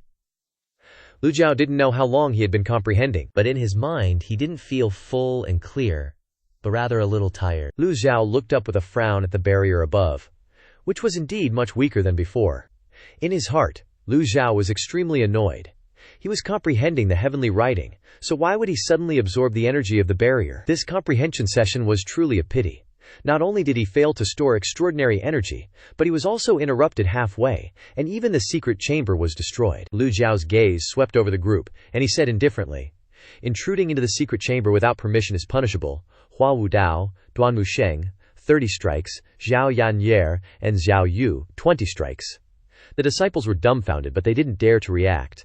After a moment, Zhao Yu and Duan Musheng said in unison, "This disciple accepts the punishment." Lu Zhao's gaze swept over the group, and he said indifferently, "Forget it. Considering that you had good intentions, I won't pursue this matter. Master is wise." Lu Zhao continued calmly. "Within half a month, the secret chamber must be repaired." Duan Musheng dared not say a word of refusal, and he quickly bowed. "This disciple obeys." Hua Wudao saw that Lu Zhao was healthy and had no problems, and he was shocked and confused, so he cupped his hands and said, "Pavilion Master, is there something wrong with your cultivation?" Lu Zhao was unhappy and retorted irritably, "Are you questioning me?" Hua Wudao waved his hands. Hua Wudao dares not.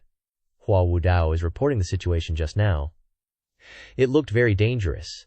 It must be that Pavilion Master's divine might is unparalleled, thus creating the phenomenon of false Qia deviation. Lu Zhou didn't intend to explain much about this, since he himself didn't have a clear understanding of the heavenly writing. Lu Juju's current cultivation was still in the divine court realm. In the end, just considering his cultivation, he wasn't even as good as Zhu Jifeng. Even if 100 divine court realm cultivators joined forces, they couldn't defeat a nascent divinity realm cultivator. But what surprised him was the extraordinary power of the heavenly writing. Besides sonic attacks, it could also deal physical damage. Zhu Jifeng saw Lu Zhou looking at him, and his face turned deathly pale, his eyes rolling back. "Is Pavilion Master looking at me? Should I laugh or cry? What should I do? Who am I, and where is this?" Lu Zhou continued to ponder. One move repelled 4 people, and the 6 directions Dao seal was crushed like tofu by the extraordinary power. Lu Zhou muttered the words, "Qi deviation?" Lu Zhou felt amused in his heart. This old man is peacefully comprehending the heavenly writing. How could he suffer a qi deviation? Hua Wudao didn't want to continue talking about this topic. Saying that the Pavilion Master was suffering a qi deviation right in front of him would probably provoke him to attack. Hua Wudao muttered, "We misjudged it. Thinking about it, these disciples can be considered to have a conscience." Lu Zhou asked, "What's the situation with the barrier?" Hua Wudao immediately replied, "Haven't had time to check yet."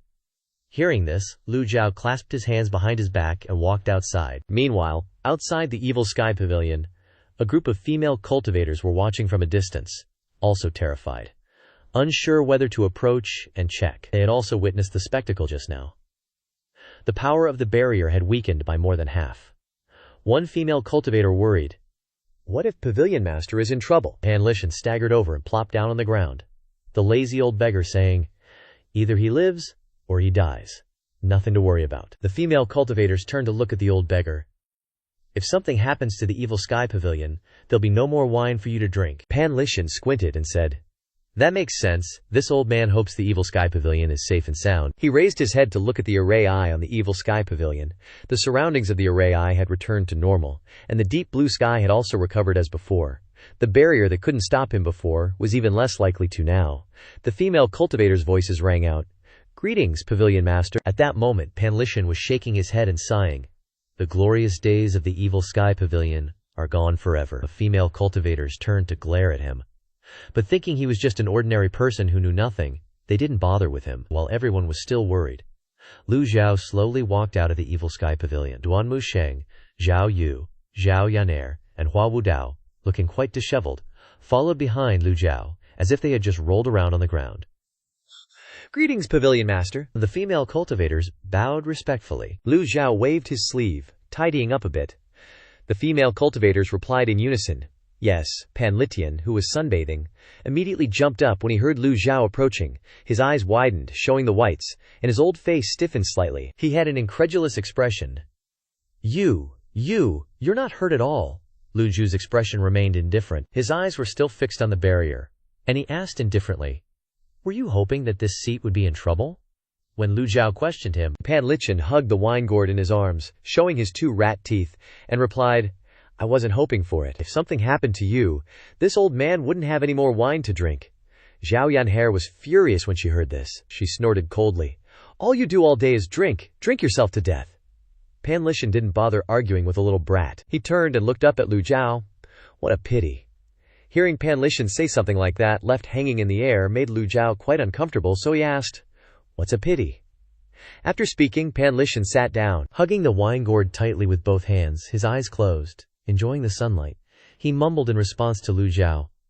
"With such a big commotion, this old man is afraid I won't be able to sleep peacefully." Lu Zhou turned around, his eyes staring straight at Pan Lishan. "This seat can help you sleep even more peacefully."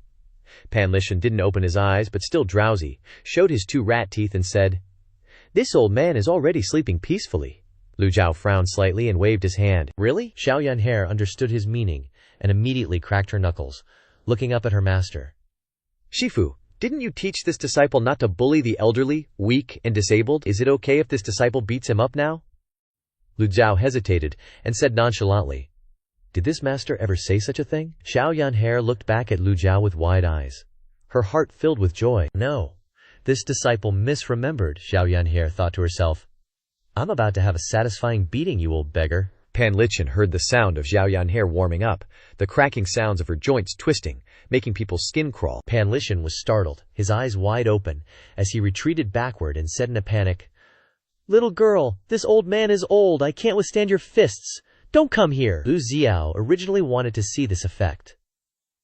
Hua Wudao stared blankly at the scene before him. After seeing Hua Yuexing off at the foot of the mountain, when he came back, he saw this old beggar lying outside the Evil Sky Pavilion. What kind of place was the Evil Sky Pavilion?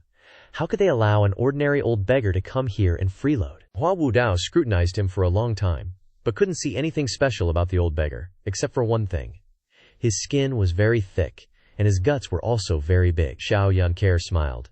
"Don't be afraid. My punches don't hurt at all." She lightly tapped her toes, leaving a deep footprint on the ground. The little devil's attack made the other female disciples turn their heads away, unable to bear to watch. Bang, bang, bang, she threw out several punches. Seeing that the situation was not good, Pan Litian repeatedly waved his hands. "Stop, stop, this old man surrenders, this old man surrenders." "How dare he not surrender?" "Well, that's more like it." Zhao Yan'er returned to her place satisfied. Seeing this, Hua Wudao asked in surprise, "Were you a cultivator before?" An ordinary person, no matter how strong their physical constitution, wouldn't be able to withstand Zhao Yan'er's punches. But if he was a cultivator who had gone through body refinement, then he could completely withstand it. Although the old beggar's body had no fluctuations of primal qi, just like an ordinary person. But just now, After being beaten by Zhao Yanshi a few times, he only cried out a few times as a formality until it was clear that he used to be a cultivator. After a cultivator had their cultivation crippled, the body refinement was still there. The strength of the body's hard resistance was much stronger than ordinary people. After being beaten, he revealed his true form. Panlishan said, "What cultivator? This old man has thick skin, used to withstanding the wind and frost all year round. It's just a few punches, I can still take it." Zhao Yanhe glared, clenching her small fists. "You're still pretending at this point? Do you need me to loosen your muscles a bit more?" Panlishan subconsciously retreated backward, not daring to continue acting tough. Lu Zhou stroked his beard and said, "If you want to sleep peacefully in the Evil Sky Pavilion, you must follow the rules of the Evil Sky Pavilion."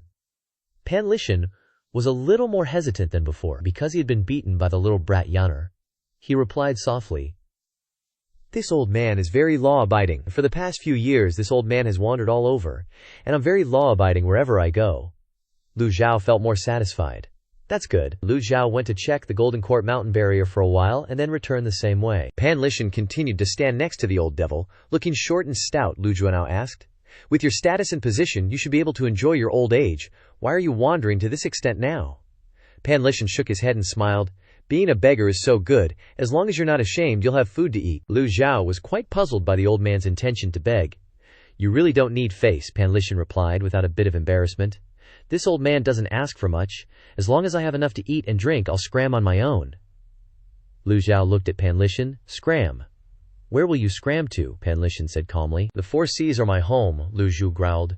"You drank the Evil Sky Pavilion's wine and still want to leave." The old face of Panlishan stiffened suddenly, and he muttered something bad. "You have to pay back what you eat." The current master of the Evil Sky Pavilion didn't show any arrogance. His tone and demeanor were very calm and gentle. But this kind of calmness seemed to make people's scalps tingle even more than arrogance and bluster. Lu Zhou narrowed his eyes to look at Panlishan, then said indifferently, "If this seat has kept you, then this seat can certainly afford to feed you." Panlishan replied with an indifferent tone, "Hey, this old man is just a beggar. My fate is already broken. I can't do anything." Lu Zhou shook his head, then narrowed his eyes, indicating his disapproval. "Even a table or a pig has its own value of existence." "That makes sense." Pan Lithian nodded, then suddenly felt something was off. "Isn't there something wrong with that statement? Isn't a pig's purpose in life to be slaughtered?" Lu Zhou stood high above, hands clasped behind his back, his deep eyes staring intently at Pan Lithian. "The Evil Sky Pavilion has always been like this." Their eyes met, and Pan Lithian's heart skipped a few beats. He looked away. Lu Zhou kept staring at him, waiting for a response. Pan Lithian understood Lu Zhou was interrogating him. He fell silent for a moment before saying, "This old man was reminded of an old acquaintance." Zhao Yanhe got angry, pointed her finger, and shouted, "What old acquaintance? Your grandson is doing just fine. He hasn't been at the Evil Sky Pavilion for a few days. You can meet him in a few days." Hearing this, Pan Lithian was speechless before the little brat, truly at a loss for words. He felt completely controlled by her. "This old man will decide after meeting him." Lu Zhou replied coldly, then turned and headed back to the Eastern Pavilion. As soon as Lu Zhou left, Hua Wudao scrutinized Pan Lithian again.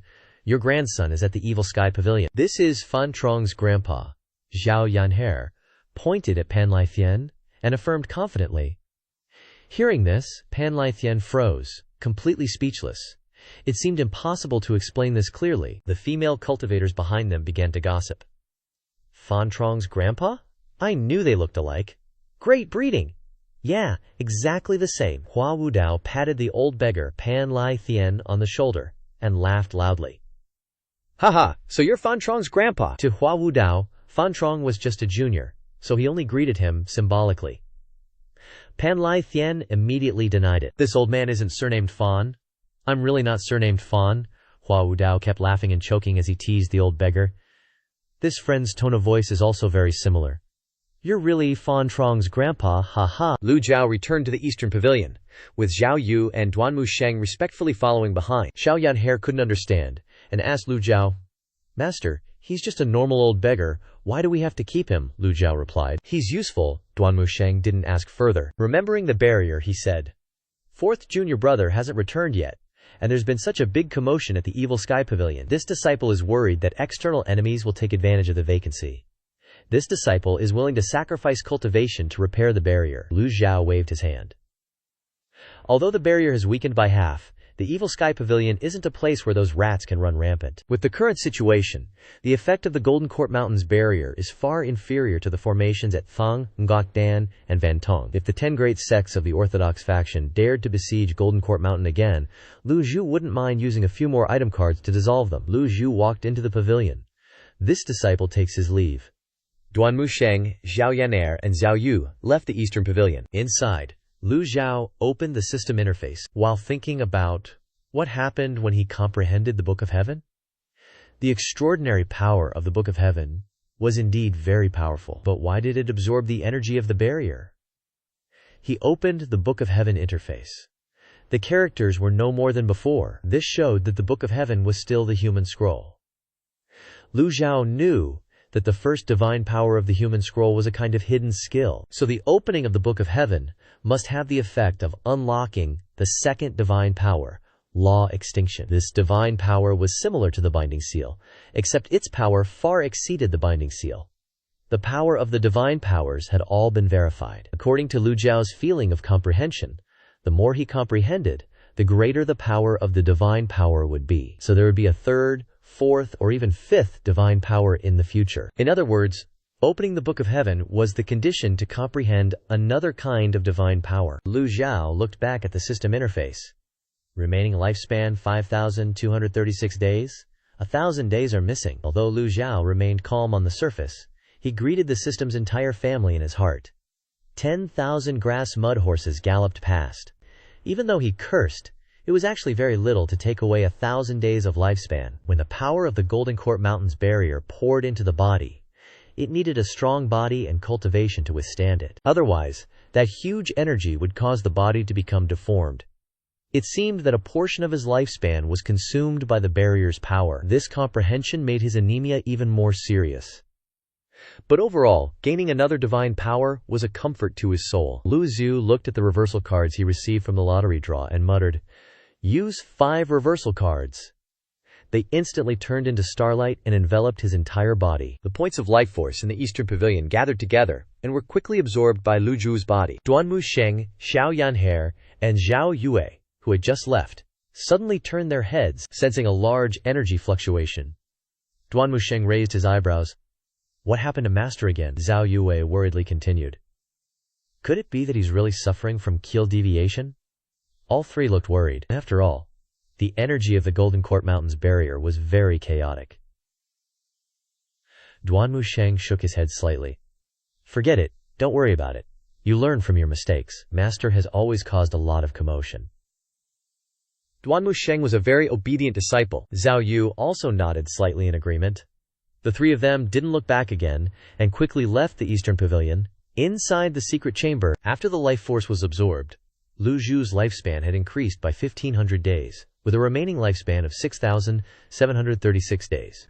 Perhaps because he didn't pay much attention, Lu Zhou didn't feel any difference when his lifespan decreased and then recovered, and continued to comprehend the Book of Heaven. So, Lu Zhou sat cross-legged and entered a meditative state. After witnessing the power of the divine powers twice, Lu Zhou felt that he needed to put more effort into comprehension.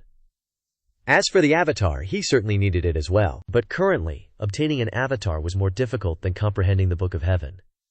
These two things had to be done in parallel, very quickly. Lu Zhou entered a state of comprehension, but the feeling was completely different from when he comprehended in the secret chamber before. When he entered the state of comprehension, he would completely ignore external matters, his 5 senses would be closed, and his whole body would fall into a state of deep sleep. And now, Lu Zhou could feel that his consciousness was still clear.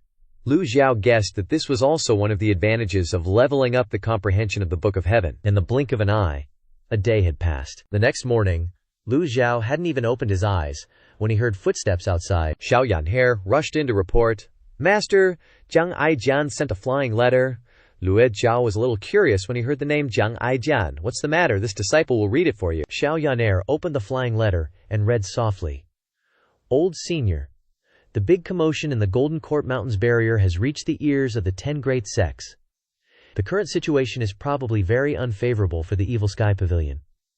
Old Senior, please give this junior some information so I can prepare myself." While reading the letter, she didn't forget to kick the dying carrier pigeon, which chirped weakly. After finishing reading, Xiao Yanhe angrily scolded. Master, this disciple thinks that Jiang Aijian is a total weather vane, going whichever way the wind blows, Lu Zhou replied. Send a letter via flying pigeon to Jiang Aijian. Tell him that before this old man's calamity arrives, no one can lay a finger on the Evil Sky Pavilion. Disciple obeys. After rewriting the letter with words practically trembling, Xiao Yanhe tied it to the foot of a luckless bird. Immediately she punted the poor thing with all her might, sending it soaring out of the Evil Sky Pavilion without breaking a sweat. At the same time, inside the main hall of the Nether Sect on Pingdu Mountain, Yu Zhenghai gazed into the distance, speaking to Si Wuyai standing to his left. Little Seventh, you said that half the power of the Golden Court Mountain's barrier has been lost. Si Wuyai's expression remained calm, his voice brimming with confidence. My sources wouldn't dare give false information. It's just that I'm not clear on the current situation inside the Evil Sky Pavilion. Eighth junior brother has cut off all contact, Yu Zhenghai wondered. What's the reason? Si Wuyai slowly answered. A reverse flow of energy.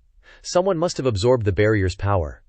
The two understood each other perfectly. Inside the Evil Sky Pavilion, besides their master, who else would have the guts to absorb the barrier's energy?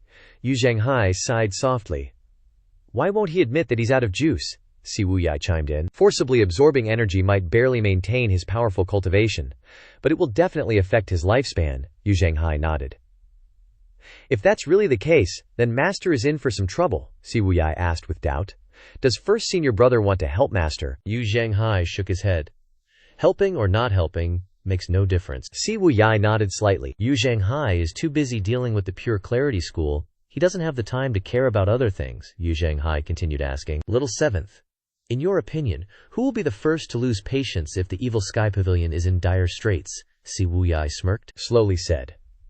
Among the 10 great sects, the righteous 7-star Mountain Manor and the Dankaxin sect are just cheerleaders. They don't have any deep-seated hatred for the demonic path. The remaining 8 great sects, the Heavenly Sword sect, the Righteousness sect, the Pure Clarity School, and the Heavenly Master sect, all come from the same lineage, originating from the Taoist school. As for the Yanhengju Academy, the Zhensheng Academy, and the Duanlin Academy, they originate from the Confucian school.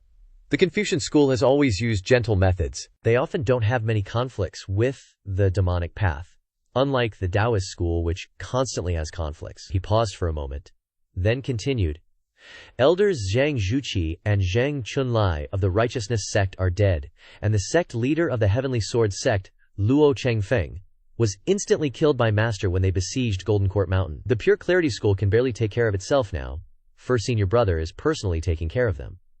The Heavenly Master sect has always been inactive, so the Righteousness sect and the Heavenly Sword sect are likely to make the first move. However, the sect leader of the Righteousness sect, Zhang Yuanshan, is famously timid. He once attended the Qingyu Dan gathering with Ren Buping, the sect leader of the Evil Fiend sect. But now that Ren Buping is dead, Zhang Yuanshan, having been bitten by a snake once, will be afraid of ropes for 10 years. He probably won't dare to make a move. Si Wuyai analyzed the whole situation.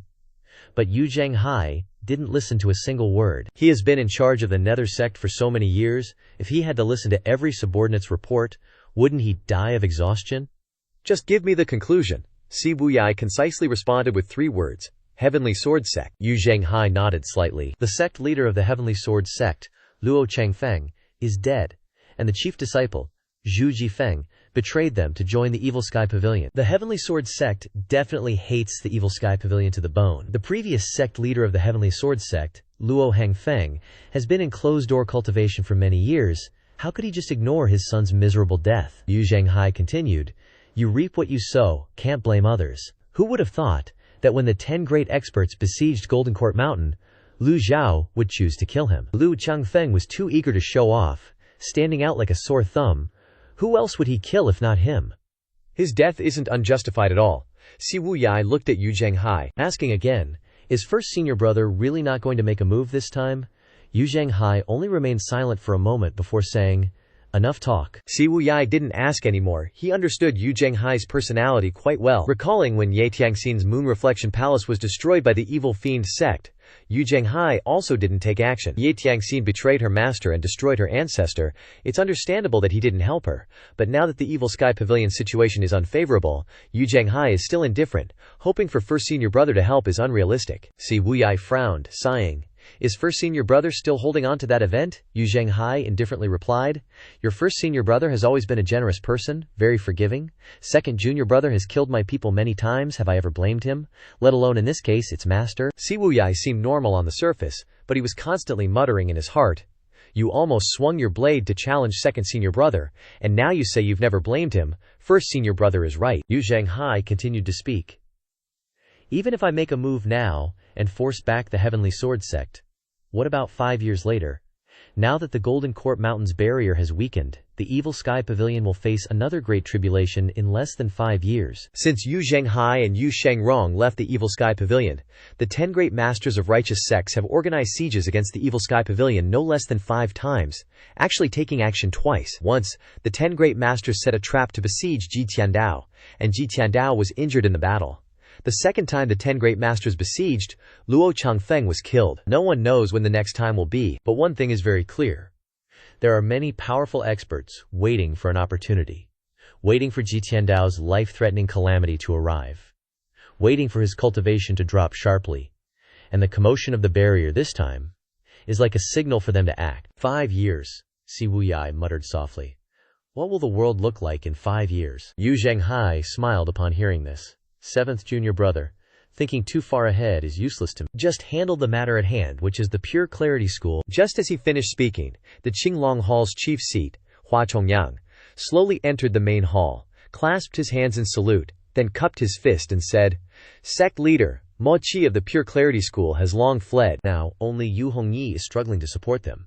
At most we can seize the Pure Clarity School in 10 days. Very good, Yu Zhenghai said arrogantly. Any news of Pan Lishan? Hua Chongyang reported. This subordinate has captured many Pure Clarity School cultivators to interrogate them under severe torture. But no one knows.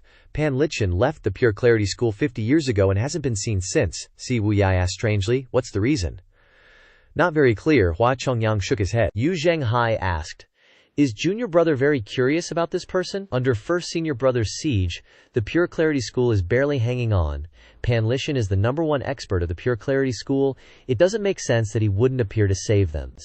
Si Wuyai thought and said, so I speculate that there are 2 possibilities.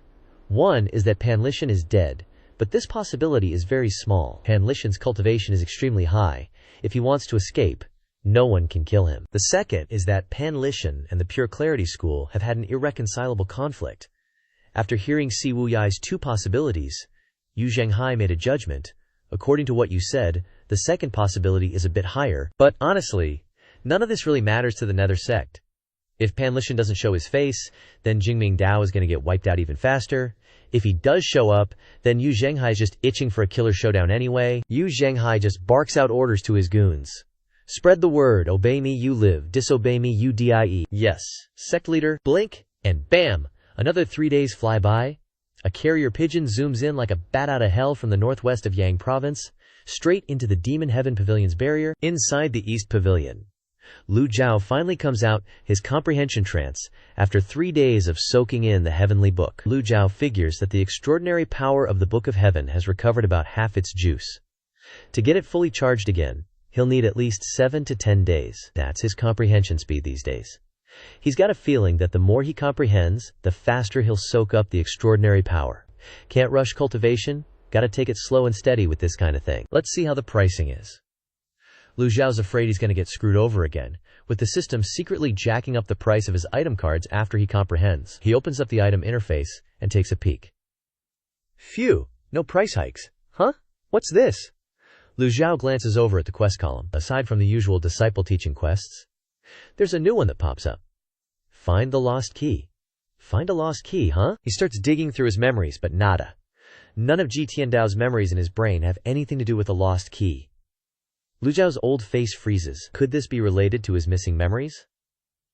When he has free time, Lu Zhao also speculates about some information about his missing memories. Later he discovered that piece of memories was like a torn piece of paper.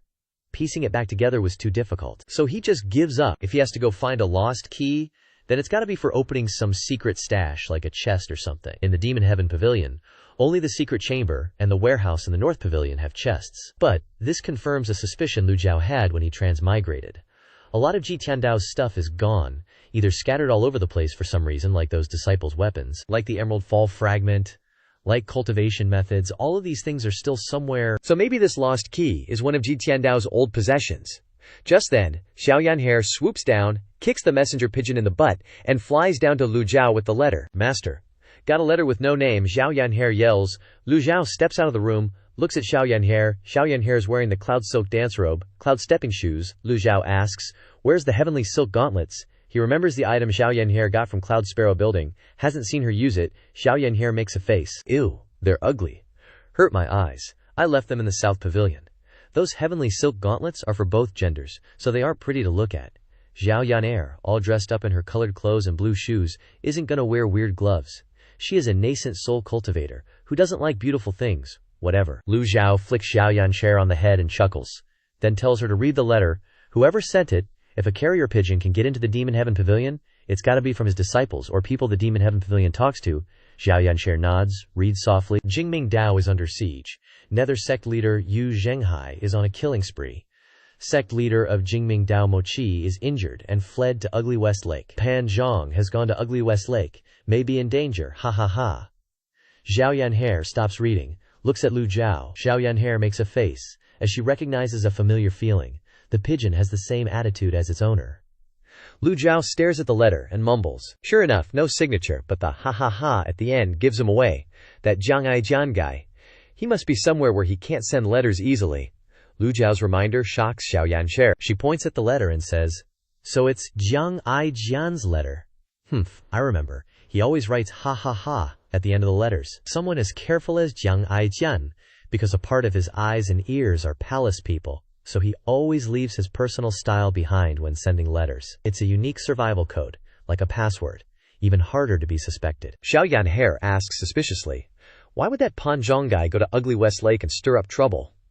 Lu Zhou looks over to the East Pavilion, doesn't see Duanmu Sheng or Zhao Yue, so he asks, where are number 3 and number 5?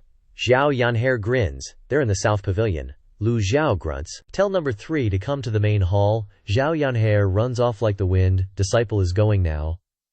Sneaking into the secret chamber, a beating with the rod is already light, only surface pain. With Duanmu Sheng's cultivation and methods, 3 days of rest is more than enough to recover. In the past, when Ji Tiandao would beat his disciples, Duanmu Sheng was always the first to recover.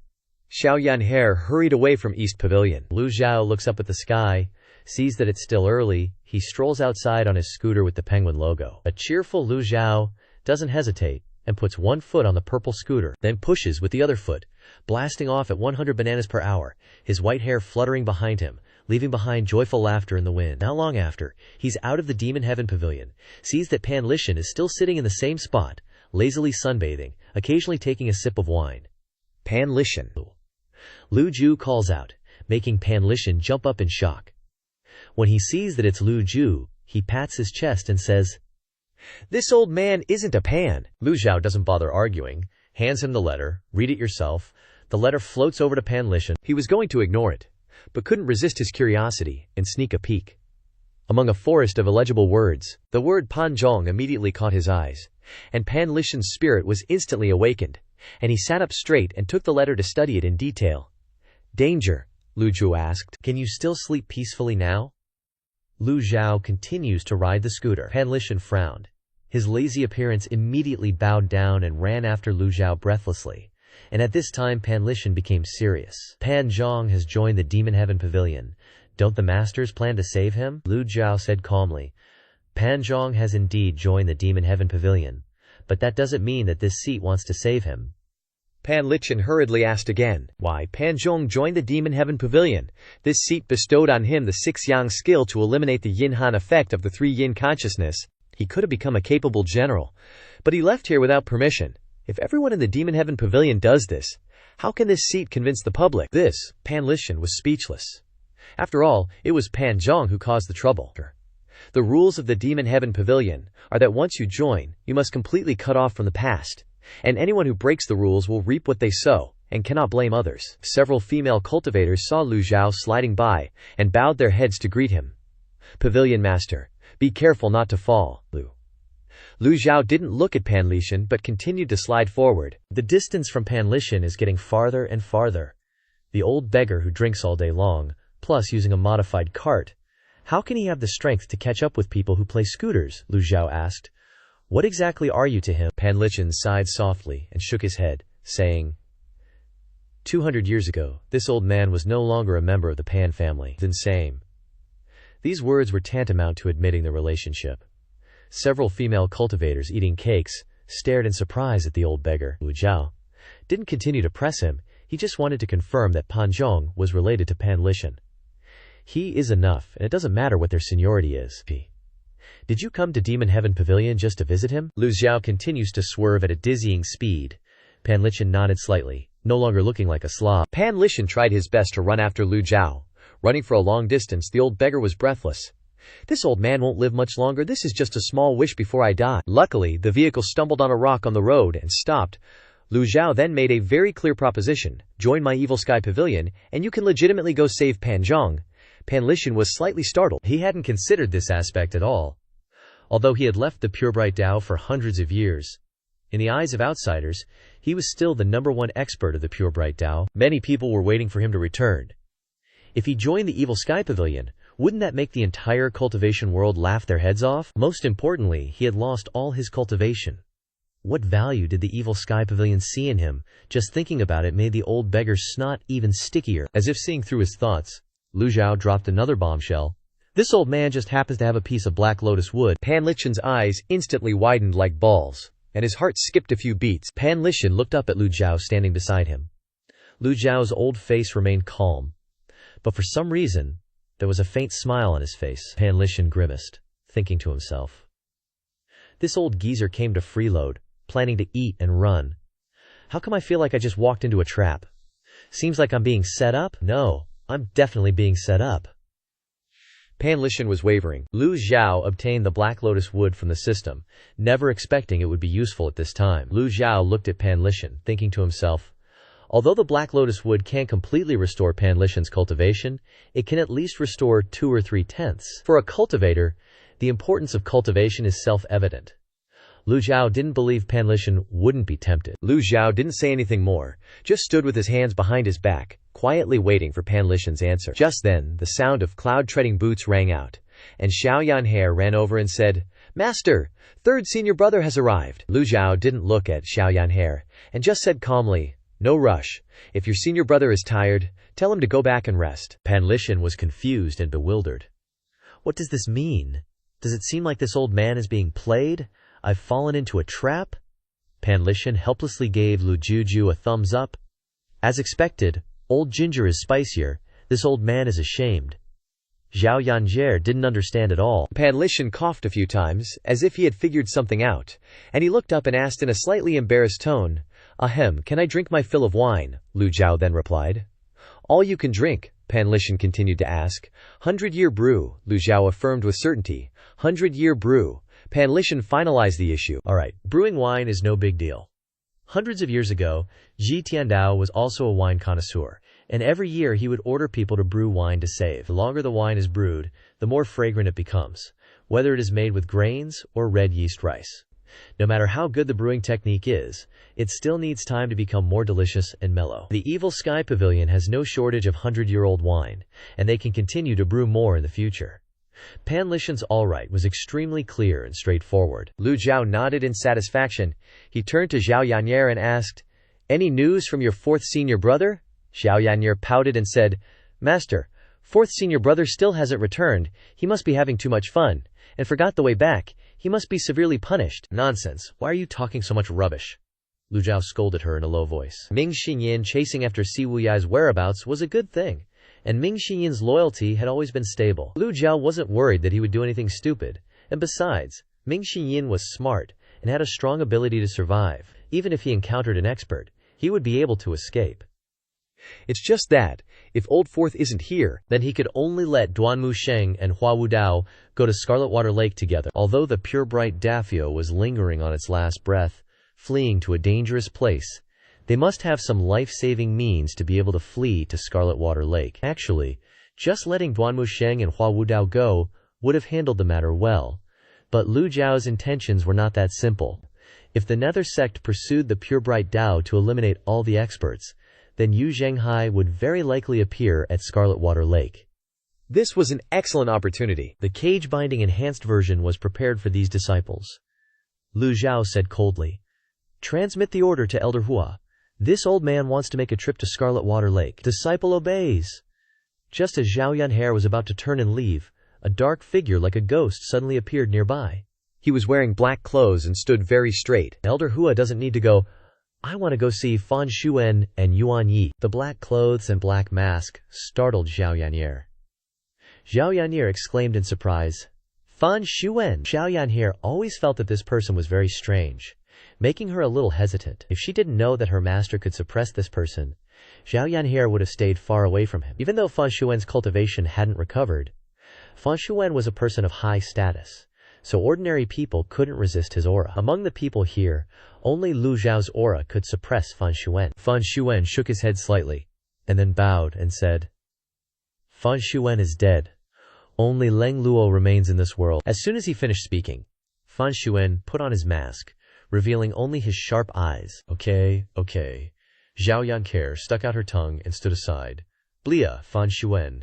As soon as the words Leng Luo came out, Pan Lishan, sitting next to him, couldn't help but widen his eyes, looking at Leng Luo with disbelief. "You are Leng Luo, the #1 on the black rankings 300 years ago." Leng Luo remained silent, turned to look, neither nodding nor denying.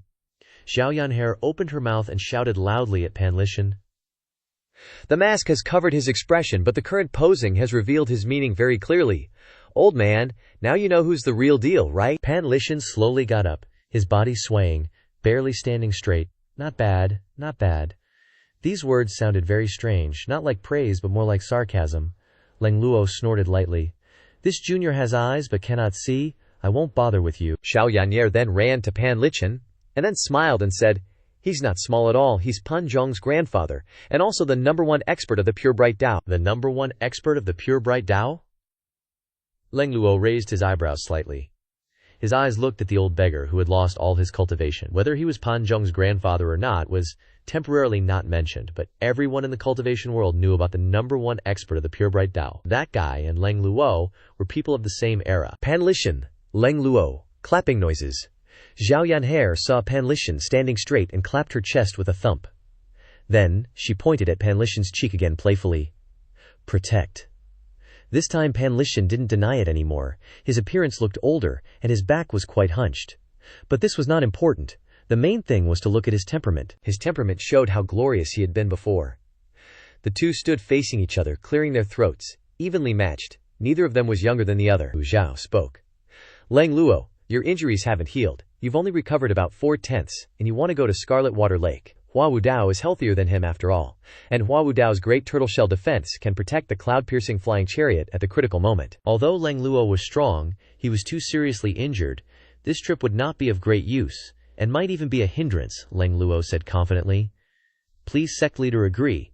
Although Leng Luo is injured, he still has enough ability to protect himself." Lu Zhao frowned, grimacing and thinking to himself, "You have enough ability to protect yourself, then who the hell is going to protect this old man?" Lu Zhao secretly hated in his heart, but his face was still very calm, showing the demeanor of an expert. Leng Luo's thinking was not bad, Lu Zhao asked. "You want to go see Mo Chi?" Leng Luo clasped his hands slightly, not denying it. Mo Li, Mo Chi, anyone who wasn't stupid could see the relationship between these two people clearly. Leng Luo hated Mo Li to the bone. But this was understandable.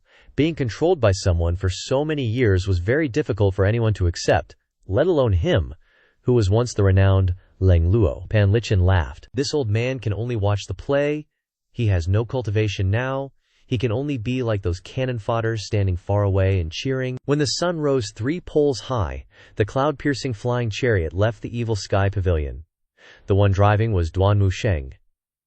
The cloud-piercing flying chariot would shake and sway from time to time, and sometimes there would be some movements with a high degree of difficulty. The 3 old men were constantly vomiting their guts out. Zhao Yan'er was too big. Third senior brother. Balance a little." The flying chariot sometimes went up to the sky, and sometimes it plunged to the ground. Duan Musheng scratched his head embarrassedly. First time, senior sister, don't blame me." Leng Luo couldn't help but shake his head, then coughed a few times and channeled his power to help Duan Musheng control the flying chariot, and the cloud-piercing flying chariot gradually stabilized again.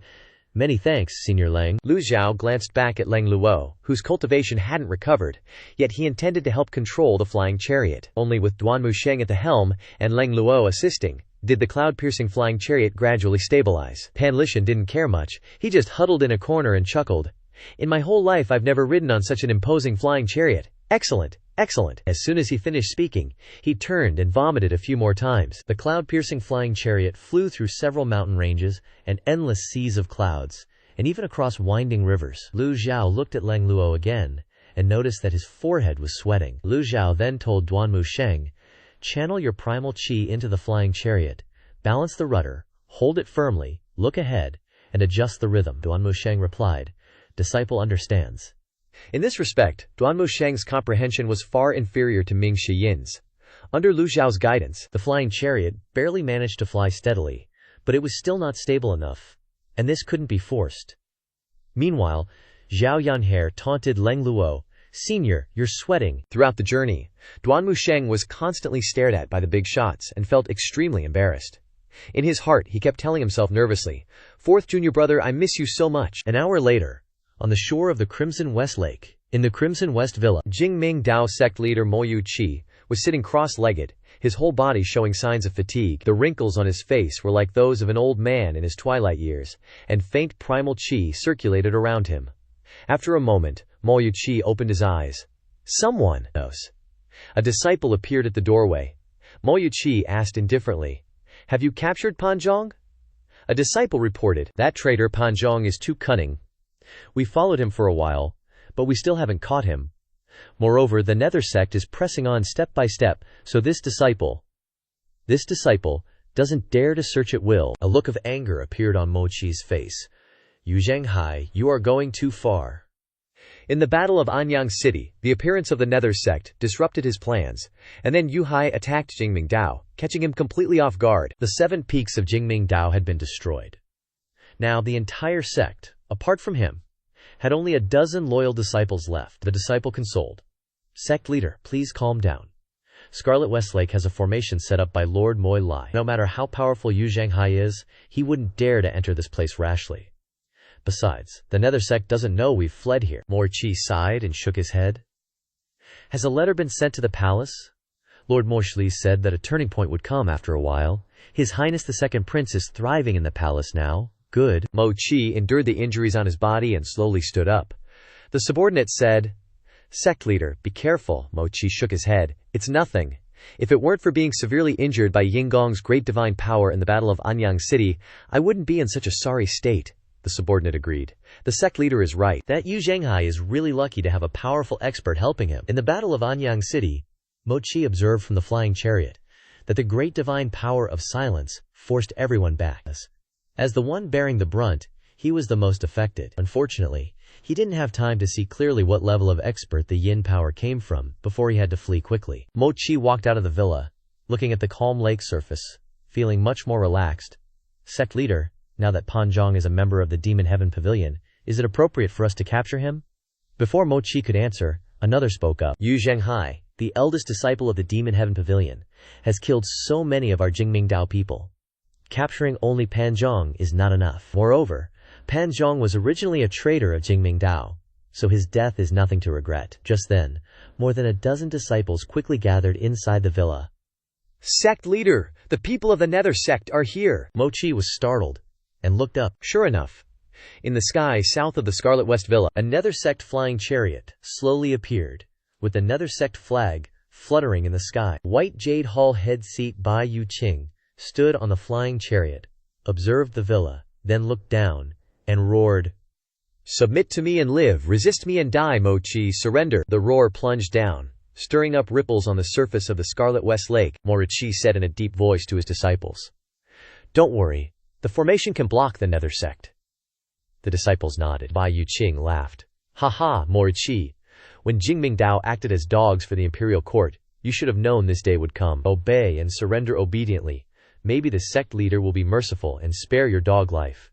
Hearing this, Mo Chi replied, "Bai Yu Qing, you are just a dog of Yu Zhenghai. The Nether Sect is taking advantage of people's difficulties.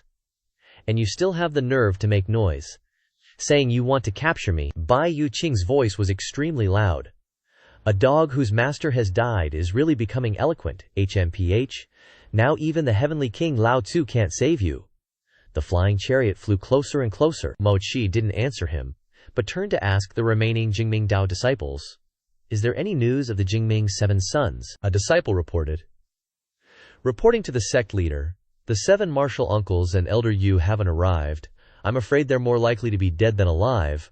Mo Chi felt extremely uncomfortable in his chest, his face twisted with unwillingness, and he asked, "When will reinforcements from the palace arrive?" Seeing the discomfort on Mo Chi's face, the disciple quickly replied, "A letter has been sent to the palace, but no reply has been received yet." At this moment, a disciple boldly said, "Sect leader, although Yu Zhenghai is powerful, he also has weaknesses."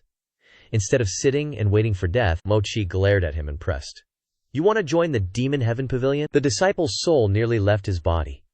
He wanted to pee his pants, and his forehead was covered in sweat. He stammered, "This disciple wouldn't dare." Another disciple next to him whispered, "What do you think the Demon Heaven Pavilion can do to Yu Zhenghai?" Yu Zhenghai is the traitor who founded the Nether Sect, becoming the #1 demonic sect in the world. If the old devil of the Demon Heaven Pavilion really had the ability, how could he let Yu Zhenghai roam free outside? Alas, Mo Chi's disciples sighed and shook their heads. "We can only wait for reinforcements from the palace. Even if we capture Pan Zhong, the Demon Heaven Pavilion wouldn't value him." At this moment, the Jingming Dao disciples noticed a strange phenomenon. In the sky south of the villa, the Nether Sect cultivators who were observing the situation in the villa suddenly turned around and ran away. Everyone stood there in a daze. The flying chariot also quickly fled for its life. A disciple of Mo Chi exclaimed, "Sect leader, the Nether Sect is retreating." The others were as happy as a mother returning from the market. "That's great! The sect leader is wise. That Baiyu King is just a bully." They looked very scared. Mo Chi didn't understand what the hell was going on. He stared at the fleeing flying chariot. Baiyu Qing no longer had the appearance of a high-level master. His whole body seemed deflated as he dove into the flying chariot. The flying chariot turned around and flew south as if running for its life. "Old bastard Mo Chi, I admit you're tough. I surrender. Goodbye." A great man knows when to yield, and in this situation he doesn't mind admitting defeat.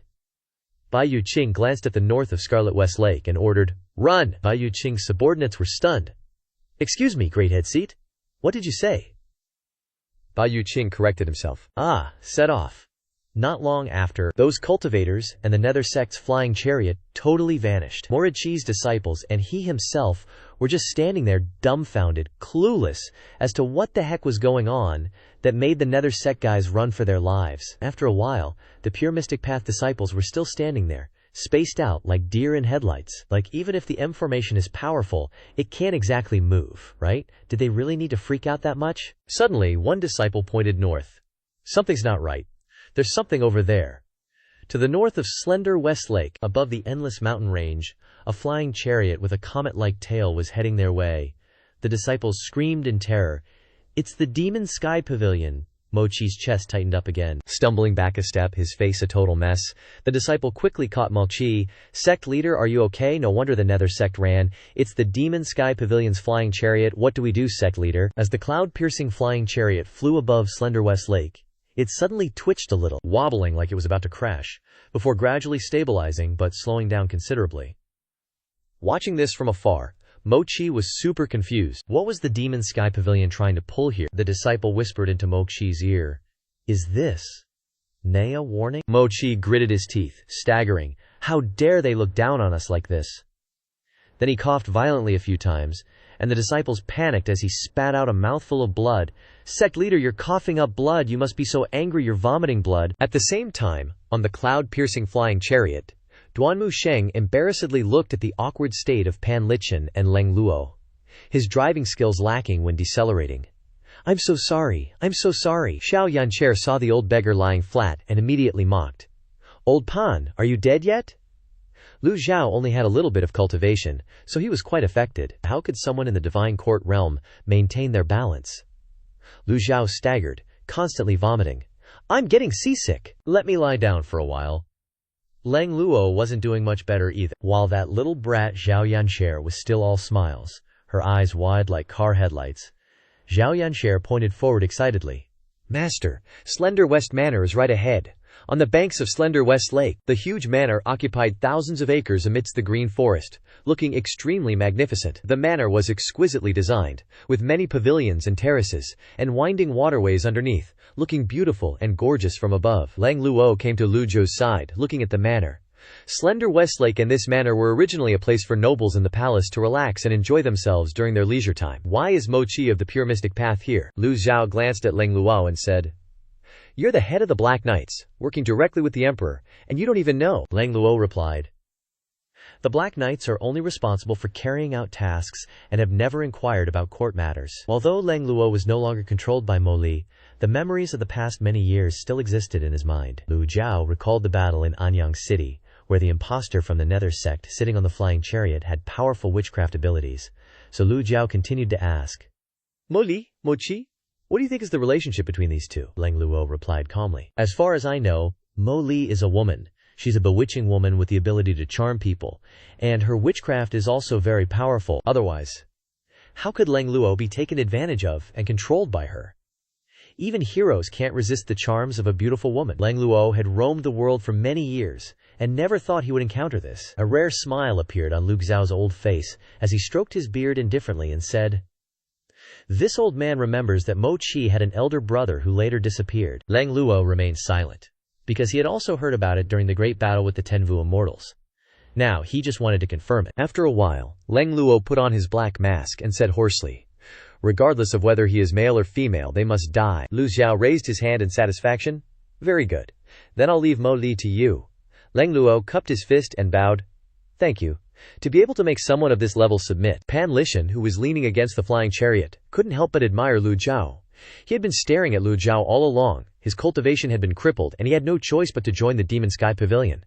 The same was true for Lang Luo, so what would happen in the future when Lang Luo recovered his cultivation? Just then, Xiao Yanhair's voice rang out again, and she jumped up and down excitedly. "Master, we're here! The flying chariot has stopped hovering in the sky!" Zhao Yue said, "Master, I and a few other female disciples will maintain the flying chariot's hover." Lu Zhou grunted, and continued to observe slender Westlake Manor. Apart from the two disciples, he only brought the old, weak, and disabled this times. Saving item cards would be difficult, I guess. He still had 4 fatal strike cards and had to use them very carefully. System, are you deliberately increasing the difficulty so that I don't rely too much on item cards? Lang Luo glanced at the overall layout and gave an accurate assessment. There's a formation. Duan Musheng had the clearest view from the driver's seat, being able to see every corner below clearly. Duan Musheng asked, "How do you know?" In Duan Musheng's eyes, he only saw beautiful scenery below. Where were the signs of a formation? With his owl-like eyes, Lang Luo pointed in all directions. These pavilions are built according to the Bagua directions, just to deceive the eye. There are very obvious energy fluctuations of primordial qi all around the manor. Among the pure mystic path's experts, no one specializes in setting up formations. Therefore, the slender West Manor may have a grand Vu formation around it. The primordial qi fluctuations are just used to deceive the eye. Duan Musheng clasped his hands in admiration. "Thank you for the lesson." Meanwhile, the old man Pan Litian continued to open the wine jug, taking a few sips to rinse his mouth. After a long sleep, hearing Lang Luo's words, Lu Zhou thought to himself, no matter how talented the younger generation is, their knowledge and experience still can't compare to these old monsters. Pan Lishan leaned against the chariot, looked at the great formation below, took a sip of wine, and then spoke up. "This type of formation isn't simple. I wonder what type it is." Lang Luo turned his head to look at the old beggar. "You also know about Vu magic?" Pan Lishan showed a disdainful expression and slowly said, "In the pure mystic path, the one thing that isn't lacking is the classics on Vu magic. Vu magic includes the type that controls the will, the type that uses incantations, the type that controls the range, and the type that charms the mind. But no matter which type it is, there is a method to break it." No wonder Fan Zhong seemed so clued in about witchcraft before. If the Pure Clarity Sect's sect leader Mo Qi and Mo Li had such a tight relationship, it's no surprise they had a bunch of witchcraft scriptures lying around. It's just that the Pure Clarity Sect is one of the top 10 righteous sects, so practically no one would ever suspect those two were connected. Lang Luo asked, "So do you know a method to break it?" The old beggar, Pan Lishan, replied calmly, "Of course, but I don't know how to break it." Lang Luo, Duan Musheng, Lu Zhou, and Zhao Yan'er were all speechless at this old geezer. "If you don't know, just say you don't freaking know. Why beating around the bush, such a waste of time? Just then, more than 10 Qingbao cultivators suddenly flew out from the City West Manor. They slowly ascended into the air, respectfully cupping their fists.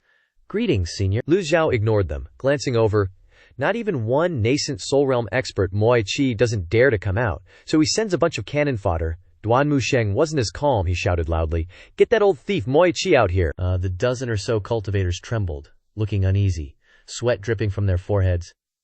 "May we ask what brings you esteemed guests to the City West Manor?" Lu Zhou shook his head. "Trisk, Trisk." Mo Chi knows better than anyone why the Evil Sky Pavilion has come. The Pure Clarity Dao is about to face the music, yet they send out these small fries to stall for time. Lu Zhou casually waved his hand. "Clean him up a bit." The second most eager person was definitely Duan Musheng, but the number one, the fastest to jump at the chance for a fight, that's none other than Zhao Yanjie. She pulled out a huge hammer, practically burning with excitement, eyes wide. "Master, this disciple accepts the command. Leave it to me, master." Right now, Zhao Yanjie was the only one ready to jump into action. She was light as a feather. The Tai Ching Jade slip bloomed, activating the 7 stars rainbow cloud steps, shooting towards the Pure Clarity Dao cultivators. At the same time, the Brahmalings appeared. She rode her flying chariot, hammer in hand, eyes sparkling with excitement. Bam, bam, bam. Zhao Yanjie gave each of the Pure Clarity Dao cultivators a big ol' hammer smash to the head, sending their brains rattling. It all happened so fast, so deadly, that some of the cultivators were still trying to figure out what the heck was happening before their skulls got caved in. The dozen or so cultivators couldn't withstand a single blow, flying backward, spitting mouthfuls of blood like a crimson mist, all plummeting into the seedy West Lake. Lang Luo and Pan Lishan were utterly silent, witnessing this scene. Gotta love the Evil Sky Pavilion style. Even someone as jaded as Lang Luo was shocked. Lu Zhou didn't care in the slightest. The Pure Clarity Dao and Mo Chi had harmed the Evil Sky Pavilion multiple times, colluding with Mo Li behind the scenes, stabbing the Evil Sky Pavilion in the back, left and right. This was just the beginning. The only pity was that these cultivators were only at the Astral Ocean realm, so there were no merit points to be gained. What a bummer. When high-level players enter a newbie zone, they don't get experience points anymore. Lu Zhou shook his head, dismissing the useless thoughts. No need to overthink. Zhao Yanjie flew back, wielding her hammer, excitedly reporting to Lu Zhou. "Master, this disciple has completed the mission." Lu Zhou nodded slightly. His gaze swept across the entire City West Manor. Then he said in a deep voice, "Mo Chi!" The 2 words Mo Chi boomed, echoing like thunder from the sky, both powerful and resonant. When they struck the lake surface, they immediately radiated visible sound waves. Like shock waves, ripples churned across the lake, engulfing the entire City West Manor. Seeing this, Lang Luo couldn't help but praise. Full of admiration, Lu Zhou shook his head, saying, "A mere parlor trick. Even someone in the Divine Tribunal realm can do it." Lang Luo replied. "But to control sound technique so perfectly, spreading it into every corner of space like this, it requires hundreds of years of refinement. Even nascent Soul Realm experts would find it difficult to control with such precision." Pan Lishan added, "This old one agrees with you. Cultivation level is one thing, but skill and experience are another, something that cultivation alone can't compare to." Perhaps because their status was much higher than his disciples, Lu Zhou found being praised very enjoyable, much better than ordinary flattery. "Continue to observe the manner." This shout shook the Pure Clarity Dao disciples so hard that they staggered left and right. Mo Chi hid in his private chamber, unwilling to come out, only replying, "Ji Tiandao." The sound waves twisted the air, as if it were being distorted. Pan Lishan was thrown off balance by the sound waves, stumbling and cursing. "Ouch, you old scoundrel!" Lang Luo was fine, barely affected, while Lu Zhou's expression remained indifferent, his mind clear. Seeing that Mo Chi refused to appear, just playing hide-and-seek, Duan Musheng volunteered, "Master, that old geezer won't listen to reason. This disciple is willing to charge in, even if I have to dig 3 feet deep, I'll drag that old codger out." Lu Zhou raised his hand to stop him. "No need. The seedy West Lake has a great witchcraft formation protecting it. Sending Duan Musheng down there would be too reckless." At this moment, a voice echoed from within the manor. "The Evil Sky Pavilion is going too far. I swear I won't rest until I avenge this." The voice faded further and further away. Lang Luo looked into the distance, gritting his teeth. Trying to run? Although Lang Luo was always arrogant, his cultivation hadn't recovered yet, and he didn't dare to venture into the seedy Westlake formation alone. Pan Lishan was even less hopeful. Just as everyone was wondering what methods Lu Zhou would use, Lu Zhou shouted, "Begin!" This was one of Lu Zhou's mounts, the Wu. A deep growl echoed from the forest by the lakeside, along with the sound of splashing water. Everyone's attention was drawn to this distinctive growl. Conversely, Lang Luo and Pan Lishan were extremely surprised. Very quickly, Biggin stepped into the air and arrived beside them, its open mouth revealing sharp teeth, causing Lang Luo to freeze in shock, while the old beggar Pan Lishan fell backward in fright. Holy SHT, what kind of beast is that? Xiao Yanhe and Duan Musheng weren't surprised at all. She even rushed over to pet Biggin, totally enjoying it. They'd ridden it several times, so what was there to be afraid of? Lang Luo and Pan Lishan were both old monsters who had lived for hundreds of years. Big shots with status and position, powerful cultivators. Over their long years of cultivation, they had both put in considerable effort to find mounts, and they would have been overjoyed to find even an epic level mount. Alas, mounts are something that can only be encountered, not sought. There are many ferocious beasts in the misty forest that are unsuitable as mounts. Even if they were captured and tamed, they could only be used to carry goods, let alone legendary, precious mounts like Biggin. Xiao Yanke excitedly ran over to feed Biggin. Be a good boy, remember to make me laugh later, Lu Zhou said in a deep, cold voice. Find him, Awu. Biggin understood its master's order, responding with a roar. Then its body spun around, its feet stepping on clouds, shooting into the seedy west manor like lightning. Bam, bam, bam. In the instant Biggin charged into the manor, 3 rooms were smashed to pieces, debris flying everywhere. Walls collapsed with a thunderous roar. Dust and smoke filled the air. Lang Luo and Pan Lishan were amazed. Lang Luo humbly cupped his fists, seeking guidance. May I ask how Pavilion Master obtained this mount? Lang Luo looked at Lu Zhou, his peripheral vision also catching Pan Lishan craning his neck to eavesdrop. These two were very curious about Biggin. Lu Zhou thought to himself, after all, they were the ones who truly understood the preciousness of a legendary level mount, and also understood that this kind of thing could not be obtained without luck. Lu Zhou slowly raised his hand, preparing to clench it, replying, This seat once went to the misty forest, stayed there for 300 days, slaughtering tens of thousands of ferocious beasts along the way. Finally, I was fortunate enough to encounter Biggin, and it took me several more months to tame it. Everyone's faces were filled with awe and admiration as they looked toward Lu Zhou. At this moment, Pan Lishan and Lang Luo were completely stunned for a long time. This is what it means to be a true powerhouse. Lang Luo and Pan Lishan were utterly impressed, and they respectfully cupped their hands in salute, Pavilion Master.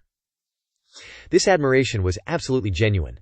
Meanwhile, Bian was tearing up the villa. Bian's terror was now clearly evident to everyone. Just relying on its physical strength, it could shatter the buildings in the villa. Lu Zhou had calculated correctly.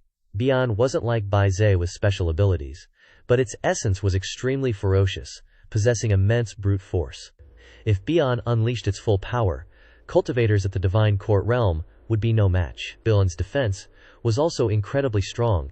It demolished the villa's structures without feeling any pain. Of course, Lu Zhou hadn't had the chance to fully test Bian's strength. He was only estimating based on its battle prowess. He figured, what if he unluckily encountered a powerful foe and lost a mount? Wouldn't that be a disaster? Maybe when his own strength was sufficient, he'd play around with Bian's Rehe a bit to probe its true combat capabilities. Rumble, rumble, rumble. After smashing a pile of buildings in the villa, Bian suddenly stopped. It stood in the middle of the villa as if searching for prey. It was sniffing, Bian's nose twitching slightly, and it howled. A moment later it headed towards the buildings on the west side of the villa. The cultivators saw Bian and began to chatter. It has a sense of smell. Let's all go together and kill this cat-like dog. Seemingly sensing the danger from Biggin, the cultivators immediately shot forward, swords aimed at Biggin. They unleashed all sorts of skills: earth burial technique, human-like head stab, heavenly crippled leg, sword and me combined, vanish word fist law. Some were even gloating. Now that Divine Court realm cultivators are acting, we should also join in. Goodbye, cute kitty. Tonight, we'll eat mung bean cat porridge together. The group charged, heading straight for Bian. Suddenly, a dark green light appeared on Bian's body, crackling with force. The sword light struck Bian's body, but couldn't penetrate an inch. Lu Zhou didn't expect Bian to have such strong defense. Earlier, among the Pure Clarity Path disciples who had rushed out, there were 3 or 4 Divine Court realm cultivators. Each of them had even summoned their 10-direction Qiangkun Dharma body, attacking fiercely. But it was like scratching an itch for Bian. Its body remained steady, unshaken in the slightest. Awu! Bian glanced at them, and the cultivators froze in fear. Then, they were counterattacked by Bian. Seeing this, the Pure Clarity Path disciples panicked and turned to flee in disarray. Help! A man-eating cat! Ah! Someone save me! As soon as they started running, Bian became excited. It swung its claws, sending a cultivator flying on the spot. The cultivator couldn't dodge in time, and both he and his Dharma body were shredded into bloody pieces. Bian's ferocious combat power left everyone sighing. Lang Luo and Pan Lishan praised sincerely. Powerful defense. The legendary mount truly lives up to its name. Boom! Several nearby cultivators were smashed into meat patties by Bian's sharp claws. Stop! A loud and vigorous shout swept over the plot. Clearly, the owner of this voice was sect leader Mo Yiqi of the Pure Clarity Path. Having just transmitted a message to Lu Zhou, he was still hiding and dared not appear. The Evil Sky Pavilion is going too far. Duanmu Sheng angrily cursed. Old geezer, didn't you think you were going too far when you besieged Golden Court Mountain? You're allowed to bully others, but others aren't allowed to retaliate? This dog-like thing still wants to be the sect leader of the Pure Clarity Path. Mo Chi is really good at playing this game. He allows himself to set fires, but doesn't allow others to light lamps. Mo Chi's voice transmitted out again. I'd rather be a shattered jade than an intact tile. As soon as Mo Chi said that, Lang Luo pointed to a spot and said, "He's over there." Lang Luo seemed very confident. Lu Zhou glanced at the surrounding environment and said, "The grand formation has been activated." He flicked his hand lightly. Bian received the order and changed direction. Stepping into the air and leaving West Filth Lake, Lu Zhou had originally intended to use Bai Zhe, whose ability could negate witchcraft energy in an instant, but he thought again that it wasn't necessary yet. There was no need to use a sledgehammer to crack a nut. Bubbles began to rise in Filth West Lake, appearing more and more frequently, quickly covering the lake's surface. Boom! Water splashed everywhere. A figure broke through the roof and soared into the sky. The water in the lake quickly converged towards that person. It was Mo Chi, surrounded by evil energies, appearing in the sky. Mo Chi stretched out his arms, debris flying everywhere. Streams of powerful primordial qi gathered below, resembling a tornado, all being sucked into Mo Chi's Dantian Qi Si. Mo Chi's appearance had become fierce, a strange red aura constantly radiating from his body. Lang Luo's eyes focused intently. I didn't expect Mo Chi to possess such an evil cultivation technique. Pan Lishan, originally a member of the Pure Clarity Path, was angered by this sight, and said, "I'm so disappointed, Mo Chi. You ultimately followed the path of evil." Lu Zhou asked with suspicion. "The path of evil," Pan Lishan replied. "This is the devouring art, used to absorb the essence and primordial qi of others to nourish oneself. Extremely wicked." Lang Luo cupped his hands slightly and said, "Everyone, retreat quickly," Duanmu Sheng asked in surprise. "Retreat where?" Lang Luo seemed extremely calm. "Avoiding the sharpest point is the wisest course of action," Pan Lishan said. "I agree. Once this cultivation technique is unleashed, it won't stop until someone dies. Mo Chi has entered a demonic state and will become insane. The best approach is to avoid the brunt of the attack." Everyone's eyes turned to Lu Zhou again. Awaiting his decision, Lu Zhou stared intently at Mo Chi without blinking. The witchcraft grand formation quickly formed. Under the enormous suction force, debris from the villa and Filth West Lake floated in the air and rotated around Mo Chi. Mo Chi stood in the air above the lake, right at the center of the tornado. Lu Zhou looked around and asked, "Has anyone seen Pan Zhong?" Duanmu Sheng, who was next to him, shook his head. "No." Pan Lishan stepped to the edge of the flying chariot, constantly searching, then sighed and shook his head. His clothes torn, Mo Chi's voice echoed again. "Now that you're here, don't even think about leaving alive." The red aura emanating from his body grew stronger and stronger. Lang Luo cupped his hands again.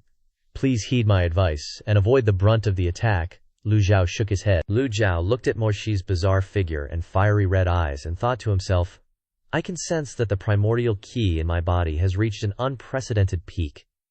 A kind of self-confidence that I'm the only one under the heavens. Is this the legendary invincibility?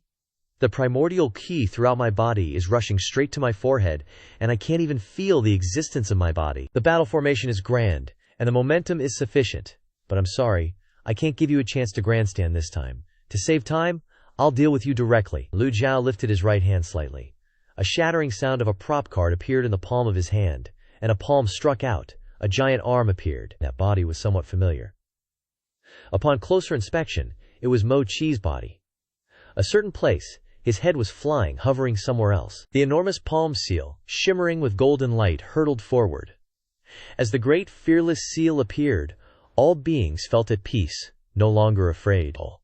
All the gathered primal qi was effortlessly shattered by this single palm. The great fearless seal, with its imposing aura, crushed the continuously condensing primal chi that was absorbing Mulchi's power. The great fearless seal paused in midair, then blossomed like fireworks, its light scattering and floating everywhere, before gradually dissipating. The sounds of chaotic primal chi and popping bubbles all over the lake, and the clattering of debris within the waterspout all completely disappeared.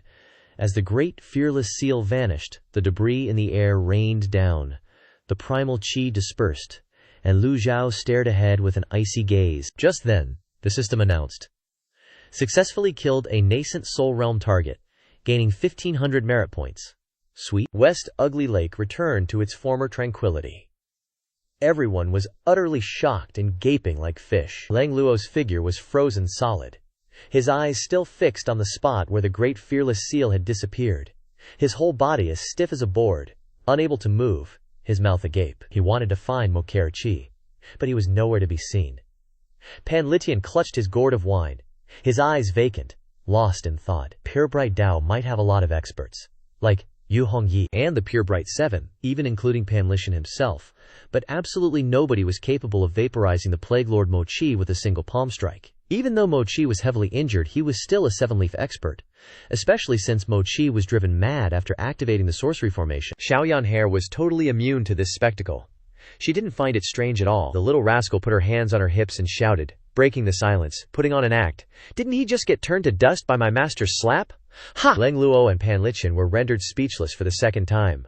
Xiaoyan Hair's voice brought them back to reality. Lu Zhou stroked his beard nonchalantly. Worry crept onto Pan Litian's face, but he was helpless at this point, and could only stand anxiously on the flying chariot. Yes, Xiaoyan Hair obeys. Jumping off the flying chariot, her movement technique flashed, and she appeared above Monyuchi's compound. The crimson sky halberd danced wildly in the air. It felt like wolves fell upon a flock of sheep, chickens flying and eggs breaking, but everything was too fast and too dangerous, so only streaks of golden light were left in the sky. Lu Zhou shook his head, utterly resigned. Hoping she'd become a refined and knowledgeable young lady with proper manners is probably more unrealistic than a sow climbing a tree. A moment later, Xiaoyan Hair floated in midair above the compound's roof. "Master, there's no one inside," Pan Litian, watching Xiaoyan Hair's agile movements, predicted. "Given some time, this girl will definitely make a big splash," Xiaoyan Hair retorted. "Are you praising me? There aren't many who can catch my eye. You're truly outstanding, your talent is not bad, and you'll enter the nascent soul realm in less than 5 years. Pan Litian had barely finished speaking when he jolted in surprise. "Huh? A dharmic body? 100 tribulations insight?" Pan Litian had only spoken halfway before he saw Xiaoyan Hair summon her dharmic body. The 100 tribulations insight. Although it hadn't sprouted leaves yet, her dharmic body was exquisite and radiant, about the same height as her, and its golden light flickered dazzlingly. Lang Luo glanced at Pan Litian with a mocking smile.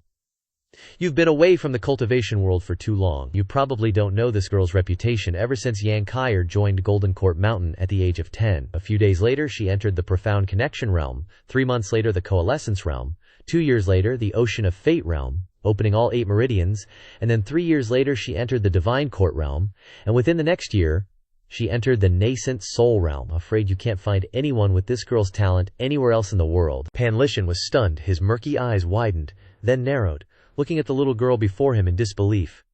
Truly a miracle. Unbelievable. How can humans possess such talent? Xiaoyan Hair was praised so much that her heart was bursting with joy, her face as red as a tomato, but she still wore an arrogant expression. Lu Zhou, hearing Pan Litian's words, suddenly thought of Ye Tiangxin's background, and shook his head slightly. Xiaoyan Hair is a pure-blooded human, a typical Great Yan citizen, yet she has this level of talent. It's indeed a bit monstrous. Lu Zhou solemnly instructed. "You must remember the praise from the 2 elders. Don't get arrogant." Xiaoyan Hair immediately withdrew her smug expression, lowered her red face, and replied, "Yes, 2 elders?" Pan Litian and Lang Luo both secretly shuddered. Since when did they become elders? However, when you are under another's roof, you must bow your head. And even if you don't want to, you have to think about that palm seal flickering with golden light from before. Suddenly, Duanmu Sheng pointed to an area bubbling on the lake's surface. "Master, there's movement in the water." Pan Litian frowned slightly. "It doesn't seem like a formation. There's someone here. Glug glug." The bubbles appeared more and more frequently, faster and faster. Splash! A figure burst out of the water, rushing towards the shore. Pan Zhang was constantly spitting out lake water, mixed with some blood, his face pale, and the aura around him was fluctuating violently. He rolled over and sprawled out on the ground. Duan Musheng exclaimed in surprise, "Pan Zhang?" Lang Luo looked at him, then commented, "To be able to hide under the lake until now, quite interesting." He didn't seem concerned about Pan Zhang's condition, even though Pan Zhang was also from the Demon Heaven Pavilion. Lang Luo's coldness made Pan Lishan a little unhappy. Pan Lishan suppressed his fluctuating emotions and said, "You found him, so let's take him back." Lang Luo glanced at Pan Lishan and said, "It's useless. You know better than I do about the evil techniques of the pure bright Dao. He needs immediate treatment." He could see Pan Zhang's injuries. If he wasn't treated soon, he wouldn't last long. Pan Lishan's eyelids twitched. Although Lang Luo's words were unpleasant, they were all true. Pan Zhang was seriously injured and had been hiding at the bottom of the lake for so long. Zhao Yue bowed and said, "Disciple will go take a look." Lu Zhou immediately agreed. "Go." Zhao Yu left the cloud-piercing flying chariot, slowly flying towards the shore. She landed beside Pan Zhang and struck him with a palm. The effect of the pure jade skill appeared, and all the water clinging to Pan Zhang's body evaporated cleanly. But Pan Zhang had fallen into a state of hazy consciousness. After a preliminary examination, Zhao Yue stood up and reported, "Master, he was struck by a palm. The injuries are severe," Lang Luo added. "Just a divine court realm cultivator, not knowing his own limitations, daring to pursue Mo Qi Chi," Pan Lishan replied. "Young people are all like that. More courageous than others, worthy of praise." Lang Luo thought, what use is courage if you don't have the strength? Is it any different from courting death? Pan Lishan understood this, saying, "On a small scale, it's the life and death of one person. On a large scale, it's the safety of a nation. If everyone just acted like a turtle hiding in its shell, how could there be peace and prosperity?" "Even knowing that you must die, you can't betray your conscience," Lang Luo retorted. "So, that's why you're living in seclusion as a beggar?" Pan Lishan was hit where it hurt, and didn't know how to respond. The disciples watched the two old-timers arguing, unsure how to intervene. Since the master didn't say anything, they didn't dare to step forward. Sensing the tension getting thicker, Lu Zhou said calmly, "All right." Only then did the two stop. Lang Lu Zhou also said, "Sorry." Although they often argued, they were all old monsters who had lived to this age. No matter how angry they got, there wouldn't be any infighting within any sect. This was a taboo, especially here, in the Demon Heaven Pavilion. Cough, cough, cough. Pan Zhang coughed violently. His injuries worsened again. The old beggar also coughed continuously. Cough, cough. Pan Lishan turned around, faced Lu Zhou, bowed, and said, "This old man doesn't need the Hayomu token anymore." Lu Zhou was extremely surprised. Pan Lishan pointed to Pan Zhang lying by the lake. "Please, give it to him." Lu Zhou asked, "You're giving it up?" Pan Lishan lowered his head and replied, "What's there to give up? This old man has long been tired of living, and has no more expectations. This old man knows that this request is excessive, since this old man hasn't contributed anything to the Demon Heaven Pavilion. But Pan Zhang is young. I believe he'll know what to do in the future." Lu Zhou nodded slightly, and he gently jumped off the flying chariot, then slowly descended beside Pan Zhang. Lang Luo glanced over, then also jumped down. Only Pan Lishan remained on the flying chariot, his eyes fixed on Duan Musheng, laughing, "Let me see you off for a bit." As soon as he finished speaking, Duan Musheng swung his hand and landed a palm strike towards Pan Lishan. The protective chi encased Pan Lishan, and then descended towards the lakeshore. Lu Zhou raised his hand, and the desperate healing card shattered into tiny pieces in his palm, and golden light reappeared around him. Then, a 5-colored aura radiated outwards. Seeing this scene firsthand, left Lang Luo and Pan Lishan utterly astonished. Turns out Lu Zhou was using Buddhist compassion to universally save and deliver primordial qi. Golden light enveloped Pan Zhang's entire body. The golden primordial qi filled the space and permeated Pan Zhang. The effects of the universal salvation technique were incredibly potent, and quickly showed results. Pan Zhang's complexion gradually recovered at a speed visible to the naked eye. In the cultivation world, there are cultivators who are skilled in cultivating multiple types of techniques, many of them geniuses, but truly understanding the essence of each one is rare. It's extremely rare to see someone cast universal salvation as effortlessly as Lu Zhou. Who would be idle enough to specialize in a healing technique anyway? After a moment, the golden light gradually faded away. Pan Zhang's complexion gradually became calm, Lu Zhou retracted his hand. Treatment complete. Leng Luo looked at Pan Zhong's complexion, thinking to himself that, although the healing effect of universal salvation was not bad, it was extremely rare to be able to exert this kind of effect. Throughout the journey, Leng Luo had buttered him up quite a few times. Of course, what he said was all true. Pan Lishan couldn't take his eyes off him. The old beggar also felt that his breathing was a little better than before. Fear and joy were expressed on Pan Lishan's old face. Then he calmed down and said, "Thank you." Lu Zhou glanced at Pan Lishan, loyalty plus 5%. Even though he came from the Pure Clarity sect, he didn't care about the survival of the Pure Clarity sect at all.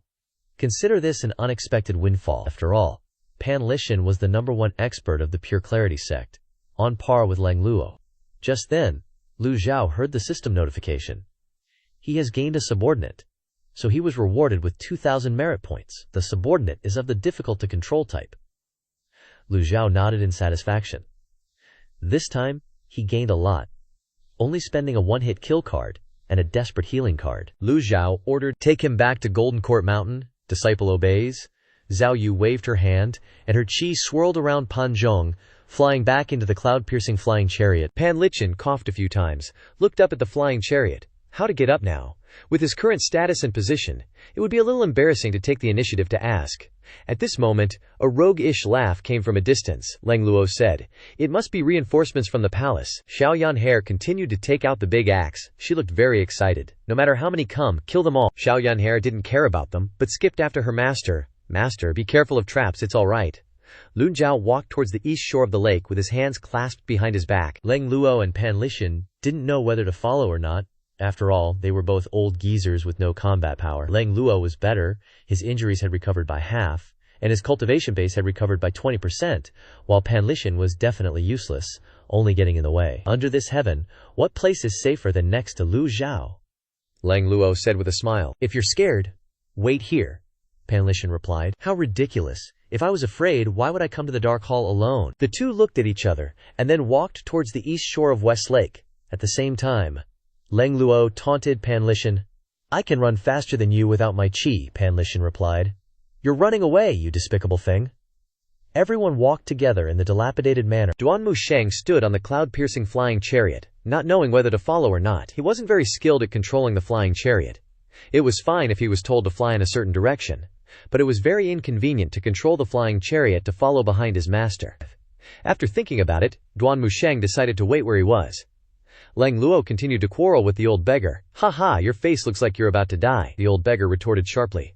"Cough, cough, cough, your wound is open again." Lu Zhou and Xiao Yanhair walked in front, walking through the long, dilapidated corridor. Finally, the two saw the figure of a young man, holding a long sword, sitting high up in front, with his legs stretched out casually. He was meticulously wiping his sword with a cloth. Xiao Yanhair glared at him. Shameless person. The young man looked up, looked at the two of them, and let out a rogue-ish laugh again. This young man was Jiang Aijian. Jiang Aijian cupped his hands to Lu Jiao. "It seems that this junior's letter was delivered successfully, otherwise I wouldn't have met senior here." Lu Jiao looked at Jiang Aijian suspiciously. "How did you know Mo Jia was here?" Jiang Aijian stood up straight and replied, "This is quite simple. I intercepted Mo Jia's letter. He sent letters everywhere asking for reinforcements, but the only person who can save him is Mo Jiao Li." Lu Jiao nodded slightly. At this time, Leng Luo and Pan Lishan also arrived. The man Jiang Aijian flew to Leng Luo and Pan Lishan. He ran up and grabbed Pan Lishan's hand, greeting him non-stop. "Elder Hua, hello, hello," Pan Lishan asked, with a puzzled look. Immediately after, Jiang Aijian turned his head back. Jiang Aijian's gaze shifted from Pan Lishan to Leng Luo, suspicious head of the Black Knights. "Lord Fan, hello, hello." Leng Luo, with a black mask, only left his two eyes wide open, shouting loudly. "Hiss!" Jiang Aijian hurriedly took a step back, next to Pan Lishan, and muttered, "Elder Hua is still approachable." Pan Lishan couldn't bear it any longer, so he kicked him. "Where did you come from, you bastard?" The man Jiang Aijian screamed. "Ouch, it hurts, it hurts, it hurts." Jiang Aijian looked dazed, not understanding anything. "I, damn it, greeted you with good intentions, and you return the favor like this." Xiao Yanhair seriously pointed at the old beggar's face and introduced, "He is Pan Zhong's grandfather, the #1 expert of the Pure Clarity sect." Jiang Aijian scratched his head, looking a bit startled at Pan Liqian. Jiang Aijian glared, confused. "Old man, Pan Liqian's way too huge. Scram? Mind your own business." I heard that the #1 expert of Jingming Dao left the sect a long time ago, disappeared for hundreds of years. No one knew where he went, but now he actually appeared at the Fiend Zen sect. Jiang Aijian thought to himself. A big shot like this, although not as powerful as the grand teacher of the Fiend Zen sect, is not someone to mess with. Yeah. It's better to be humble, my little life is important. Jiang Aijian cupped his hands and smiled ingratiatingly. It's me who had eyes but couldn't see Mount Tai. Please forgive me for saving Panzhong. Lu Zhou turned his head to look at Jiang Aijian's flattering expression. You saved Panzhong? Jiang Aijian flipped his hair, saying self-obsessedly. If it weren't for my quick reflexes in saving him, he would have died a long time ago. Only at the Divine Tribunal realm. Yet you wanted to sneak attack Mo Qi, truly overestimating yourself. Pan Li Tian wasn't angry hearing these words. He immediately turned towards Jiang Aijian and cupped his hands. Xiao Yanshi shouted loudly, Shameless! The #1 expert of Jingming Dao is actually thanking you. Jiang Aijian waved his hand, laughing. It's just a small matter, Lu Zhou spoke up. In that case, this seat must thank you. Jiang Aijian hurriedly waved his hand. No need to thank me. After all, we're in a cooperative relationship. This old demon's tone scared him as soon as he heard it. Lang Luo suddenly joined the conversation. You were just standing on the side peeking. Why didn't you come to help? Lang Luo's question startled him. Why are you asking such a difficult question? But how could he not answer? Jiang Aijian then replied. This is the grand formation. Once it's fully activated, it's extremely dangerous. Moreover, how could a punk like me possibly deal with an expert like Mo Qi? I lured everyone here to tell everyone to leave quickly. Don't wait until the people from the palace arrive. It'll be too late. Lu Zhou continued to pry. Didn't you intercept Mo Qi's letters? Jiang Aijian continued to answer. He sent letters many times. I can't intercept them every time, right? Everyone was speechless, not knowing what to say. Just then, a troop of people came rushing from afar. Lang Luo and Pan Li Tian both looked over. The ground trembled slightly. Ripples also appeared on the lake's surface. Jiang Aijian didn't seem afraid at all, leaning casually against the fence. Usually this guy should be the first to disappear, Jiang Aijian said. The palace reinforcements are here. Are you guys scared? Pan Li Tian glanced at Lang Luo. Lang Luo also glanced back, and then both asked in unison. You say? The question was asked, but both Pan Li Tian and Lang Luo were indifferent, neither bothering to answer the other. Xiao Yanhe glared at Jiang Aijian and thought to herself. According to his usual habits, he should be the first to disappear. Several hundred soldiers finally appeared within sight. The one leading the way was a brocade-robed woman. Behind her were 4 men wearing armor. Judging from the aura they emitted, the cultivation of these people was not weak. Lang Luo and Pan Li Tian looked calm. The two turned their heads to look at Lu Zhao. Luckily, there's still the old demon to hold the line, otherwise they could only run for their lives. Before long, the several hundred soldiers also stopped. The woman leading the way jumped down from her horse, then stomped her foot hard, flying towards Lu Zhao. She tidied her skirt, then walked elegantly step by step towards Lu Zhou. The woman knelt down, prostrating on the ground to pay her respects to Lu Zhou. Jin Yi pays her respects to the old senior. Xiao Yannier laughed, saying, Sisters here? Perhaps because they knew each other before. Seeing Jiang Aijian grinning with his rat-like teeth, Jin Yi glanced at him. Lu Zhuxiao stroked his beard and asked, Here to reinforce Mo Qi. Li Jin Yi replied embarrassedly. Jin Yi is only acting under orders. Anyone who approaches Ba Wan, or the evil Westlake, will be killed without question. The old senior has been kind to Jin Yi. How could Jin Yi be ungrateful? Please leave the evil Westlake. Jin Yi will handle everything here herself. Lang Luo and Pan Li Tian put on dumbfounded expressions. Since when did the Fiend Zen sect collude with the imperial court? The two of them didn't know that during the battle in Anyang City, Lu Zhuo had saved Li Jinyi's life, so it was only natural that Li Jinyi paid her respects to him. Hearing the words has been kind, Pan Li Tian couldn't help but cough twice, a trace of suspicion suddenly arising in his heart. Did I come to the wrong place? Li Jinyi continued to say. The palace is also sending another wave of reinforcements. I reckon they'll be here soon. Still more reinforcements. Like a bolt from the blue, Jiang Aijian was shocked and terrified, his mouth agape, his face pale, with beads of sweat on his face. Jiang Aijian touched the bottom of his pants, also feeling wet. Li Jinyi glanced at Jiang Aijian, humming softly. Jiang Aijian immediately turned tail and ran, trying to escape and making excuses, saying, I have something to do, I'll take my leave first. Lu Zhou opened his mouth to cut him off. Hold on, but how could he be faster than Grandma Xiao Yannier? She immediately blocked the head of the rat bastard. Jiang Aijian. Grandma's dear grandson, where are you running off to? Grandma is about to warm up her hands and feet. I'm going to give you a few punches right now if you try to escape. Jiang Aijian was blocked off, unable to run any further, and reluctantly turned his head back to ask, Old senior, do you have any instructions? Lu Zhou said sternly. This old man has something to ask you. Please ask, old senior. This junior will say whatever I know.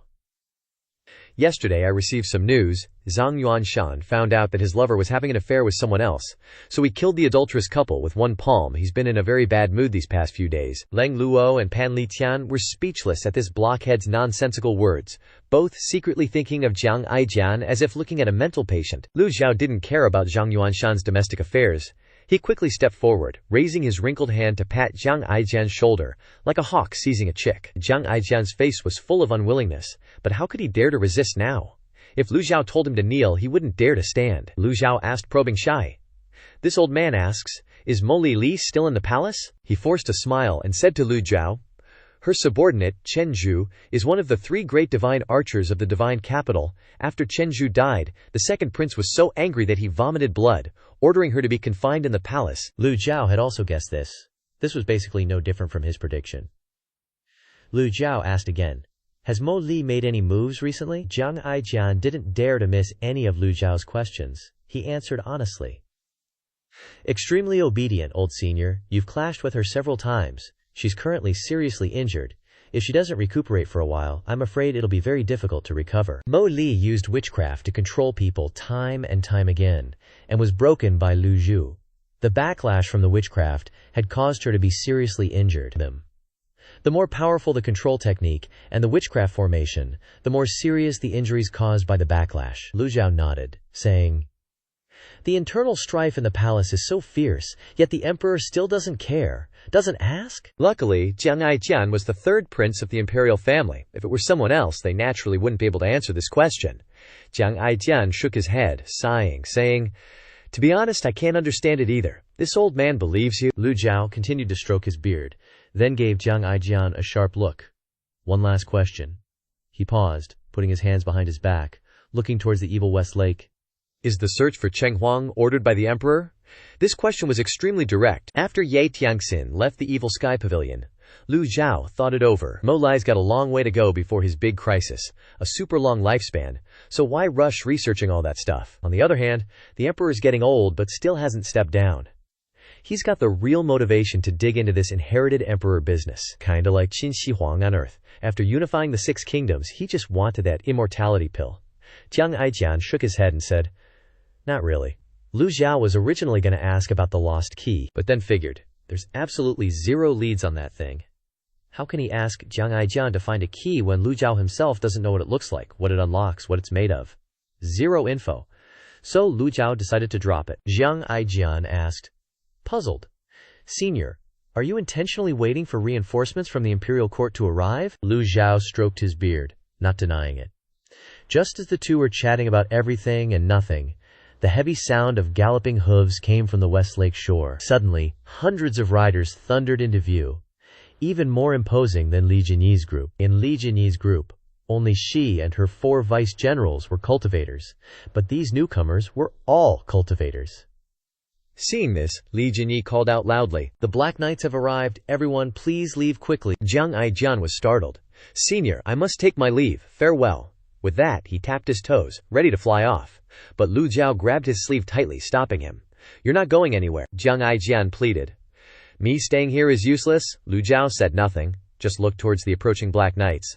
The ones arriving were imperial reinforcements. Jiang Aijian is still the 3rd prince. If they can't beat them, they can use the prince as their trump card. Of course, that kinda if isn't gonna happen. Finally, the Black Knight squad arrived, and the whole team was dressed very strangely. One had torn clothes, one was missing fabric and still pretended to wear a cape like someone falling from the sky. One was hard to tell the gender, and the last one was fat and dressed like a moth. In short, no one looked like a real person, but their strength would be very strange. Because leading the team were 4 emitting very strong auras, Li Jinyi's men quickly retreated behind. The Black Knight team finally stopped, glancing towards Lu Zhuhao, Li Jinyi. One looked at Li Jinyi with a puzzled expression. Li Jinyi replied, are you also acting on orders, Black Knight Masters? She of course knew the other party was acting on someone's orders. It's just that Li Jinyi was acting on the Emperor's orders, and she didn't know who the Black Knight was listening to. Swoosh. The Black Knights didn't waste words, drawing their swords immediately. The 4 Black Knights in front descended before Li Jinyi's group, the one with the sword bellowing, We are acting on the chief's orders, cleansing the Westlake Hidden Estate. Lin Jinyi, you have been ineffective. The Black Knights will accuse you before the emperor. Li Jinyi's face remained calm, unwavering. Just then, Lang Luo stepped forward. Lang Luo's way of dressing was completely different from everyone else, so he immediately attracted attention. Lang Luo asked, "Who are you acting on the orders of?" The 4 Black Knights glanced at Lang Luo, jaws dropping. Lang Luo's outfit looked like theirs, making the 4 feel a little strange. The 4 said in unison, "Of course it's the Black Knight Chief, Grandmaster Fan Xuan." Lang Luo suddenly shouted, "You imbeciles!" As soon as he opened his mouth, sound waves rolled forward. At this moment, Lang Luo appeared as a veritable demon king. The 4 great Black Knights are replaced by new people. He could understand. Even the Black Knight leader changing into another person, he could accept. But changing people, and using his reputation, who could tolerate it? The 4 Black Knights flew high into the air, staring at Lang Luo. "Who are you?" Lang Luo stepped forward, walking directly in front of the 4, only a short distance from their long swords. For some reason, the 4 great Black Knights suddenly took a step back. Lang Luo indifferently opened his mouth. Chen Zhonghe, Yu Chong, Li Qing, Duan Yanhong have followed this seat in battle for many years, killing countless people. Each one has the killing intent of 100 refined battlefield. Do you really deserve to be called the 4 great Black Knights based on your appearance? The 4 retreated again. If they didn't understand these words, then they were really fools. The 4 great Black Knights' eyes widened, their faces blank as they looked at Lang Luo, who was wearing a black mask and exuding a raging, killing aura. Fan Xuan, Lang Luo, the 4 great Black Knights retreated again. They were truly terrified.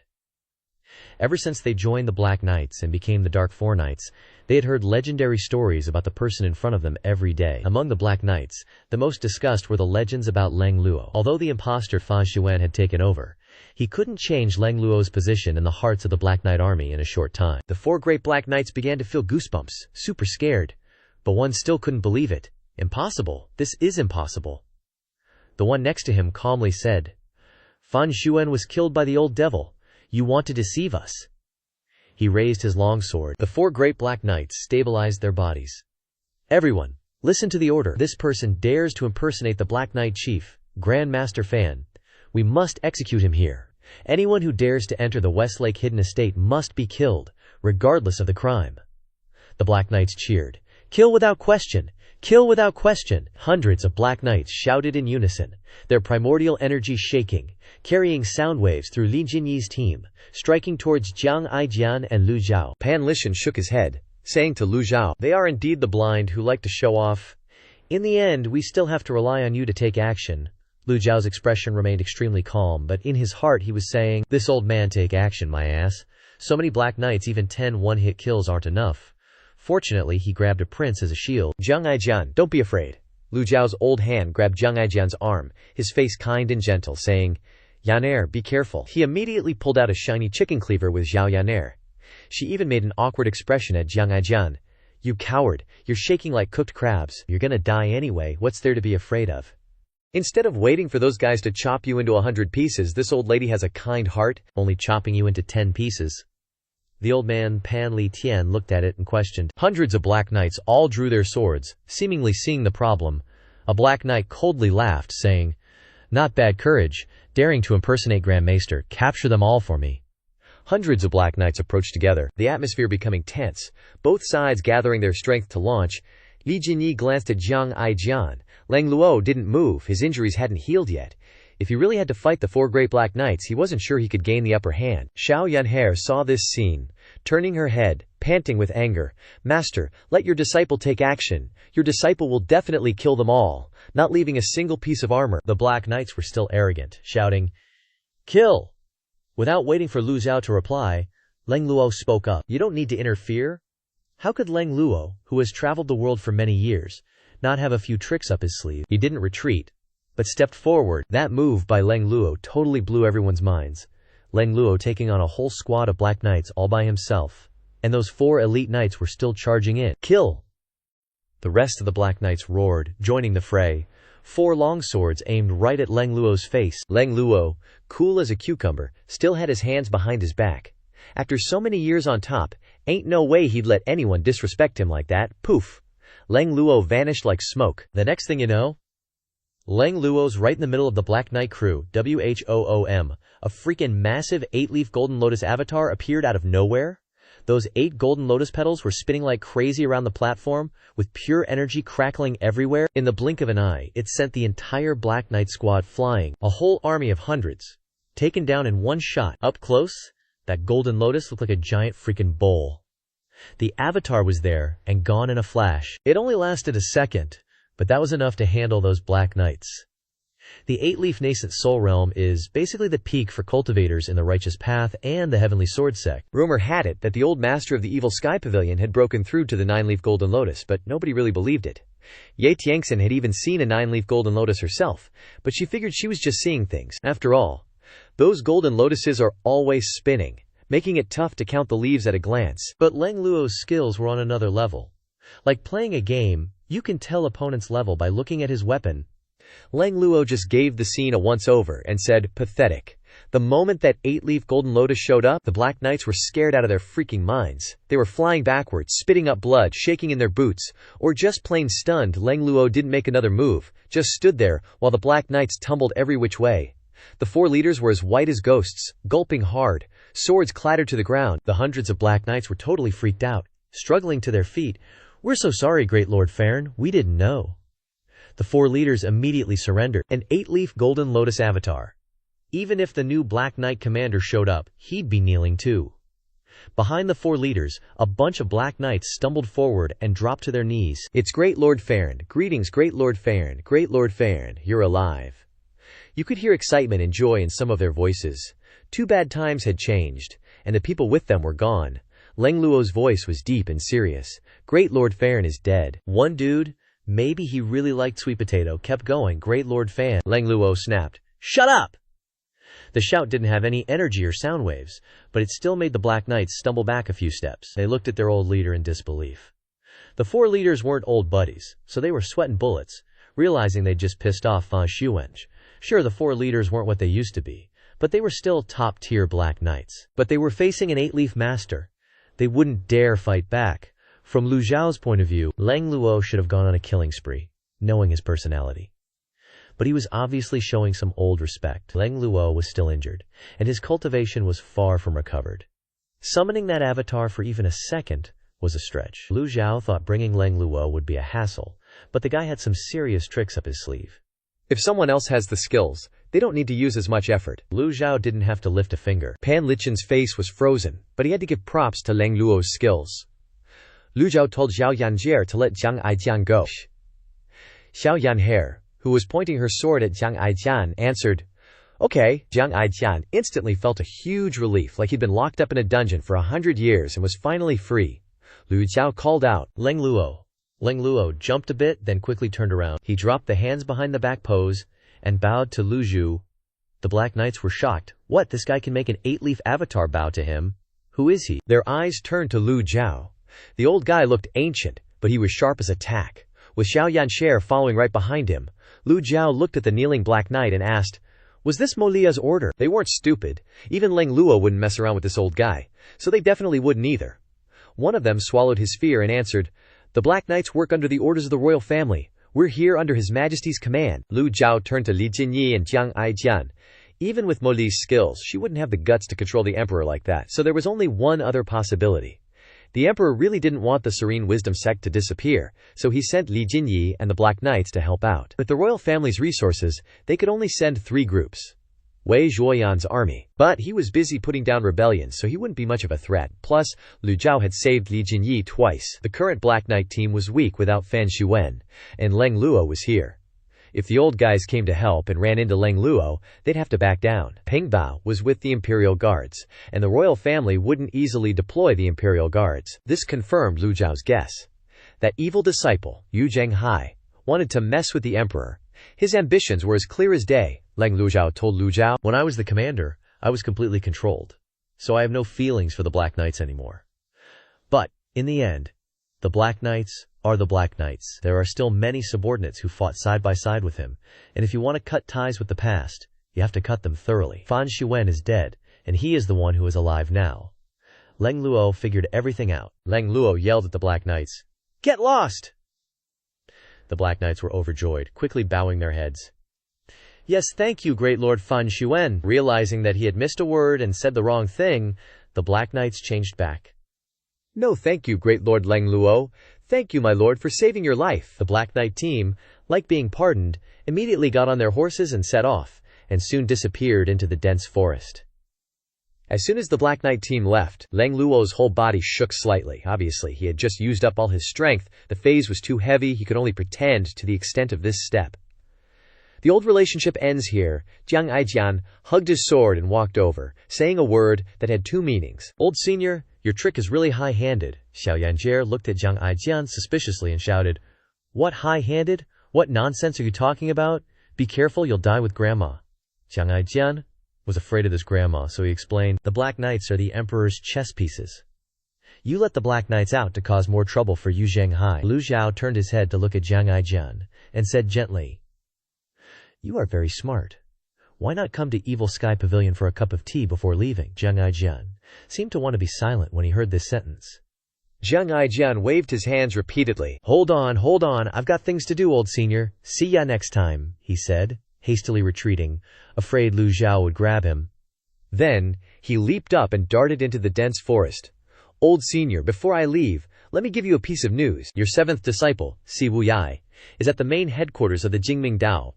His voice grew fainter and fainter until it disappeared completely. Everyone was speechless. Seriously, Jiang Aijian ran far away before daring to tell Lu Zhou this news. Just how scared was he of Lu Zhou? Li Jinyi couldn't help but smile. Then she regained her composure and said, Jinyi takes her leave. Lu Zhou nodded. He had a good impression of this young lady, Li Jinyi. She was interesting and extremely perceptive. He appreciated people like that, so he didn't stop her. Li Jinyi led her 4 lieutenants and their men away, and the entire West Lake became quiet again. Lu Zhou turned and headed toward the flying chariot, softly snorting. That unfilial disciple. Zhao Yan'er trotted after Lu Zhou, asking, Master, where are we going? Lu Zhou coldly replied, The main headquarters of the Jingming Dao. Zhao Yan'er jumped for joy and cheered. It seemed like she was happy, as long as she didn't have to go back to the Evil Sky Pavilion. But for Pan Lishan and Leng Luo, was it too early to go to the main headquarters of the Jingming Dao right now? It wasn't because they were afraid of the Jingming Dao. With Mo Qi gone, the Jingming Dao didn't have much strength left. Yu Hongdi and the 7 disciples of Jingming were just at the end of their rope. The main problem was the Nether Sect. The Nether Sect was currently at the main headquarters of the Jingming Dao, and the 4 guardians of the Nether Sect were all renowned as top-tier experts. The sect leader, Yu Zhenghai, was said to be at the same level as the Evil Sky Pavilion's ancestral master. One-on-one was understandable, but now there were so many experts on the other side. How were they going to deal with that? Moreover, the matter with the Golden Court Mountains array had just happened, and the matter of robbing the 100 refinements. Shouldn't they be returning to Golden Court Mountain to rest and recover? Whoosh! Lu Zihao flew onto the flying chariot. Seeing the old beggar just standing there, Zhao Yan'er caught on. He doesn't have any cultivation, so how can he fly? Zhao Yan'er said to the old man. Pan Lishan, Grandpa Pan. I'll throw you up there, okay? An old man with a little girl. This was a strange combination no matter how you looked at it. Back inside the flying chariot, Pan Lishan said worriedly. This old one feels this trip isn't right. Lu Zhou held a box of penguin milk, drinking as he pressed. What's not right? Pan Lishan worriedly said. If the pavilion master wants to clean up the house, I can understand, but this old one has heard that Yu Zhenghai's cultivation is extremely high, and his power is vast. It will be difficult to deal with him. Just then, a female cultivator carried a box of Dutch lady milk to Leng Luo. Elder Leng, drink some milk. It's good for your health. Leng Luo glared and exclaimed, Fresh milk? Lu Zhou replied, Old beggar, this seat knows what's in my heart. Leng Luo took a sip of fresh milk, and immediately had the energy to sneer at Pan Lishan.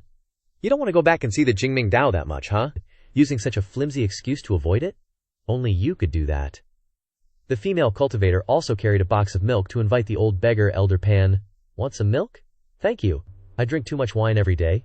It's good to change it up and drink some fresh milk to cool down. Pan Lishan quickly took the box of milk, then turned to reply to Leng Luo. Old Leng, can't you feel comfortable unless you bully this old one? I, Lao Pan, am teaching you how to face fear, not to just avoid it so stubbornly. The 2 female cultivators heard this and told each other. They can argue even after drinking milk. The female cultivator next to her faintly smiled and replied, Get used to it. Maybe because we're used to hearing them bicker, Everyone ignores them and pretends not to hear anything, just letting them be. The argument had no end in sight. Lu Zhou looked at Pan Zhong, who was on the floor of the flying chariot, and said, "Zhao Yue, you take him back first." Lu Zhou flicked his fingers, and a streak of golden lightning shot down from the sky, as Bai Zi came, riding on the clouds. Seeing Bai Zi appear, Pan Lichin immediately stopped arguing with Lang Luo. He spat out all the milk in his mouth. His eyes widened like saucers as he looked at Bai Zhen, who was radiating an auspicious aura. For a cultivator to obtain a legendary level mount in their lifetime was a blessing of 8 lifetimes. Many families, even many cultivation sects, had to go through several generations to have a mount. Unexpectedly, Lu Zhou had summoned 2 mounts in just one day, and they were legendary level mounts. Lang Luo was much calmer. During the battle against the Ten Vu's immortal extermination formation, he had never forgotten the scene of Bai Zed displaying its divine might. The scene of confronting the Ten Vu's immortal extermination formation was vividly before his eyes. Bai Zhen's divine might almost rotted this old man. Pan Lichin approached and asked Lu Zhou, "How did you subdue Bai Zhe?" The records state that Bai Zhe is extremely difficult to tame, and there isn't even a Bai Zhe in the misty forest. Meanwhile, the little girl Xiao Yanhe fed Bai Zhe milk. "Drink milk, so you can grow up faster and play with me more." Lu Zhou stroked his beard and said, "Bai Zhe?" This time, Lu Zhou didn't make anything up, and just shook his head and sighed. "It was just luck. Not worth mentioning," Pan Lichin said. "You're too modest. Being able to subdue Bai Zhe must be a great talent. It's rumored that Bai Zhe can speak human language and understand everything in the world." "Is this true?" Xiao Yanxie replied for her master. "No one knows about that.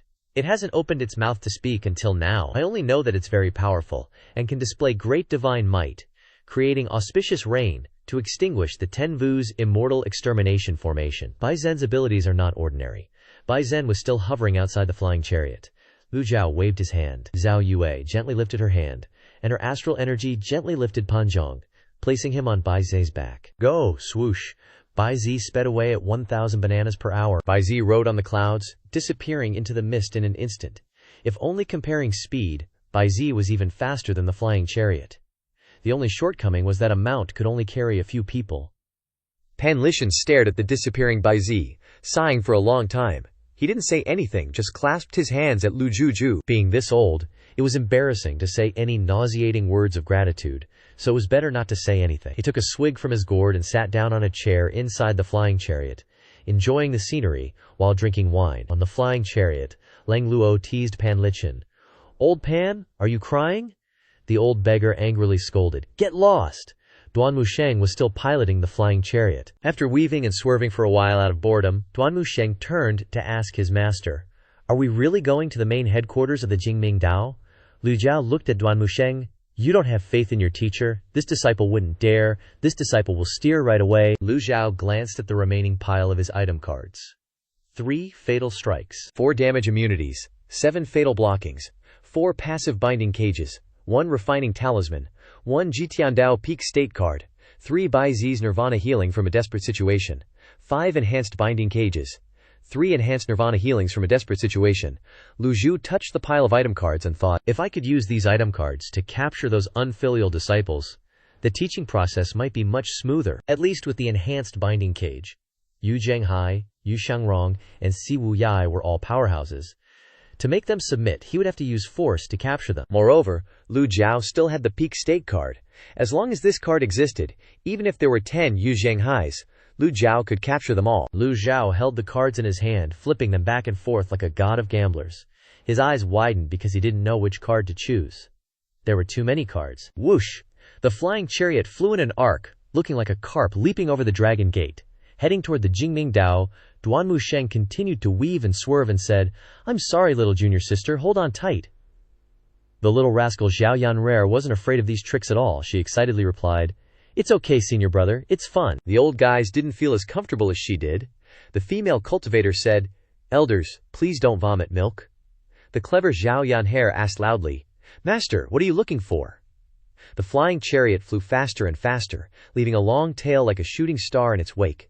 The flying chariot gradually stabilized. At the same time, at the main headquarters of the Jingming Dao, from the inside out, the headquarters was covered in bloodstains. Weapons were scattered everywhere, looking messy and miserable. There were signs of great fires burning on every mountain of the Jingming Dao. In the sky, a huge flying chariot was hovering in mid-air. On the headquarters, a group of cultivators was standing neatly, looking to the east. The four at the head wore robes of different colors. After a moment of silence, Yang Yan, the Suzaku hallmaster, couldn't help but say, "Is that old geezer really coming?" Hua Zhongyang looked at him sternly. "Watch your tone. If the sect leader hears you, you'll be severely punished for sure." Bai Yuqing spoke up. "The old senior has already arrived at Sorrowful West Lake, and knowing his temper, Mushi won't escape death. But the reinforcements from the palace will also be a hindrance. There are experts protecting Wei Zhuoyan, so it won't be easy for the old senior to get away." Bai Yuqing lowered her head, a slight smile appearing as she continued. "I'm afraid even in death, Mengqi wouldn't expect that he wouldn't die by the sect leader's hand, but by the old senior's." The four looked at each other for a moment and nodded slightly. Di Qing, from the Xuanwu Hall, spoke. "The sect leader trusts the 7th Mister of the Mangacaps Pavilion immensely.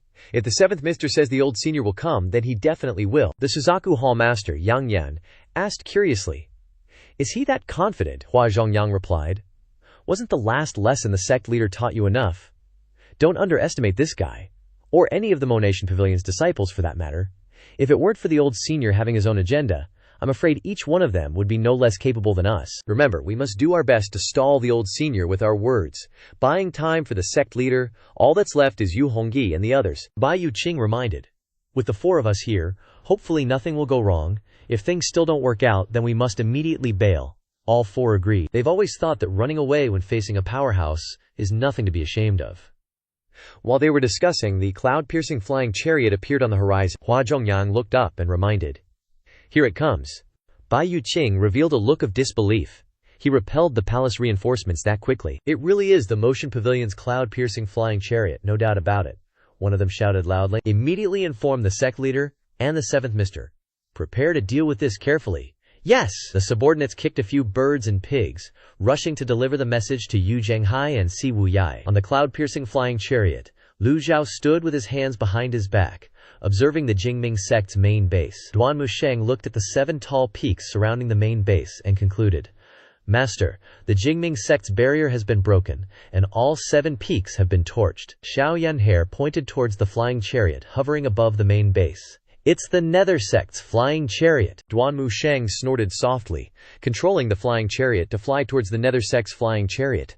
Seeing this, the Nether sect's flying chariot quickly moved, immediately retreating to the rear of the main base. The cloud-piercing flying chariot slowed down, gradually descending. The 4 great protectors of the Nether sect immediately clasped their hands, bowing and saluting.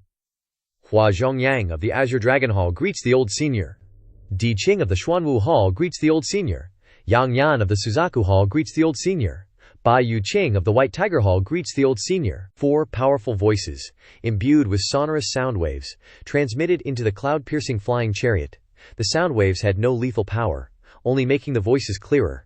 Seeing the 4 people below neither arrogant nor servile, the cloud-piercing flying chariot stopped. Xiao Yanhe shouted loudly, "Master, it's the 4 great protectors of the Nether sect." Lu Zhou nodded, observing the main base. The cloud-piercing flying chariot also hovered above, coldly observing the 4, and said, "Rumor has it that among the 4 great protectors of the Nether sect, 2 are 6-leaf, and 2 are 7-leaf cultivators. I wonder if that's true or false." During this time, the 4 great protectors remained with their hands clasped and heads bowed, not daring to lower their hands. Pan Lishan also joined in the fun. The Nether sect is this powerful, no wonder they could destroy the Jingming sect. Lu Zhuhao glanced at Pan Lishan. After all, Pan Lishan came from the Jingming sect, but he didn't seem angry seeing the Jingming sect in its current state. But Lu Zhou didn't intend to delve into the matter.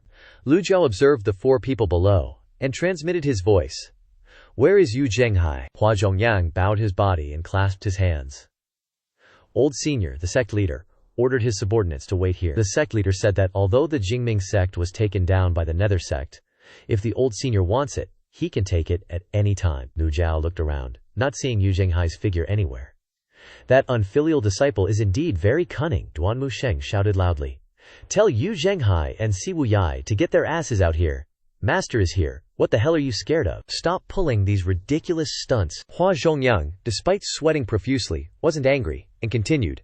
Third mister, please calm your anger. The sect leader and the seventh mister are busy with 100 things, so they can't spare any time right now. Duan Musheng cursed. Bullshit. Just say you're scared, and stop making such dignified excuses. How shameless. Although Duan Musheng isn't as eloquent as Ming Yin, his skills in cursing people are also top-notch. The group of Hua Zhongyang didn't deny his words. In fact, it was the truth. Otherwise, why would the sect leader tell them to wait here? Hua Zhongyang bowed again. Old senior, every word this junior says is true. I wouldn't dare to speak nonsense. He could feel the anger radiating from Lu Zhou. If things continued like this, it was very likely that Lu Zhou would vent his anger on them. The four great protectors were all prepared to escape, and once the old senior made a move, they would immediately turn and run. It wouldn't be too difficult for nascent Soul Realm 6-leaf and 7-leaf cultivators to escape. But what they didn't know was that Lu Zhou didn't care about them at all. Then tell this seat where Yu Zhenghai and Si Wuyai are? Lu Zhou didn't believe they didn't know. Hearing this difficult question, all four hemmed and hawed without opening their mouths. This, Lu Zhou growled. Still not going to talk. After a moment, Hua Zhongyang replied, Old senior, we are people of the Nether Sect. How could we do something so treacherous? Please forgive us. Lu Zhao's gaze fell upon Hua Zhongyang. Since you refuse to speak, then come back to the motion pavilion with this seat for a trip. Hua Zhongyang's entire body trembled. He subconsciously took a step back, his mind racing, and he quickly said, Old senior, please forgive me. This junior is just one of the four protectors, not an important person. Moreover, there are anomalies appearing in the Golden Court Mountains barrier. The old senior should be wary of petty people infiltrating it. Bai Yuqing also chimed in. This junior heard that the son of the Heavenly Sword Sects, Luo Jingkong, who is also the sect leader of the Heavenly Sword Sect, Luo Chengfeng, died at the hands of the old senior. Hua Zhongyang continued. Luo Jingkong has always been seeking an opportunity to avenge him. The old senior must be vigilant. Di Qing of the Xuanwu Hall echoed. Why should the old senior be angry with the sect leader? The sect leader leaving the Monishan Pavilion was truly a last resort. Hearing these words, the ones who were moved were Zhao Yan'er and Duan Musheng, both of whom were Yu Zhenghai's fellow disciples. They understood how Master had treated them in the past, but they didn't understand why their eldest senior brother was so determined to leave. Seeing the four great protectors of the Nether Sect so respectful, Leng Luo spoke. No matter what, betraying your sect is a great mistake. You four aren't fools. You don't need me to tell you the principles involved. He can hide a few times, but he can't hide forever. The group of Hua Zhongyang didn't know what to say. They all just stood in silence. Just as the four great protectors didn't know how to respond, a deep voice suddenly came from the third peak among the 7 peaks of the Jingming sect. Master, why do you need to be like this? The sound waves passed through the forest, through the mountains, as if coming from a very far place. The sound waves reverberated off the cliffs between the main base and the 7 peaks, creating clear echoes, and their conversation was all heard by Yu Zhenghai. Lu Zhou didn't reveal any expression on his face. He just waved his hand and pointed forward. Unfilial disciple. Yes, Duan Musheng decisively controlled the cloud-piercing flying chariot to fly towards the 3rd peak. The 4 great protectors exclaimed in shock. They never expected the old senior to make this move. The cloud-piercing flying chariot pulled a long tail like a shooting star, and in an instant, it flew in front of the peak. The 4 great guardians immediately gave chase to the cloud-piercing flying chariot. This 3rd mountain of the Pure Bright Tao was no better than their main headquarters. From top to bottom, it was a complete mess. The basic architectural structures halfway up the mountain had been burned down, and the corpses of Pure Bright Tao disciples were scattered all over the steps. Although Pan Lishan felt disgusted by the Pure Bright Tao, seeing the scene before him, he still sighed. You reap what you sow, you reap what you sow. Lu Zhou didn't have time to pay attention to Pan Lishan. He was seriously searching for the source of the voice. The trees were very lush, almost obscuring his vision. As soon as he saw Yu Zhenghai or Si Wuyai, Lu Zhou wouldn't hesitate to use the enhanced version of the binding cage card. The whole mountain was silent. At this time, the 4 great guardians also flew over, the 4 of them floating in the air next to the flying chariot, almost in a line. Senior, the Pure Bright Dago not only repeatedly framed the Evil Sky Pavilion, but also conspired to join forces with other righteous factions to wipe out the Evil Sky Pavilion. Now that the sect leader has personally led the underworld church to destroy the Pure Bright Tao, shouldn't Senior be happy? Hua Zhongyang earnestly advised. Bowing deeply, his words were very sincere, but from beginning to end, Lu Zhou didn't even look at him. Duan Musheng replied, if he really cared about the Evil Sky Pavilion, then let me ask, What was he doing when the 10 great experts besieged Master earlier? When the 10 great experts besieged Golden Court Mountain for the second time, what was he doing again? He not only betrayed the sect, but also deliberately colluded with the famous righteous sects to reveal Master's whereabouts. Betraying the Master and destroying the ancestors, his sins deserved to be punished. Hearing these words, the expressions of the 4 great guardians became extremely awkward. After all, these things were all matters between the Master and disciples of the Evil Sky Pavilion. What did they have to do with the 4 great guardians? Even if it did, they didn't dare to make a move in front of such a powerful expert. Who would dare to cause trouble? What's more, the sect leader had repeatedly told them not to have any intention of touching the Evil Sky Pavilion. The person hiding on the mountain couldn't bear Duan Musheng's words anymore, and finally had to respond. "Third junior brother, we are all fellow disciples. Why do you only pick on me?" Lang Luo looked into the distance and then spoke. His voice echoed in the air, and at the same time carried a huge wave of primal energy. Obviously, Yu Zhenghai was not only in the pure bright Tao, but was also fighting with others. Just then, a roar full of strong fighting intent sounded from the forest. When the roar ended, a earth-shattering explosion rang out from the third mountain. Suddenly a golden light tens of feet high emerged. The golden light spun clockwise, and all the trees in its path were cut off horizontally. The body's Q formed a huge ripple that kept spreading out. The movement was so great that everyone noticed. Lang Luo opened his mouth to guess. Mount Kui Bull? That's the roar of Mount Kui Bull. The little girl, Zhao Yaner, blinked her round eyes like car headlights and looked out. Isn't that the mount of senior brother? Zhao Yaner had only heard rumors. She had never seen it with her own eyes. Most of the rumors in the cultivation world are like that. Lang Luo is knowledgeable.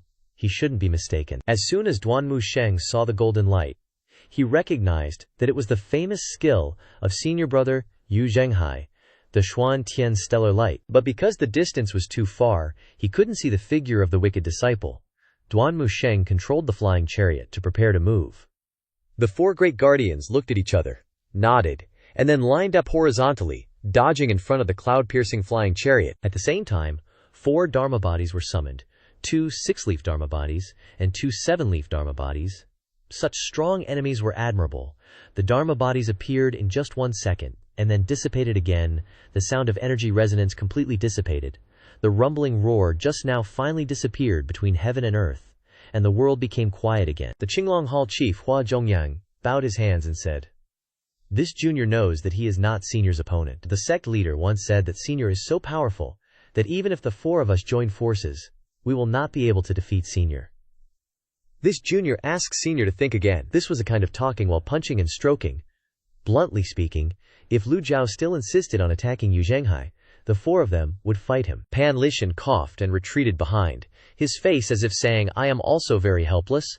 Lang Luo was more calm, but no one knew what his expression was under the mask. At the same time, this also verified one thing. Yu Zhenghai's cultivation was equal to his master. Even the 4 great guardians had such cultivation, so why wouldn't Yu Zhenghai have an 8-leaf golden lotus dharma body? Lu Zhou glanced at the 4 of them, and then he raised his hand. "How dare you!" Lu Zhou had a good impression of these 4 people. At least they had always been people who knew the times. So Lu Zhou didn't have any murderous intentions towards them. "This old master appreciates your courage. For the sake of Daiyunhua, this old master will give you a way out." Lu Zhou took out 4 Thunder Gang cards with an extremely cold gaze. His voice became low and powerful, and his tone was extremely firm. "Get out of the way." The 2 words, "get out of the way," were transmitted into everyone's ears. Without gorgeous sound waves, without primal energy fluctuations, Lu Zhou was confident enough to repel all 4 of them. If they really wanted to make a move, then the 1% chance of triggering a sure kill attack would depend on them. Life and death are destined. Hua Zhongyang's whole body contracted, his forehead was covered with sweat, his eyes widened in horror. He didn't have the courage to look directly at Lu Zhou standing on the flying chariot. In the crazy ideological struggle, Hua Zhongyang finally gritted his teeth and made a decision, and then waved his hand and said, "Retreat." Bai Yuqing couldn't understand, she muttered.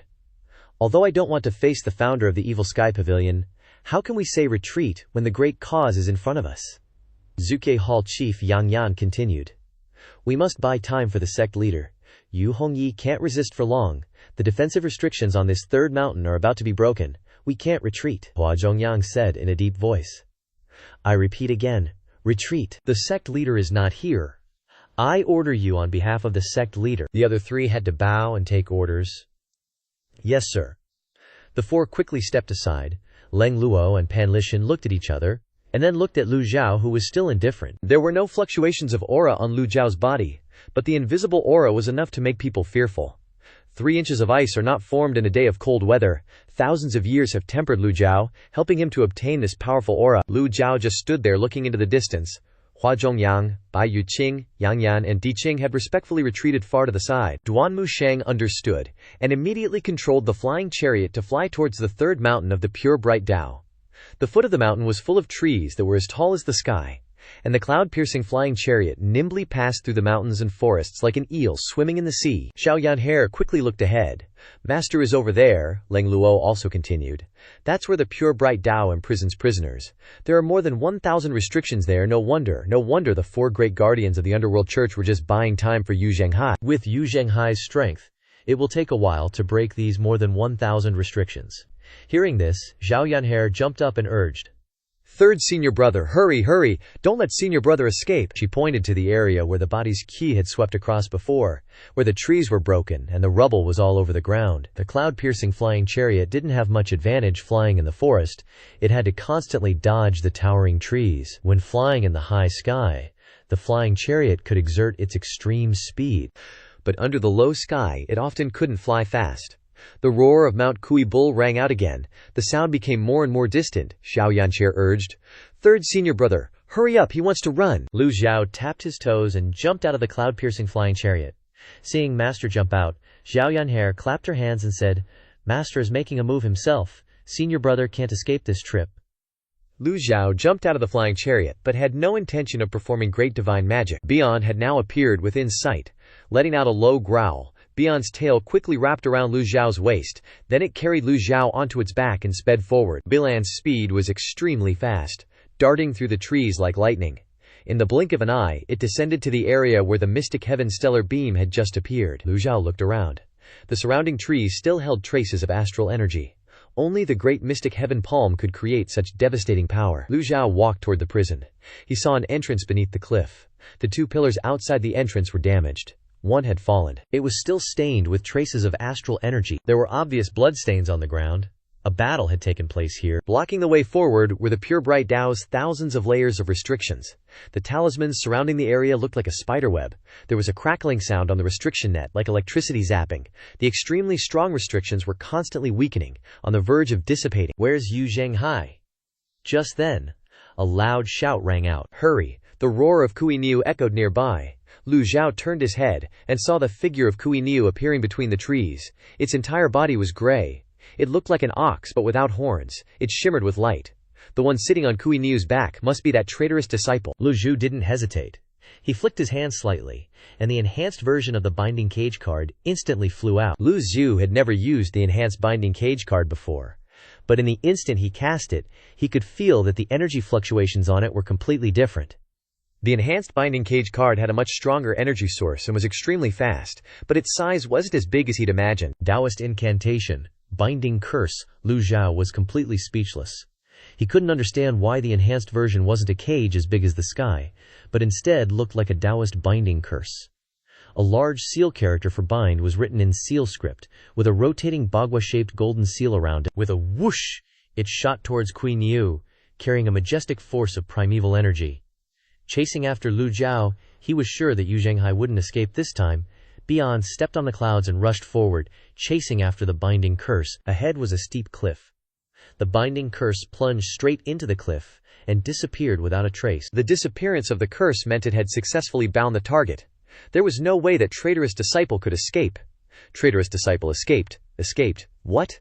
You can escape this old man's binding curse. Lu Zhou stood on Bian's back, looking around. Unfortunately, this time wasn't like the pursuit of Yan Ziyun.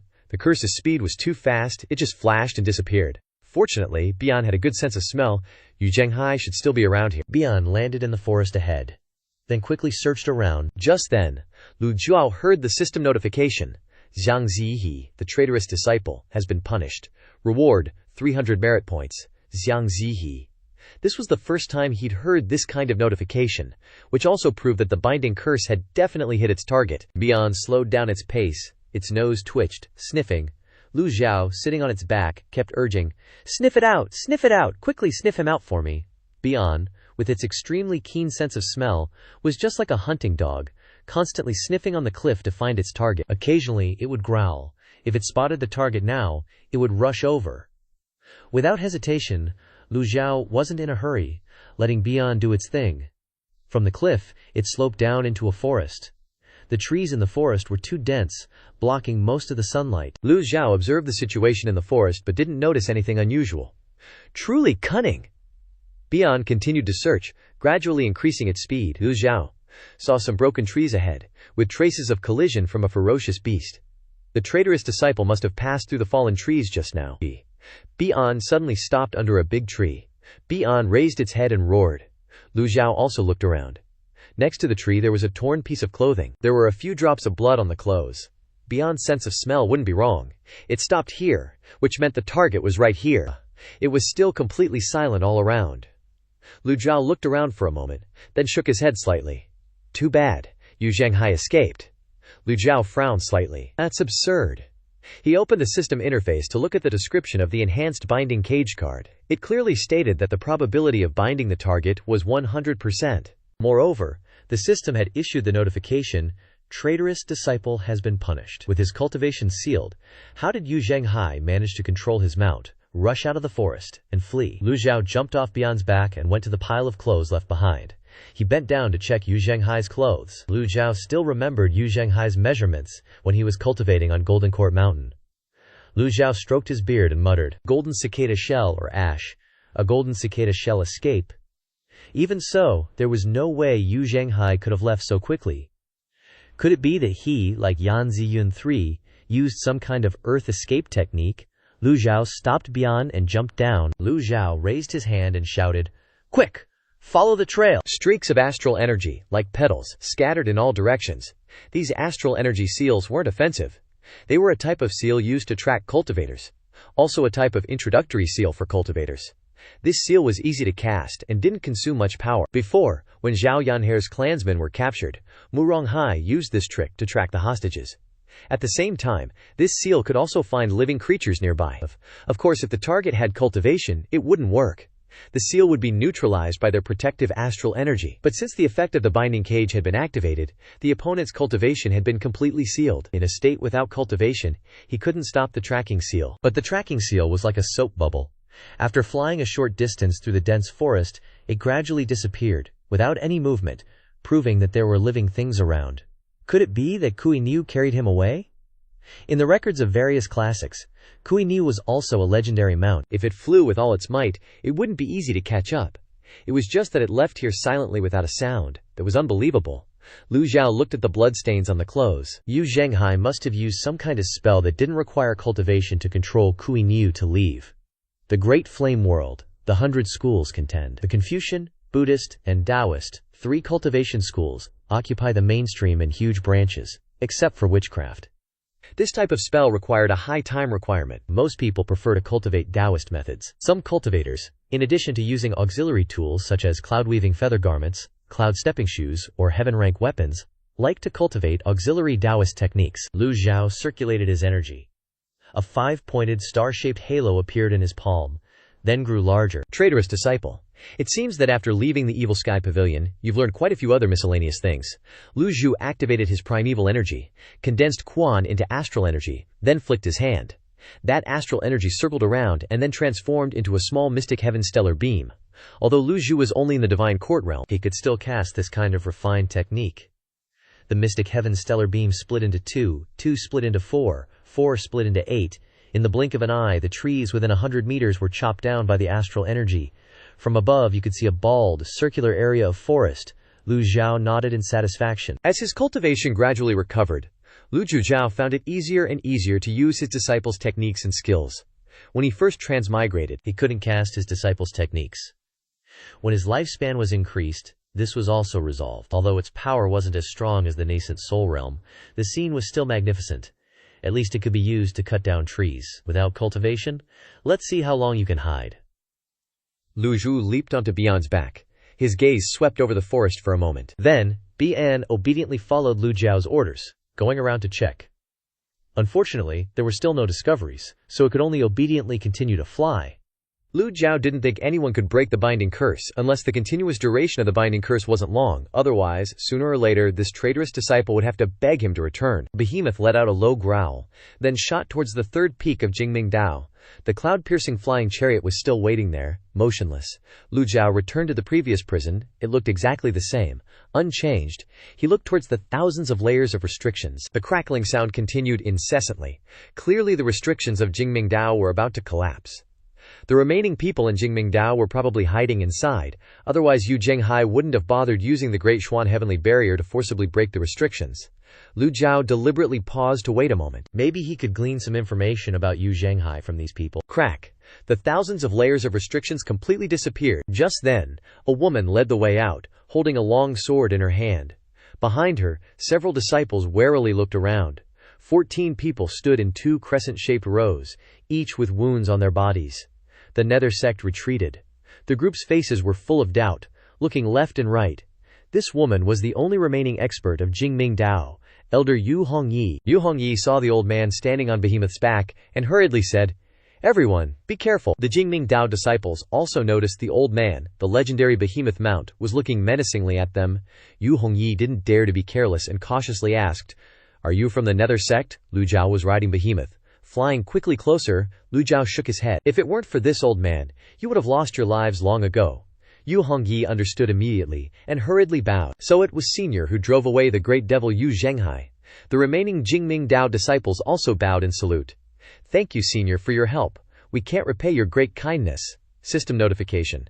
15 people respectfully bowed, gaining 150 merit points. Lu Zhou was startled, thinking to himself, This old man really has boundless merit. Pity your life and death has nothing to do with this old man. Yu Hongyi sighed, looked around, and shook her head. If it wasn't for Senior's timely arrival, I'm afraid Jingmingdao would have, alas. 2 of the Jingming 7 disciples behind her added, "The Nether Sect is really too much. Yu Zhenghai has the old devil of the Demon Heaven Pavilion as his backing, so he runs rampant everywhere. Jingmingdao once besieged Golden Court Mountain, so meeting this calamity is only right." Another of the Jingming 7 disciples said with emotion, "I don't know if the sect leader is still alive." "Don't," Yu Hongyi scolded. "Don't mention the sect leader again. If it wasn't for his collusion with forces in the palace, how would Jingmingdao have fallen into this situation?" The Jingming 7 disciples all lowered their heads, not daring to speak anymore, no matter what they had survived. Lu Zhou waited for them to calm down before speaking. "This old man has something to ask you. Answer truthfully." He pointed at Yu Hongyi. Yu Hongyi pointed at herself, asking doubtfully, "Me?" She stepped out of the restricted area, instinctively looking around. The place was in an unbearable state of chaos. Black smoke rising from the other peaks. Yu Hongyi's face was extremely unsightly. She endured the pain in her chest, then clasped her hands and said to Lu Shizu, "Please, Senior, ask away. Are you the great elder Yu Hongyi of Jingmingdao?" "This junior is," Lu Zhou asked. "Was the person who fought with you just now the sect leader of the Nether Sect, Yu Zhenghai?" Yu Hongyi revealed an expression of anger. "Even if he turned to ashes, I would recognize him. My Jingmingdao has had several thousand cultivation practitioners. Now we are in this situation. I beg Senior to uphold justice." Lu Zhou was on the verge of laughter, but on the surface remained very calm. "You want this old man to uphold justice?" Senior was able to repel the devil of the Nether Sect. Jingmingdao has encountered this great calamity. Sooner or later, other famous righteous sects will also be eliminated by devils. At that time, the world will be in chaos. The people will suffer. Yu Hongyi knelt down to show her sincerity. "Please, Senior, lend us a hand."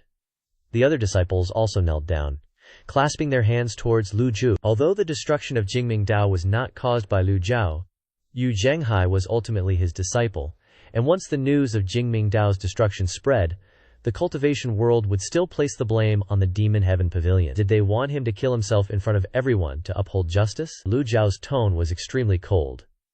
The Nether Sect wants to destroy Jingmingdao is because Jingmingdao sowed the seeds of their own destruction. Yu Hongyi. This old man asks you, what is righteous? What is demonic? Lu Zhou paused slightly, then continued. Practicing demonic arts is righteous.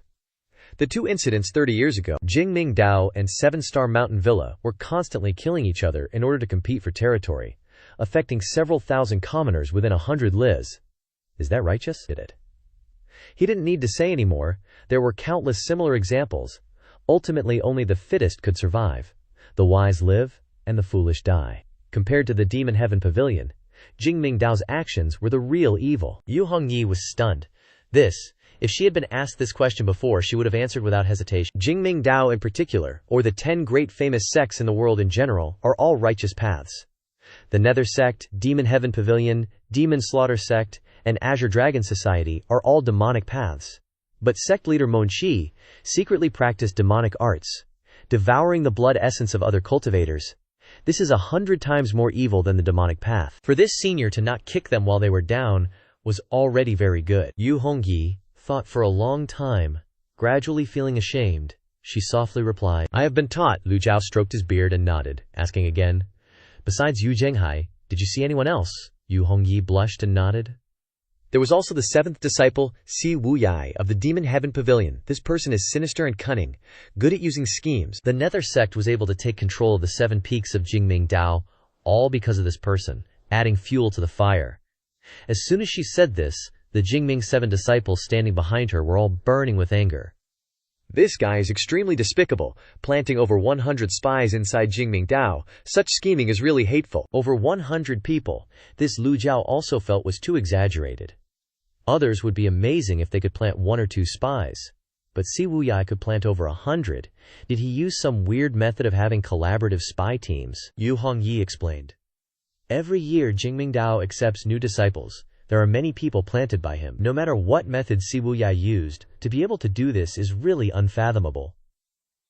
Lu Zhou asked, "Where is Si Wuyai now?" Yu Hongyi asked back in surprise. "Senior, do you have a feud with the Demon Heaven Pavilion?" Lu Zhou thought for a moment, then replied, "No feud." These words in Yu Hongyi's ears carried a different meaning. No feud meant the relationship wasn't very good. If Senior could deal with the Demon Heaven Pavilion, that would be fortunate. Lu Zhou shook his head slightly. Perhaps he had seen this scene too many times, so he was numb and didn't bother explaining. Yu Hongyi suddenly remembered something and said, "May I ask which sect Senior belongs to? If you help us overcome this calamity, Jingming Dao will definitely come to your door to thank you." Lu Zhou straightforwardly answered with 3 very short, concise, easy to understand, and extremely complete words. "Demon Heaven Pavilion." After hearing the old man in front of them say the 3 words Demon Heaven Pavilion, the 2 Jingming 7 disciples behind her were both dumbfounded, blankly saying to each other, "Did the old man say heaven above human pavilion?" The other one immediately asked, "Are you sure you heard correctly?" Yu Hongyi was also dumbfounded. She thought she didn't hear clearly, so she asked again, "I'm sorry, which sect did Senior just say?" Lu Zhou coldly stood still looking at her. At this moment, the cloud-piercing flying chariot appeared waiting in the forest. It seemed to have waited too long, and was impatient. So it slowly flew closer. The great Xuan heavenly barrier had chopped down all the trees within 100 meters, so it was very suitable for the cloud-piercing flying chariot to dock here. All the attention of the Jingming Dao group was focused on the cloud-piercing flying chariot. Yu Hongyi recognized its origins with one glance. She was shocked. "Retreat! Quickly retreat into the prison." The Jingming 7 disciples also trembled, retreating inside. But when they retreated behind the 2 pillars, they suddenly remembered that the 1,000 layers of restrictions had been destroyed. Charging in now would just be helping someone wipe them all out in one go, wouldn't it? "Old mister, hurry! People from the Evil Sky Pavilion are here." Old mister? They pinned all their hopes on Lu Zhou, who was standing firmly on Bion's back. Lu Zhou looked at their frightened appearance, not at all surprised. Just then, Zhao Yanhair left the flying chariot, descending through the air. The heaven-sundering silk wrapped around her, making Zhao Yanhair, covered in treasures, look extremely dazzling and eye-catching. "Master," Zhao Yanhair happily flew to Lu Zhou. "Master, this disciple was anxious and rushed here. Where are the traitors?" The Pure Clarity 7 and Yu Hongyi staggered unsteadily. She suddenly felt like she wanted to cough up blood. "Escape? Can we even escape? Elder Yu, what's wrong?" Elder Yu was hit by Yu Zhenghai's palm. She must be seriously injured. The Pure Clarity 7 looked worried. Yu Hongyi hurriedly said, "Run! Run now!" That's the cloud-piercing flying chariot of the Evil Sky Pavilion. Evil Sky Pavilion. The Pure Clarity 7 looked up at the flying chariot, then at the little girl who had just appeared, and finally turned their eyes to the old man on Biolan's back. Everything became clear. Without a word, the Pure Clarity 7 immediately fled. "Want to leave? Too late." Zhao Yanhair's heaven-sundering silk fluttered in the air like a blazing red flame. It quickly tied up the Pure Clarity 7. They were terrified. Their souls almost left their bodies. Miseries and screams filled the air. But in short while, the heaven-sundering silk has already captured the pure clarity 7, and the group of escaping disciples, and all laid there, unable to move. Yu Hongyi stood still. When she saw the heaven-grade weapon heaven-sundering silk display its divine power, she revealed shock. Yu Hongyi could almost be sure that this little girl was the 9th disciple of the Evil Sky Pavilion. Yu Hongyi and the pure clarity 7 were all at the end of their ropes. How could they escape from Xiao Yanhere's heaven-sundering silk? From the flying chariot, an old voice suddenly came. "Everyone, stop!" The person speaking was the former #1 expert of the Pure Clarity sect, Pan Lishan. Yu Hongyi raised her head, exclaiming in shock, "Elder Pan!" She was overjoyed. The Pure Clarity 7 also struggled to get up, looking towards the old man standing on the flying chariot. "Disciples greet Elder Pan!" The group saluted in unison. No one had time to think about why Pan Lishan would appear on the cloud-piercing flying chariot. The Pure Clarity 7 looked with hopeful eyes. The #1 expert of the Pure Clarity sect has returned. They had hope of surviving now. Pan Lishan replied blankly. "This old man isn't any Elder Pan. This old man is an elder of the Evil Sky Pavilion." Pan Lishan's words almost extinguished all hope in Yu Hongyi's group. Yu Hongyi's face was filled with disbelief. She shook her head and said, "Elder Pan." This form of address had just been uttered when Pan Lishan loudly shouted, "Shut up!" This shout startled Yu Hongyi's group. Lu Zhou also didn't expect Pan Lishan to have such enlightenment. This was good. In the future he could serve the Evil Sky Pavilion, becoming a right-hand man. At this moment Leng Luo suddenly spoke. "The Pure Clarity sect's current state is all because sect leader Mo Qi did wrong, following Mo Li's orders.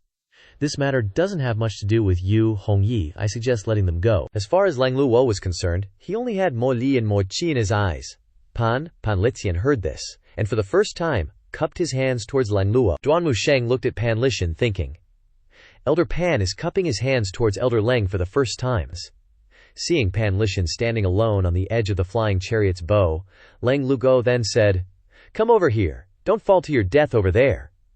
Pan Lishan snorted coldly. The expression on Lu Zhao's face didn't change, but in his heart he grumbled, "Does this old man look like a heinous villain?" Lu Zhao was too lazy to argue with Yu Hongyi's group. He was just about to speak when Xiao Yanher suddenly pointed towards the front of the flying chariot, hovering above the headquarters.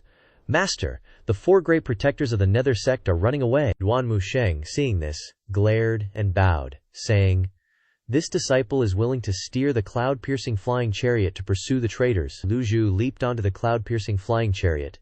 He glanced at the group on the ground and said, "Go." At the same time, looking towards the Nether sect's flying chariot, already faintly visible on the horizon, he thought, chasing now might not be in time. After all, the opponents are 4 great experts in the nascent soul realm, controlling the flying chariot flying like the wind, and with the cloud-piercing flying chariot being in the middle of the forest, the speed is much slower. Xiao Yanher hurriedly flew onto the flying chariot. She stuck out her tongue, making a face at Yu Hongyi's group. "For Elder Pan's sake I won't kill you, neener neener neener." Pan Lishan coughed a few times upon hearing this. The flying chariot immediately sped across the sky. Yu Hongyi was still in a daze, not understanding what was happening. On top of the flying chariot, the old man Pan Lishan was giving Xiao Yanher pointers. "Little girl, heaven-grade weapons aren't used like that," she exclaimed in surprise. Pan Lishan continued to say, "Whether it's a heaven-grade or earth-grade weapon, once it recognizes its master, there will be a certain degree of understanding between the master and the weapon.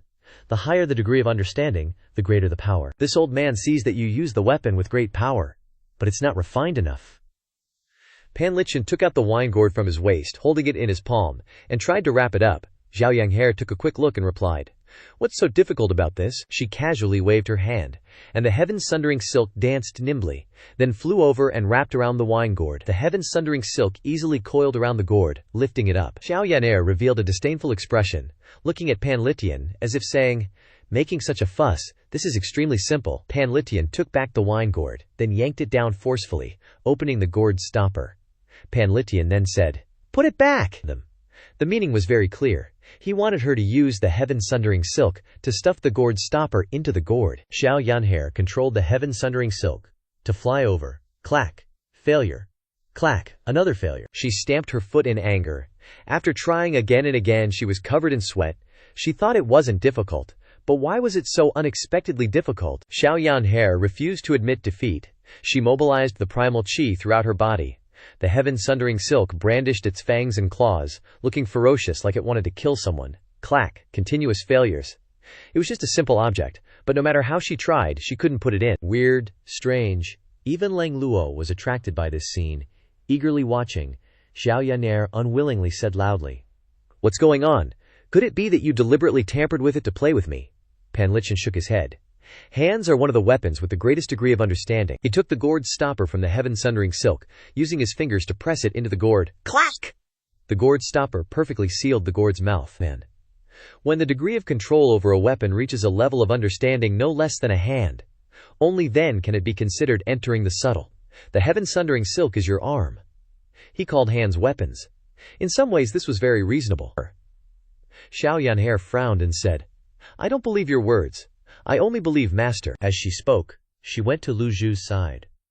Pan Lishan helplessly shook his head. He said to Lu Zhou, "This old man was rude. Please forgive me." Lu Zhou stroked his beard and said, "It's fine."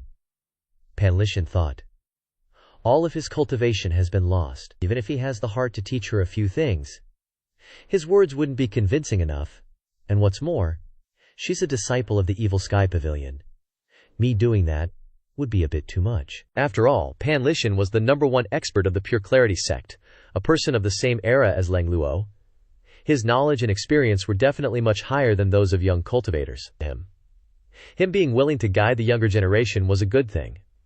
Speaking of which, it was true that Lu Zhou hadn't paid much attention to teaching his disciples. Lu Zhou took out something, making Xiao Yanjer's eyes light up. He turned his head to look at Xiao Yanjer. Elder Pan's words are all correct. A higher degree of understanding can improve the ability to control heaven-grade weapons. It's also thanks to Elder Pan's reminder.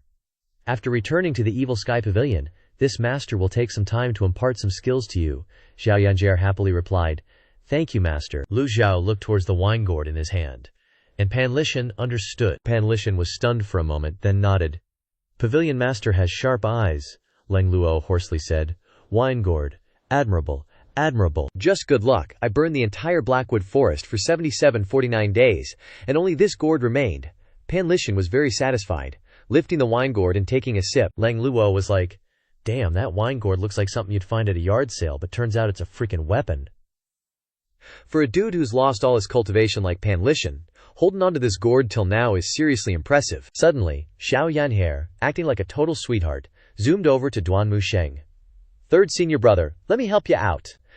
Duan Musheng was all, "Master, those 4 guardian dudes are piloting the Flying Lian like pros. It's tough to catch up." The cloud-piercing Flying Lian zipped through the trees and over the hills, its tail looking like a shooting star as it chased after the Nether Sect's Flying Lian. A bit later, the Nether Sect's Flying Lian had vanished into the clouds. Poof! Gone without a trace. Flying Lians are all about the pilot and the crew in the cockpit. The higher the cultivation, the more power and speed you get. Lu Zhou knew this, so he said, "No worries, Yu Zhenghai's got my curse on him. Sooner or later, he'll come crawling to our door." Yu Zhenghai's gotta fulfill his ambitions, right? How's he gonna be happy without the power and cultivation? And how's he gonna keep those 4 guardians in line? Duan Musheng and that granny, plus the leopard dude and Xiao Yancher, were driving the Flying Lian like a bunch of maniacs, swerving all over the place. Those 3 old geezers were getting seasick, puking their guts out thanks to the junior siblings' crazy driving skills. Lu Zhou, getting all stressed, yelled, "Stop chasing them!" Duan Musheng and Xiao Yan shocked. "Huh, why, we're doing great." Lu Zhou was like, "Just slowly fly the Flying Lian back to the Golden Court Mountain." Those 3 old fogies were thinking, if this keeps up, we're gonna be pushing up daisies. Somewhere in the deep, dark woods, sunlight peeked through the leaves and landed on Si Wu Yai. He was leaning against a tree, looking helpless, staring at the huge, glowing character right in the middle of his chest. It was like it wanted to melt into his skin and turn blood red. He looked up at Yu Zhenghai's back. Yu Zhenghai was sitting by a tree in front of him, right hand holding the jade-green saber stuck in the ground for support, his face calm, but there was blood at the corner of his mouth. "Body-binding curse, master. You old fox. You've got so many tricks up your sleeve," Si Wu Yai said with a helpless chuckle. Yu Zhenghai looked ahead, all bummed out. 7th junior brother. Hearing his senior brother say he was getting a raw deal, Si Wu Yai chimed in. "No need to be polite between brothers. Blame me for being careless and overconfident. I thought riding Kui Ox would draw out master, so senior brother could finish off Yu Hongyi's bunch." but knew he trailed off. Seems like Si Wuyai didn't have any strength left and drifted off to sleep. Yu Zhenghai clenched his left fist and swung it forward. Boom! A fist-shaped blast of qi shot out, blasting through the towering trees in front of him. Even the nearby rabbits were like, "Nope, not hungry anymore." "It's fine," Yu Zhenghai said, suppressing his inner turmoil. Yu Hongyi and the Pure Clarity 7 are done for. The Pure Clarity sect is only around in name. Now I achieved my goal. No need to worry about it, junior brother. Without your help, I wouldn't have taken down those 7 mountains so quickly. Cough cough. Si Wuyai coughed a few times. Yu Zhenghai turned to look at him, his face full of confusion. Body binding curse. Cloud-piercing flying lien. Mounts. Formations. Master's tricks haven't gotten any worse. But he's getting old. Why is he still making trouble? The first half sounded calm, but the second half was low, and you could tell he wasn't happy. Si Wuyai replied, "Maybe he wants to cultivate the strengths of all the schools to break the secret of eternal life." Hearing the words, eternal life, Yu Zhenghai's left hand clenched, making a cracking sound. He said, "If eternal life were real, why hasn't anyone succeeded after all these years?" The cultivation world changes, generation after generation. Every generation has geniuses and powerhouses who don't want to be bound by the heavens. Everyone wants to change the ancient truths, but it's easier said than done. Easy there, senior brother, no need to get worked up at master. Si Wuyai, even though he was bound by the body-binding curse, didn't look angry at all. Yu Zhenghai slowly stood up, looked up at the sky, and sighed. "Good thing I have junior brother Wuyai." Si Wuyai shook his head, saying, "It's nothing. If it weren't for senior brother using his essence blood to help me escape, I'd be caught by master by now." Remembering the scene in the woods, Yu Zhenghai frowned again. "I'm so confused. Master always looked down on using the Great Xuan Heaven chapter. Why did he suddenly use the Xuan Heaven Star Light? The chi fluctuations weren't high, but his control was far better than mine." Si Wuyai struggled to stand up, pointing to the curse on his chest. "Master even used the body-binding curse, so he probably used Xuan Heaven Starlight to warn us." Yu Zhenghai looked at the body-binding curse on Si Wuyai again. That giant glowing character on his chest was an eyesore. "Don't worry, junior brother, I'll find a way to undo this body-binding curse." Si Wuyai gave a confident smile, not caring about the curse. "It's no big deal. It doesn't matter if I have cultivation or not." Yu Zhenghai nodded. "Junior brother Wuyai is so broad-minded. No wonder you can control the dark web." "Senior brother is too kind." Yu Zhenghai responded. "Either way, this curse is my fault. I'll send someone to the Heavenly Master Dao's. Senior brother trusts you to control the dark web, but being without cultivation is a hidden danger. Having cultivation is always better. Who can guarantee that no one in the dark web is two-faced? Let's head back to Pingdu Mountain first. I'll handle both matters, and then we'll quickly head back to Pingdu Mountain together." Inside the main hall of the Golden Court Mountain, Hua Wudao, Lang Luo, Pan Lishan, and a bunch of disciples were sitting, watching Lu Zhou, who was deep in thought. They wondered what he was thinking. Lu Zhou looked at the merit points on the system interface. 10,020 points. Buying 4 Thunderous Fury talismans and only killing Mo Chi was a waste. "I have to earn back some merit points. I should do a lucky draw when I have time." Lu Zhou waved his sleeve. The interface disappeared, and no one dared to pick up their food. Recalling Yu Zhenghai's escape, Lu Zhou frowned. How did he get away? Lu Zhou picked up a piece of meat, and everyone else dared to eat. Xiao Yanjie stuffed her mouth full, Lu Zhou thought. The effect of the body-binding curse was clearly activated, and I even got merit points for it.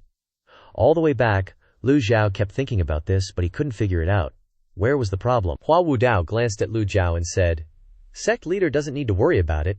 People who walk by the river are bound to get their shoes wet. What's more," he stopped mid-sentence, realizing what he was saying was like telling Lu Zhou, "What's more, you're getting old, and your disciples are so strong it's not weird that someone got away." Lang Luo thought. Giving advice like that is a death wish. Hua Wudao, knowing his big mouth was in trouble, quickly changed the subject. The food's good. The food's good. Everyone, eat up." Hearing this, Lu Zhou looked up. Hua Wudao immediately switched gears. "I heard Yu Zhenghai was hit by sect leader's curse. Of course, he'll try every trick in the book to undo it." There are only 2 ways to undo the body-binding curse. One is to find a powerful curse master at the Heavenly Master Dao, where there are many cultivators skilled in curses, and the other is to come to the Golden Court Mountain. Duan Musheng nodded in agreement. Elder Hua makes sense. "Master, let's use this opportunity to camp out at the Celestial Master Dao." Hearing this, everyone looked at Duan Musheng, who blankly asked, "Why are you looking at me?" They all remained silent. Lu Zhou mused. Celestial Master Dao isn't like Jingming Dao, they don't have many experts like Pan Lishan. But Celestial Master Dao has many cultivators skilled in incantations and formations. Zhao Yue, seeing her master deep in thought, said, Master, please eat something. Little Yanker stared at her master with wide, car-sized eyes. Lu Zhou continued thinking, no one dares to underestimate Celestial Master Dao on their turf. What's the point of a bunch of old, weak, and sick people going there? Offering their heads as gifts? Forget about Leng Luo and Pan Lishan. It's good enough if they don't get in the way. As for weaklings who can only cower, like Hua Wudao, he's better off guarding the house. Lu Zhou shook his head and said, Celestial Master Dao might not be able to undo my curse. That unfilial disciple has nowhere else to go. Sooner or later, he'll come to the Evil Sky Pavilion. The disciples chorused, We understand. Lu Zhou picked up some food for Zhao Yaner. Eat more meat. Look at your senior sister. She obediently said, Thank you, master. Lu Zhou looked at Zhao Yu. How is Pan Zhong? Zhao Yu lowered her head and replied, Pan Zhong's injuries have stabilized. He's out of danger, and he'll recover after some rest. Pan Lishan cupped his fist towards Zhao Yu. Thank you. His attitude revealed the relationship between them, and she smiled secretly. Leng Luo curiously asked, I'm very curious, what exactly is the relationship between you and Pan Zhong? Pan Lishan narrowed his eyes at Leng Luo and retorted, What business is it of yours? Judging by age, Pan Zhong is at most 30 years old, considered a youth in the cultivation world. Pan Lishan and Leng Luo are from the same era, having left Jingming Dao hundreds of years ago, so there's no way they could be grandfather and grandson. Just then, Lu Zhou spoke up.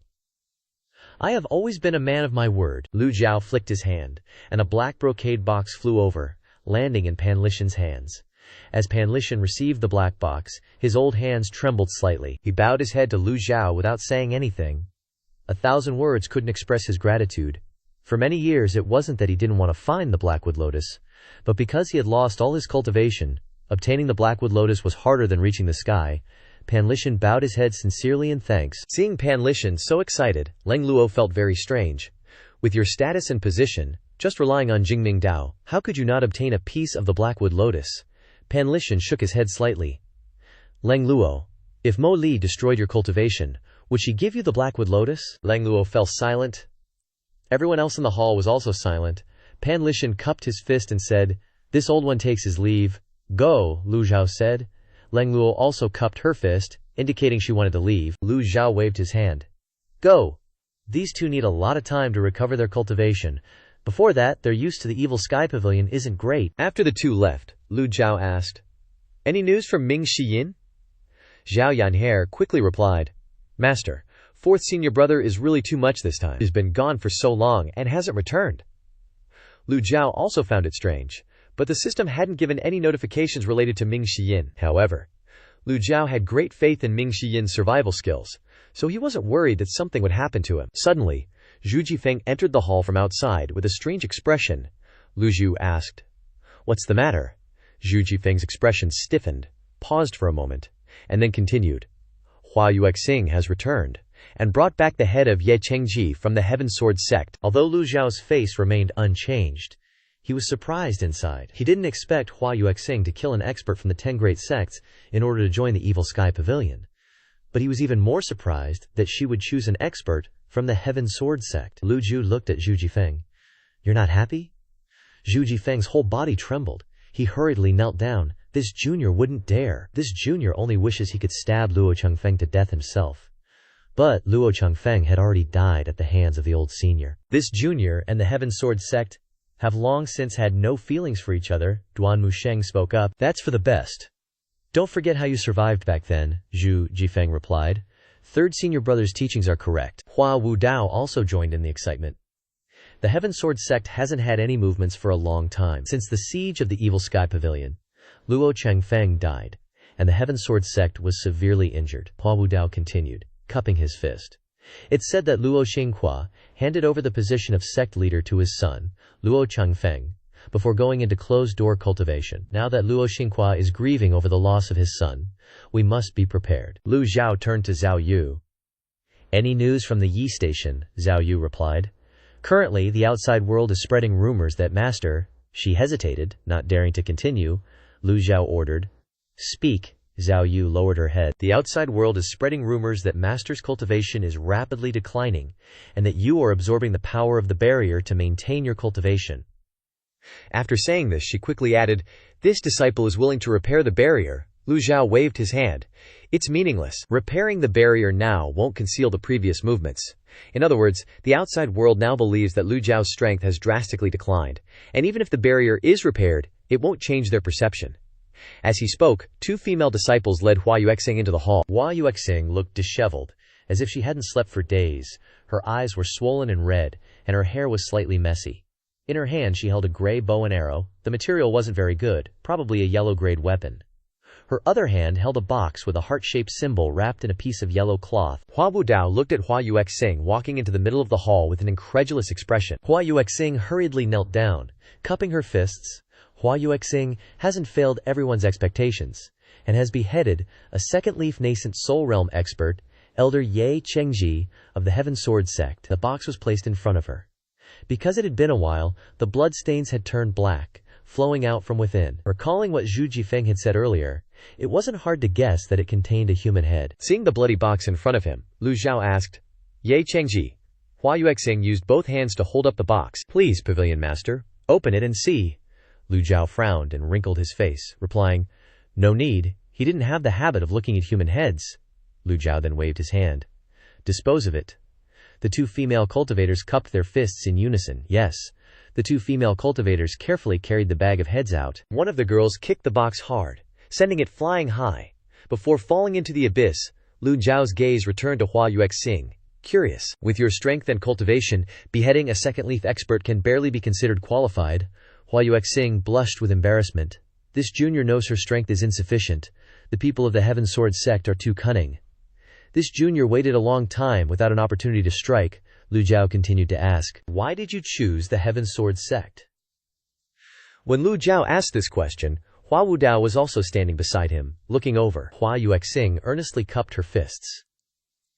"It's said that the Heaven Sword Sect is restless. Luo Xinhua has always wanted to seek revenge on the Evil Sky Pavilion. Instead of passively waiting for them to strike, it's better to strike first, to let them understand that the Evil Sky Pavilion isn't a place to be trifled with." Lu Zhou frowned, continuing to think. How high is this enlightenment? This is the attitude a disciple of the Evil Sky Pavilion should have. Hua Yuexing hadn't even entered the Evil Sky Pavilion yet, but her words were no different from a true disciple of the Evil Sky Pavilion, making listeners feel very comfortable.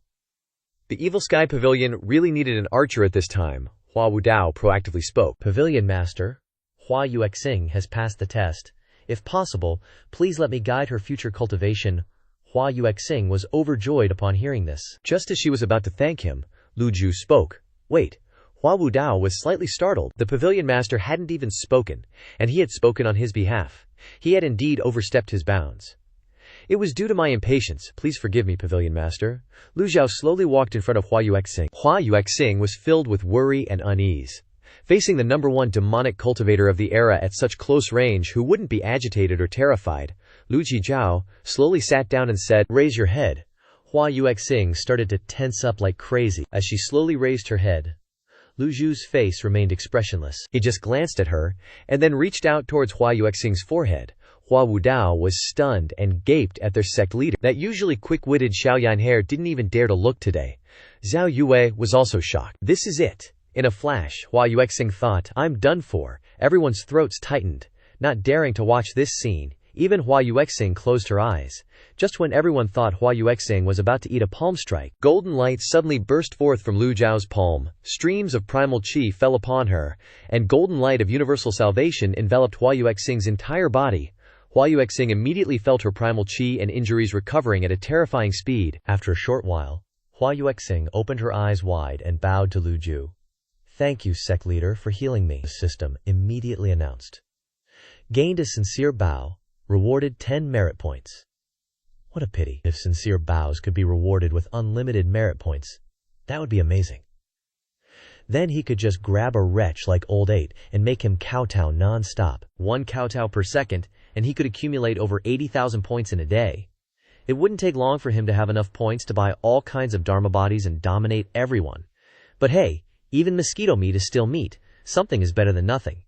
What the heck am I daydreaming about? That's clearly impossible.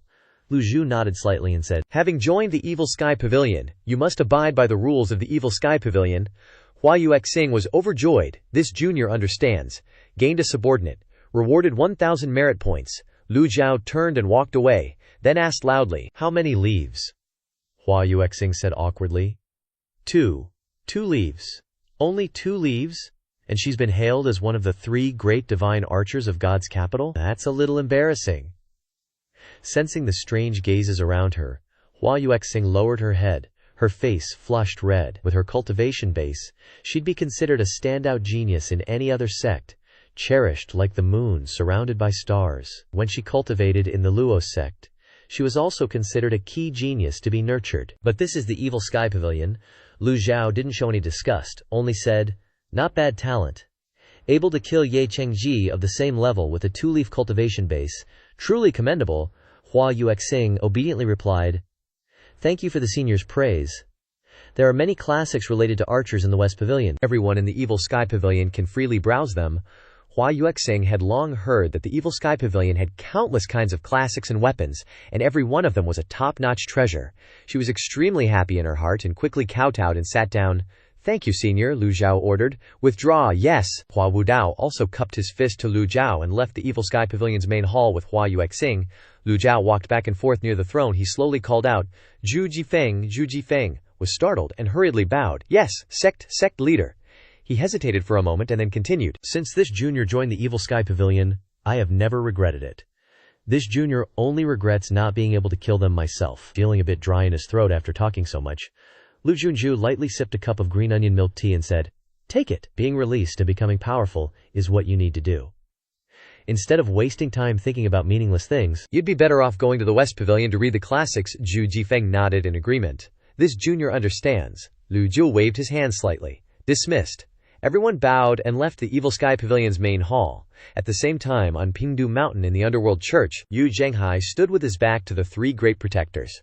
Behind him, Hua Zhongyang, Yang Yan, and Di Qing were respectfully bowing. Church leader. This subordinate acted ineffectively and failed to stop the old senior. Please punish me, church leader. The others all apologized in unison. Please punish me, church leader. Please punish me.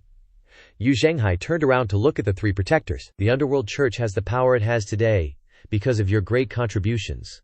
The 3 protectors hurriedly cupped their fists.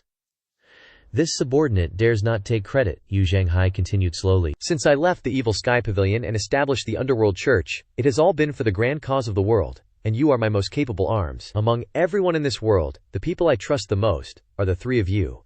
They didn't even dare to breathe loudly. Yu Zhenghai clasped his hands behind his back and strolled to stand in front of the 3 protectors. Chief of the Azure Dragon Hall, Hua Zhongyang. Hua Zhongyang knelt on one knee, his head bowed low, his hand clenched into a fist, and pressed against the ground. Hua Zhongyang is willing to be punished. I made the decision on my own initiative on behalf of the church leader. This subordinate's actions have nothing to do with the 3 of them. As soon as he finished speaking, the chief of the Vermilion Bird Hall, Yang Yan, also knelt on one knee. Brother Zhongyang was also thinking of the big picture. We fully cooperated. If you want to be punished, then this subordinate is willing to be punished together. Next, with the Black Tortoise Hall's Di Qing, who also knelt down. Di Qing has nothing to say and is willing to be punished together. All 3 thought about it, and in the end, the 4 of them chose to retreat when facing the Evil Sky Pavilion. If they could buy Yu Zhenghai a little more time, he could have destroyed the entire Jingming path. Their goal was the grand cause of the world, not a child's game, and the most taboo thing was to retreat in the face of battle. But Yu Zhenghai patted Hua Zhongyang on the shoulder, helped him up, and said, You are my capable arms, how could I punish you? Hua Zhongyang was extremely surprised. Church leader Yu Zhenghai continued, You did very well in this matter. Hua Zhongyang, Yang Yan, and Di Qing were all confused by Yu Zhenghai's words. All 3 protectors had the same thought. We gathered all of us here today, aren't we going to be severely punished? Why is the church leader suddenly praising us? This made the 3 protectors not understand at all. Hua Zhongyang was startled and immediately knelt down again, maintaining his original posture and stammering, Church leader, you said that. This subordinate can't bear it. Yu Zhenghai then told him to stand up, and then spoke. Yu Zhenghai did not continue to help them up, but continued, Every word I just said came from the bottom of my heart. You are all my most capable and trustworthy arms. How could I punish you? Yu Zhanghai recalled the Tao-binding divine curse. If it weren't for his 7th junior brother taking his place, the consequences would have been unimaginable. He was extremely wary of his master in his heart, but he couldn't reveal it. How could the prestige and dignity of a church leader be discarded? Hua Zhongyang, Yan Wang, and Di Qing were all very moved. Only then did they dare to stand up, and all cheered in unison. Thank you, church leader. Yu Zhanghai nodded slightly. However, in the future, if you meet Master Old Man again, before Yu Zhanghai could finish speaking, the 3 protectors hurriedly expressed their loyalty. Church leader, rest assured, we subordinates will definitely swear to die to stop him. Yu Zhanghai shook his head. No, Yu Zhanghai carefully instructed. You guys misunderstood me. What I mean is, from now on, if you ever run into our old man, master, avoid him like the plague, run as far as you can. The 3 of them exchanged glances, totally puzzled. What kind of medicine is the sect leader selling in his gourd? Of course, they knew the rule. Unless it's absolutely the last resort, you never mess with the Evil Sky Pavilion. That rule's been set in stone since the Nether Sect was founded. Yu Zhanghai turned his face away and ordered. Dismissed, Yang Yanwang and Di Qing acknowledged with a yes and retreated. Hua Zhongyang, about to leave, suddenly remembered something and said, Sect leader, is it enough to have Bai Yu Qing alone to protect 7th senior brother? Yu Zhanghai spoke up. This seat has my own plans. Hua Zhongyang didn't dare say anything more and took his leave. This subordinate takes his leave. An hour later, Bai Yu Qing, one of the 4 great protectors and head of the White Tiger Hall, was nowhere to be found on Pingdu Mountain. Yu Zhanghai, seeing that Si Wuyai's cultivation was restricted by the body-binding curse, sent Bai Yu Qing to escort him back to the Crouching Dragon flying shuttle. The Nether Sect flew through layers of azure clouds.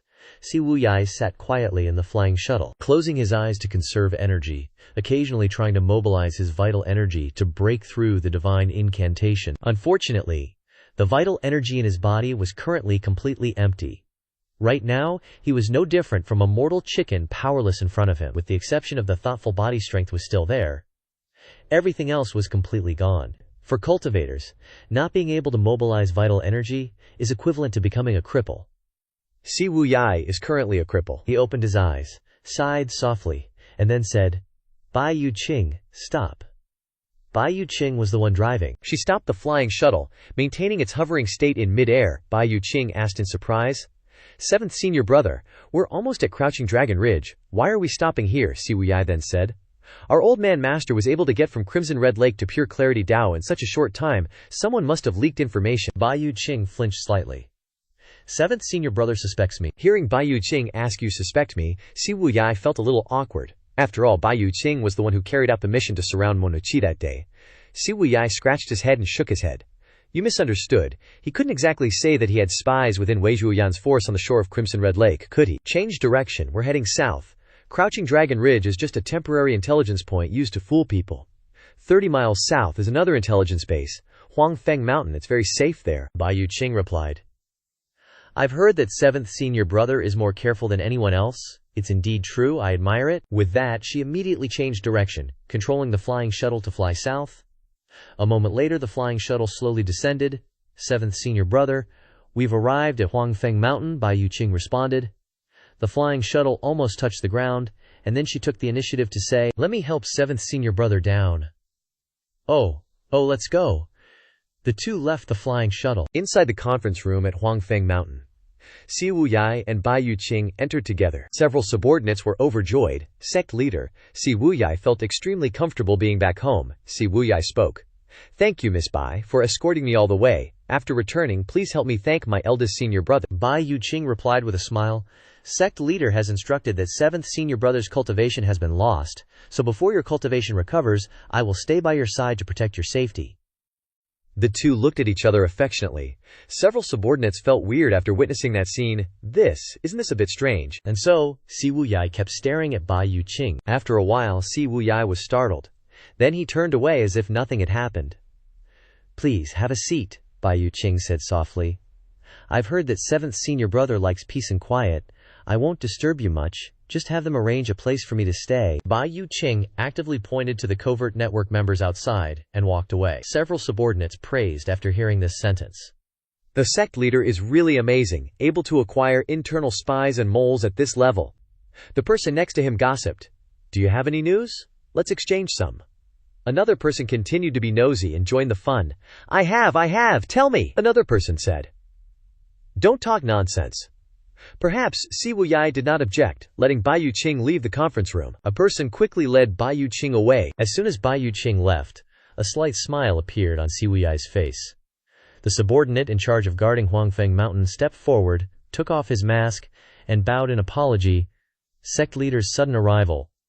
This subordinate was slow to welcome you. Please forgive me. It's all right, Si Wuyai instructed the subordinate very carefully. Bai Yuqing is one of the 4 great protectors of the Nether sect, and also a friend of this sect leader. There must not be any negligence towards her. This subordinate obeys. If there's nothing else, then be dismissed. After being tortured, Si Wuyai was exhausted. He wanted to find a way to break through the body-binding divine curse once again. Suddenly, the subordinate still did not retreat, and continued to say, This subordinate has something to report. Si Wuyai ordered him to speak quickly. At this moment, a very familiar person whispered to several subordinates behind. The sect leader really has a mole on his butt. Several subordinates asked incredulously, Is your information accurate? The person delivering the news confirmed, 100% accurate.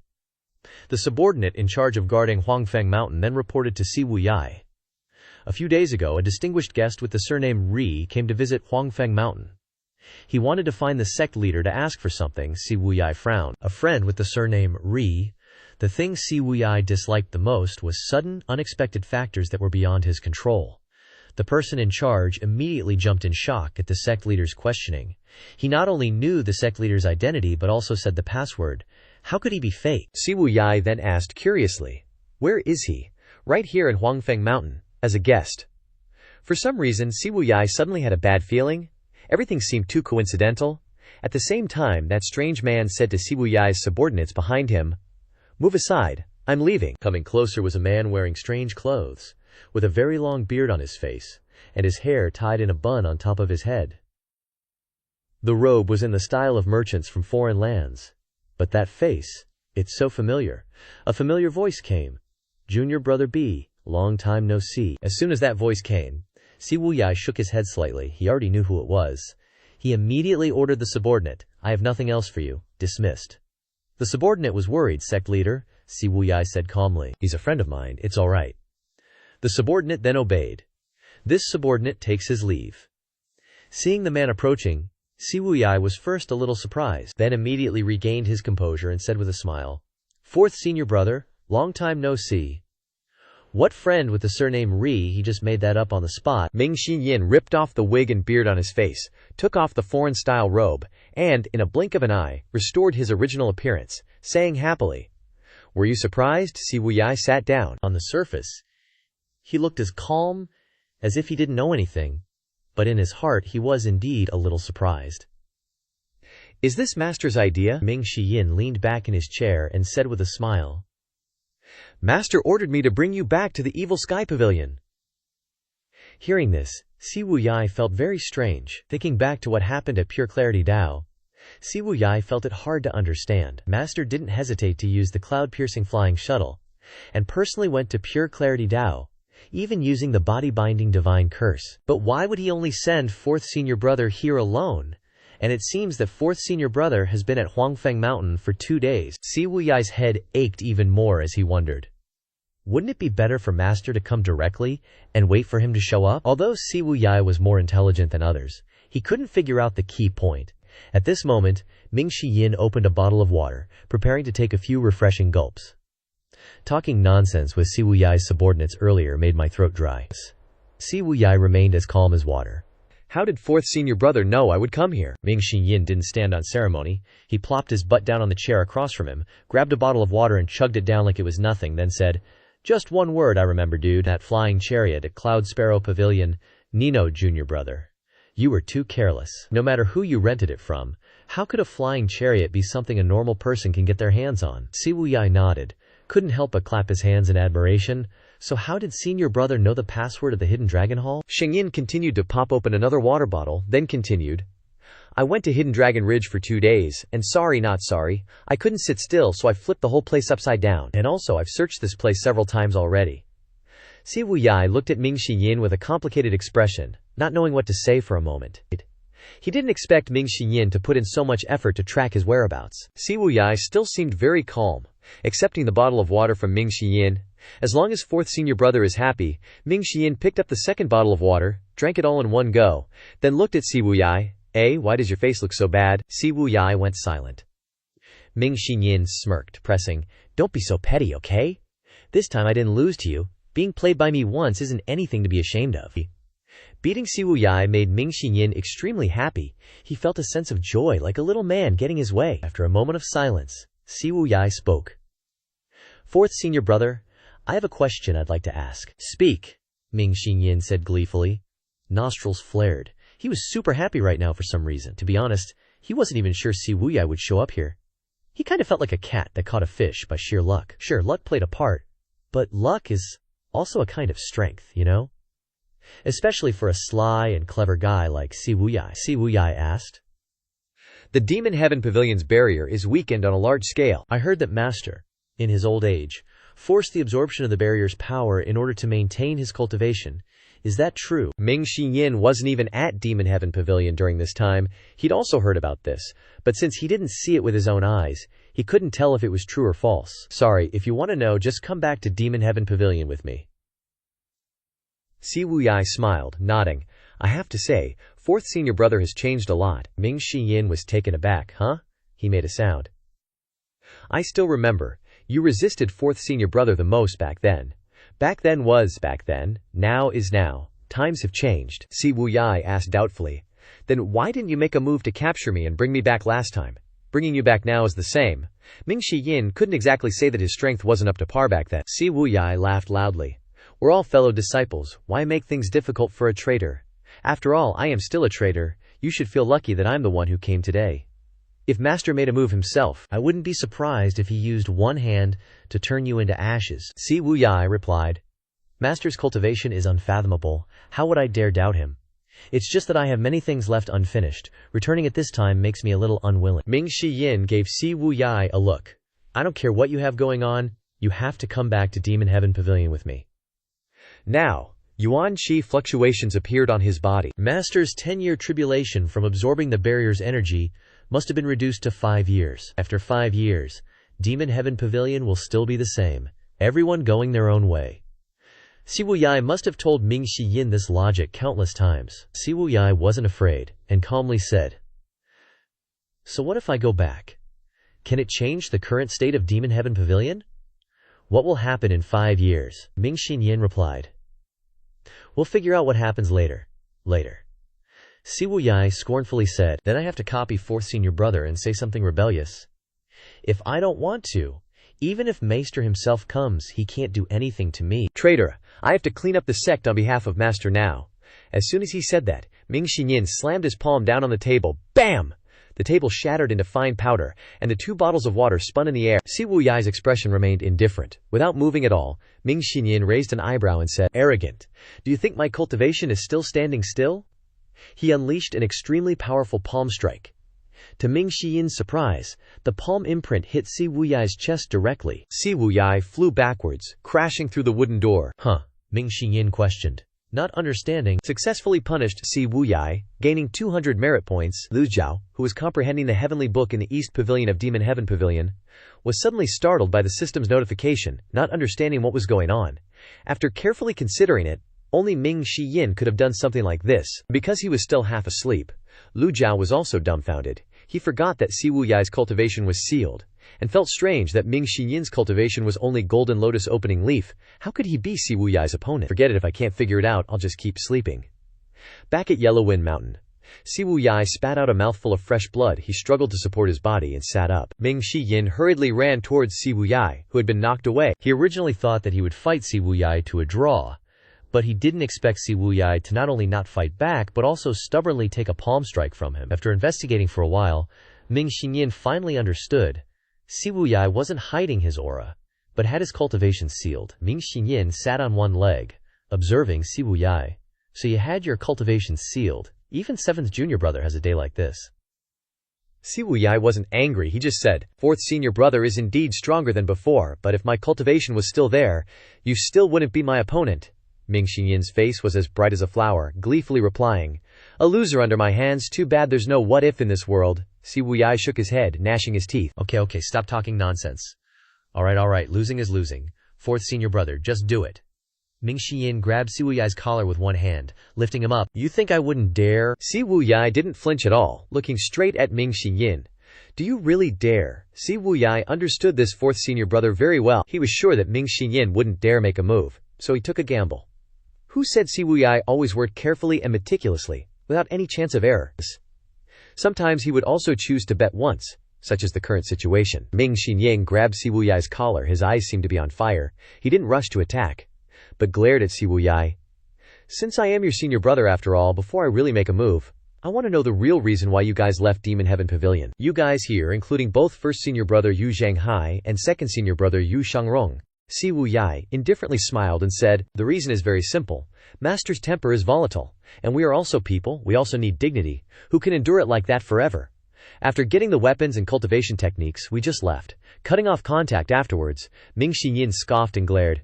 "You think I'll believe that? You talk about betraying the sect so calmly.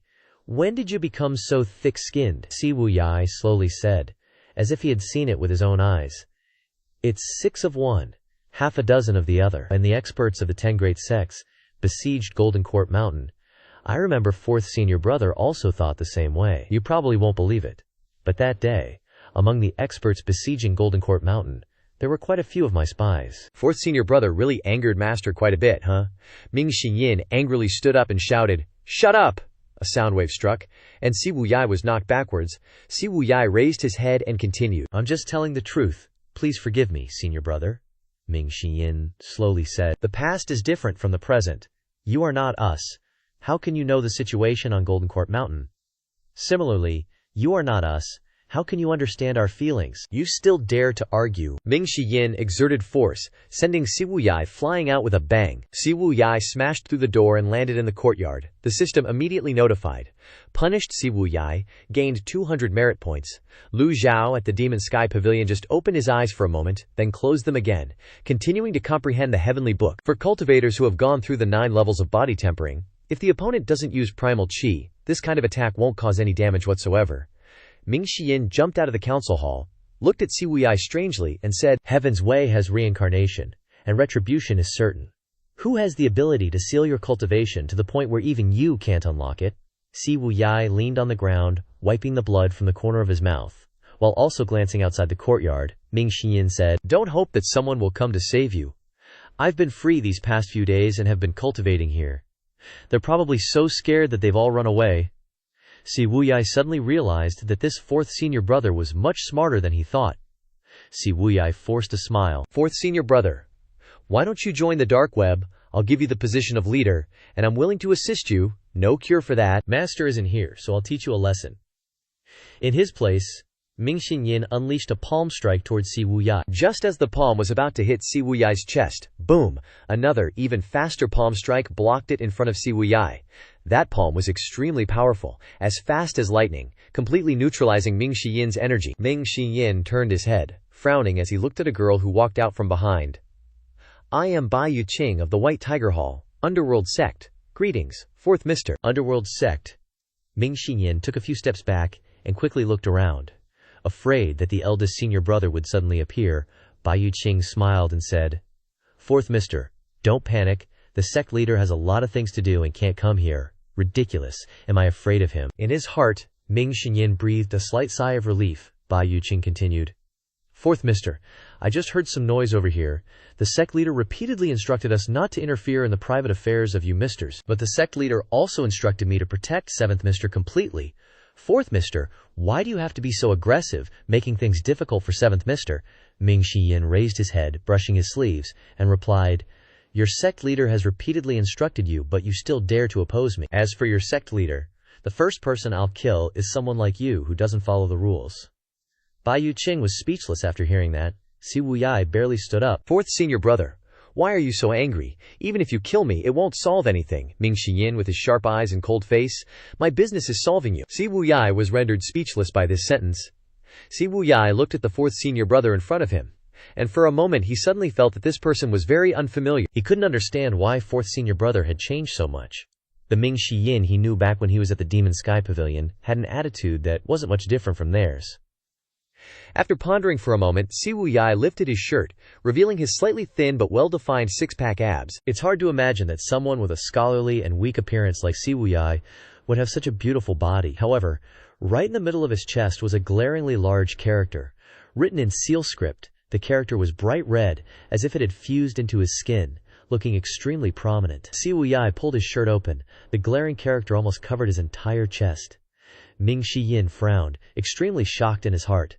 Body-binding curse! When he was at the Demon Sky Pavilion, in order to increase his cultivation, Ming Shi Yin also studied a lot of books in the West Pavilion at time.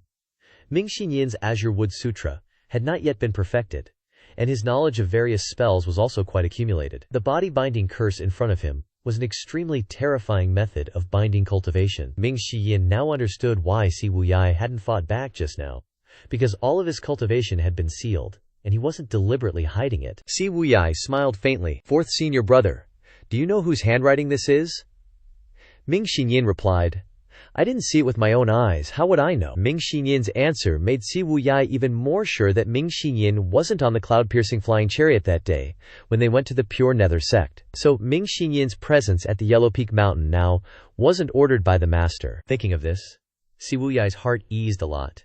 Si Wuyai slowly said, This body-binding curse is from Master. Ming Shi Yin was extremely surprised when he heard the two words, Master.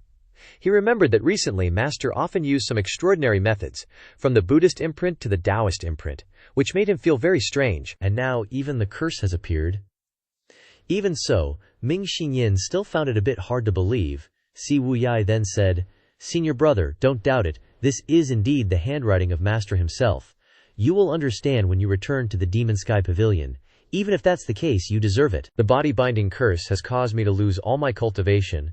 In the cultivation world, danger lurks everywhere. Many sects can't wait to skin me alive. Even senior brother can find his way to Yellow Peak Mountain. So what about others?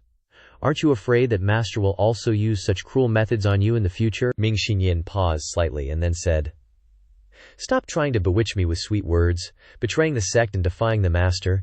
Even if Master kills you, I wouldn't feel strange. Come back with me to see Master. Si Wuyai claimed to be a divine strategist, but he didn't expect fourth senior brother to be so stubborn. The body-binding curse had such a great threatening power, but he could still ignore it.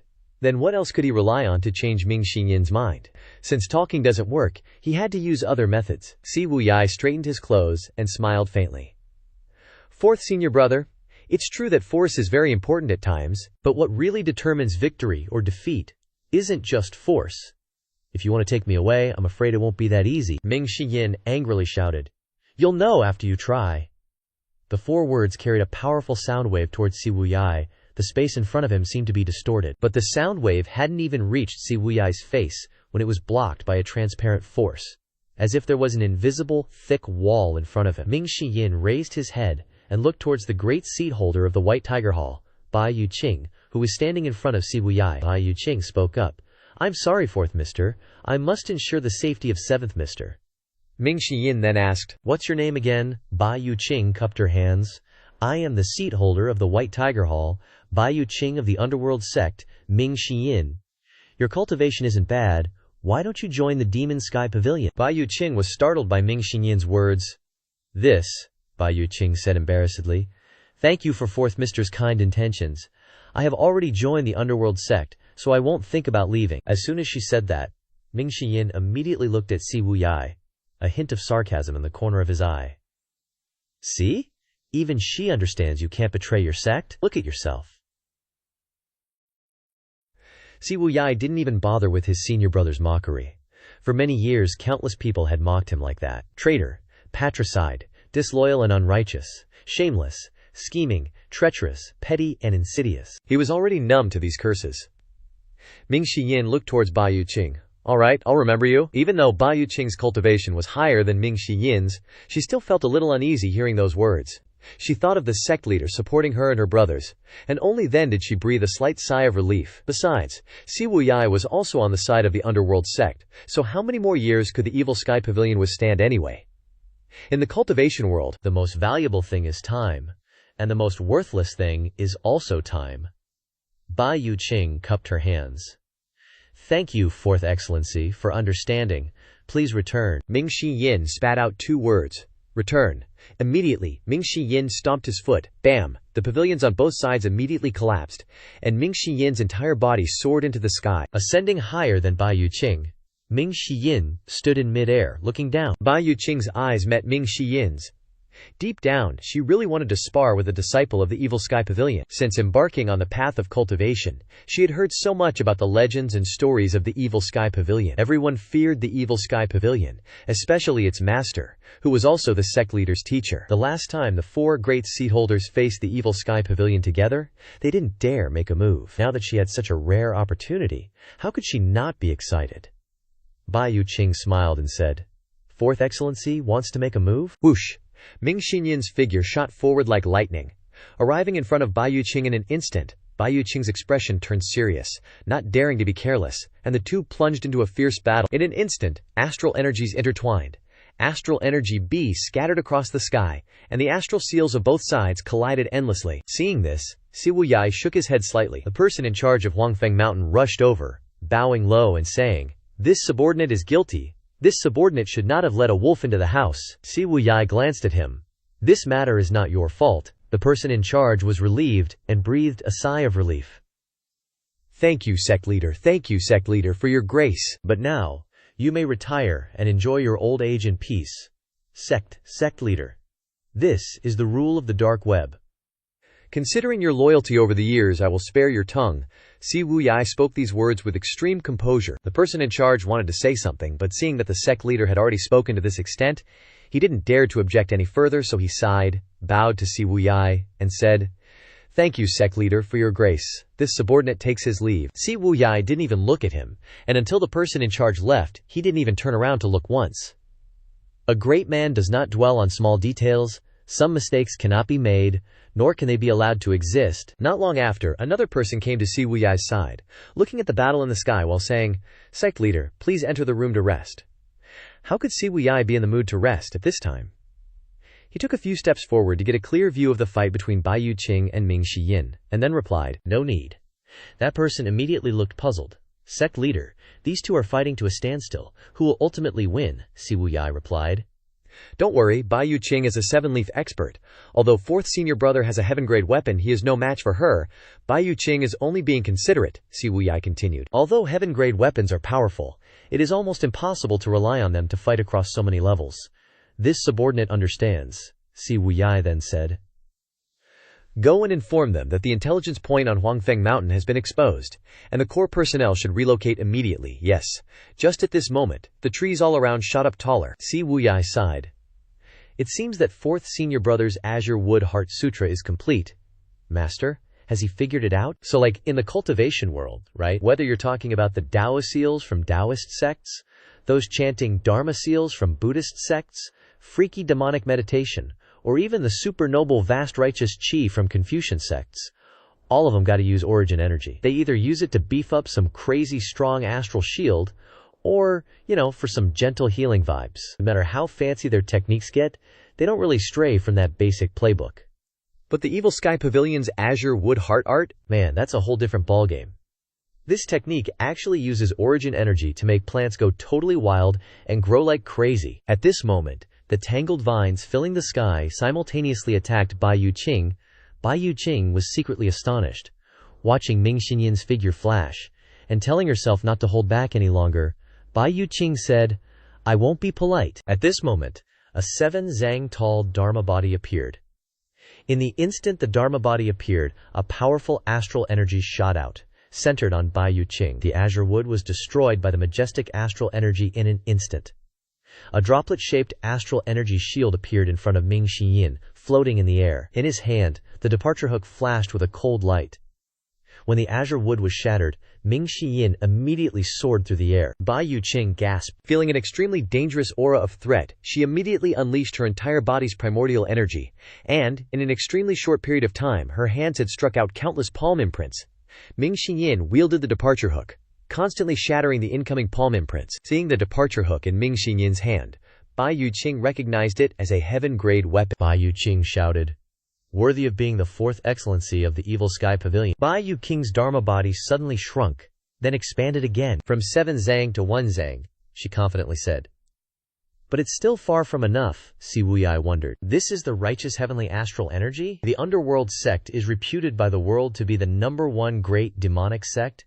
Yet a member of the demonic sect is cultivating the righteous heavenly astral energy? But even if it is orthodox or demonic cultivation, the methods of cultivation between the two schools are still different. It's not strange that the underworld sect has a righteous heavenly astral energy expert like Bai Yu Qing. In an instant, the Dharma body expanded, and the righteous heavenly astral energy struck towards Ming Shi Yin with overwhelming force. The gap between their realms was too great. Ming Shi Yin somersaulted several times in the air, flying backward to reduce the force of the incoming astral energy. This righteous heavenly astral energy attack was beyond Ming Shi Yin's expectations.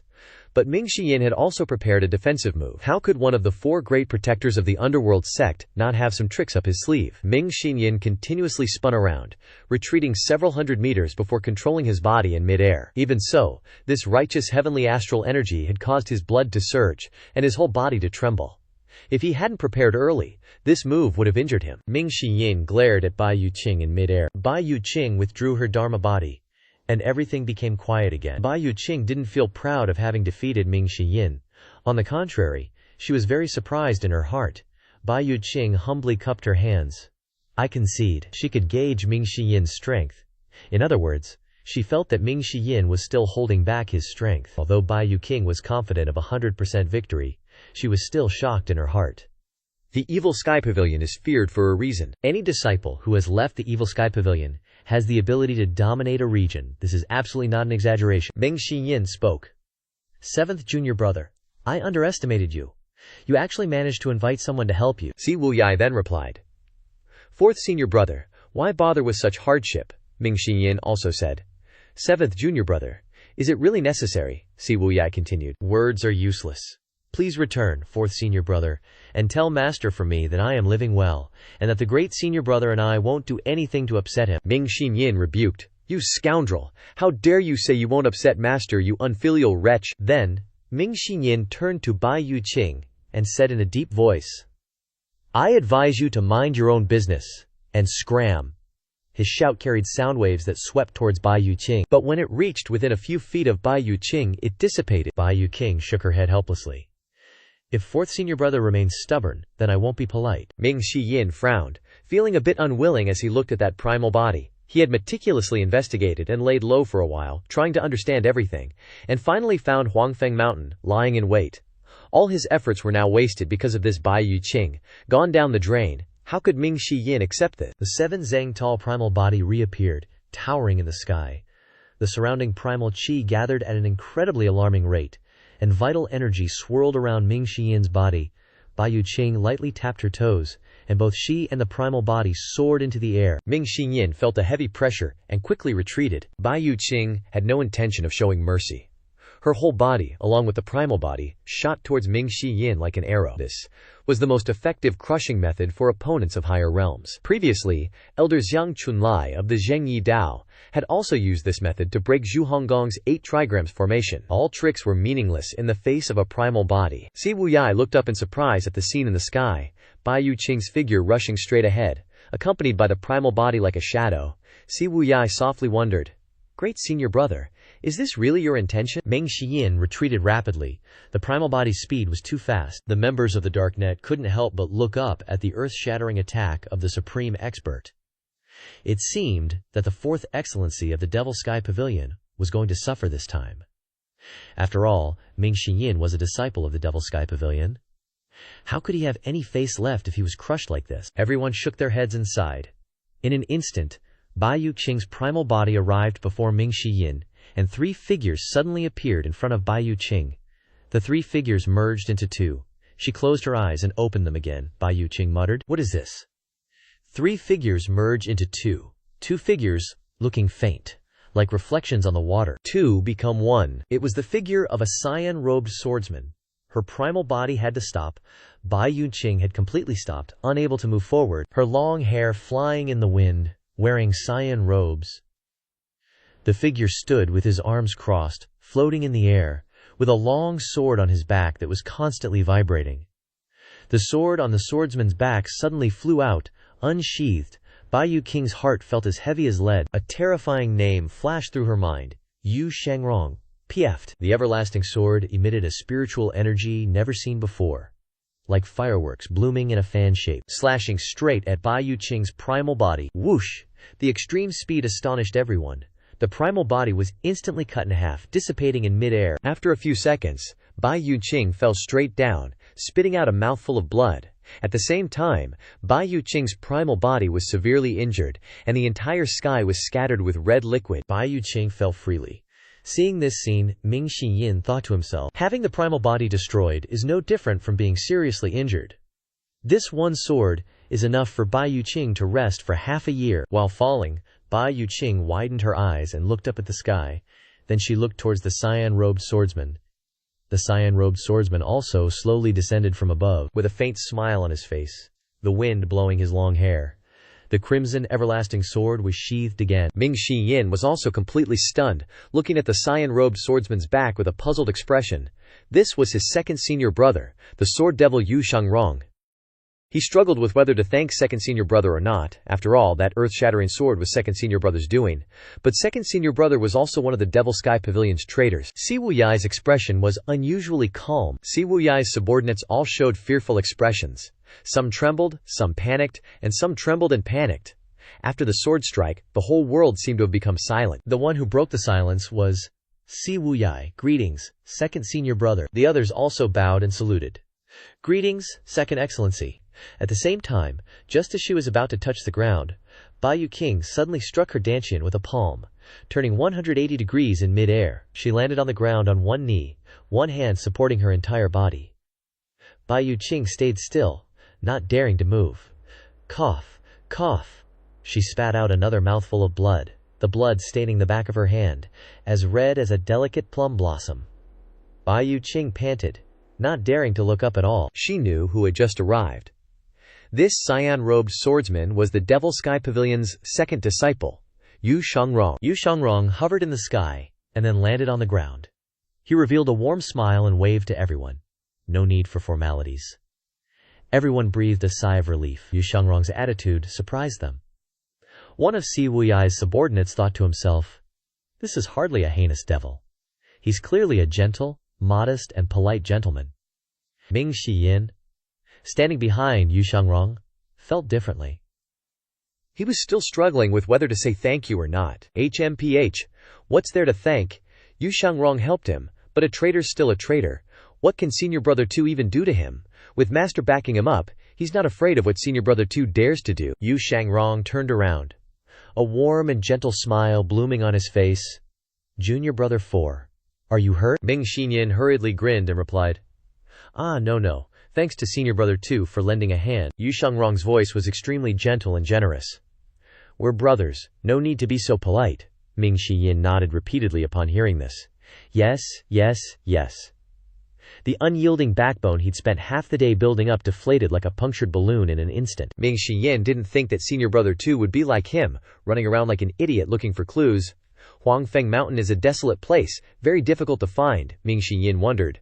Senior Brother 2, why did you come to Huangfeng Mountain? Yu Shangrong replied with a smile. I had a prior appointment with Junior Brother 7. Hearing this, Ming Xiyin suddenly felt a chill run down his spine, goosebumps erupting all over. He looked towards Si Wuyai, who was standing straight as an arrow on the ground. If this Bai Yu Qing was deliberately brought back by Si Wuyai to guard against experts arriving, then what was the meaning of him having an appointment with Senior Brother 2 to deal with Bai Yu Qing beforehand? What kind of scheme is this? Ming Xiyin couldn't help but want to give Si Wuyai a thumbs up. What a mind. The three senior brothers exchanged pleasantries for a while. Then all three of them turned their gaze towards Bai Yu Qing. Bai Yu Qing's dharma body had been shattered by Yu Shangrong's sword, and she still hadn't caught her breath. Yu Shangrong looked at Bai Yu Qing and asked, You are Bai Yu Qing, chief of the White Tiger Hall under Senior Brother 1. Bai Yu Qing swallowed a mouthful of saliva, enduring the pain, and slowly sat up straight, one leg still kneeling on the ground.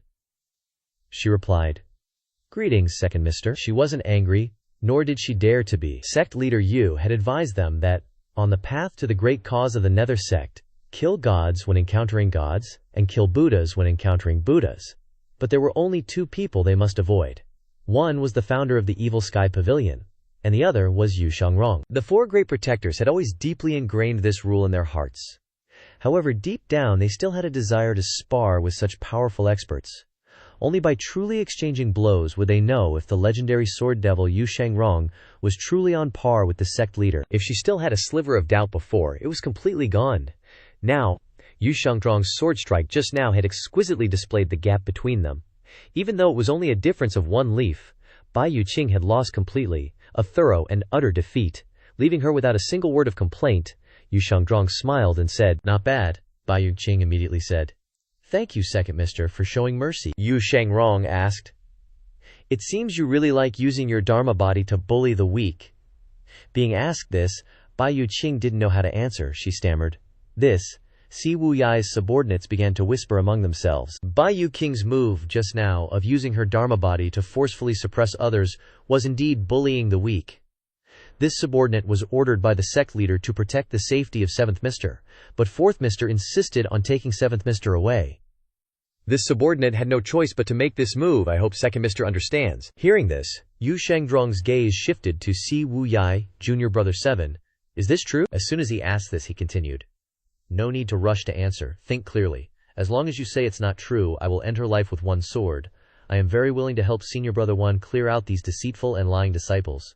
Si Wuyai was speechless. Ming Xinyin also remained silent, a slight tremor in his heart.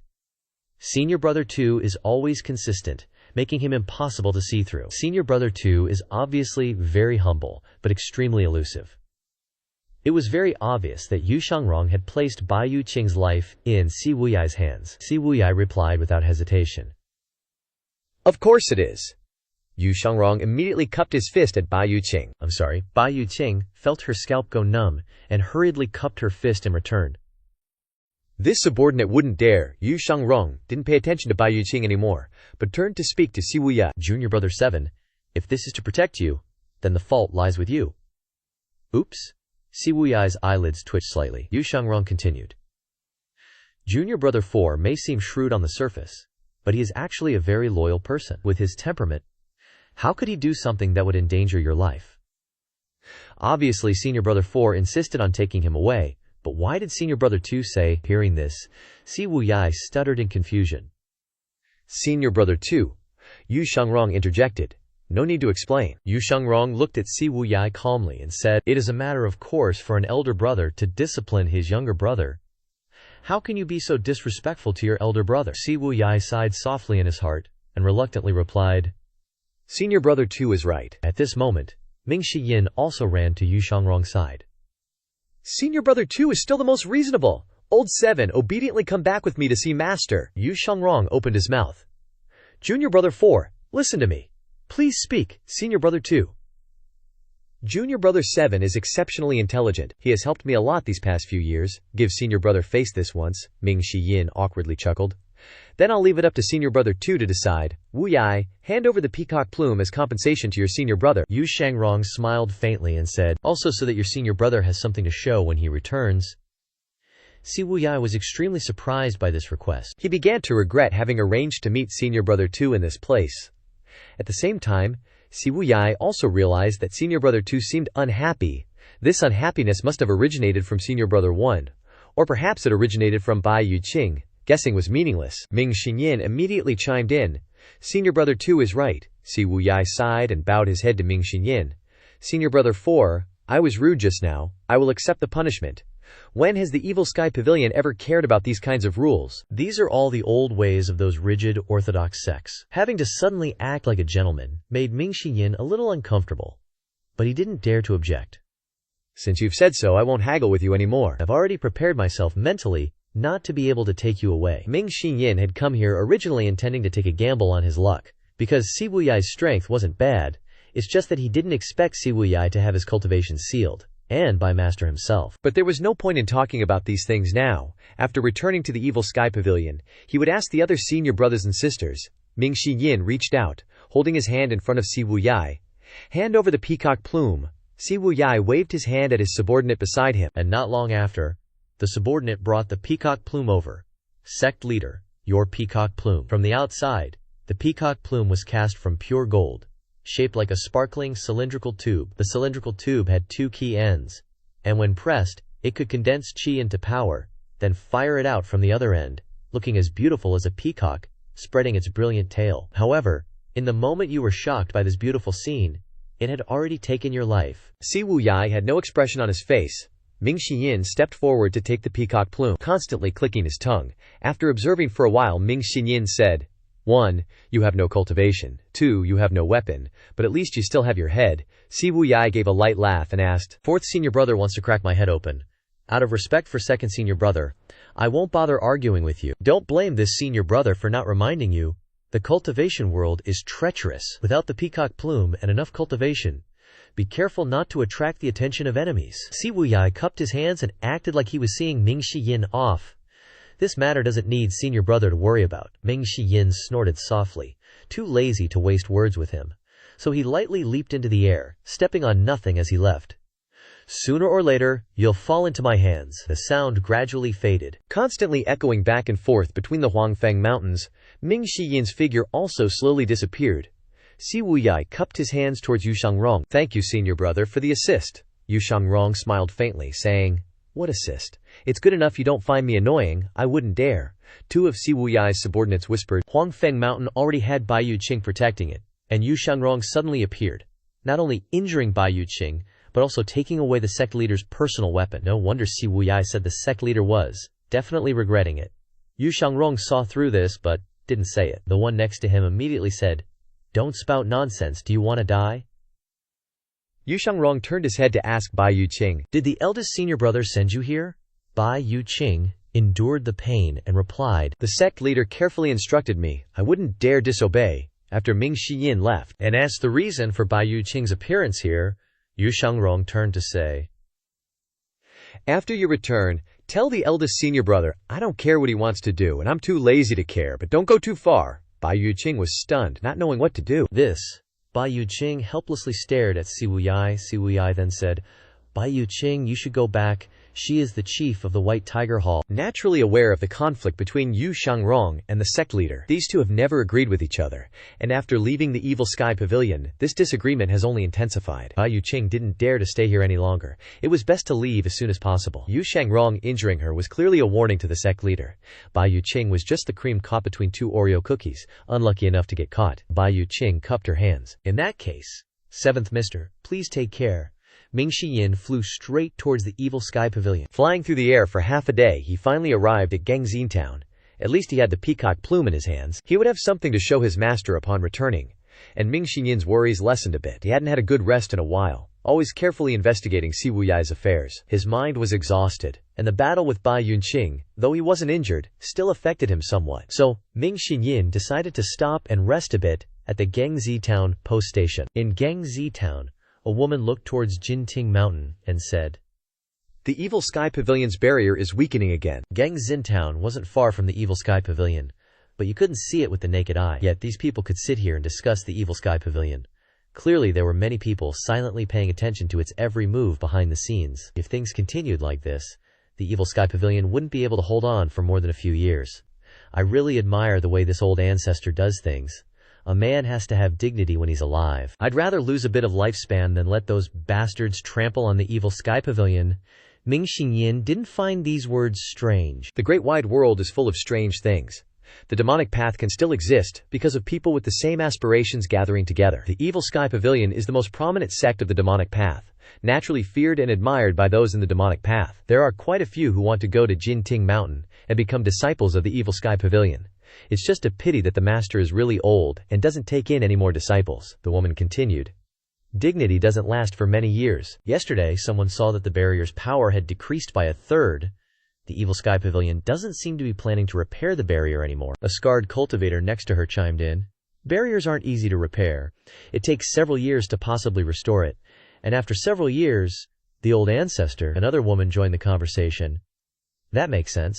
I heard that the Heaven Sword Sect is preparing to go to war with the Evil Sky Pavilion. The Heaven Sword Sect is backed into a corner now.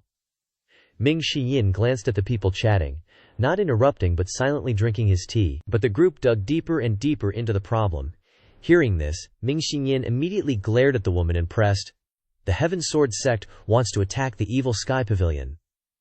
Everyone found Ming Xinyan's behavior very normal, not at all out of place. The post station was that kind of place. People coming and going, information flowing freely, the scarred man continued. The sect leader of the Heaven Sword sect, Luo Chengfeng, died at the hands of the Evil Sky Pavilion's old ancestor. Luo Jingkong only had one son. Moreover, you probably don't know that the Heaven Sword sect's eldest disciple, Zhu Jifeng, has betrayed and surrendered to the Evil Sky Pavilion. It's said that this made Luo Jingkong so angry, he was furious for 3 nights. Luo Jingkong has sent out invitations to other major famous sects. It's possible that before the Evil Sky Pavilion's old ancestor reaches his great tribulation, there will be another all-out attack. Ming Xinyan laughed and said, "That old bastard Luo Jingkong is getting so bold." The group all looked at Ming Xinyan and wondered, "Old bastard?" The man frowned and replied, "Brother, no need to use such harsh words, it's just idle chat, don't put personal feelings into it. Luo Jingkong sending out invitation letters is just for show." Seeing that Ming Xinyan didn't care much, the crowd of onlookers grew larger and larger, all gathering around Ming Xinyan to gossip. The man continued to reply, "That's right, all of the righteous path's 10 famous sects, except for the Pure Illumination Dako, have received the invitation letters. I don't know if the Cloud Heaven Luo 3 sects will participate." The blonde woman on the left chimed in, "What is Luo Jingkong doing this for? The Heaven Sword sect is already like this." At this moment, the black-haired woman on the right spoke up. "You can't say for sure. Luo Jingkong has been in closed-door cultivation for many years. He can't be underestimated. What's more, the Evil Sky Pavilion's barrier is weakening more and more. Perhaps this is an opportunity." "Ha ha ha," Ming Xinyan stood up and laughed loudly. "They always say that every time they besiege Jinting Mountain, I'm tired of hearing it. Even if there's no old ancestor of the Evil Sky Pavilion, there are still his disciples." The people nearby felt that was right. That made sense. At this moment, Ming Xinyan happily said, "I'll treat everyone to wine." The crowd of onlookers were delighted. They thanked him profusely. "Thank you, young master." But the shop owner poured cold water on their faces. "We only sell tea here, no wine." At the same time, in the great hall of the Evil Sky Pavilion, Lu Zhou, with nothing to do, decided to draw a lottery. This lottery draw consumed 50 merit points, and he obtained reversal cards, quantity 3. Not bad luck. The last lottery draw used up all the luck points, and this time he got a reward right away. It surprised Lu Zhou a bit. Lottery draws really depend on luck and looks. Lu Zhou looked at the system interface. The selling price of the 8 methods of Dharma body was 20,000 merit points. Seeing this astronomical price, Lu Zhou decided to draw a lottery to test his luck. Draw a lottery. This lottery draw consumed 50 merit points, and he obtained Fatal Damage Block, quantity 5. Well, a little is better than nothing. This item card, except for the first time it was activated, hasn't been used since. It seems pretty useless. Lu Zhou continued to draw a lottery. "Please." This lottery draw consumed 50 merit points. "Thank you, host, for participating in the game. Luck points +1. The streak of winning finally ended. Lu Zhou was looking at the system interface when, just then, Xiao Yanhe ran in excitedly, happily saying, "Master, 4th senior brother is back. Good." Lu Zhao's gaze looked out of the great hall. In the Evil Sky Pavilion, Ming Xinyan entered, holding up the peacock plume with both hands. "Master, your disciple has investigated the situation at Cloudfinch Tower. It is indeed the plan of the traitor Si Wu Yai. Huangfeng Mountain is his intelligence base. Unfortunately, there are experts protecting Si Wu Yai." "All I could bring back was his weapon," my disciple said. Lu Zhou, recalling the 2 times the system notified him for punishing Si Wu Yai, nodded. Ming Xinyan presented the peacock plume with both hands. "Ahem." Retrieving the weapon, cough, cough. "This celestial tier peacock plume needs to be refined again before it can be used." This was Si Wu Yai's weapon, a type of hidden weapon that was both extremely special and rare. Little Yanner had never seen the real peacock plume before. She'd only heard about it from her senior brothers and sisters. Now, seeing it with her own eyes, she was captivated by its beauty. Little Yanner happily exclaimed, "It's so pretty." Then she added, "But it's still a bit rough. Not as beautiful as my heaven-sundering ribbon." Ming Xinyan was speechless. Talk about a cat praising its own tail. Ever since she got the heaven-sundering ribbon, little Shimei hadn't found anything else pleasing to the eye. "Just a piece of red cloth, is it really that pretty?" Lu Zhou looked at the peacock plume and nodded slightly. "How did you find Old Seventh's hiding spot?" Ming Xinyan perked up and answered seriously. "The story is kinda long." Lu Zhou waved his hand. "Nah, no need for the long version. I'm too lazy to listen." "Getting back this treasure is already awesome." Lu Zhou picked up the peacock plume. Ming Xinyan's face went blank, like he just missed the perfect opportunity to show off. Master, I also met Bai Yuqing, one of the underworld sect's 4 guardians, and also the traitor, Yu Shangrong. Lu Zhou mused. Old Seventh must have been restrained, the king's Yu Chao asked suspiciously. Your Shidi's cultivation base was sealed by me, so it's not strange that you can defeat him. But Bai Yuqing's cultivation is much higher than yours. If Bai Yuqing was there, how did you get this thing? Ming Xinyan thought for a moment the chance to show off was back. The young man replied, Bai Yuqing is, after all, a member of the underworld sect. As soon as I mentioned Master, Bai Yuqing was so scared he peed his pants. How could he dare to stop me? Besides, the traitor, Yu Shangrong, was also there. Lu Zhou was curious. Yu Shangrong wanted to stop you, Ming Xinyan rambled on. No, I reasoned with him a lot. He realized he was in the wrong, so he didn't dare to argue, and he didn't stop me either. Little Yanxue thought about this, remembering when she met second senior brother Yu Shangrong in Anyang City. Second senior brother seems like someone who can distinguish right from wrong. Ming Xinyan continued talking while gesticulating wildly. Luckily I was smart, and took his peacock plume before I left, to prevent him from causing trouble and creating countless waves in the future. Lu Zhou nodded with satisfaction. You did well in this matter. Ming Xinyan bowed with clasped hands. Thank you for your praise, Master. If there's nothing else, I'll take my leave to rest. Disciple has something else to report, he said.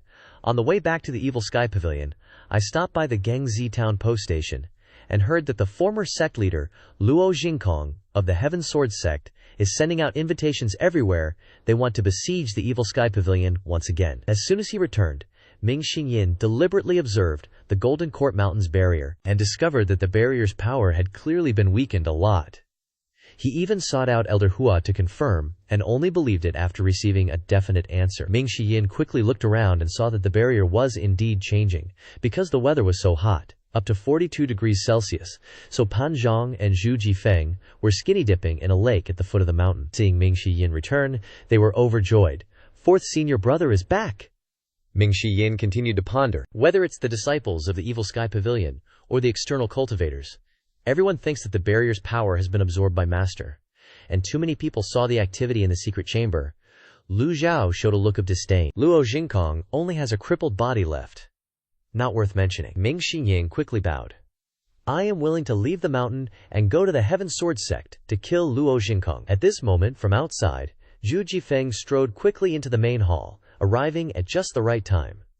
Zhu Jifeng entered and saluted Lu Zhou. Greetings, Pavilion Master. 4th senior brother. 9th senior brother? Lu Zhou spoke. What's the matter? Zhu Jifeng replied timidly. Hearing that 4th senior brother has returned, I deliberately came to greet him. He looked like a shy maiden, Ming Xinyan said annoyedly. Just say what you want to say. Stop beating around the bush. Instead of learning skills properly, why learn those stinky acting skills from the righteous sects? Zhu Jifeng blushed red from Ming Xinyan's words, and he clasped his hands and said, Pavilion Master, I am willing to go to the Heaven Sword sect. What are you going to the Heaven Sword sect for? Just based on your divine court realm, guiding Dao stage, Ming Xinyan mercilessly attacked Zhu Jifeng. Zhu Jifeng said embarrassedly, I can persuade them. Ming Xinyan was speechless at this narcissistic Zhu Jifeng. Lu Zhou shook his head. You were once a disciple of the Heaven Sword sect. If you go, you will only provoke more conflicts between the two sides. Even if Luo Jingkong has been in seclusion for many years, I won't put him in my eyes. Ming Xinyan immediately patted his butt. Master is mighty. Zhu Jifeng bowed his head and said, Luo Jingkong's seclusion is not simple. When I was in the Heaven Sword sect, I heard that Luo Jingkong seemed to be cultivating a kind of technique that can increase his cultivation in a short time. We must be careful. Ming Xinyan sneered. Increase his cultivation in a short time? Isn't he afraid of chi deviation and exploding to death? I don't know the details. The path of cultivation has its own laws. If you want to break those laws, you have to pay a corresponding price. Leng Luo chose to explode himself to help the cloud-piercing flying chariot in order to resist the power of the Tenvu. If Lu Zhou hadn't intervened, how would Leng Luo have survived to this day? As the saying goes, a visible spear is easy to dodge, but a hidden arrow is hard to guard against. What if the old fart Luo Jingkong secretly runs over to play a game of mutual destruction like Leng Luo, who will be able to resist? Everyone looked at Lu Zhou, but Lu Zhou didn't care at all. Is just the Heaven Sword sect worthy of fighting with me? Ming Xinyan continued to flatter. That's right. When the 10 great experts besieged Master before, they couldn't do anything to you. The son died, and the old father jumped out. You can guess the ending without saying it, Zhu Jifeng replied. Pavilion Master is mighty. Little Yanyer suddenly jumped out. Stop with the mightiness or not, hurry up and go, ninth senior brother. Do you have any instructions? Zhu Jifeng felt his hands and feet tremble as soon as he thought of the heaven-sundering ribbon, and he broke out in a cold sweat. Here comes another story. Little Yanner smiled and said, hurry up and practice the synergy of the heaven-sundering ribbon with me. Don't worry, I was wrong last time. I guarantee I won't hurt you this time. Zhu Jifeng was frightened and wanted to run away, but how could he escape from the inevitable? And the old lady immediately dragged him away. Ming Xinyin's hair stood on end when he heard these words. Is this really little Yan hair? The style seems wrong. They had never seen little Shimei apologize to anyone other than Master. It all seemed like a dream. Lu Zhou nodded slightly. Little Yan hair seems to be more and more sensible. Ming Xinyin rubbed his eyes, feeling like he was dreaming in broad daylight. He thought to himself, I'll slap myself to see if it hurts. Ming Xinyin reached out and slapped himself. Ouch, damn it, it really hurts. What the HLL? It's not a dream, it's real. Lu Zhou frowned at Ming Xinyin's series of actions. Oh damn, does Ming Xinyin have stupid moments too? Ming Xinyin saw Master staring at him and explained in embarrassment. Master, I'm fine, I'm very normal, I really don't have mental illness. At this moment, Duan Musheng strode in holding the Overlord's spear. Duan Musheng's footsteps were strong and powerful, each step on the ground made a heavy sound. Disciple greets Master. Duan Musheng came to stand next to Ming Xinyin and patted him on the shoulder. Ming Xinyin thought in pain. Why do you have to hit me so hard when you greet Master? Lu Zhou asked. How far along is the repair of the secret chamber? Duan Musheng replied. Since the last retreat, the secret chamber has been destroyed, and Lu Zhou still doesn't have a place where he can feel at ease to comprehend the heavenly writing. Although he can still comprehend it while sitting in the East Pavilion, he loses the feeling of immersing himself in enlightenment, as when he was in the secret chamber. It should be a few more days. While I was collecting sundries, I found an unusual chest. Please take a look, Master. Lu Zhou was curious. A chest. At this time, two female cultivators carried a large chest into the main hall. The chest looked very old, but the surface was clean. It must have been cleaned once. The material was also very special, resembling both leather and wood, with a dark brown color. When the two of them put the chest down, Ming Xinyin curiously went over and asked, What's in this? Duan Musheng replied. I don't know. Wouldn't we find out if we open it? If I could open it, why would I have someone bring it here? Duan Musheng glared at him.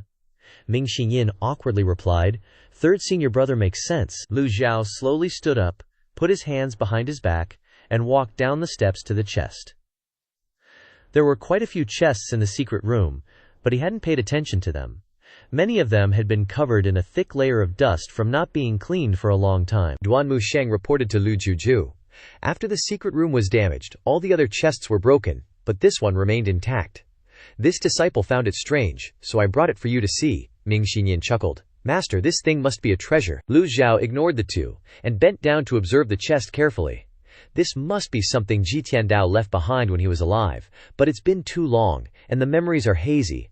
Lu Zhou couldn't recall it for a moment. Restrictions. Lu Zhou saw dense patterns around the chest.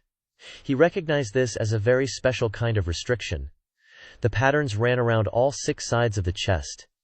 If you didn't look closely, you'd think it was just an exquisite design. What's strange is that restrictions or formations can be activated just by pouring vital energy into them. So where does this restriction get its power? That day, he was in seclusion in the secret room, using the divine power of the Book of Heaven. Under the immense power of the divine ability, from the chests to the cabinets, including some weapons of inferior quality, were completely damaged. But this chest could withstand the power of the Book of Heaven without any damage? Either it's made of a special material, or it has extremely strong defensive power. Duan Musheng observed for a long time and couldn't find any clues. Master, you're very knowledgeable about formations and restrictions. What kind of restriction is used on this chest? Lu Zhou didn't say anything, just continued to observe. When Lu Zhou looked at the side of the chest, he saw a small hole in the middle of the surface. A keyhole.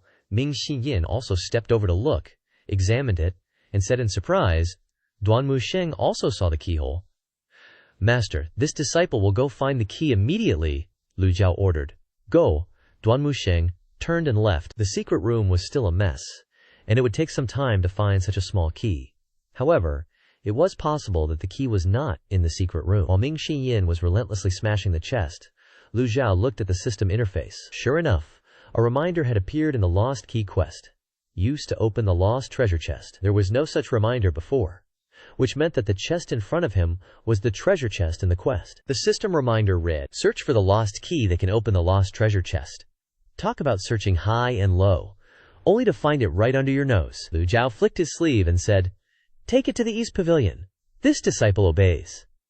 Ming Shiying carried the chest away. Lu Zhou casually waved his hand to retrieve the peacock plume and returned to the East Pavilion. In the blink of an eye, 7 days had passed. After 7 days of comprehending the Book of Heaven, Lu Zhou felt that the extraordinary power of the Book of Heaven had reached saturation. Lu Zhou nodded secretly, which meant that he could use the divine ability 1 or 2 times. Currently, he had mastered 2 types of divine power from the Book of Heaven.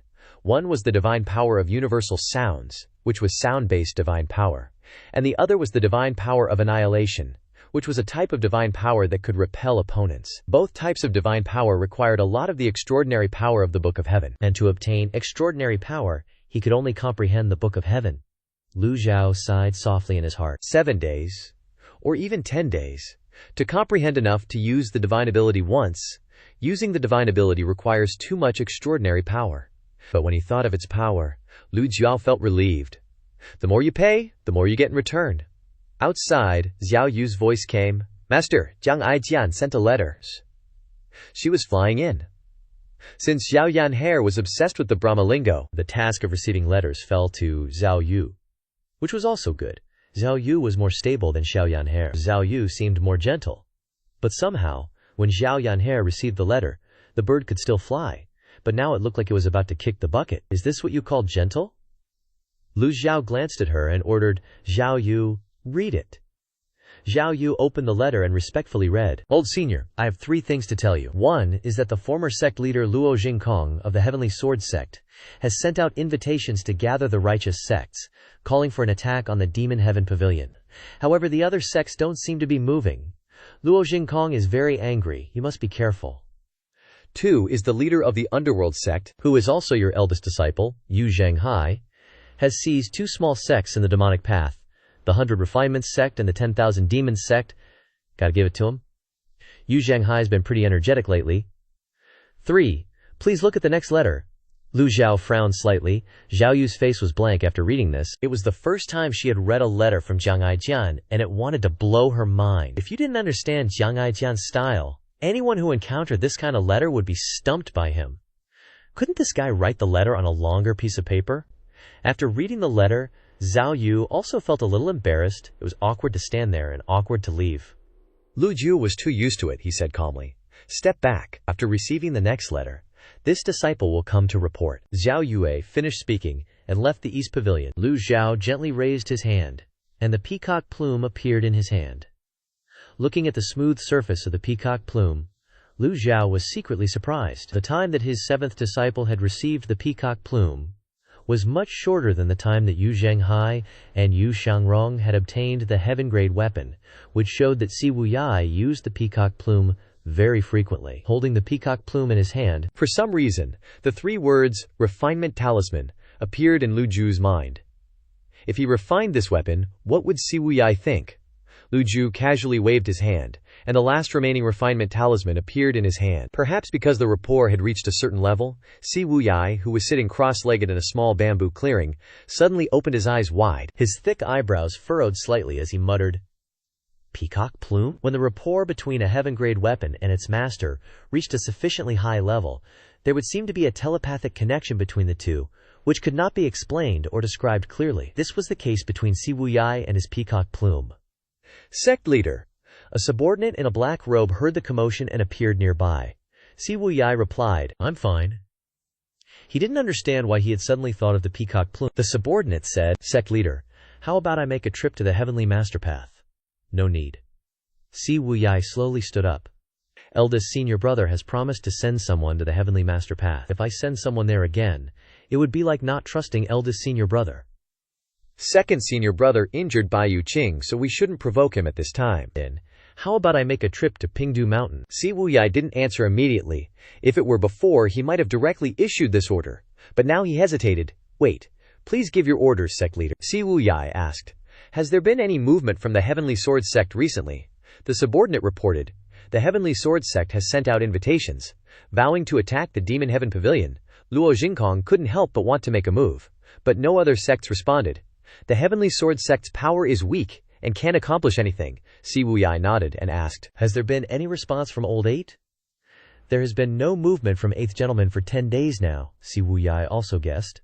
"As I expected, he must have been imprisoned in the Jade Cave. I didn't expect Old 8 to provide many clues anyway. He will be much safer in the Jade Cave." Many coincidences recently have made Si Wuyai suspicious. Also, I suspect that there is a spy in the dark web. From today onwards, anything related to the Demon Heaven Pavilion, no matter how big or small, must be shown to me. Yes. The last matter. "Tell the 5 rats, forget about rescuing Old 8th. Switch to stealing the peacock plume." "As you command, sect leader."